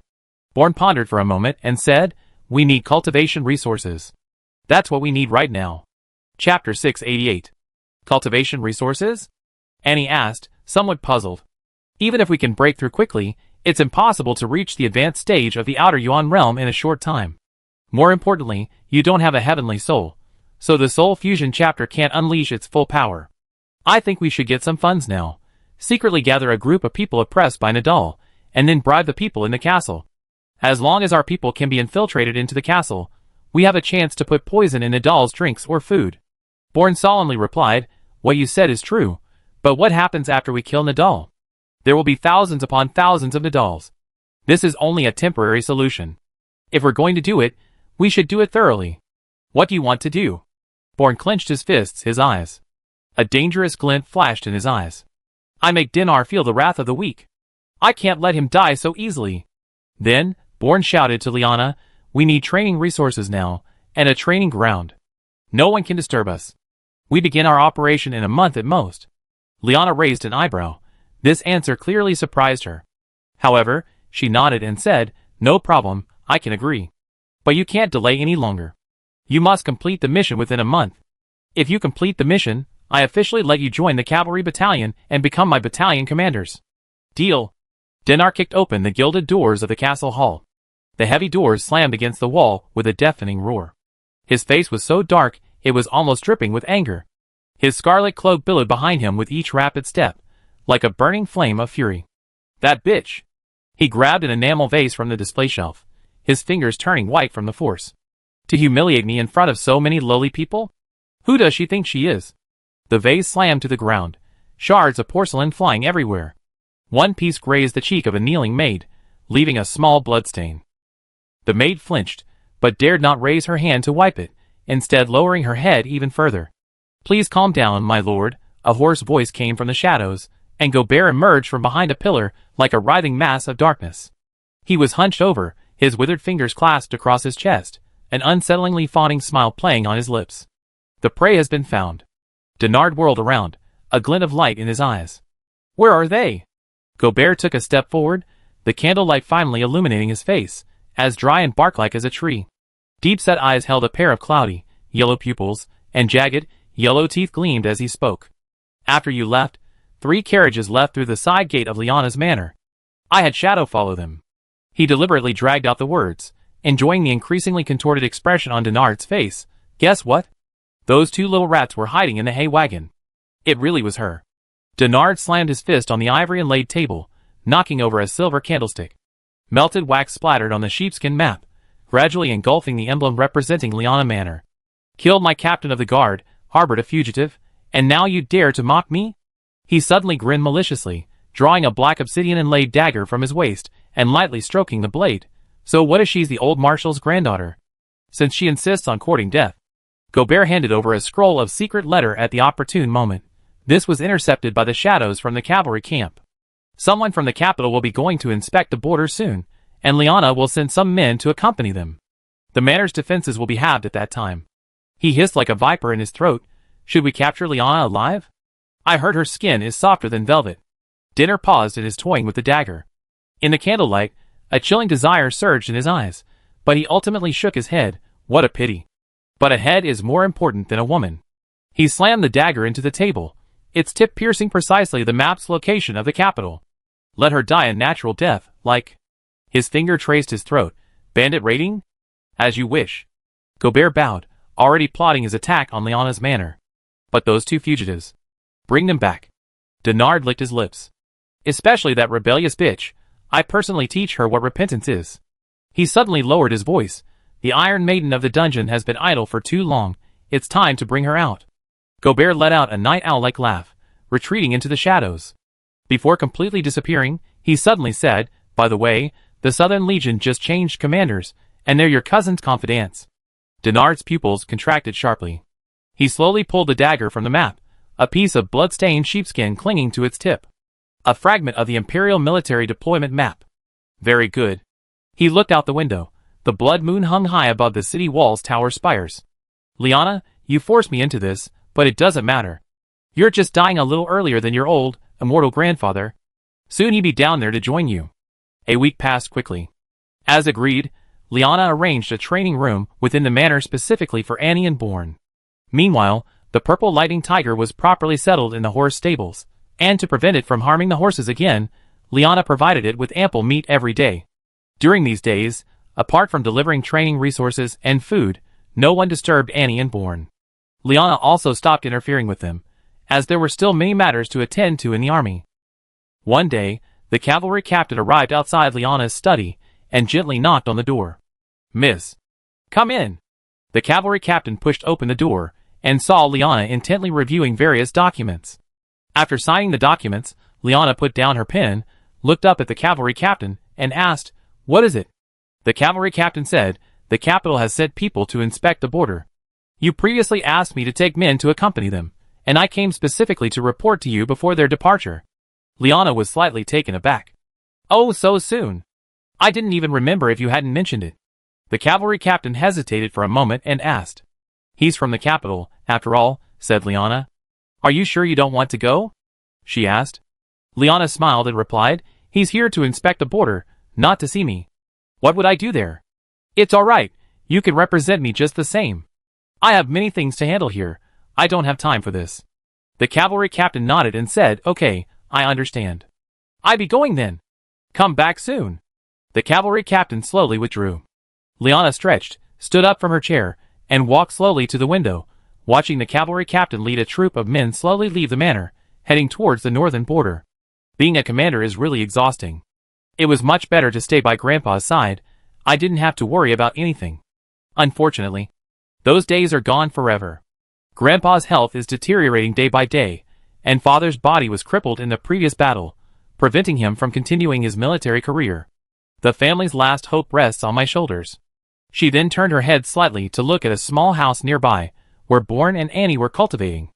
"I hope those two can successfully eliminate Dinar, otherwise my days here won't last long. According to Grandpa's plan, I'd be transferred to company commander in 6 months. After I leave, Dinar will definitely become even more unscrupulous and ruthless, and the people here will live in misery. I absolutely cannot let that happen." Meanwhile, inside the cultivation room, Annie and Bourne were frantically circulating the soul division and fusion technique. This week's cultivation had consolidated their realm, and with the support of abundant resources, their strength had further improved.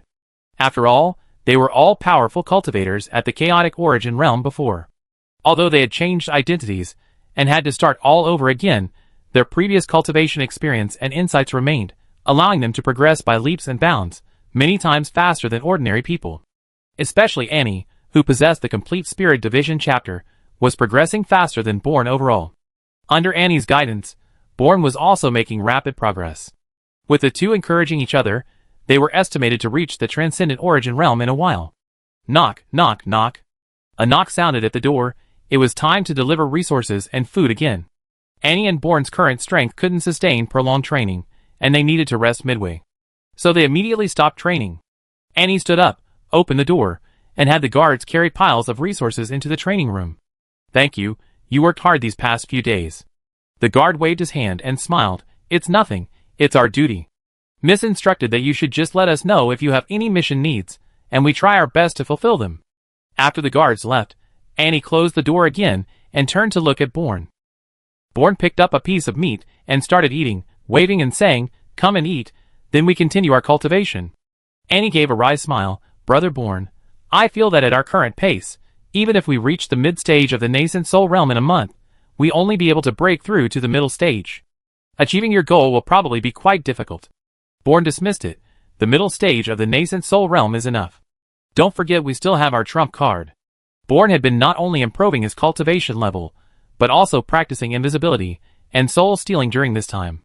Unfortunately, he could only use the power of death and couldn't unleash the 1,000-mile eye seal, otherwise his chances of winning would be greatly increased. Annie, on the other hand, possessed a high-level light magic spell, which she had won in a bet with the Divine Beast Mountain. Although she hadn't used it much before, it was still a high-level spell, much more powerful than ordinary magic. And thought about it and agreed, so she sat down next to Bourne and started gnawing on a piece of meat. "But there are still many skilled fighters around Dinar. How can we find a time when he's acting alone?" Bourne chuckled. "That's easy. Luring him in, then having Purple Lightning Tiger coordinate with us to stage a diversionary tactic. With Dinar's pig brain, he probably won't figure it out." The two quickly ate a few bites, and then resumed their cultivation. The night was as dark as ink, so thick it seemed impenetrable. Liana's manor was swallowed by darkness, with only a few scattered lights flickering in the wind, like fireflies about to be extinguished. On the watchtowers surrounding the manor, the soldiers who should have been on duty were nowhere to be seen, only a lone flag fluttered in the night wind. The footsteps of the patrols had long since disappeared. The entire manor was eerily quiet. Not even the chirping of insects could be heard, as if all living things had held their breath, waiting for something. Liana's room was the only place in the entire manor with a light on. The candlelight was dim, casting her slender yet upright figure on the window paper. She was bent over her desk, her delicate fingers turning the pages of a thick parchment scroll, densely covered with records of troop deployments, resource allocations, and intelligence from the border. Her brows were slightly furrowed, her red lips tightly pressed together. Clearly, some news had unsettled her. She picked up her pen, dipped it in ink, and quickly wrote a few lines on the paper. The scratching sound of the pen across the paper was exceptionally clear in the silent room. Suddenly, the candlelight flickered violently. Liana's fingers paused, and she looked up alertly. Outside the window, the shadows of the trees swayed, as if something had just passed by. She squinted, staring intently into the darkness, but saw nothing but swaying branches and leaves. An illusion? She murmured to herself, her fingers unconsciously reaching for the short sword lying on the corner of the table. Just then, a gust of cold wind seeped in through the crack in the window, causing the candlelight to flicker violently, almost extinguishing it. Liana abruptly stood up, the short sword drawn, its cold gleam reflecting on her stern face. She walked slowly to the window, gently pushed it open, and the night breeze rushed in, carrying a faint, fishy smell. Deep in the woods outside the manor, something seemed to be moving. Liana's pupils contracted slightly. It wasn't a wild beast, nor was it the wind. It was lurking, killing intent. She quickly closed the window, turned, and headed towards the door, preparing to gather the remaining guards. However, just as her hand was about to touch the doorknob, click! A very slight sound came from the roof, like tiles being stepped on. Liana froze. Someone had already infiltrated the manor. If they had infiltrated here, then all the surrounding guards must have been killed. Who could it be? A sense of foreboding rose in Liana's heart. To be able to silently eliminate all the guards, that kind of strength isn't something an ordinary person possesses. Could it be? Just then, the roof tiles cracked, and a black shadow descended. At the same time, an intense killing intent seemed to solidify, making the entire room feel as if it had plunged into an ice cellar. Humph! Liana reacted extremely quickly. She drew her short sword and unleashed a slash. The bright slash tore through the shadow, illuminating the entire room.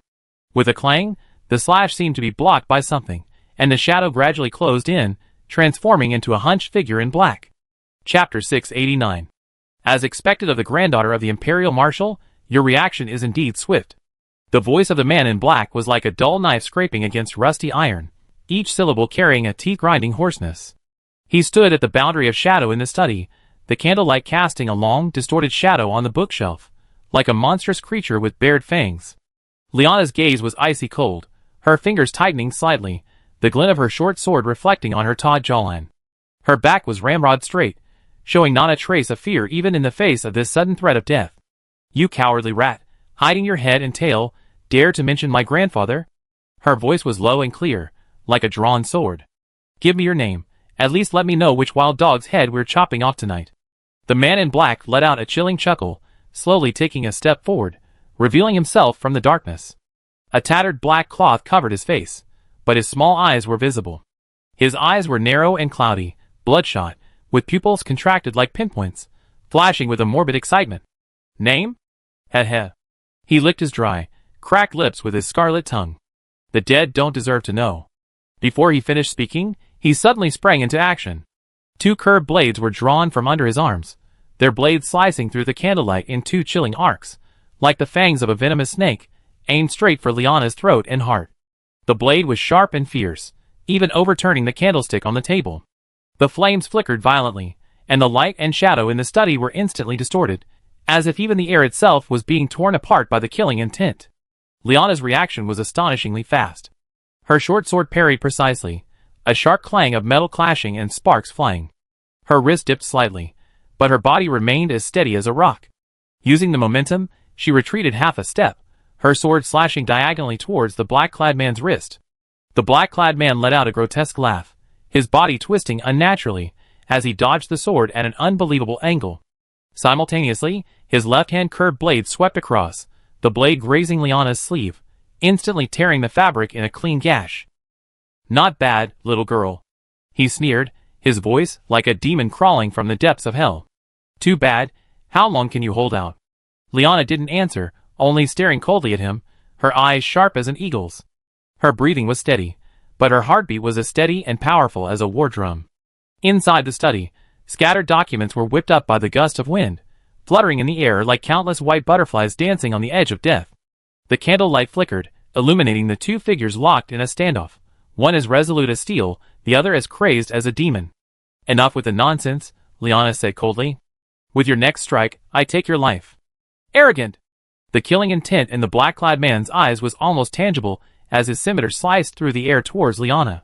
Liana let out a sharp cry, unleashing a burst of light power. A powerful sword aura flew out, relentlessly slashing towards the black-clad man's vital points. The candlelight in the study flickered violently, projecting the two intertwined figures onto the wall, like two ferocious beasts locked in combat. Liana's short sword drew a silver arc through the air, its blade precisely aimed at the black-clad man's throat. However, the black-clad man's body twisted eerily, two scimitars coiling around him like venomous snakes. Blades clashed, sparks flying. Clang! The sharp sound of metal clashing echoed in the study. Liana used the momentum to retreat, lightly landing on the other side of the desk, with a light touch of her toes. Her breathing remained steady, but her eyes grew increasingly sharp. Although the man in black's attacks were fierce and insidious, each strike aimed directly at a vital point, her swordsmanship was equally superb. The short sword in her hand seemed to come alive. Every parry was perfectly timed, giving her opponent no opening. The man in black, unable to gain the upper hand, grew increasingly impatient. His blade became more ruthless, the curved blade drawing a chilling trajectory in the air, the wind from the blade even tearing apart scattered documents, sending scraps of paper flying like snowflakes. However, Liana's defense was impenetrable.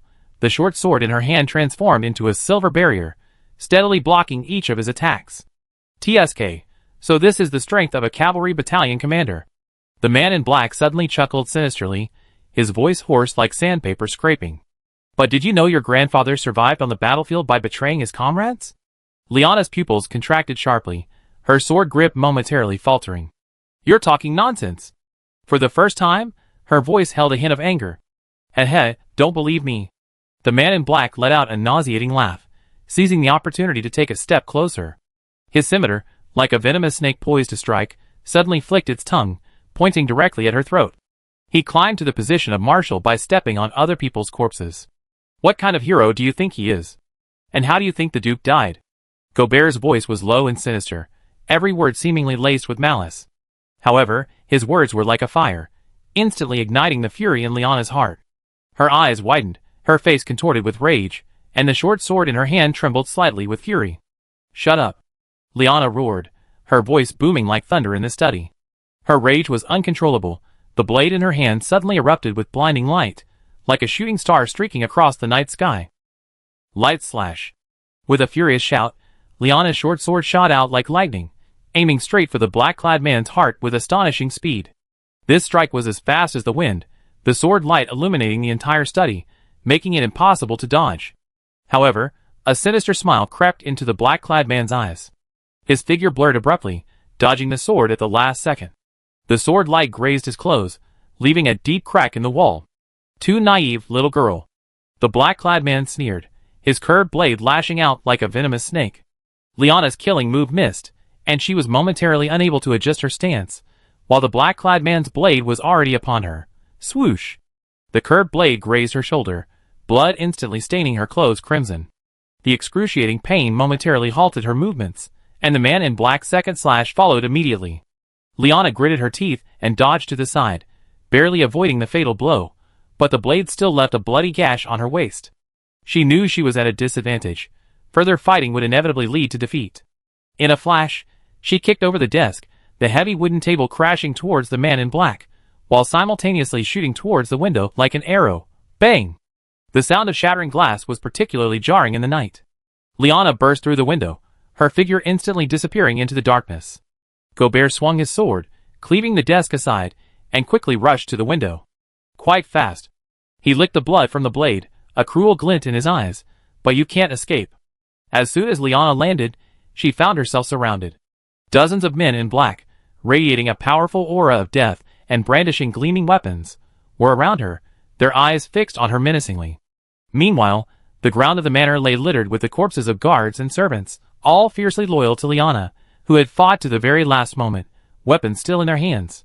Liana gritted her teeth, her left hand clutching the wound on her abdomen, and asked, word by word, "Who exactly are you?" The man in black who had been there earlier climbed out of the window, and landed steadily behind Liana. "You're already a dying woman. What good would it do you to know?"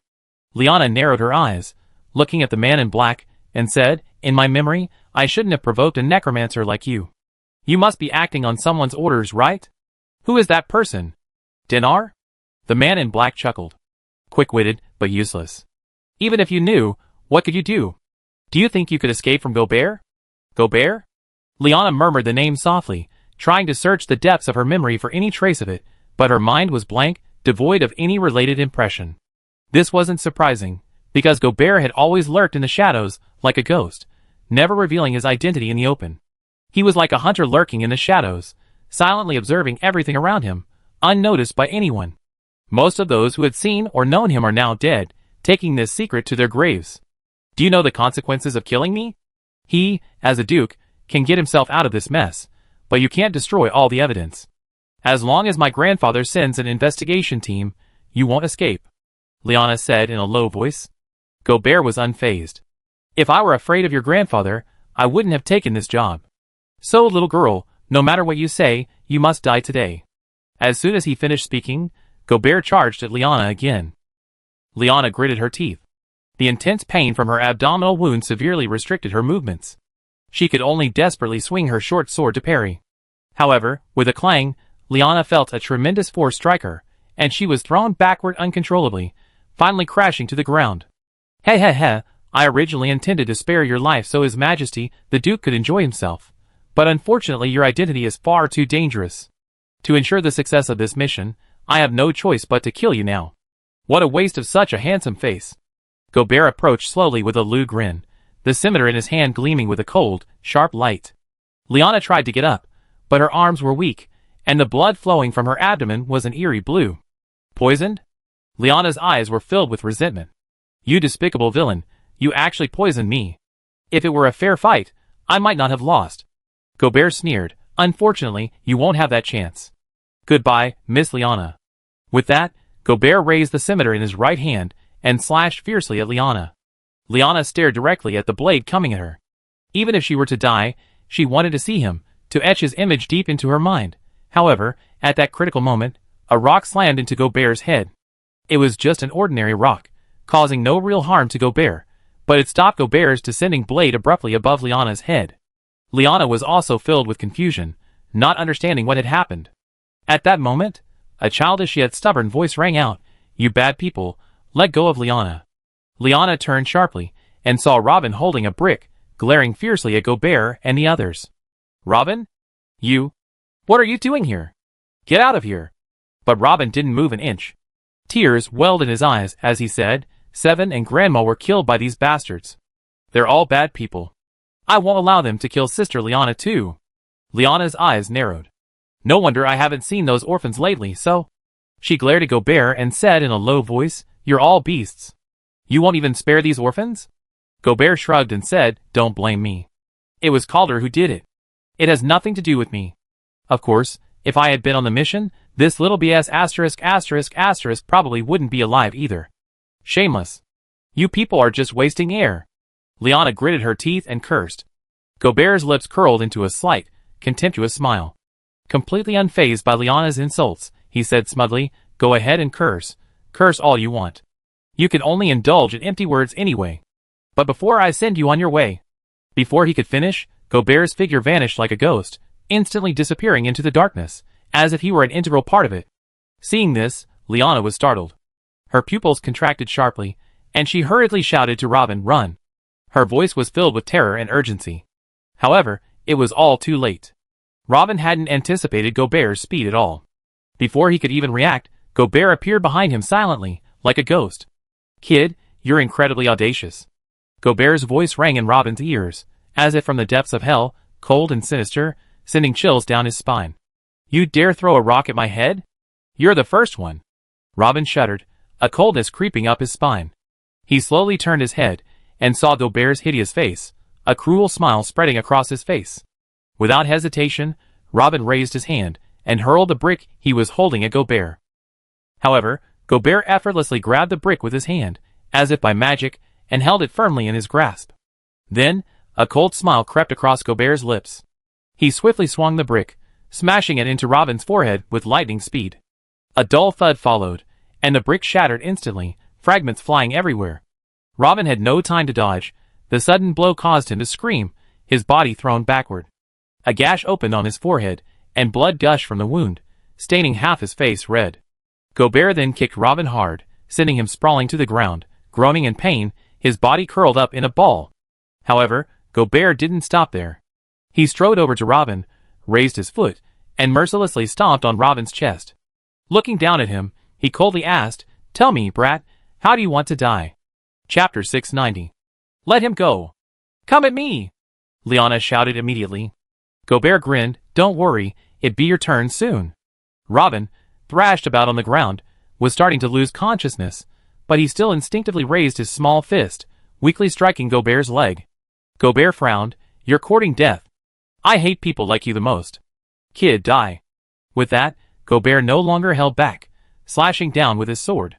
"Robin!" Liana cried out, grabbing the short sword beside her with all her might, and unleashing a fierce slash. Still have energy left?"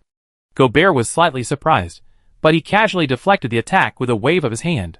"You seem quite concerned about this brat. In that case, I give you a good show. I slice off his flesh piece by piece, letting him die screaming, hee hee hee." Gobert sheathed his scimitar, then grabbed Robin with his left hand, while his right hand gently rubbed the blade of the scimitar against Robin's delicate face. "TSK, TSK, TSK, where should we begin?" Robin was terrified and trembled all over, but his eyes remained fixed on Gobert, showing no sign of submission. Liana roared, "Let him go, you beast. I make you pay." Gobert sneered, "Even now you're still spouting threats? Do you think that scare me?" With that, Gobert exerted a little force, and the blade sliced through Robin's face, warm blood slowly flowing out. "Robin!" Liana tried to rush forward to save Robin, but her weakness grew stronger, and she couldn't even hold her short sword properly. Gobert, seeing Liana's angry yet helpless expression, felt very satisfied. He, taking on this mission was definitely the right choice. However, just then, a strange sense of unease suddenly arose. Gobert frowned, released Robin with his left hand, and swung his right-hand scimitar behind him. A clang rang out. The scimitar seemed to have struck a metal object. Gobert immediately jumped back several meters, creating distance. "It's you?" Liana's eyes widened, staring in disbelief at Born, who had suddenly appeared out of nowhere. Born pursed his lips and muttered, "My invisibility technique is still not polished enough. I always leave a trace." Gobert stared coldly at Born. "How did you get behind me?" Born shrugged. "I walked over, of course. Do you think I can fly?" Gobert snapped, "But you clearly have no magic power at all. You're just a slave. How could you approach me silently? Who exactly are you?" Born raised his long sword, the one he had almost used to pierce Gobert. "You said it yourself, I'm just a slave. So why are you asking?" "No!" Gobert shouted. "That slave couldn't have cultivated magic power in such a short time. You're not her." Born was startled. He hadn't expected Gobert to deduce the truth based on such details. However, he wouldn't admit it so easily.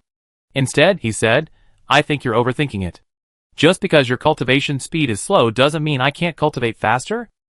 Gobert's eyes were filled with suspicion, but now was not the time to waste. The poison on his blades only had a paralyzing and magic sealing effect, not a fatal one. Given time, Liana would recover. It was better to deal with her first. So Gobert, wielding his twin swords again, coldly said to Born, "The Duke ordered me to bring you back alive. But he didn't say you had to be back intact. Losing an arm or a leg shouldn't be a problem." With that, he flashed forward, leaving a trail of black mist, and charged towards Born. Born naturally dared not confront him directly. Instead, he grabbed Robin from the ground and quickly ran towards the grove of trees in the manor. Trying to run? Gobert's eyes sharpened. He was about to give chase, but then he thought something was amiss, and turned to look at Liana. This glance was crucial. A large, bloated figure charged out from the shadows, knocking away 2 or 3 men in black, reaching Liana, hoisting her onto his shoulder, and rushing out of the manor. "What?" Gobert exclaimed in shock, his face filled with astonishment. He simply couldn't believe his eyes. His men had been so utterly defeated by these 2 slaves, it was completely unexpected. Watching helplessly, as they rescued the people filled Gobert with rage and terror. "Chase them! Chase them!" he roared, his voice echoing through the night. At this moment, he couldn't care less about Born, because he knew that if Liana escaped and told her grandfather what had happened today, then Dinar would likely be in deep trouble. And once Dinar fell, as his subordinate, Gobert would certainly not escape punishment and would be held accountable. However, Gobert didn't completely give up the pursuit of Born.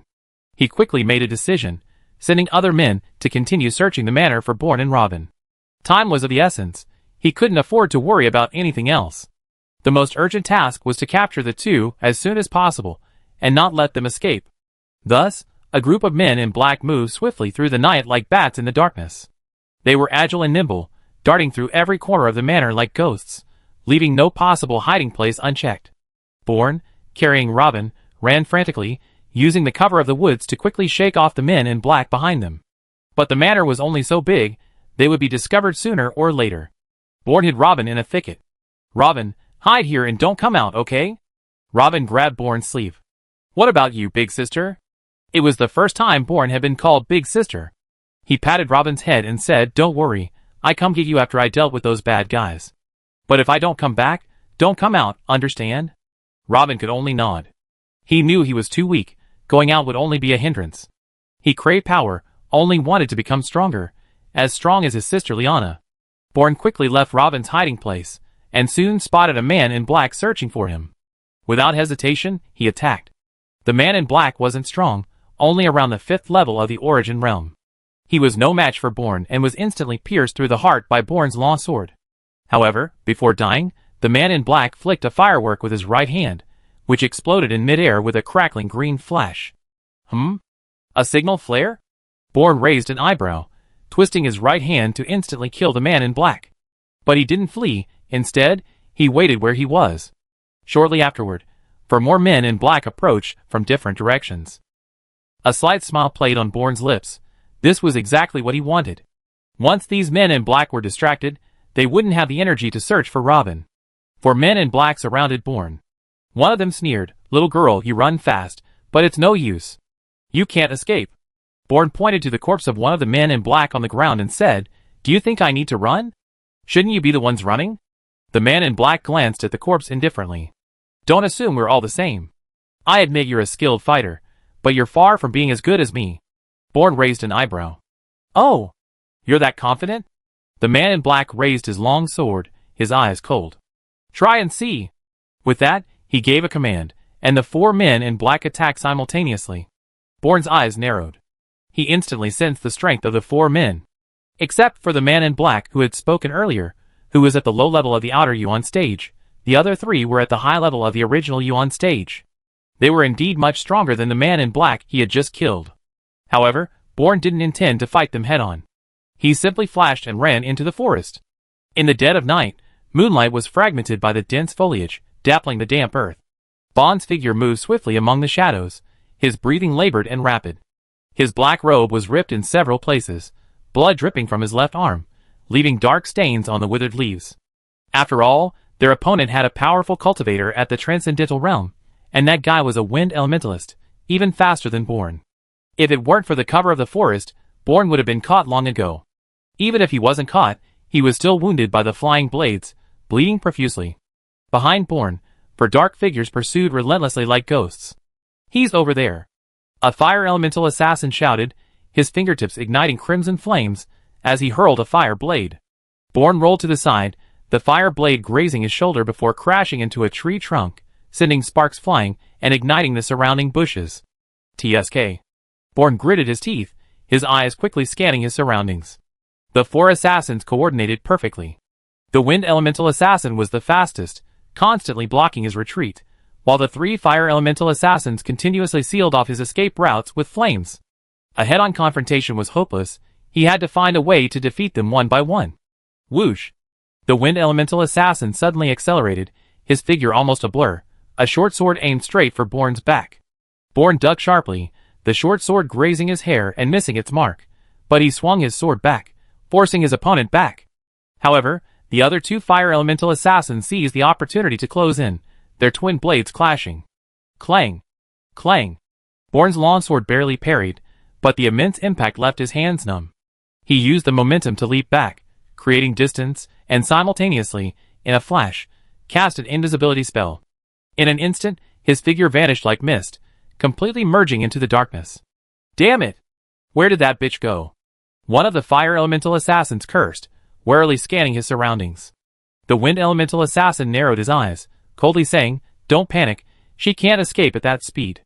Since there's no magical fluctuation, it means she's definitely still nearby." Only the crackling of the flames and the howling of the night wind remained in the woods. The four began to search cautiously. One of the fire elemental assassins cast a fireball at a clump of bushes, instantly igniting a fierce fire. "Damn it, if I find it, I make sure it's dead." But before he could finish speaking, a voice rang out behind him, "What do you want?" The fire elemental assassin was startled and swung his sword in a swift motion. But Born had anticipated this and blocked the attack, his eyes flashing, soul steel. A strange power instantly entered the assassin's mind, ripping his soul. The fire elemental assassin felt he had lost all control of his body. He tried to struggle to scream, but it was all in vain. Thud. The sword suddenly thrust out, piercing the fire elemental assassin's throat precisely. Blood gushed out, and the fire elemental assassin's eyes widened. He died without understanding what had just happened, collapsing heavily to the ground. Born reappeared, but before he could draw his sword and retreat, the wind elemental assassin roared, "There! Kill him!" The remaining three instantly sprang into action. The wind elemental assassin's speed was astonishing. His short sword pierced Born's throat like a venomous snake, while the two fire elemental assassins flanked him from the left and right, flames coiling around their blades, blocking his escape route. Born barely managed to sidestep, avoiding a fatal blow, but the wind blade still left a bloody gash on his cheek. He dared not linger, kicking up the ground and, taking advantage of the moment his opponent's vision was obstructed, disappearing back into the darkness. The wind elemental assassins stared at the corpse on the ground, their eyes filled with suspicion. If Born's killing of a 5th-tier assassin earlier wasn't anything special, the instantaneous killing of a high-tier assassin now was something that should raise their alarm. "Don't let him get away," the wind elemental assassin roared. "This man is extremely dangerous. One of you go and inform Lord Gobert, the other stay and follow me." One of the men in black immediately nodded and left the forest, leaving only the fire elemental assassin to continue deeper into the woods in pursuit of Born. Flames raged through the forest, thick smoke billowed, and Born's breathing grew increasingly heavy. His invisibility spell had consumed a great deal of energy, and his stamina was nearing its limit. Having used invisibility twice in succession, he probably couldn't rely on it again tonight, otherwise, his magic power would be exhausted, and his situation would be even more dangerous. However, he knew what he was doing. He slashed down a nearby tree with a single stroke. The tree crashed to the ground, but it couldn't stop the two men in black from their pursuit. But Born's purpose wasn't this, he simply wanted to draw their attention. "Big Kitty, it's your turn." Suddenly, a chilling roar erupted, and a colossal creature burst from the shadows, biting off the fire elemental assassin's head in one swift motion. Blood spurted out, splattering all over the wind elemental assassin's face. The wind elemental assassin was horrified, his eyes wide with shock. How could this be? Born stopped in his tracks. The purple lightning tiger, its mouth full of blood, slowly approached him. He reached out and stroked the tiger's head, chuckling, "What a coincidence. The purple lightning tiger was just brought back to the manor today. Now it's our turn." Chapter 691. A blue light shimmered beneath Annie's feet, the wind elemental power awakened by the Spirit Division chapter. With the aid of acceleration magic, Annie's speed increased dramatically. Even with her enormous size and cumbersome movements, even while carrying someone, she still left Gobert far behind. You're not a light mage?" Liana asked, her eyes filled with surprise. Annie said, "This isn't the time to talk about this. We need to get rid of these guys as soon as possible. Do you have any ideas?" Liana frowned. "The city is full of Denar's men, they're unreliable. But getting out of the city will be difficult, we have nowhere to run." Annie was speechless. "Didn't you leave any backup plan?" Liana sighed. "I didn't expect Denar to be so ruthless. Since he dared to attack me, it means he was fully prepared." Just then, Annie received a sole message from Born. "Annie, I'd taken care of things here." Annie's face lit up. If Born was free, they could go back and join him to fight Gobert. Thinking this, Annie made a sharp 90-degree turn and ran back towards Liana's manor. "Huh?" Liana nearly twisted her neck from the sudden turn. "What are you going back for? Are you going to meet up with your companions?" Annie chuckled. "Not meet up, but rendezvous." A moment later, Annie saw Born ahead, and the purple lightning tiger he was riding. Not only did Annie see it, but Gobert, who was relentlessly pursuing them, also saw it. A sense of foreboding washed over him. If Born and purple lightning tiger were here, it meant that the men in black he had left behind had met with misfortune. And he was absolutely right. With purple lightning tiger and Born's combined efforts, those men in black, including the one who had come to report, were all killed. To this day, Gobert had no idea what had happened inside the manor. Annie slowly stopped, turning her head to look coldly at Gobert. Gobert also stopped his pursuit, a hint of wariness in his eyes. Gobert, you're wasting your time. Liana's lips curled into a contemptuous smile, her gaze piercing Gobert like an arrow. Your plan is doomed to fail. No matter how much you struggle, it's futile. Go back and tell Dinar to prepare for my revenge. Gobert's face was extremely grim. He stared intently at Liana, the chill in his eyes seemingly freezing the surrounding air. However, facing Liana's mockery, he showed no sign of backing down. Instead, he waved his hand, and the men in black who had been standing around him quickly closed in, trapping Annie and the others in the middle. Liana frowned slightly upon seeing this. Do you still intend to resist? Her gaze swept over the 5 men in black around her, and she unconsciously tightened her grip on her short sword. The black mist surrounding Gobert grew increasingly dense, and his aura continued to solidify. He was like a venomous snake lurking in the darkness, intently watching its prey. Tonight, there must be a resolution between us. It's either you or me. His voice was low and cold, revealing a resolute killing intent. This guy's going all out. Annie said gravely. Things have come to this point. There's probably no turning back.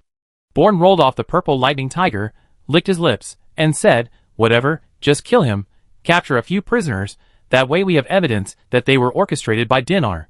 Gobert, enraged, laughed coldly. Do you really think you can defeat me? Ridiculous. He didn't waste any more words, because dawn was fast approaching. Once it was light, the plan would truly be a failure. So, at Gobert's command, the men in black launched their attack. Liana was injured, and although the effects of the poison had largely dissipated, she could only exert half her strength. Even so, she was still a high-level Yuan realm expert, and she held her own against the 2 men in black. The purple lightning tiger's combat power was undeniable after this period of rest. Its injuries had almost fully healed, and it and Born together could easily handle the 3 men in black. Annie's complete spirit division technique had brought her to the 2nd level of the outer Yuan realm. Although there was still a considerable gap between her and Gobert, it seemed that she was currently the only one capable of briefly exchanging blows with Gobert. Annie took a deep breath, raised her spear, and locked her gaze on Gobert. This was her first attempt at close-quarters combat. Gobert grinned. Hey you big oaf, you think you can fight me? Annie's lips curled into a sneer. You dare to mock me with your appearance? We're evenly matched. Gobert's eyes widened. His current state was a sore spot. Don't compare me to a piece of rotten flesh like you. I chop you to pieces, and see if you can still talk back. With that, Gobert charged forward, his scimitar flashing with a dark light, swiftly slashing at Annie. And sidestepped, twisting her foot to channel her power, thrusting her spear forward. Die! Gobert deflected the spear with his blade, then swung it back at Annie's shoulder. And was startled and quickly took a step back, but she was too slow. The scimitar tore her clothes, leaving a deep wound on her shoulder. Anne! Don't fight head-on. Born's voice echoed in her mind. You're no match for him, and you're not good at close combat anyway. This will put you at a disadvantage. You just need to stall for time, leave the rest to me. And nodded, refraining from any further rash moves. The streets were shrouded in a thin mist at midnight, moonlight filtering through the fog and casting a pale halo that illuminated the mottled bloodstains on the cobblestones. And knelt on one knee, her spear pointing diagonally at the ground, a faint blue glint remaining on its tip. Her breathing was slightly rapid, but her eyes remained sharp as an eagle's, fixed on the ghostly figure before her. Gobert stood in the shadow cast by the street lamp, 2 curved swords twirling lightly in his hands, their blades reflecting the cold moonlight.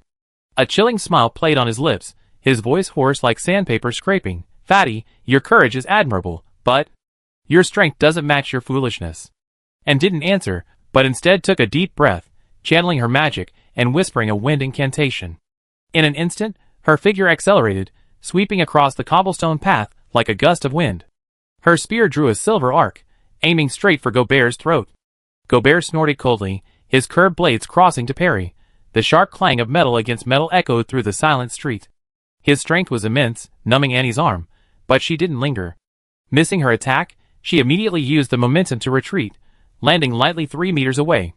A wind element? Gobert narrowed his eyes, a hint of surprise in his voice. You, a fatso, can actually wield the power of wind.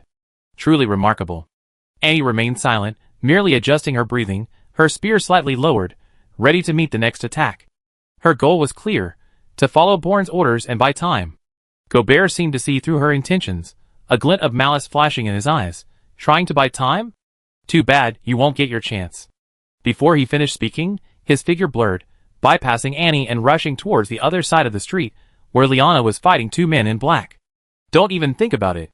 Annie's pupils contracted sharply, and without hesitation, she raised her left hand, a blinding white light erupting from her palm. A dazzling light barrier suddenly rose, forcefully blocking Gobert's path. Caught off guard, he crashed into it, the barrier shattering instantly, the force of the impact forcing him back several steps. Gobert's face darkened completely, the killing intent in his eyes almost tangible. 2 elements. Who exactly are you? Annie didn't answer. These were the only 2 elements she could currently use, her only trump card to stall Gobert. Gobert's rage was fully ignited. He suddenly sprang into action, his scimitar slashing wildly like a venomous snake. Annie gritted her teeth and met the attack head-on. Spear and scimitar clashed fiercely, sparks flying. Though she was fast, Gobert's strength and skill far surpassed hers, forcing her to retreat with each exchange. Clang! Clang! Clang! The sounds of metal clashing echoed incessantly. Annie's hand was already split open, blood dripping down her spear. Her breathing became increasingly rapid, fine beads of sweat forming on her forehead, but her eyes remained resolute. Gobert's attacks grew increasingly ferocious, his scimitar raining down like a storm. Finally, after a fierce slash, Annie's spear was forcefully knocked aside, leaving her wide open. It's over. Gobert grinned maliciously, his scimitar aimed straight for her heart. At the critical moment, Annie jerked to the side, the blade grazing her shoulder again, drawing blood and worsening her injury. However, Gobert's offensive didn't stop. He followed up with a powerful kick, striking Annie squarely in the stomach. Bang! Annie flew backward like a kite with a broken string, crashing heavily onto the stone pavement, tumbling several times before finally coming to a stop. Her spear flew from her hand, landing a short distance away, and a trickle of blood escaped from the corner of her mouth. Gobert approached slowly, his scimitar gleaming coldly in the moonlight. You should feel honored that I've become this serious. Annie struggled to her feet, looked up at him, and suddenly gave a cold laugh. Is that so? Then look back. Gobert froze, turning sharply, but saw nothing. Just as Gobert was about to mock Annie, a sense of unease washed over him. He ducked, and a flash of cold light streaked past his head. What the hell? Gobert was startled. He hadn't noticed anyone approaching and, in shock, quickly swung his sword horizontally. With a clang, the curved blade struck a long sword. Gobert then realized it was Born, who had appeared unnoticed and launched a sneak attack. TSK failed? Born was somewhat annoyed. Having missed his attack, he immediately retreated to Annie's side. Gobert's face darkened. He turned and saw the corpse of a man in black on the ground. Born had already killed one of the men in black, handed the remaining 2 to Purple Lightning Tiger, and come to support Annie. Born chuckled, Gobert, your men aren't very strong either. I took them down in no time. Gobert's face remained calm and expressionless. He slowly raised his head, staring at the sky, and said, It's still early. Since you're so eager to die, then I grant your wish and send you both to hell. His voice was cold and resolute, sending chills down one's spine. Before the words were even finished, Gobert's body trembled violently, and a black aura erupted from him like a fountain. This black aura, as thick and black as ink, churned and surged, seemingly possessing a life of its own. It quickly coalesced, forming 2 black figures identical to Gobert. These 2 figures appeared blurry, yet they exuded a powerful, chilling pressure. They stood silently beside Gobert, like his doppelgangers, radiating a suffocating aura of darkness. Born frowned. This magic. It feels strangely familiar? This power. Annie was equally astonished. Could it be divine magic? What? Born was greatly surprised. The mention of divine magic instantly reminded him of someone, except that person's divine magic was light-based, while Gobert's was death-based. However, disregarding elemental attributes, the effects of these 2 divine spells were surprisingly similar. While the 2 were still stunned, Gobert launched his attack. He and his 2 shadows were like 3 black swords, charging towards Annie and Bourne. Annie immediately said, "Whether it's divine magic or not, we can't hold back." Bourne nodded. "Come on!" Gobert's main body stood in the center, while his two clones swung their curved swords in perfect unison, the blade slicing through the air with a hissing sound like venomous snakes. Annie's spear barely blocked the attack from the clone on the left, but the impact left her hands numb. Bourne on the right blocked with his long sword, his arm cracking under the immense force. Suddenly, Anne leaped back half a step, her spear plunging into the ground. Her hands erupted with blinding golden light, her eyes sharp and fixed on Gobert. "Gobert, you're not the only one who knows high-level magic." Powerful magic surged forth, brightening the entire sky as if it were daytime. A blazing pillar of light descended from the heavens. The pillar exploded with a deafening roar, forcing the two clones back several steps. Gobert watched in astonishment, raising his arm to shield his eyes from the blinding light, and simultaneously casting a defensive spell to withstand the impact of the pillar. Even so, his black robe was scorched, leaving a charred hole. At the peak of the light, Bourne's body suddenly became transparent. When the light and shadow stabilized again, only Anne's heavily breathing figure remained on the battlefield. Gobert narrowed his eyes, glancing down at the hole in his black robe. His curved sword pointed at the swaying Anne. "You can still cast high-level magic? I underestimated you." Chapter 692. Annie let out a deep breath, a hint of mockery in her eyes. "Gobert, do you think you're invincible just because you possess god-level magic?" Gobert raised an eyebrow. "Since you can tell this is god-level magic, you should know the gap between you and me. You have no chance of winning." Annie smiled faintly. "Using god-level magic at the transcendent realm must be very taxing. How long can you hold out?" Gobert's eyes narrowed. He hadn't expected her to see his weakness so quickly. Just as Annie said, god-level magic was extremely taxing. He couldn't last long. He was only using god-level magic to defeat Annie and Bourne within the limited time available and end the battle. In the blink of an eye, the spear in Annie's hand emitted a dazzling light, carrying a brilliant trail of flame, and shot towards Gobert. Gobert snorted coldly, "Child's play." He immediately commanded a shadow to advance. However, Annie's attack wasn't ordinary light magic. At the tip of the spear, she had added a delayed wind elemental spell.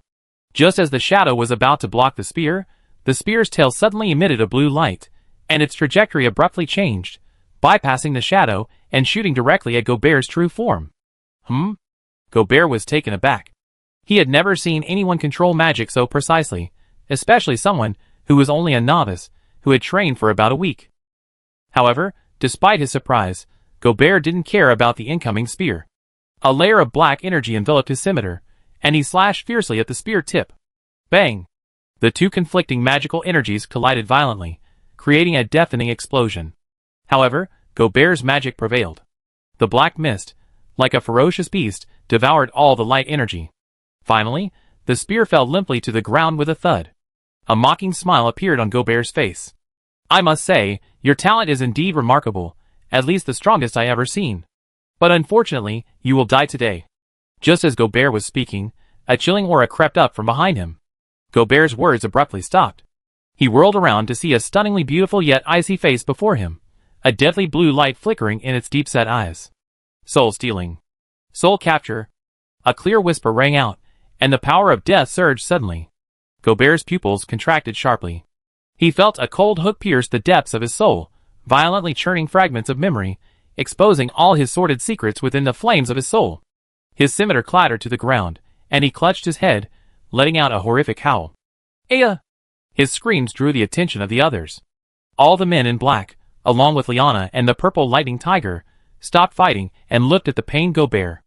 Although Gobert was powerful, and soul-stealing technique couldn't immediately incapacitate him, the agonizing pull on his soul was unbearable for most. "Die, Gobert!" Bourne's voice was icy as he thrust his long sword forward, poised to pierce Gobert's heart. But at that moment, the two shadows Gobert had released suddenly disintegrated, transforming into a dense black mist that blocked Gobert and Bourne's path. "Huh?" Although Bourne aimed for Gobert's heart, his sword missed its mark. "Unforgivable! Unforgivable!" With this roar, the black mist, as if enraged, began to writhe wildly. Like a disturbed beast, it writhed and twisted, seemingly trying to devour everything around it. Suddenly, the black mist found an outlet, rapidly converging into a massive vortex. This vortex spun faster and faster, emitting howling sounds, like a roar from hell. Then, The vortex contracted at an astonishing speed, sucking all the black mist into Gobert's body. His body instantly swelled several times its original size, his already tall frame becoming even more muscular, his muscles bulging from excessive blood flow.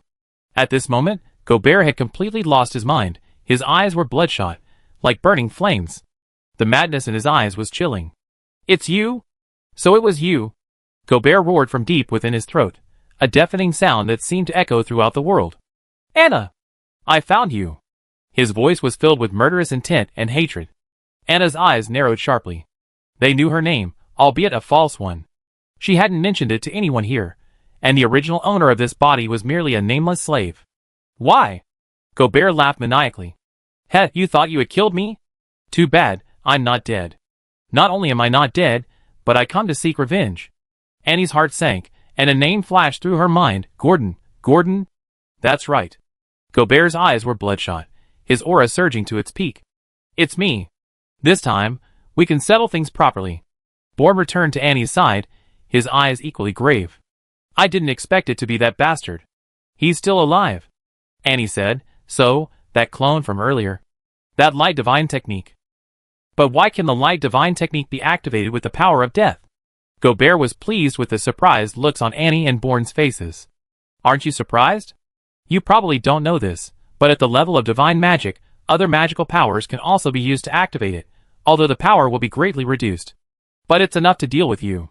You're too confident." Just then, Liana walked over, longsword in hand. Behind her, 2 men in black were already decapitated. Liana had completely digested the poison in her body, her strength returning to its peak. The 2 men in black were naturally no match for her, and were killed after a few rounds.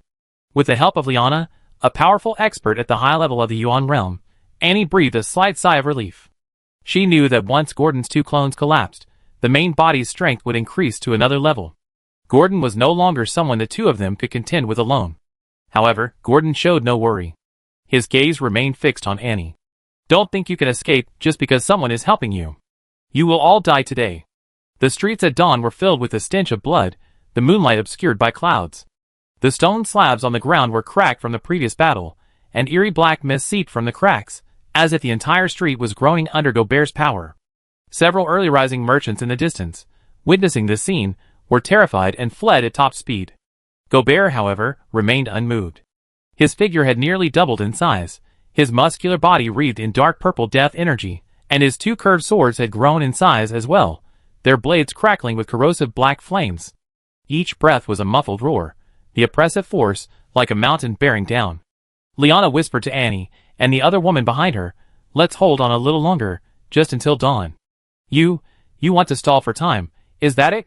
Gobert's voice was deep and thunderous, laced with mocking laughter. "It's no use. Today, I will kill you all, none of you will escape." With that, Gobert moved, wielding his twin swords, charging towards the 3 amidst an oppressive black mist. Liana stood at the forefront, her short sword held horizontally before her, its blade flowing with pure light. Her breathing was slightly rapid, but her eyes remained sharp. And stood a few meters behind her, her spear, knocked away by Gobert, embedded in the ground some distance away. Unarmed, she clasped her hands together, casting a healing spell to help Liana recover. Bourne, meanwhile, remained hidden in the shadows, his petite figure almost blending into the darkness, only the flickering soul fire in his eye sockets hinting at an impending attack. "Come on!"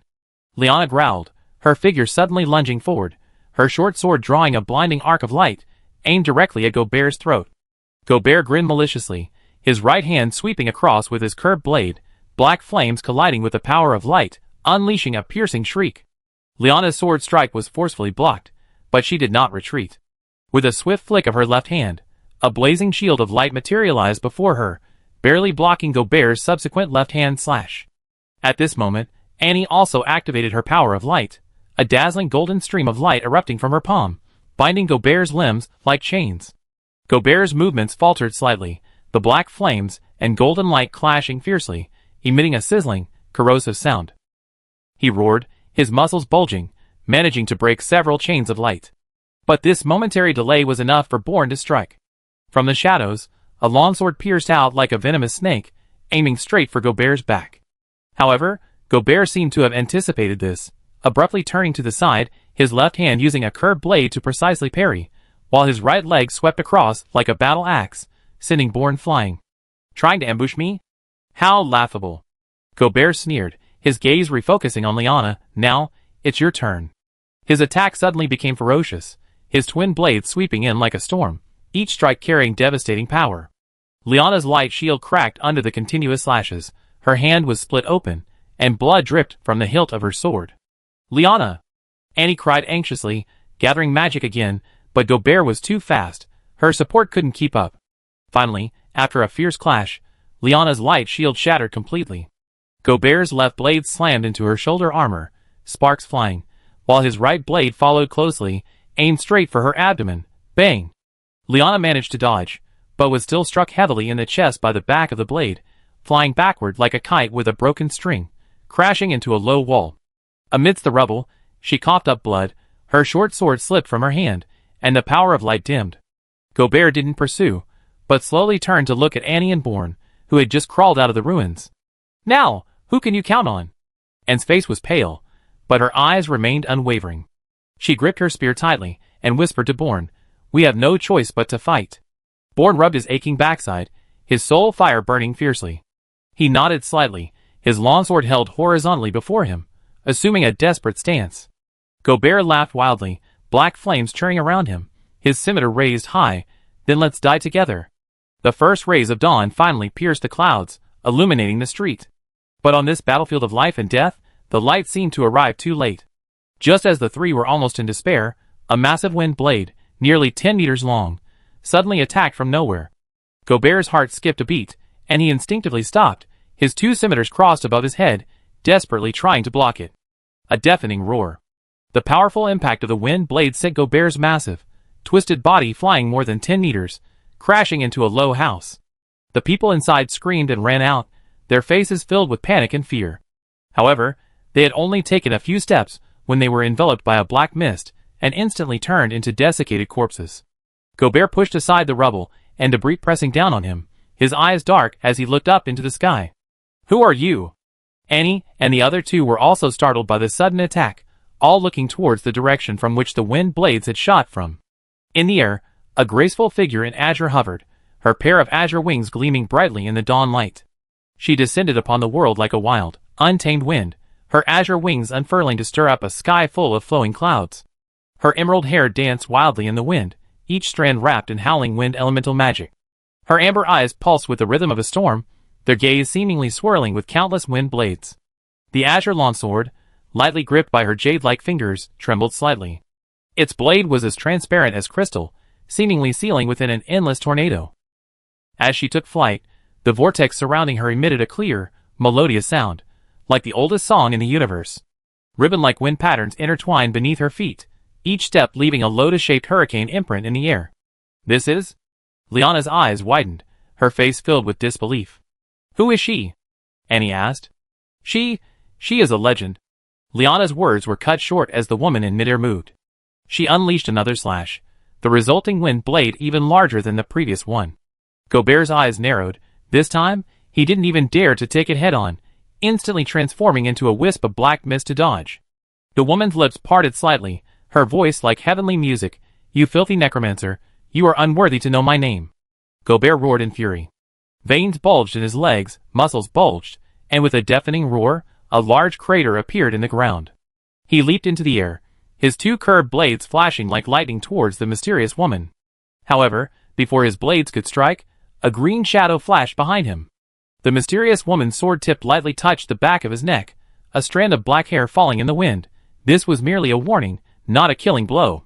Gobert roared and turned, but his blades only shattered the afterimage.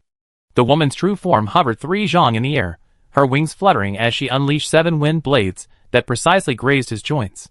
Before the blood could even touch the ground, it was swirled into crimson ribbons by the whirlwind, wrapping around her sword. Too slow. Chapter 693. After several rounds of attacks, Gobert was already covered in wounds.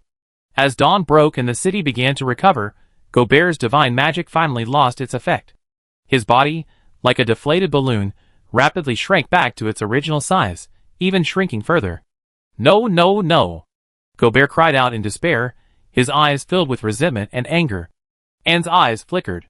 She could see that Gobert's strength was now less than 1/10 of what it used to be. It seemed that forcibly activating divine magic using other elemental magic had a significant cost, especially since the power of death and the power of light were inherently mutually restraining and conflicting, naturally resulting in greater side effects. The mysterious woman glanced at Gobert indifferently, then said calmly, "Evil soul, prepare to face your punishment." Gobert suddenly went berserk, letting out a heart-wrenching roar. His eyes turned bloodshot, fixed on Annie, muttering incessantly, "It's all your fault. It's all your fault. I kill you. Kill you." With his roar, Gobert's body leaped up, as if in a final burst of energy, unleashing astonishing power. His movements were lightning fast, like a ferocious demon, lunging at Annie with bared fangs and claws. However, just as Gobert moved, his figure suddenly seemed to be frozen in midair by an invisible force. At the same time, a miniature tornado swept in, like a powerful whirlwind, scattering the blade from Gobert's hand. Gobert had no time to react. In his astonishment, the miniature tornado vanished without a trace, replaced by the mysterious woman's figure right before him. The mysterious woman wielded a gleaming long sword. With a flick of her blade, Gobert's already shrunken body was sent flying like a rag doll, utterly powerless. His body, like a cannonball, smashed through 3 thick stone walls before crashing heavily to the ground some distance away. Before the dust settled, the mysterious woman swung her cyan longsword again, unleashing a barrage of powerful wind blades that rained down on the ruins where Gobert lay. The deafening roar was deafening. Annie and the other two were stunned. Such an attack would have killed 10 Goberts. The frenzied attack lasted for about a minute, cratering the ground. When the dust settled, not only were the buildings gone, but even Gobert's corpse was reduced to dust, leaving no trace. Bourne swallowed hard. This woman looked stunningly beautiful, almost unbelievably so, but she was incredibly ruthless. After a long pause, Liana finally reacted and quickly stepped forward, bowing respectfully to the woman, saying, "Thank you for saving me." However, the mysterious woman didn't even glance at her, instead turning to Bourne, her tone equally icy, "You're also a necromancer, aren't you?" Bourne felt as if he had fallen into an ice cave. He wanted to shake his head in denial, but the battle had already betrayed him. Even denial was pointless. Suddenly, Annie hurled her spear at the mysterious woman, shouting, "Go!" Without hesitation, Bourne turned and ran, using every ounce of strength he had, a blue light flashing beneath his feet, an acceleration spell Annie had cast on him. The mysterious woman remained completely unmoved as Annie hurled the spear at her. She didn't even offer a defense. However, the spear grazed her face without harming her in the slightest. The mysterious woman smiled slightly. "You wouldn't even hurt me, so how can you stop me?" Annie's expression changed drastically, but it was too late to stop her. The mysterious woman flashed, leaving only a bluish afterimage in her wake. Her true form had instantly covered 100 meters, catching up with the fleeing Bourne in the blink of an eye. "Oh my god!" Bourne felt the whooshing wind behind him, and turned around to see the mysterious woman's wings fluttering slightly as she appeared behind him. He didn't care about anything else and pounced into a house. The mysterious woman raised an eyebrow. "Isn't this cutting off your own escape route?" She slashed with her sword, shearing the entire roof off the house. The civilians living in the house, who had been fast asleep just moments before, were suddenly jolted awake by the sky, completely stunned. But then it was the mysterious woman's turn to be bewildered. She carefully examined the house, but apart from a few ordinary people, there was no sign of Bourne. Where did he go? The mysterious woman muttered to herself. Could he have some kind of teleportation magic? In reality, Bourne was crouching by the window, using an invisibility spell, not daring to move an inch, lest he give himself away and be discovered. Fortunately, the mysterious woman's strength was only at the transformation realm. As long as Bourne remained still, the miraculous effect of the invisibility spell meant she couldn't detect him. Since they escaped, so be it, the mysterious woman said indifferently. Just a little insect, probably can't cause any trouble. With that, she suddenly flapped her wings and took flight. Her jade-like wings unfurled in the morning light, each feather swirling with emerald green patterns. With a clear, piercing sound, her figure transformed into a streak of azure light, leaving a 100-meter-long elemental trail in the clouds, like a celestial being wielding a brush in wild calligraphy across the sky, disappearing in an instant at the pale dawn. Gone? Annie looked up at the azure trail in the sky, relieved. Thankfully, the other party hadn't discovered her invisibility spell, or it would have been disastrous. The two quickly arrived at the house where Bourne had hidden. Everyone inside had vanished without a trace. The entire house was empty, not a soul in sight. Annie said, "Brother Born, she's gone, come out." From the corner, Born's figure slowly appeared. He was curled up on the ground, cautiously looking up at the sky to confirm the mysterious woman was gone before letting out a long sigh and slowly standing up. Liana's eyes showed some surprise. Is this the invisibility spell, one of the 4 major auxiliary spells? It's truly amazing. Born smiled bitterly. It's only good for escaping. Liana shook her head. You can't say that. It's just that your cultivation level is too low right now, otherwise, this spell could definitely be very effective. At this moment, the other 2 men in black who were entangled with a purple lightning tiger, seeing their leader dead, naturally saw no point in continuing the fight and fled in a flash. Although the purple lightning tiger wanted to give chase, it was exhausted after fighting all night, and could only roar angrily from behind. Annie said, "Forget it, they're just too small fry. No need to chase them." Hearing Annie's words, the purple lightning tiger shook its head and swaggered back. The 3 didn't linger and, taking advantage of the still sparse crowd on the street, quickly returned to the manor. In Liana's study, the traces of last night's battle remained. The bookshelves were covered with deep dents from sword strikes, and pages and documents were scattered all over the floor. Annie frowned and said, "Dina is really audacious. He must have considered the consequences of failure before attacking you, right?" Liana smiled faintly at Annie and Born, saying nothing. Annie and Born felt a chill run down their spines under her gaze. Born was the first to speak up, asking, "What's wrong with you? Are you possessed?" Liana raised an eyebrow. "You're not wrong about that." Born was completely bewildered. "What's all this about? Are you hallucinating because you're exhausted from the battle?" Liana calmly sat down on the overturned desk, appearing relaxed and at ease.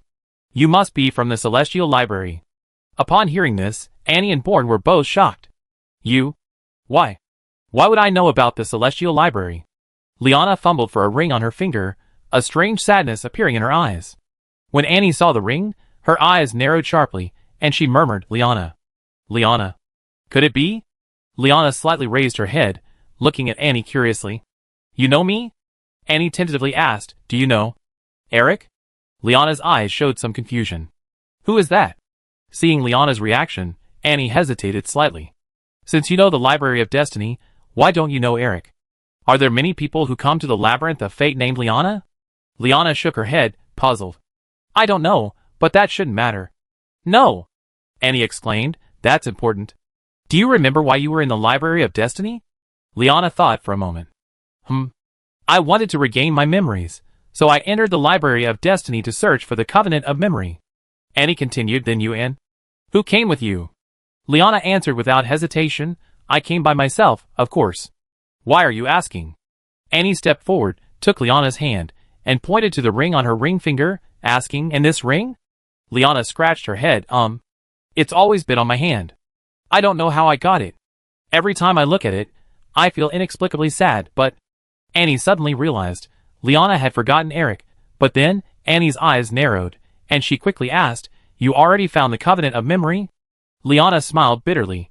"It's not wrong to say I found it. In fact, this world was created by the Covenant of Memory." "What?" Annie exclaimed in surprise. Liana explained, "Back then, when I came to the Labyrinth of Fate, I underwent many trials, and finally found the Covenant of Memory in a study. But the moment I touched the Covenant of Memory, the book seemed to come alive, bringing me into this world. I've been reincarnated here several times." Annie frowned. "You said this world was created by the Covenant of Memory, but why did it create such a world? And why did we come in?" Liana shook her head. "To be honest, I don't know either. After all, I haven't seen any other people enter the Labyrinth of Fate here, you're the first," Born said with a worried expression, and Gordon, "Oh no, Gobert." Liana sighed. "I only knew you were from the Celestial Library because of that guy's reaction to you." "So Gobert isn't dead either?" Annie asked. Liana nodded. "It's possible. He might be resurrected when the next cycle begins." Born asked, "What's the condition for triggering the next cycle?" Liana smiled bitterly. "It's my death." Annie stroked her chin. "It seems this world was designed for you by the Memory Covenant. You are the core of this world." Liana sighed. "I know that, but no matter what, I don't know how to break free from this world and return to my original world. I tried many methods, even suicide, but nothing worked." Born said, "If your death is the condition for starting the next cycle, then it means there are conditions to break this cycle, but you haven't found them yet." Since you repeat the cycle every time, you should have a clear idea of what's to come. Maybe the clues are hidden here? Liana shook her head. It's useless. After each cycle, although I'm still the same person, the entire world has undergone a complete transformation. For example, I never been to this city before, and I had no contact with Dinar. The starting point of this cycle is also different from before. When I regained consciousness, I was already on my way to this city. And frowned, trying to find some clues in Liana's words, but to no avail. Born asked, if you could reach the peak of the transcendent realm, you could live for at least 100 years. Did you die in accidents every time? Liana looked helpless. Yes. Although I try my best to avoid death, I always seem to encounter an accident within a month. It could be an assassination, or something else entirely. The most absurd thing is, when I was a baby, I choked to death while drinking milk. This. Annie and Bourne were also speechless. However, Bourne keenly picked up on a crucial detail. If you can successfully resolve the crisis and survive, can you leave? Liana sighed. I thought about that too, but no matter what, I die. The longest I ever survived was a month. Bourne patted his chest and said, but it's different now. With us here, we definitely won't let you die. Liana smiled, about to speak, when suddenly a small knife pierced her back, the sharp tip penetrating her heart. Crimson blood dripped slowly, making a jarring splattering sound in the quiet study. Chapter 694. What? Annie and Bourne were both stunned. They never expected that Liana would meet with such misfortune while they were speaking. Liana felt a sharp pain in her chest, and a trickle of blood flowed from the corner of her mouth. She turned her head with difficulty, and saw a young face with a hint of determination. Robin. Robin's hands were gripping the hilt of his sword tightly, his knuckles turning white from the force. His body trembled slightly, and his eyes were filled with tears. Sister, I'm sorry. Why? Liana was filled with confusion. She had once helped this little boy and his friends. She never imagined that in this cycle of reincarnation, she would die at the hands of this little boy. Robin said in a trembling voice, Sister, I heard everything just now. As long as you die, everything can start over. Seven and Grandma can be resurrected, and you can be resurrected too, right? Bourne kicked Robin, sending him flying. Robin slammed against the wall, a trickle of blood escaping from the corner of his mouth. However, a strange smile appeared on Robin's face. If Shuchi and the others can be resurrected, my life can start over. Bourne grabbed Robin by the collar and slapped him hard, saying, Are you crazy? She was so good to you before, how could you do this? But Robin only murmured in a dreamlike voice, Start over. Completely ignoring Bourne's words. Thump. Liana finally couldn't hold on any longer. She collapsed to the ground, blood spurting from her chest, staining the floor a glaring dark red. Annie rushed forward, trying to cast a healing spell, but due to the battle the previous night, her magic was severely depleted, and she couldn't muster any more. Damn it! How could this be? Why didn't we find him here? Bourne gritted his teeth. He had been careless, never expecting that an ordinary person would be hiding in this ravaged study. If he had been more cautious, he might have found Robin, but it was too late. Liana's consciousness was fading. With her last ounce of strength, she grabbed Annie's arm. Goodbye. After saying this, her consciousness completely dissipated, and her arm fell limply to the ground. At the same time, the entire world began to distort. Everything except Annie and Bourne seemed frozen, twisting, spinning, and changing erratically with the world. Is this the beginning of another cycle? Annie felt herself thrown into the void, her body unable to find support, drifting aimlessly. She didn't know how much time had passed before Annie slowly felt her body return to reality, and the scene before her gradually became clearer. Chirp, chirp, chirp. The noisy chirping of cicadas completely pulled her consciousness back to her body, and the scene before her made Annie freeze on the spot. Toby! What are you doing? A loud shout rang out, and then Annie felt something hit her from behind, and she was thrown uncontrollably to the ground, landing face first in the mud. Ha ha! Laughter erupted from the side. Instructor Theodore, he's just like that, useless. Little Toby's, like a lump of moldy cheese, always spacing out. Look, dull-witted Toby can even fall asleep while standing at attention. And was completely bewildered. What was going on? Had she become a soldier this time? Seeing Annie still in a daze, someone pinched their nose and mocked. Look, he's probably counting his brain cells right now. Ha ha ha. The others burst into laughter again. Heavy footsteps approached Annie, who was yanked up from the ground. Before her stood a dark face with a prominent scar on his left cheek, clearly a veteran. His face was ashen, and he said in a low voice, "I think you really haven't woken up yet. Go run 10 laps, and then come back for drills." With that, he shoved Annie, causing her to stumble. And didn't refuse, and turned to run away. And ran around the training ground, pondering. It was clearly a military camp, but which army was this? What was their relationship with Liana's kingdom? She needed someone to answer these questions for her. Then, and looked up and saw a flag in the distance. The design was the same as the one she had seen on Liana's desk in her study. This flag represented the Kalka Banner Army. Could it be that she had become a soldier of the Kalka Banner Army? As she thought this, and felt a tightness in her chest, her breathing became rapid, and her legs felt like lead. Every step was extremely difficult, and she ran unsteadily. This body? Annie was utterly shocked by her frailty. Was this the true strength of the Kalka Banner team? Just then, she returned from her run and encountered Instructor Theodore from before. His face was expressionless, only his brow furrowed. As Annie passed him, he kicked her to the ground again. "Get up. Keep running." Instructor Theodore said, "Someone like you wants to join the Kalka Banner team? I don't know what you're thinking. If you're still at this level in the final test, you can pack your bags and go home." Annie got up. She realized she was just a recruit, and hadn't even passed the Kalka Banner team's test. She wasn't even a recruit. Ignoring the mockery of those around her, she continued running. Where did Brother Born go? What will he become this time? Suddenly, Annie noticed a large yellow dog staring intently at her from the edge of the training ground. Dogs were common in military training grounds, so this wasn't unusual, but Annie's reaction to the dog's gaze instantly unsettled her. "All right, you don't need to doubt it, it's me." Born's voice echoed in Annie's mind. This was soul communication. Annie's eyes widened, she stopped, and stared intently at the large yellow dog, incredulously calling out tentatively, Brother Born?" The large yellow dog nodded, and Born launched into a tirade, "I'm speechless. Last time in reincarnation I was a woman, and this time I'm not even human anymore. How much malice has this world shown me?" Annie was utterly exasperated. She thought things couldn't get any worse than last time, but it was even worse. She'd become a frail boy, while Born had turned into a dog. This was outrageous. "Toby!" A roar came from behind. "Have you finished your 10 laps?" Annie turned around and saw Theodore's angry eyes, then immediately continued running. "Brother Born, what do we do now?" Annie asked through telepathic communication. Born found a shady spot and lay down. Liana definitely retained her memories from last time. We better find her and act with her.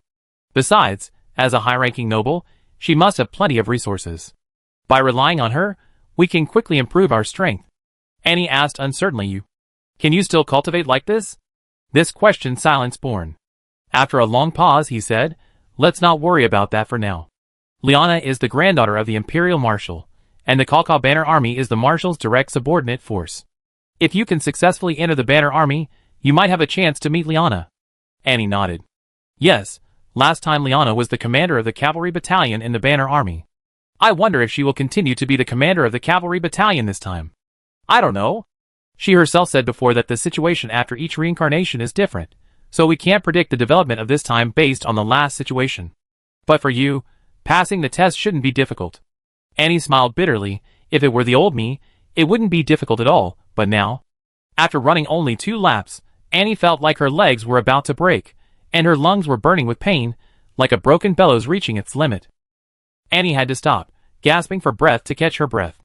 "Hey, Stinky Cheese Toby, why aren't you running anymore?" A recruit shouted mockingly at Annie. The others looked at Annie and burst into laughter. Theodore roared, "What's all the noise about? If you keep making noise, you all have to run with him." Everyone immediately shut up. Theodore slowly walked up to the recruit who had first started the commotion and said coldly, "Carl, what's most important for a soldier?" Carl immediately stood up straight and shouted, "Obey orders." Theodore nodded and then continued, "But on the battlefield, it's difficult for a commander to give clear instructions to every soldier. This requires all soldiers to work together, according to the established plan, to complete the combat mission. As soldiers, strength is only part of it. More important is unity, learning how to cooperate and help each other. Only in this way can you unleash combat power beyond your individual capabilities on the battlefield." Carl's gaze was resolute, and his tone was firm as he replied, "Yes." Theodore narrowed his eyes slightly. "Then what were you doing just now? Mocking your own teammate?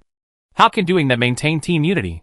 Carl was taken aback, then smirked and said, Stinky Cheese Toby shouldn't be considered a teammate, right? With his skill level, he wouldn't even pass the test. Theodore frowned. But at least you're teammates now. After you join the flag team, you encounter all sorts of people with varying skill levels. You might be stronger than others, but you might also be weaker. Do you want someone stronger than you to treat you like that?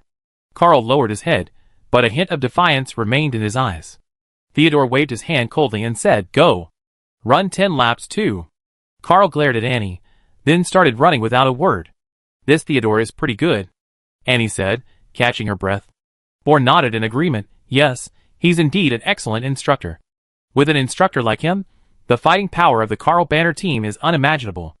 At this moment, Theodore's gaze shifted to Annie, who was resting in place, and he said coldly, "Toby, if Carl loops you more than 3 times, you had 10 more laps."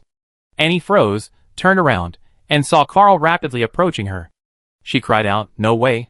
Carl was flashing with red light, fire elemental magic. It seemed he had awakened magic, and his strength was considerable. Annie could only endure the soreness in her body and start running again. However, no matter how hard she ran, Carl overtook her 4 times and added 10 more laps. Running on, and seemed to lose track of time until night quietly fell, when she realized how long she had been running. The sun had long since set, the sky was shrouded in darkness, but Anne's steps showed no sign of stopping. She continued running, panting, her clothes soaked with sweat, her legs feeling like lead, but she dared not stop, for if she did, she might never be able to run again. Finally, Anne finished the race, but it was already past dinner time. Looking at the empty dining room, a wave of disappointment washed over her. Everyone else had finished eating, not even a scrap of food remained. Annie dragged her exhausted body slowly to the door. Her hunger grew stronger, overwhelming her like a raging tsunami. Her stomach growled in protest. "Oh God, if I don't eat, I don't think I make it through the night," Annie groaned, slumping down in the doorway. Bourne came to her side, offering her a potato. "Here, I managed to hide one. Here you go." Annie's eyes lit up at the sight of the potato. She grabbed it, peel and all, and wolfed it down. However, a cold potato only temporarily relieved Annie's hunger. Leaning against the doorframe, she looked up at the sky. "Oh my God, at this rate, I die before I even see Liana." Bourne covered his mouth and chuckled. "Don't be so pessimistic. We still have time, don't we?" Annie looked at Bourne curiously. "Can we still cultivate the soul-splitting and soul-merging technique together?" Bourne shrugged. "Guessing won't help now." "Come on, let's try it now." Annie nodded slightly, indicating she understood, then straightened her back, closed her eyes slightly, and regulated her breathing. Their minds gradually calmed, as if they had merged with the surrounding world, gradually entering a meditative state. Just then, the soul-splitting and soul-merging technique began to operate automatically, accompanied by a soft buzzing sound. The surrounding elements of heaven and earth were attracted by the power of the technique, converging towards them. They flowed slowly into their bodies, like gentle streams. This process was exceptionally quiet, without a sound, as if time itself had stood still. This scene went unnoticed by anyone, only the ever-flowing elements of heaven and earth witnessed it all. Chapter 695. The next morning, Annie dragged her wearied body to the training ground. Theodore was explaining something at the front, but Annie couldn't hear a word. She and Bourne had cultivated all night. Although they had made some progress, the original owner of this body was simply too weak. Even with the powerful soul-splitting and merging technique, it couldn't change anything in one night. However, overall, things were developing in a positive direction. Both Annie and Bourne had successfully awakened their magic power last night. This time, Annie awakened the power of water element, while Bourne was fortunate enough to awaken the power of death again. This was a good start, at least indicating that they could cultivate.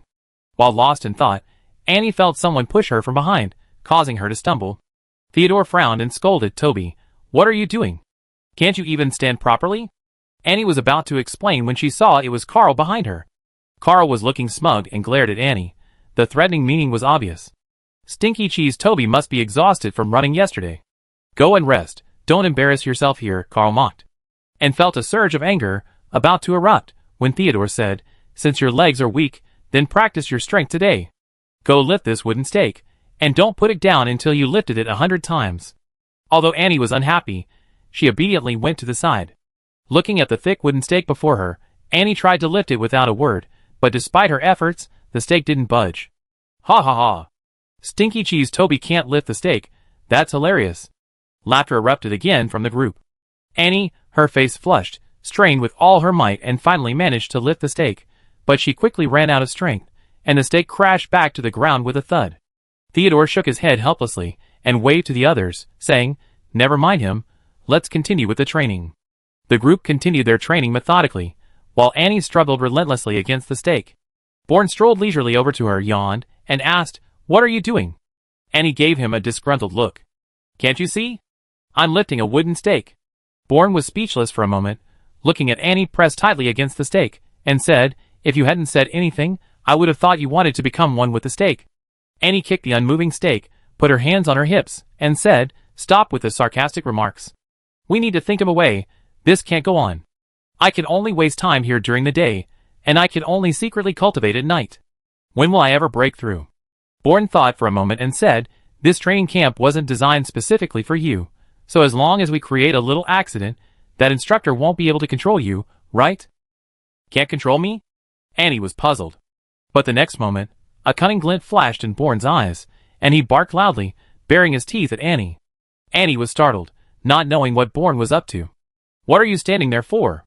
"Run," Bourne said, and though confused, turned and ran, shouting, "Ah! Help!" Seeing this, Carl grinned and sneered, "Hey, look at our stinky cheese Toby, even a dog can bully him." The others joined in the jeering, "Toby, run! That dog's going to bite your butt." "Ha ha ha!" Theodore opened his mouth, but ultimately sighed and said nothing more. Soon after, Annie disappeared from everyone's sight. Theodore waved his hand, silencing everyone. "Ignore him, let's continue training. If anyone jeering again, I have that dog bite their butt off." Everyone immediately fell silent, no one dared to speak again. Annie and Bourne fled back to the camp, and found a secluded spot to hide. "Hee, Brother Bourne, I have to say, your method is quite effective." Annie laughed. Bourne wagged his tail and said, "Of course. There are at least 200 new recruits here. The instructor can't keep watching you all the time." Immediately, the two began training, making the most of every minute. And so, Annie found various ways to escape the training ground every day. Instructor Theodore wanted to discipline her, but he was truly helpless, and could only let her be. Time passed quickly, and a month flew by. That day, Instructor Theodore gathered everyone together. His face was serious as he said, "According to the previous arrangement, you still need another month of training before the formal testing begins. However, based on actual needs, the higher-ups require that a round of testing be conducted today to select the best batch to be sent to the Cart Cavalry Battalion." Upon hearing this news, the crowd erupted in excitement. "My God, it's the Cavalry Battalion! The Cavalry Battalion is the elite unit of the Calca Banner Army. Countless people want to get in. The soldiers in the Cavalry Battalion are all top-tier fighters, if I could get in. Don't even think about it, there are definitely not many spots this time." Theodore nodded and said, "Indeed, there are very few spots this time. Even if you're not selected, it doesn't matter. The official test is in a month, and you can go to other battalions." Despite this, everyone was in high spirits, eager to show their skills in this test. If they could get into the Cavalry Battalion, it would be like a meteoric rise, further enhancing their strength and status. And in the group was also overjoyed upon hearing this. The Cavalry Battalion was the battalion where Liana was. If she could successfully enter the Cavalry Battalion, she would have a chance to see Liana again. Theodore then slightly turned to introduce a man beside him. The man was tall and upright, clearly a master. "This is Captain Mocha from the Cart Cavalry Battalion. He's in charge of this test." Annie noticed him then, but her eyes widened instantly. Wasn't this the cavalry captain who had taken her from the stables to the manor in the last cycle? Mocha saluted everyone and then announced loudly, "This test consists of 3 parts: physical fitness, combat skills, and teamwork. After completing all 3 tests, there will be a comprehensive score, and I will select personnel to join the Cart Cavalry Battalion based on the score."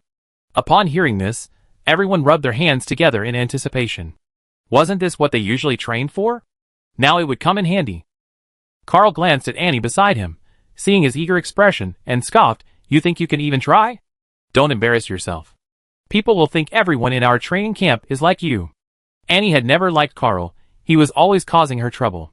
If she weren't worried about causing unnecessary trouble, she would have already taken action. They're here for the selection process, so they're open to all kinds of people. As for you, don't cry when you're rejected. Carl was taken aback. He hadn't expected Toby, who had always been so tactless, to talk back today, and with such sharp words. Before Carl could react, Mocha announced the start of the test.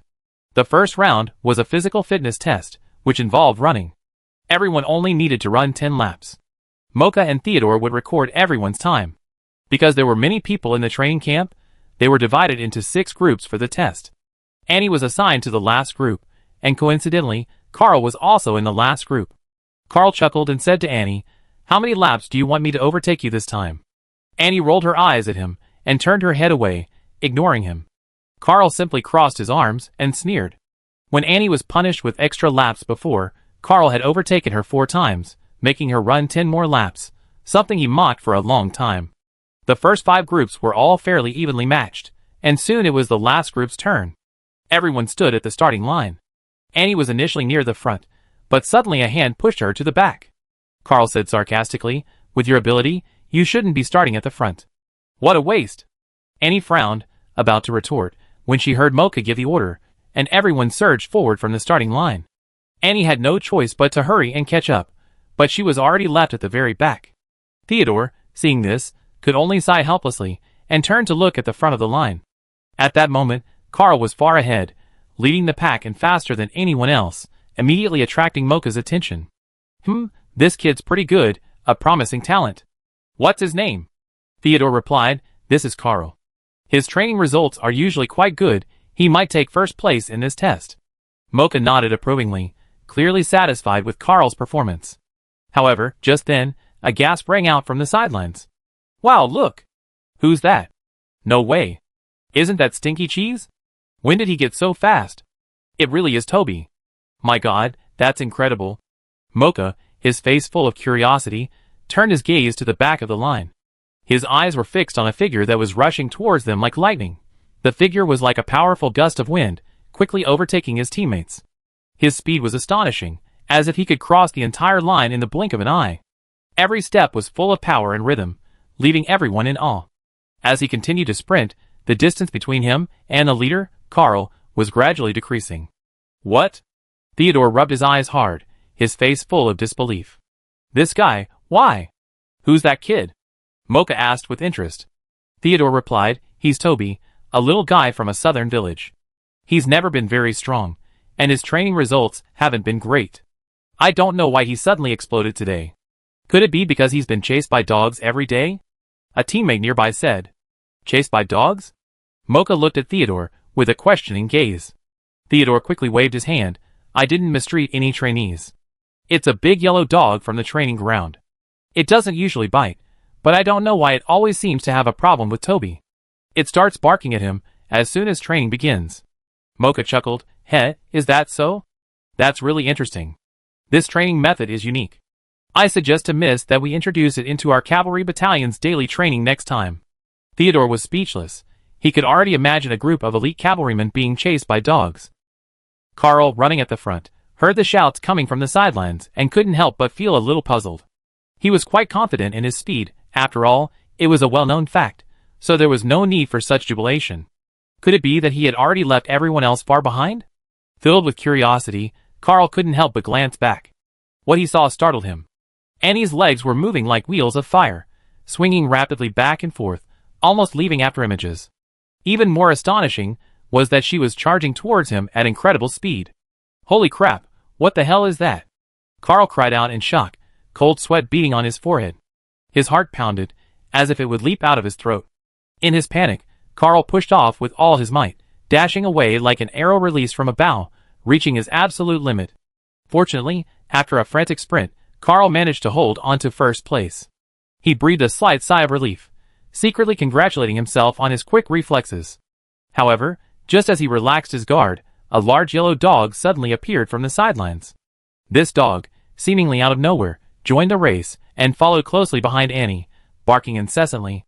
This sudden turn of events stunned everyone, especially Theodore, who covered his eyes, unable to bear watching any longer. My God, Toby really was chased by a dog. Theodore muttered to himself, his face full of helplessness. With the dog's addition, Annie's speed soared like a rocket, quickly closing the gap with Carl. This time, no matter how hard Carl tried, he couldn't stop Annie's advance. Finally, amidst gasps of surprise, Annie successfully overtook Carl and took the lead in the pack. At this point, The entire team had only run 3 laps. Carl gritted his teeth, his gaze fixed on Annie's retreating figure. Damn it! What's wrong with that stinky cheese today? How can she run so fast? But it's okay, at this speed, she definitely won't last long. I just need to keep up with her. However, a few minutes later, everyone had finished 10 laps and stopped at the finish line, panting heavily. Carl's eyes were bloodshot, he was breathing heavily, and sweat was pouring down his face. But even so, he stared at Annie in disbelief, muttering as if in a dream, I lost. I actually lost? Chapter 696. And was now surrounded by a crowd, congratulating her and asking how she had trained to achieve such a rapid improvement in her physical abilities. However, Theodore's loud shout quickly made everyone part the crowd. Theodore slowly walked up to Annie, his eyes fixed on her. How did you do that? Annie scratched her head, glancing at Bourne, who was wagging his tail beside her. It's all thanks to him. He chases me every day, so my speed and stamina naturally improved. Theodore was quite dissatisfied with this explanation. Wasn't this basically saying that he, the instructor, was less capable than a dog? Just then, Mocha walked over and patted Annie's shoulder heavily, saying, Good job, young man. You're more than a lap faster than the second-place finisher. Excellent. You're Toby, right? I remember you. Annie scratched her head awkwardly. She wanted to ask if he still recognized her, but then she realized he probably didn't even know her name, and besides, she looked drastically different now, so she gave up. At that moment, Carl walked past Annie and bumped her hard with his shoulder, making her stumble. You stinky cheese, watch out. Don't think you're all that just because you beat me once. Next time, I show you what I'm made of. Annie frowned, about to speak, but Bourne beat her to it, unleashing a barrage of barks at Carl. Woof woof woof. Woof woof woof. What's that dog saying? I don't understand, but it sounds like it's swearing pretty badly. Soon, once everyone had recovered, Mocha announced the results of the first round.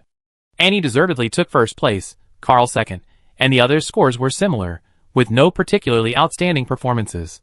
Next came the second round of testing, this time focusing on combat skills, essentially sparring. Carl puffed out his chest, giving Annie a defiant glare. He was confident in this test. In his daily training, only a very few could last a few moves against him, while most would be defeated within 5. Mocha announced the rules. The upcoming sparring test will be conducted in randomly assigned groups.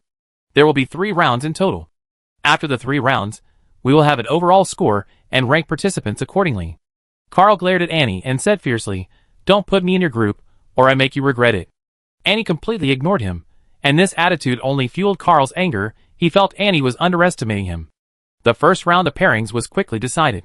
Carl wasn't paired with Annie as he hoped. His opponent was a rather shrewd-looking man. Carl turned to look at Annie, and seeing that her opponent wasn't particularly strong, he breathed a sigh of relief, muttering to himself, Don't let him get taken down so quickly. I make him pay. Hey Carl, what are you muttering about? His opponent asked. Carl chuckled, You know my strength? Why don't you just surrender? The man paused slightly, then shrugged.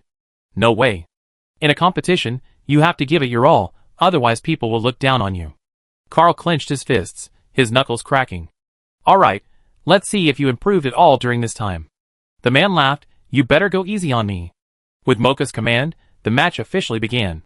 Although Carl verbally promised to hold back, he showed no mercy in his attack, going all out from the start. His fists, radiating intense fire elemental power, rained down like bullets. The man was shocked and hurriedly raised his arms to block. After a few punches, he felt as if his arm was about to break, but he didn't back down. The blazing sunlight shone directly on the bluestone ground of the martial arts training ground, the rising heat distorting the air. Carl grinned, revealing gleaming white teeth, his fists wreathed in crimson fire element. Each step, he took left charred footprints on the stone. Admit defeat, kid. Carl laughed, suddenly lunging forward, his right fist, crackling with flames, slamming straight into his opponent's chest. The man gritted his teeth and retreated, his hands flashing out in a flurry of motion, creating a turbulent wall of water. The flames collided with the water, a hissing sound sending up a cloud of white mist, but Carl's punch remained undiminished, piercing the water and slamming into the man's shoulder. Ugh! The man staggered back, but stubbornly raised his hand, channeling all his remaining magic into a final strike. Water droplets in the air rapidly condensed, transforming into tiny ice spikes that shot out. Caught off guard, Carl's cheek was slashed, a bloody gash appearing on his face. His burning fighting spirit, was instantly ignited by the pain and rage. "You're asking for death," he roared, his entire body erupting in flames as he charged forward, enduring the ice spikes, and delivered a powerful uppercut to the man's jaw. The man was sent flying, arcing through the air before crashing heavily into a sandpit several meters away, kicking up a cloud of dust. "Carl wins." Theodore immediately announced the result. Carl swung his hands, looking disdainfully at the man crawling out of the sandpit. "How about that? I told you were no match for me." The man remained silent, simply retreating to the side. Theodore watched the scene without speaking. A certain degree of defeat could motivate a person to become stronger, and that man needed that kind of stimulation. Meanwhile, the fighting around them continued. Carl glanced around and realized he was one of the earlier finishers. Suddenly, his gaze fixed on the relaxed Annie. Stinky Cheese won too? But quickly, an excited expression appeared on his face. Hee, perfect. He wasn't taken down yet. I still have a chance to teach him a lesson. Soon, all the battles ended. Half of the participants were eliminated, and the rest continued to the second round. This time, Carl missed Annie again. He could only vent all his anger on his opponent. After several rounds, he decisively defeated his opponent again. However, when he turned around, he found that Annie had already won the fight and was resting. Finally, the final round of the competition arrived. Only about 40 people remained on the field. Although they had already fought 2 battles, everyone's face was filled with excitement. After all, if they won this round, they would have a chance to gain the favor of Knight Captain Mocha and thus enter the Cart Cavalry Battalion. Just as Mocha and Theodore were discussing the final round's group assignments, Carl quietly approached Annie. "You got pretty good luck." "What kind of incredible luck did you have in the first 2 rounds?" Because his attention was solely focused on his opponent during the match, he hadn't noticed Annie's fighting performance, and therefore didn't know how she had won. Annie shrugged. "I was indeed lucky. My opponents were all going easy on me." Carl sneered. "That's because you haven't met me yet. If it were me, I would definitely beat you to a pulp and show you your place."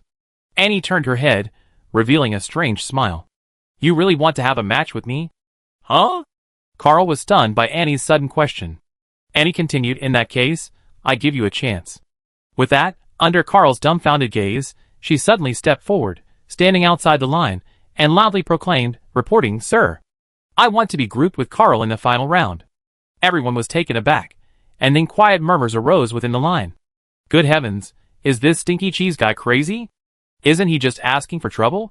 Does he think winning 2 matches means he can beat Carl? Who knows what he's thinking?" Theodore frowned slightly and shouted, "Quiet." Immediately, everyone fell silent, awaiting the final decision. Theodore slowly walked up to Annie, his expression cold.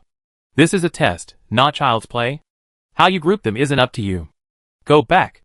Annie remained unmoved, looking directly at Theodore and saying, "But I need a stronger opponent to prove myself." "Is that wrong?" Theodore's expression darkened, and he was about to reprimand her when Mocha stopped him, smiling and saying, "It's all right. I think pairing them up is fine. That way, they can both give it their all." Theodore rolled his eyes at Annie, but since Mocha had already said so, he couldn't refuse and could only agree. "All right, since you insist, you be in a group with Carl." Carl's face lit up immediately, and he looked at Annie as if she were prey. He, you're asking for it. It's not my fault." Annie glanced at him and said, "Then you better seize the opportunity, or there won't be a next time." As the others finished their pairings, the third round of the competition officially began, and everyone's attention was basically focused on the battle between Annie and Carl. After all, this group was special, and everyone wanted to see what tricks Annie had up her sleeve to actually challenge Carl. "How are you prepared to fail?" Carl asked sarcastically. Annie stretched her limbs. "I haven't even thought about that. After all, the outcome is still uncertain." Carl scoffed. "What uncertain? This battle was decided from the start. I won. Everyone just wanted to see how you lose." Annie raised an eyebrow. "You're really confident. But come to think of it, if I weren't on this team, you have every right to be confident. Too bad you met me." Carl frowned. "What nonsense are you spouting? All right, enough talk. You can make the first move, so you don't accuse me of bullying you." Annie smiled slightly, her hands hanging naturally at her sides, pale blue water elemental magic swirling around her fingertips, looking relaxed and composed. She tilted her head, her tone gentle yet teasing. "Carl, don't be too sure of yourself." "Ha!" Carl laughed loudly. "No problem. Let me see what you're really made of." Annie took a deep breath. "Since you're so polite, then I won't refuse. Take this." With that, Annie took a step forward, her right fist, wreathed in blue ripples, hurtling straight at Carl's face. Carl was slightly startled. When did you awaken? He raised his right hand, trying to block the attack, but when he actually made contact with Annie's fist, Carl realized that this punch was no ordinary one. The power within it came in waves, crashing against his defenses like a barrage of blows. Annie retreated immediately after her attack, not lingering. But Carl no longer underestimated Annie. He charged towards her, throwing a punch.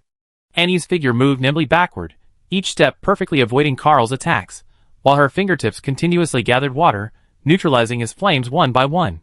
The two advanced and retreated, flames and water splashing across the training ground, drawing gasps of amazement from the onlookers. Carl, your flames don't seem hot enough, do they? Annie chuckled, then suddenly sidestepped, her right hand flashing out in an arc as a water blade slashed diagonally towards Carl's waist. Carl hastily parried, the flames colliding with the water blade, producing a hissing sound. His brow furrowed, a sense of unease creeping into his heart. Annie's movements were too effortless, as if she were merely toying with him. Don't be so smug, Carl roared, suddenly erupting with power, his entire body engulfed in flames, his fists raining down on Annie like a storm. His attacks were even more ferocious than before, each punch carrying a scorching shockwave, attempting to overwhelm her with sheer brute force. However, Annie remained calm and composed. Her movements were as fluid as water, each dodge perfectly timed. Water seemed to possess a life of its own in her hands, sometimes transforming into a supple curtain of water, sometimes condensing into sharp blades, deflecting Carl's attacks one by one. The surrounding crowd began to whisper, some even whistling. Carl, are you even up to it? You can't even handle a rotten cheese? When did Toby become so strong? His movements are absolutely amazing. Carl's face grew increasingly grim, sweat dripping from his forehead, his breathing becoming rapid. His magic was being depleted rapidly, and the power of the flames had visibly diminished. Annie, however, remained calm and collected, even managing to wink at him. Damn it. Carl gritted his teeth, his impatience growing. He took a deep breath, channeling all his remaining magic into his right fist, instantly condensing the flames into a blazing fireball, which he hurled at Annie. It's over, Annie said softly. Her eyes suddenly narrowed, and with a swift flick of her right hand, several sharp ice spikes materialized out of thin air, shooting straight at Carl's face. Carl instinctively raised his hand to block, causing the fireballs to deflect and grazed Annie's shoulder. But in that instant, Annie's left hand had already silently lashed out. Water prison. The water on the ground suddenly surged, transforming into a massive water prison that enveloped Carl completely. He struggled desperately, flames rising continuously, but the water prison tightened further, ultimately imprisoning him completely. Chapter 697. Carl never expected Annie's attack to come so swiftly, leaving him no chance to resist, especially the water prison, which was cast instantly, giving him no time to react. Carl was naturally caught off guard. The water prison was one of Annie's most effective spells, used to defeat countless opponents far stronger than herself. Annie smiled slightly, and gently pushed with her right hand. Bang! The water prison carried Carl directly off the training ground, crashing heavily onto the sand outside, kicking up a cloud of dust. Annie stood in the center of the field, gently clapping her hands, the water elemental magic slowly dissipating. She looked at the disheveled Carl, smiling brightly. Thank you for the favor. Carl stood up, covered in dust, coughing violently, spitting out water from his lungs, his face alternating between red and blue. Theodore immediately announced, Toby wins.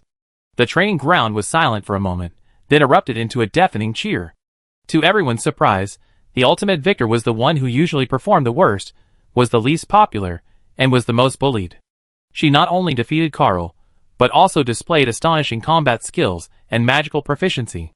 Even Mocha couldn't help but exclaim, as a fellow water elemental mage, I admit, I can't match his magical control. If it weren't for the difference in our levels, I probably wouldn't be his match. This child's talent is simply too strong. Theodore, you'd definitely be rewarded by the higher-ups for teaching such a student. Theodore's lips twitched into a forced smile. What he really wanted to say was that this girl wasn't even his student. After discussion between Mocha and Theodore, they scored everyone. Unsurprisingly, Annie led in points, while Carl, despite losing, managed to retain second place due to his powerful attacks during the battle. The final test tested teamwork. Mocha divided the top 20 scorers into two teams, a red team and a blue team, and began the test with a capture the flag game. Coincidentally, Annie and Carl were assigned to the same blue team. Everyone knew Annie and Carl didn't get along. Could these two really complete the test together? The 10 members of the blue team huddled together, looking at each other in silence. After a while, Annie couldn't stand it anymore and said, "We only have 10 minutes to plan our tactics. Are you all going to stay silent like this?" A skinny boy said, "Let's choose a commander first. Without a commander, we can't coordinate our actions." Everyone nodded in agreement, but who should be the commander? If they chose Annie, Carl would definitely disagree. If they chose Carl, what would Annie think? Just as everyone was struggling with this, Annie spoke up. "Since everyone can't decide, I make a recommendation." Carl scoffed. "You're just recommending yourself. What's there to say?" However, Annie shook her head. "I can be the commander, but there's someone more suitable." She pointed at the skinny boy and said, "I think he's more suitable than me." Everyone was stunned, especially Carl, who hadn't expected Annie to recommend someone else as commander. The skinny boy was equally surprised and explained, "First, among the 10 of us, his strength isn't outstanding. Relying on him for frontline combat is practically impossible. Second, in regular training, his adaptability and strategic thinking are quite good, which you should all agree with." Everyone nodded. The skinny guy was usually quick-witted and consistently performed well in strategy classes. "Those who agree on him as our team commander, please raise your hands." One by one, people raised their hands. Seeing this, Carl hesitated slightly, then also raised his hand and smiled slightly. "All right, now that the commander has decided, let the commander assign tactics." Little Skinny swallowed hard. He never imagined he'd be able to command others one day, but encouraged by Ann's gaze, he took a deep breath and began assigning tasks. "Toby, Carl, you two are the strongest and have an advantage in offense, so you two will be responsible for attacking." After assigning tasks, Little Skinny continued with tactical deployment. "Our overall strength is greater than theirs, and they definitely know that, so they might adopt a defensive counterattacking strategy. We must secure our central position. Reconnoiter to ensure no small groups of enemy forces break through. Once an enemy offensive is detected, the central positions must be pulled back to defend, preventing the rear from being breached." Carl asked, "What's our strategy for the frontline attack?" The skinny guy replied, "That's simple. Once we get the pennant, deliver it to Toby or Carl as quickly as possible. The person with the pennant goes to plant it on the enemy's high ground, while the other provides cover. The person planting the pennant needs 5 seconds to channel magic into it. If interrupted, it fails. This requires the cover person to give it their all, but that shouldn't be a problem for the two of you." The moment the starting signal was given, the red team sprang into action like an arrow. Their vanguard, a lithe, short-haired youth, grabbed the pennant and, without hesitation, turned and sprinted towards their own lines. "Stop him!" Carl roared, his legs buckling as he charged forward like a furious lion. However, just as he cleared a high wooden obstacle, 3 figures suddenly emerged from behind cover on either side, forming a triangle that surrounded him. TCH, an ambush? Carl's pupils constricted, forcing him to halt. The 3 red team members coordinated perfectly. One held him off from the front, while the other 2 blocked his escape routes. Despite Carl's formidable strength, he was momentarily held back. At the same time, the pennant vanished completely into the chaos of the center of the battlefield. "Where's the flag?" The blue team members' hearts tightened. Before they could react, the red team suddenly launched a simultaneous attack from 3 directions. "Watch out for defense!" Little Skinny shouted urgently. The blue team's central defensive line immediately contracted, attempting to intercept this offensive. However, the red team's attack route was extremely cunning, deliberately avoiding the area where Annie and Carl were located, instead concentrating its firepower on the blue team's weakest left flank. Bang! A blue team member was directly knocked away by the red team's combined attack, creating a gap in the defensive line. Annie immediately rushed back to reinforce, but the red team was clearly prepared. Every time she approached, they quickly retreated. If she turned to another area, the red team would press forward again. This hit-and-run guerrilla tactic was giving Annie a real headache. Interesting. Annie narrowed her eyes, water element slowly flowing in her palm. It seems they have a commander skilled in psychological warfare. The battle unfolded rapidly. Under the red team's masterful maneuvering, the blue team's defenses were constantly stretched, until finally, a red team assault soldier seized an opening and swiftly broke through the last barrier. "Damn it!" Skinny's face paled. He was about to turn and intercept when a dark figure pounced from the side, a sweeping kick sending him sprawling to the ground. "Got it!" The red team member grinned maliciously, pulling a pennant from his pocket and charging towards the heart of the blue team's position. "Stop him! Quick!" Skinny shouted hoarsely from the ground. The blue team defenders desperately tried to retreat, but the red team, with only 3 players, had built a solid defensive line. The 5-second countdown felt incredibly long. Beep! Mocha's whistle rang out. Red team, 1 point. The blue team members huddled together dejectedly, the atmosphere heavy with tension. "What are you doing?" Carl stormed back from the front lines, grabbing the skinny boy by the collar. "Can't you even see through such a simple diversionary tactic? Is your command just for show?" The skinny boy's face was deathly pale, his lips trembling but unable to utter a word of explanation.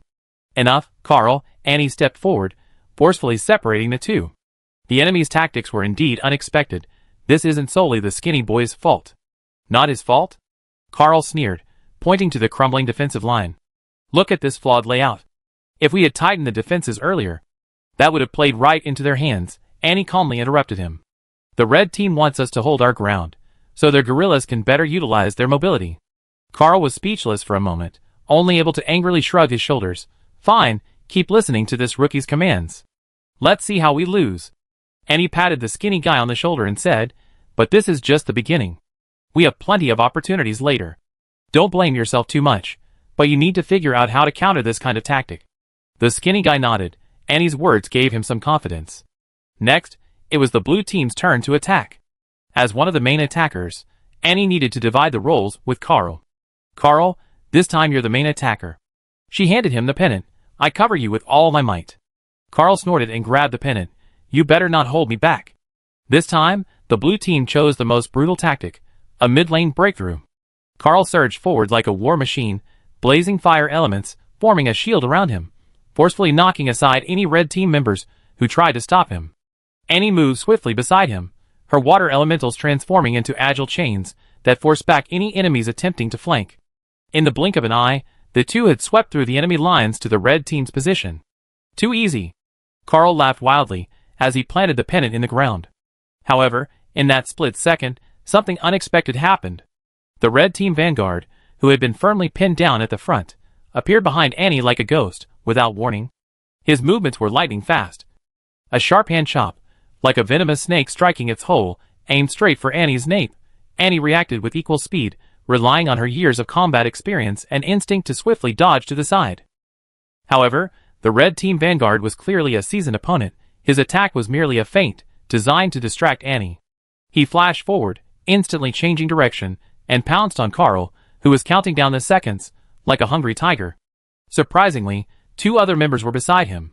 Carl had just planted his pennant 2 seconds into the ground, with only 3 seconds left to complete his attack. If he were hit by the red team's vanguard, the attack would fail, and both sides would immediately switch sides. At this critical moment, suddenly, a powerful torrent of water, like a ferocious beast, roared in from the left. This torrent was unstoppable, sweeping up all 3 men rushing towards Carl and slamming them aside. This powerful torrent was Annie's water prison skill. She unleashed this skill at a crucial moment, successfully halting the red team commander's surprise attack and buying Carl precious time. However, the red team's tactics were clearly not limited to this. While Annie's water prison trapped the 3, a 4th member of the red team broke through the defenses from nowhere, charging towards Carl with astonishing speed like a cannonball. His fist, like a hammer, carried a sharp gust of wind and slammed straight towards Carl's face. Carl was completely focused on maintaining the pennant and couldn't possibly react to this sudden attack. He could only watch helplessly as the fist grew larger before his eyes. Bang! The heavy impact silenced the entire arena for a moment. Carl's head snapped back, blood gushing from his nose. His body swayed and fell backward, but just as he was about to let go. Beep! Blue team scores. Mocha's whistle blew simultaneously with the sound of Carl falling to the ground. Just at the critical moment, the countdown ended perfectly. This thrilling scene sent the entire arena into a frenzy, with the blue team members cheering wildly. Carl, clutching his bleeding nose, sat up, glaring fiercely at Annie. "Is this what you call foolproof? But I did my best. Do you think anyone else could have lasted those 5 seconds?" Annie reached out to help him up, but he slapped her away. "I told you." Carl spat out a mouthful of blood, his eyes dark and menacing. "We can't win with this half-baked command." The recruits who hadn't participated were buzzing with excitement, their faces gleaming with anticipation. The intense competition had ignited their passion. "My God, That was so close. Yeah, that was less than a second. The blue team almost lost. It's been a long time since I've seen such a thrilling match. Theodore nodded repeatedly. The red team's overall strength is inferior to the blue team's, but they actually dominated the entire match. That's a testament to the commander's ability. Mocha nodded. That kid is indeed a genius. He performed admirably in the previous tests. Given time, he'd definitely become a pillar of the military. What's his name? Theodore smiled slightly and said, Go Bear. Chapter 698. Time is running out, and both sides have one last chance for attack and defense. This time, the red team attacks, and the blue team defends. Hey, have you come up with a plan yet? Carl asked Commander Xiaoshu. Xiaoshu nodded. Actually, breaking the tactic is quite simple, but I suspect the opponent might not use it again. After all, once used, there's a risk of failure, and their commander will definitely consider that. Carl nodded slightly. So what are you planning to do? Xiaoshu said, We first adopt a defensive posture, making them think we want to stop their first tactic. But actually, our goal is to capture the flag. We lure their flag bearer out, then concentrate our superior forces to seize it. Carl clenched his fist, making a cracking sound. Hee, this time I'm going to beat their flag bearer to a pulp. The superior forces I'm referring to, aren't you? Xiaoshu suddenly said. Huh? Carl was taken aback. Not me. Could it be Toby? The skinny guy shook his head. It's not Toby either. You two are two obvious targets. Once you appear on the field, the enemy will be very wary, and the standard bearer won't easily show himself. Carl pursed his lips. So, I'm just going to watch. Of course not. The skinny guy said. On the contrary, your task is equally important. You need to be as active as possible in the middle to disrupt their formation. On one hand, you make them think you can stay away from the rear, so even if they come to their aid, it will be too late. On the other hand, you can divide the battlefield, and the enemy's defenders won't dare to attack rashly. Annie looked at Xiaoshu approvingly and said, Not bad, this arrangement is very reasonable. Xiaoshu chuckled and scratched his head, we can't keep making mistakes. Soon, the match began. The opposing team initially used the same tactics, confusing the blue team by having them retreat to their own formation, making it difficult for them to pinpoint the exact location of the pennant, and then launching a split-pronged attack. However, this time the blue team was prepared. They immediately strengthened their defense in the middle, and Annie and Carl also moved back to intercept the opponent's attacks. Sure enough, as soon as the blue team changed their formation, the red team's offensive strategy changed accordingly. They gradually converged their scattered attack points, while simultaneously flanking from both sides, thus extending the blue team's central defensive line. Although Annie and Carl were very strong, the training ground was simply too vast. Reinforcing from the far left to the far right always took time, and the red team exploited this time difference. Soon, the left flank was breached again by the red team, forcing the blue team members forming the central defensive line to retreat and reinforce their positions. This resulted in even more breaches. Seeing this, Carl immediately cursed, I told you to hold on. What's going on? Are you all a bunch of useless trash? Annie helplessly shrugged, sigh, there's nothing we can do. The enemy commander is really skilled. Under this tactic, unless our defenses have overwhelming firepower, they're bound to be breached. Carl, seething with rage, spotted a red team member passing by and, without a word, attacked, unleashing a burst of violent fire elemental energy that blasted the red team member away. The red team member never expected that he would be attacked simply for passing by. Most importantly, according to the previous tactics, as soon as one point breached the blue team's defenses, Carl and Toby, their two strongest fighters, should immediately return to their defensive positions. But the situation seemed off. Carl and Toby were like two berserk beasts, indiscriminately attacking the surrounding red team members with powerful magic, showing no intention of returning to defense. Could it be that they already given up, and are just venting their emotions? This thought crossed the minds of every red team member. At this moment, the red team's vanguard had already reached the defensive position, but he made no move, instead engaging in skirmishes with Little Skinny and the others. Skinny knew the opposing team was still very cautious, so he added fuel to the fire, shouting to Carl, Carl, come back quickly. If you come back, we still have a chance. However, Carl retorted, forget it. Your command skills are just idiotic. I won't listen to your commands anymore. Looks like they're having internal strife. The red team's vanguard's eyes lit up. He immediately knocked back two blue team defenders, covering a short, fat man as he reached for the position. The fat man pulled a pennant from his pocket. Skinny's eyes flickered, and he immediately shouted, "Now!" Suddenly, 4 or 5 blue team members appeared out of nowhere. Although they weren't as strong as Annie and Carl, they startled the red team's vanguard, who instantly sensed something was wrong. "Damn it, an ambush! Retreat!" The red team vanguard shouted immediately. At this moment, the fat man hadn't yet planted the pennant on the ground. To ensure he maintained control of the attack, he immediately withdrew from the blue team's position, wanting to temporarily avoid the onslaught. However, he quickly discovered a serious problem: no one to support him. Due to Carl and Annie's erratic behavior in the middle, the red team had suffered a severe split. The vanguard had pushed too far, and without support from the rear, they wouldn't have a chance to retreat in case of an emergency. The red team vanguard immediately found themselves in a fierce battle, especially the fat man, who was surrounded by 3 blue team members. In no time, the pennant was snatched away. "Quick, counterattack!" the skinny man shouted immediately. The blue team member, who had captured the pennant, rushed to the center of the training ground and handed it to Annie. Annie transformed into a war goddess in that instant, wielding water magic with unparalleled skill. The red team members couldn't even get within 3 meters. Moments later, Annie had breached the red team's lines. She glanced back and saw Carl and several blue team members coming to cover her. She then planted her triangular flag in the air. The countdown began. The red team reacted swiftly. 2 members immediately surrounded Carl, while the others charged towards Annie. Carl punched one of them, sending him flying.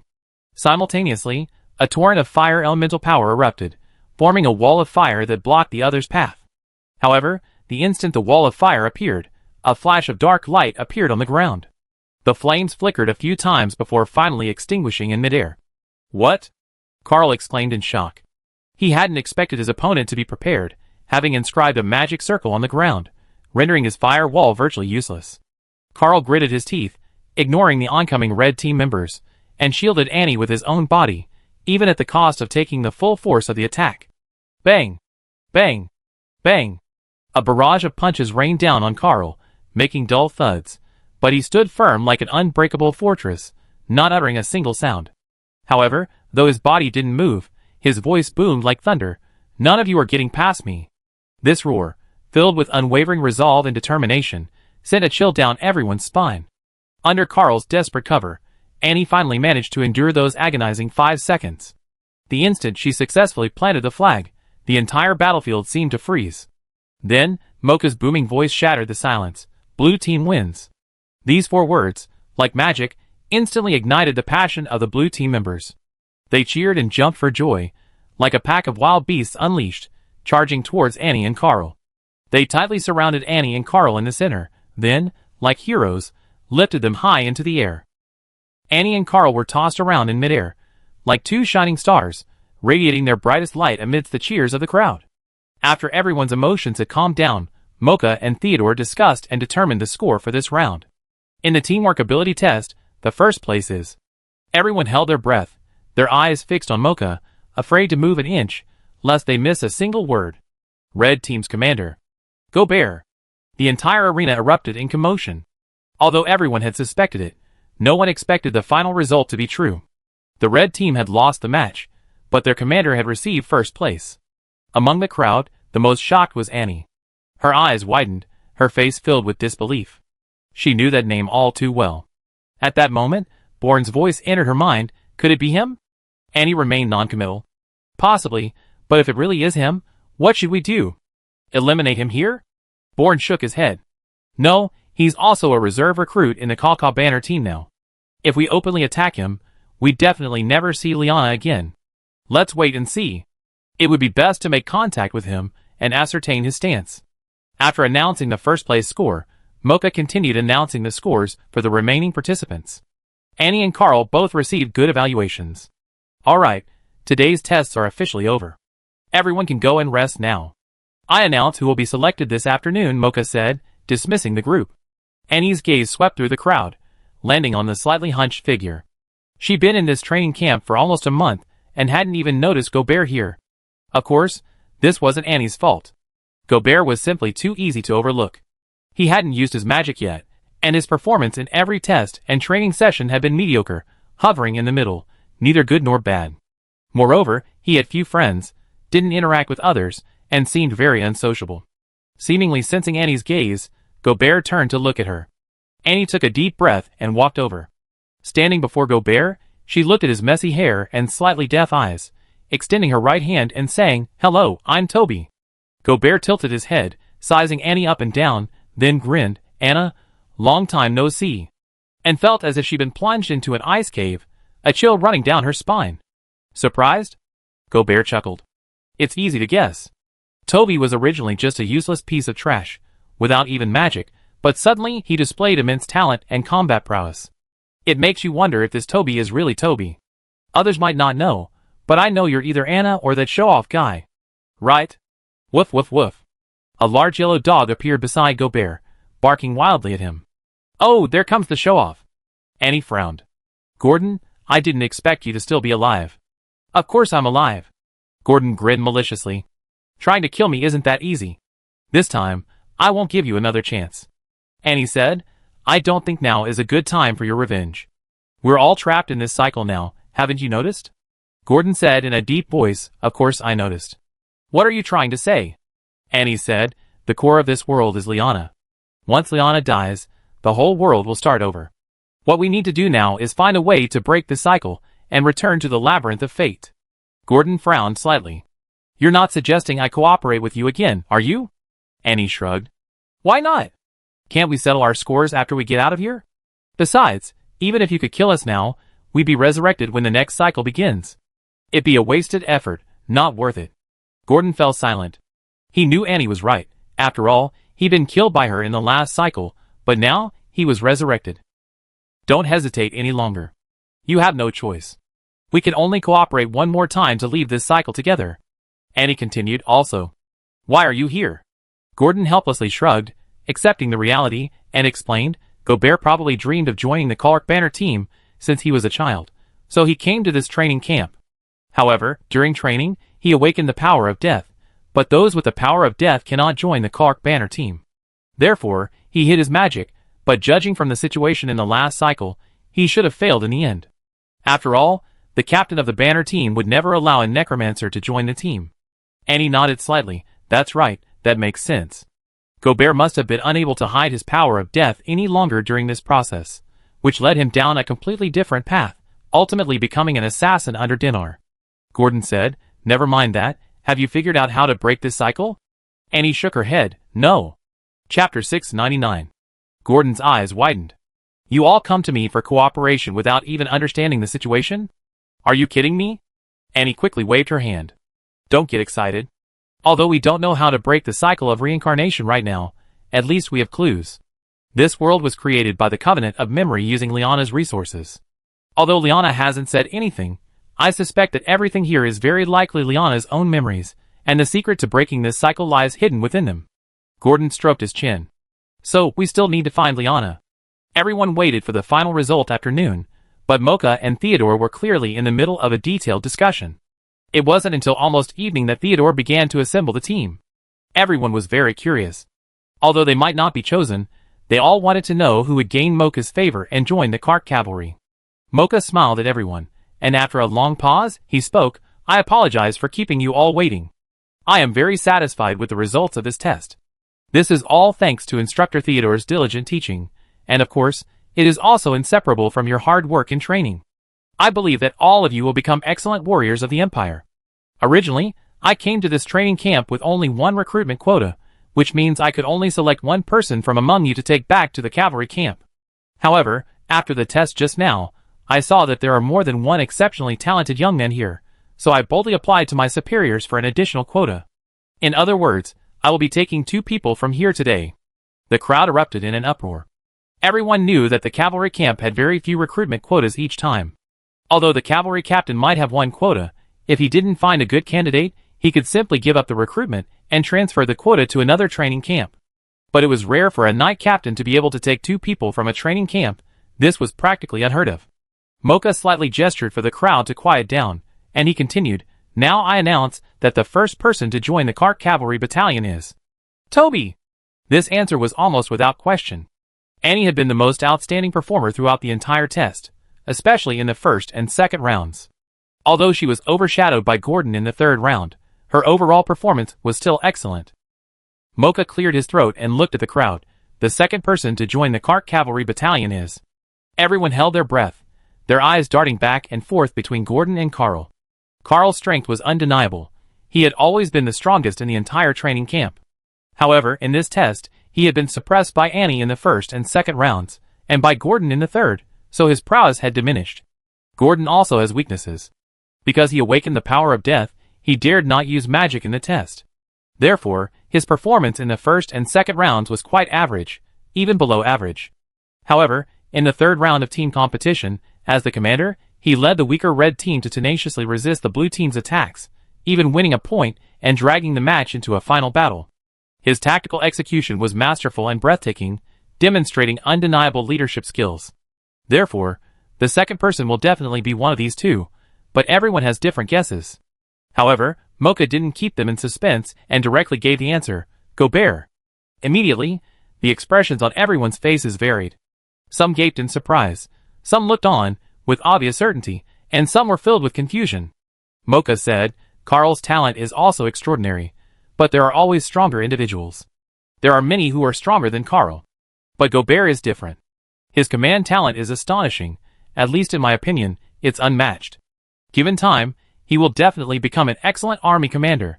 Theodore walked to Carl's side, patted him on the shoulder, and said, Don't be discouraged.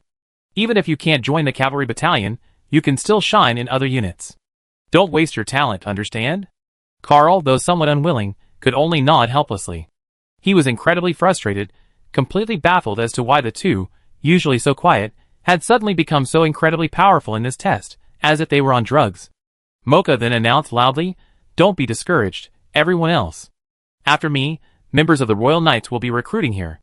If you perform well enough, you might be recruited into the Royal Knights and achieve great things. This news excited everyone. While the Royal Knights didn't possess the formidable fighting power of the Kalka Banner army, their proximity to the center of power was crucial. Joining the Royal Knights meant a high chance of becoming a corps commander by retirement, and perhaps even receiving a knighthood. Countless people wanted to join.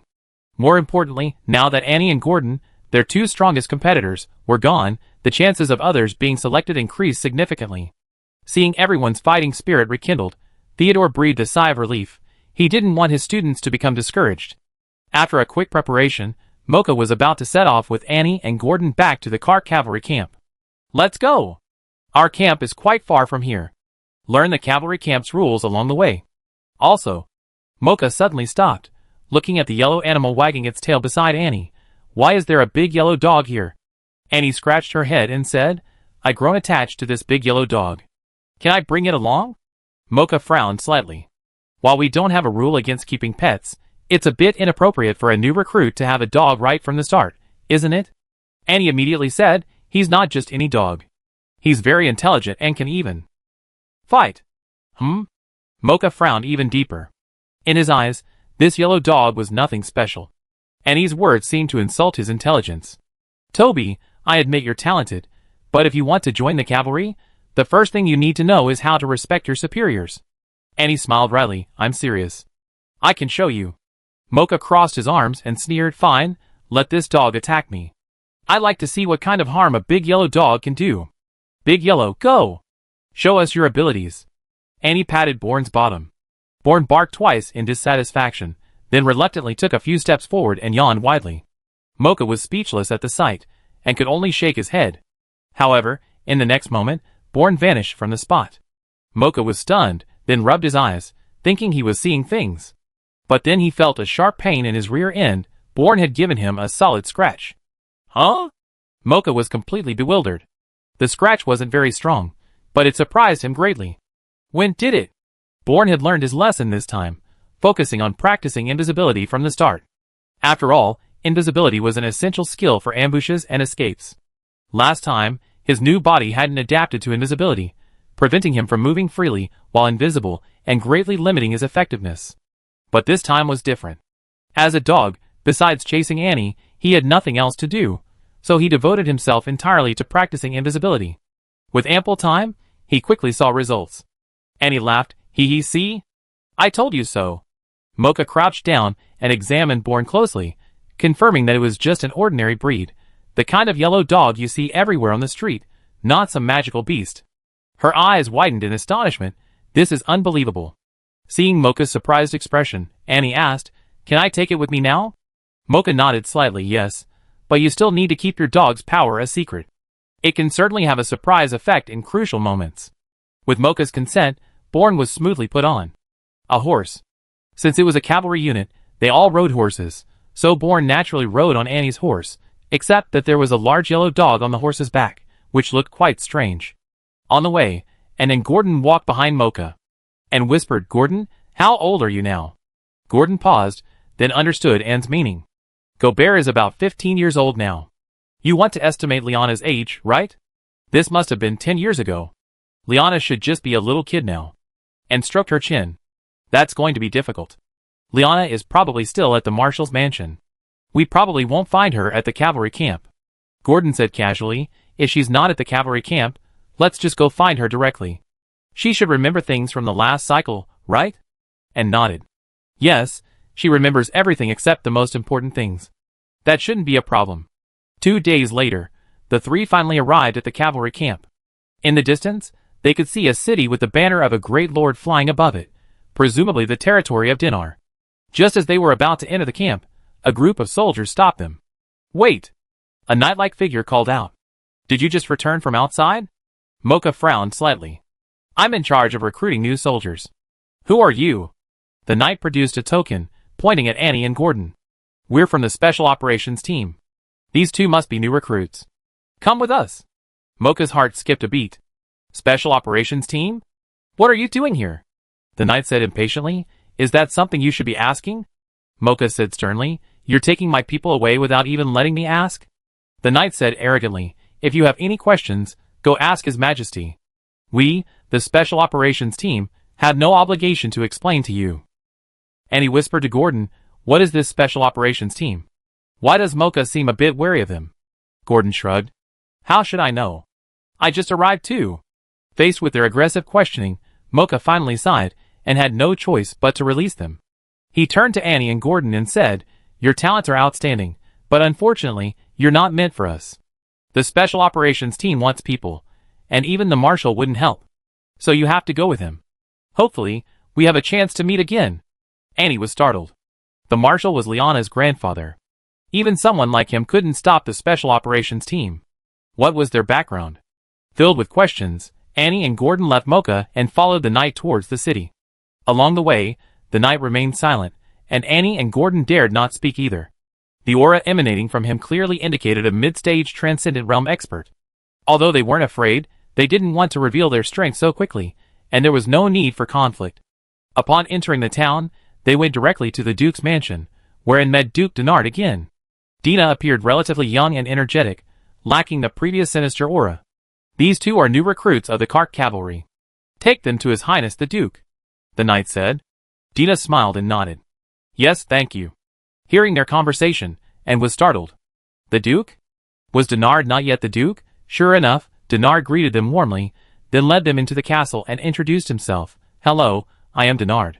My father, Duke Alexis, wishes to see you and has a special mission for you."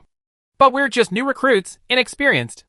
If it's an important mission, wouldn't it be more suitable to send experienced veterans?" Gordon suggested. Dina smiled slightly. "That's true, but capable veterans are generally already quite well known. Such people aren't suitable for this mission." "Huh?" Gordon was somewhat puzzled.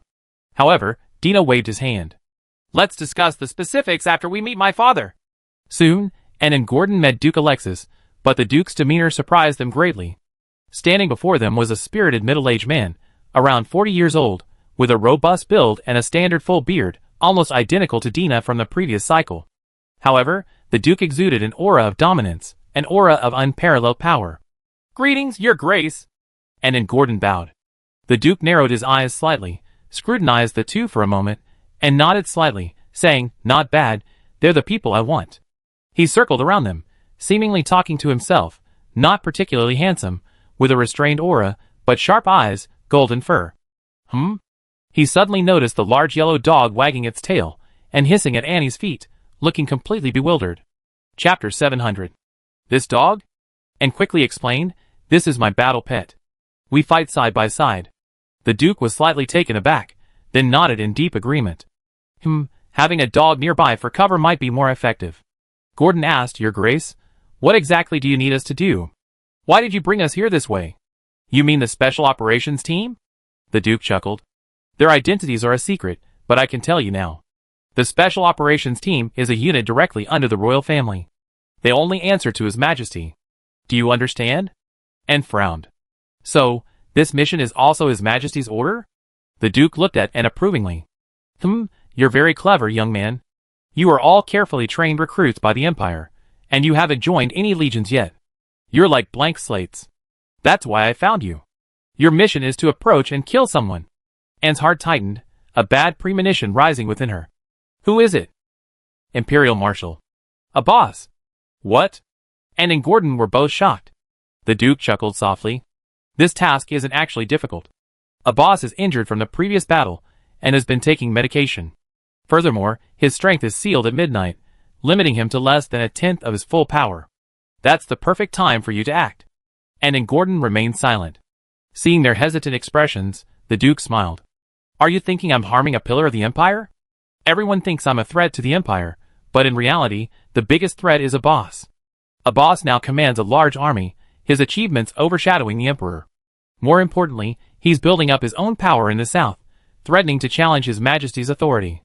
If he gains power, the Empire will descend into internal strife, and my task is to prevent that from happening. And frowned slightly. This situation seemed different from before. According to Lyanna in the previous cycle, the old Marshal should be of one mind with the Emperor, while Dinar's behavior was improper and disregard for human life, but overall, it hadn't escalated to the point of rebellion. Do you have evidence for what you're saying? The Duke seemed to have anticipated her question and beckoned to Dinar. Dina nodded, turned, and produced a crystal ball engraved with a water elemental spell that could record images. The Duke took the crystal ball and slowly infused it with magic. Figures began to appear on the crystal ball. Although there was no sound, some things could still be discerned from the blurry images. Amidst the sandstorm, tens of thousands of people were gathering and mobilizing. They moved quickly, their ranks were orderly and uniform, clearly seasoned veterans with impeccable discipline. The Duke began, This is the situation in the south. My men risked their lives to gather intelligence and discovered that a boss has secretly assembled a large army with treacherous intentions. According to my calculations, a boss is just waiting for an excuse. Once he has that excuse, his army will directly raise the capital and destroy the Empire's political core. And frowned, still somewhat skeptical. After all, there was no valuable information to be found in these blurry images. Gordon glanced at Anne, then said to the Duke, Your Grace, please allow us to consider this. The Duke waved his hand generously. Oh, of course. You can choose for yourselves. Let them rest in the castle for today. Dinar, take them to their rooms.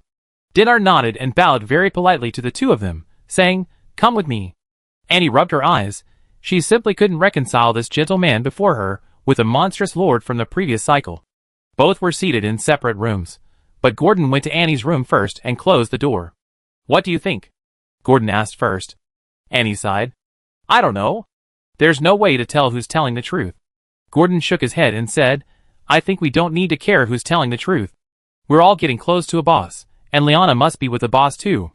Isn't that our goal? Besides, if we refuse now, Alexis will definitely not let us off. He walked to the window and looked at the guard standing ramrod straight outside, and nodded slightly, understanding that Gordon was right.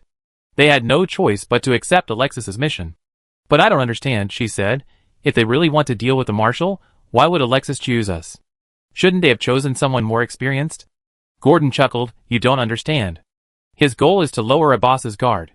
If he selected men from his own ranks, a boss would definitely notice and become wary. If he chose from the army, it would be even easier to expose them, since most of the army is now under a boss's control, especially the Empire's elite Kalka regiment. There are countless new recruits like us, with some basic skills and clean backgrounds. We've been selected by the Kalka cavalry, but haven't officially joined yet, so we're not a boss's men. That's why they chose us. Annie pouted. You really got a good analysis. Do you do this kind of thing all the time? Gordon snorted. I'm analyzing the current situation. Why are you bringing me up? But honestly, our situation isn't optimistic. How so? Gordon said in a deep voice, We're definitely not Alexis's only option. He won't entrust such an important matter to two people he doesn't even know. So if we fail to meet his requirements in any way, we'd be... He then made a throat-slitting gesture. Annie's heart sank. She had to admit that Gordon's analysis of the current situation was very reasonable. Next, Alexis was likely going to start testing them, and this test was different from the one in recruit training camp. Failing the test meant simply going to the regular army, but failing this test meant death. Sure enough, when it was time to eat, both of them heard a knock on the door. However, when they opened the door, there was no one there. What's going on? Annie looked around. Woof woof. Bourne suddenly barked twice and tugged at Annie's trouser leg with his front paws, and looked down and saw a note on the ground. She picked it up and read, "Come eat 10 minutes." Annie looked at Gordon, who also had a note in his hand. He waved his note and said, "See, the test is here." The two immediately began searching. Their first thought was the back of the castle, because according to common architectural practice, the dining room would be located at the back. However, when they reached the corridor, two soldiers appeared in front of them, and waved and asked, "Hello, we want to go to the restaurant. Do you know how to get there?" The two soldiers didn't answer her question, but walked straight towards them.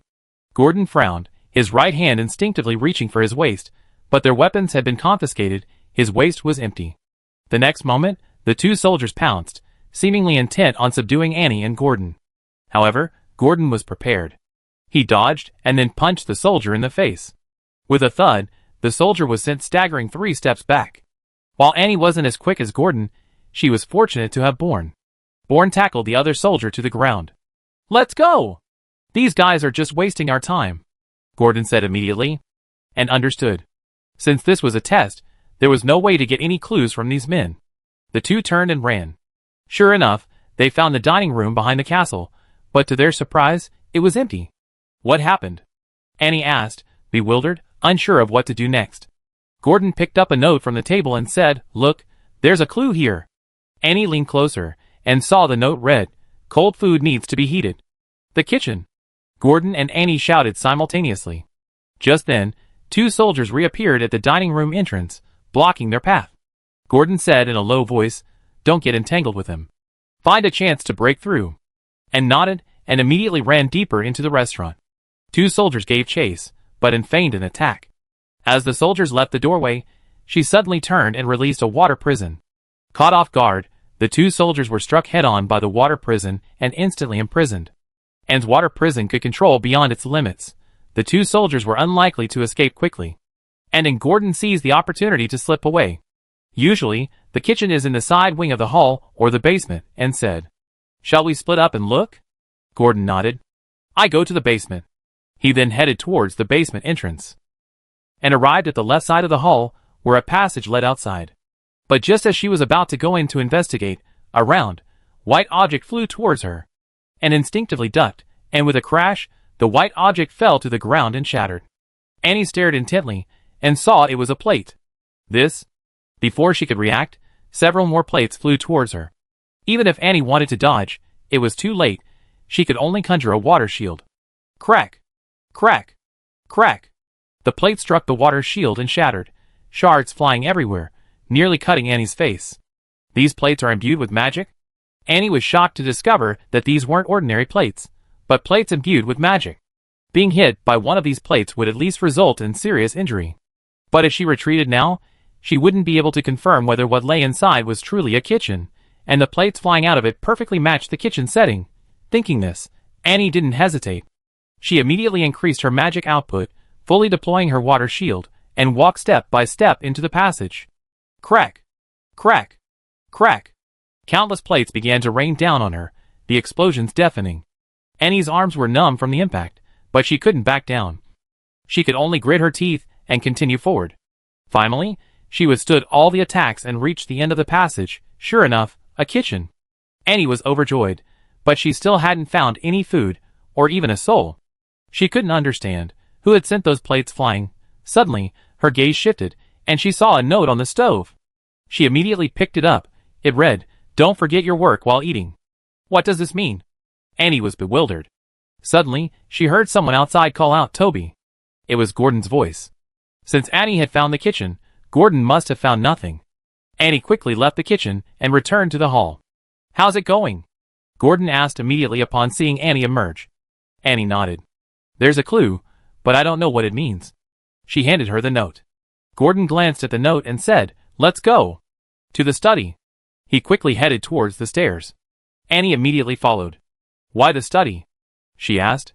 Gordon explained as they walked. "I was, after all, an acting lord for a while.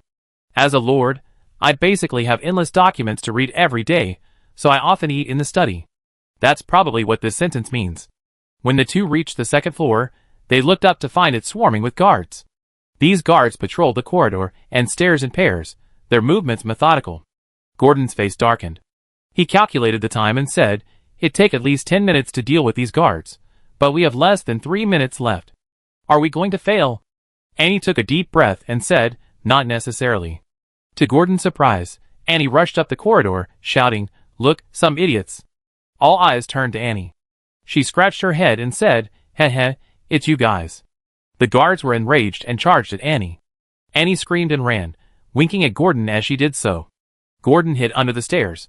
Once Annie and the guards were far away, he emerged, gave the fleeing Annie a long, hard look, and then ran towards the study on the second floor. 10 seconds left. Gordon gritted his teeth, almost exerting all his strength, and finally pushed open the study door at the last second. Ecclesias was sitting leisurely in the study, various foods laid out on the desk, but he hadn't touched them. He was toying with a gold pocket watch in his hand, the hands pointing exactly to the 10-minute mark.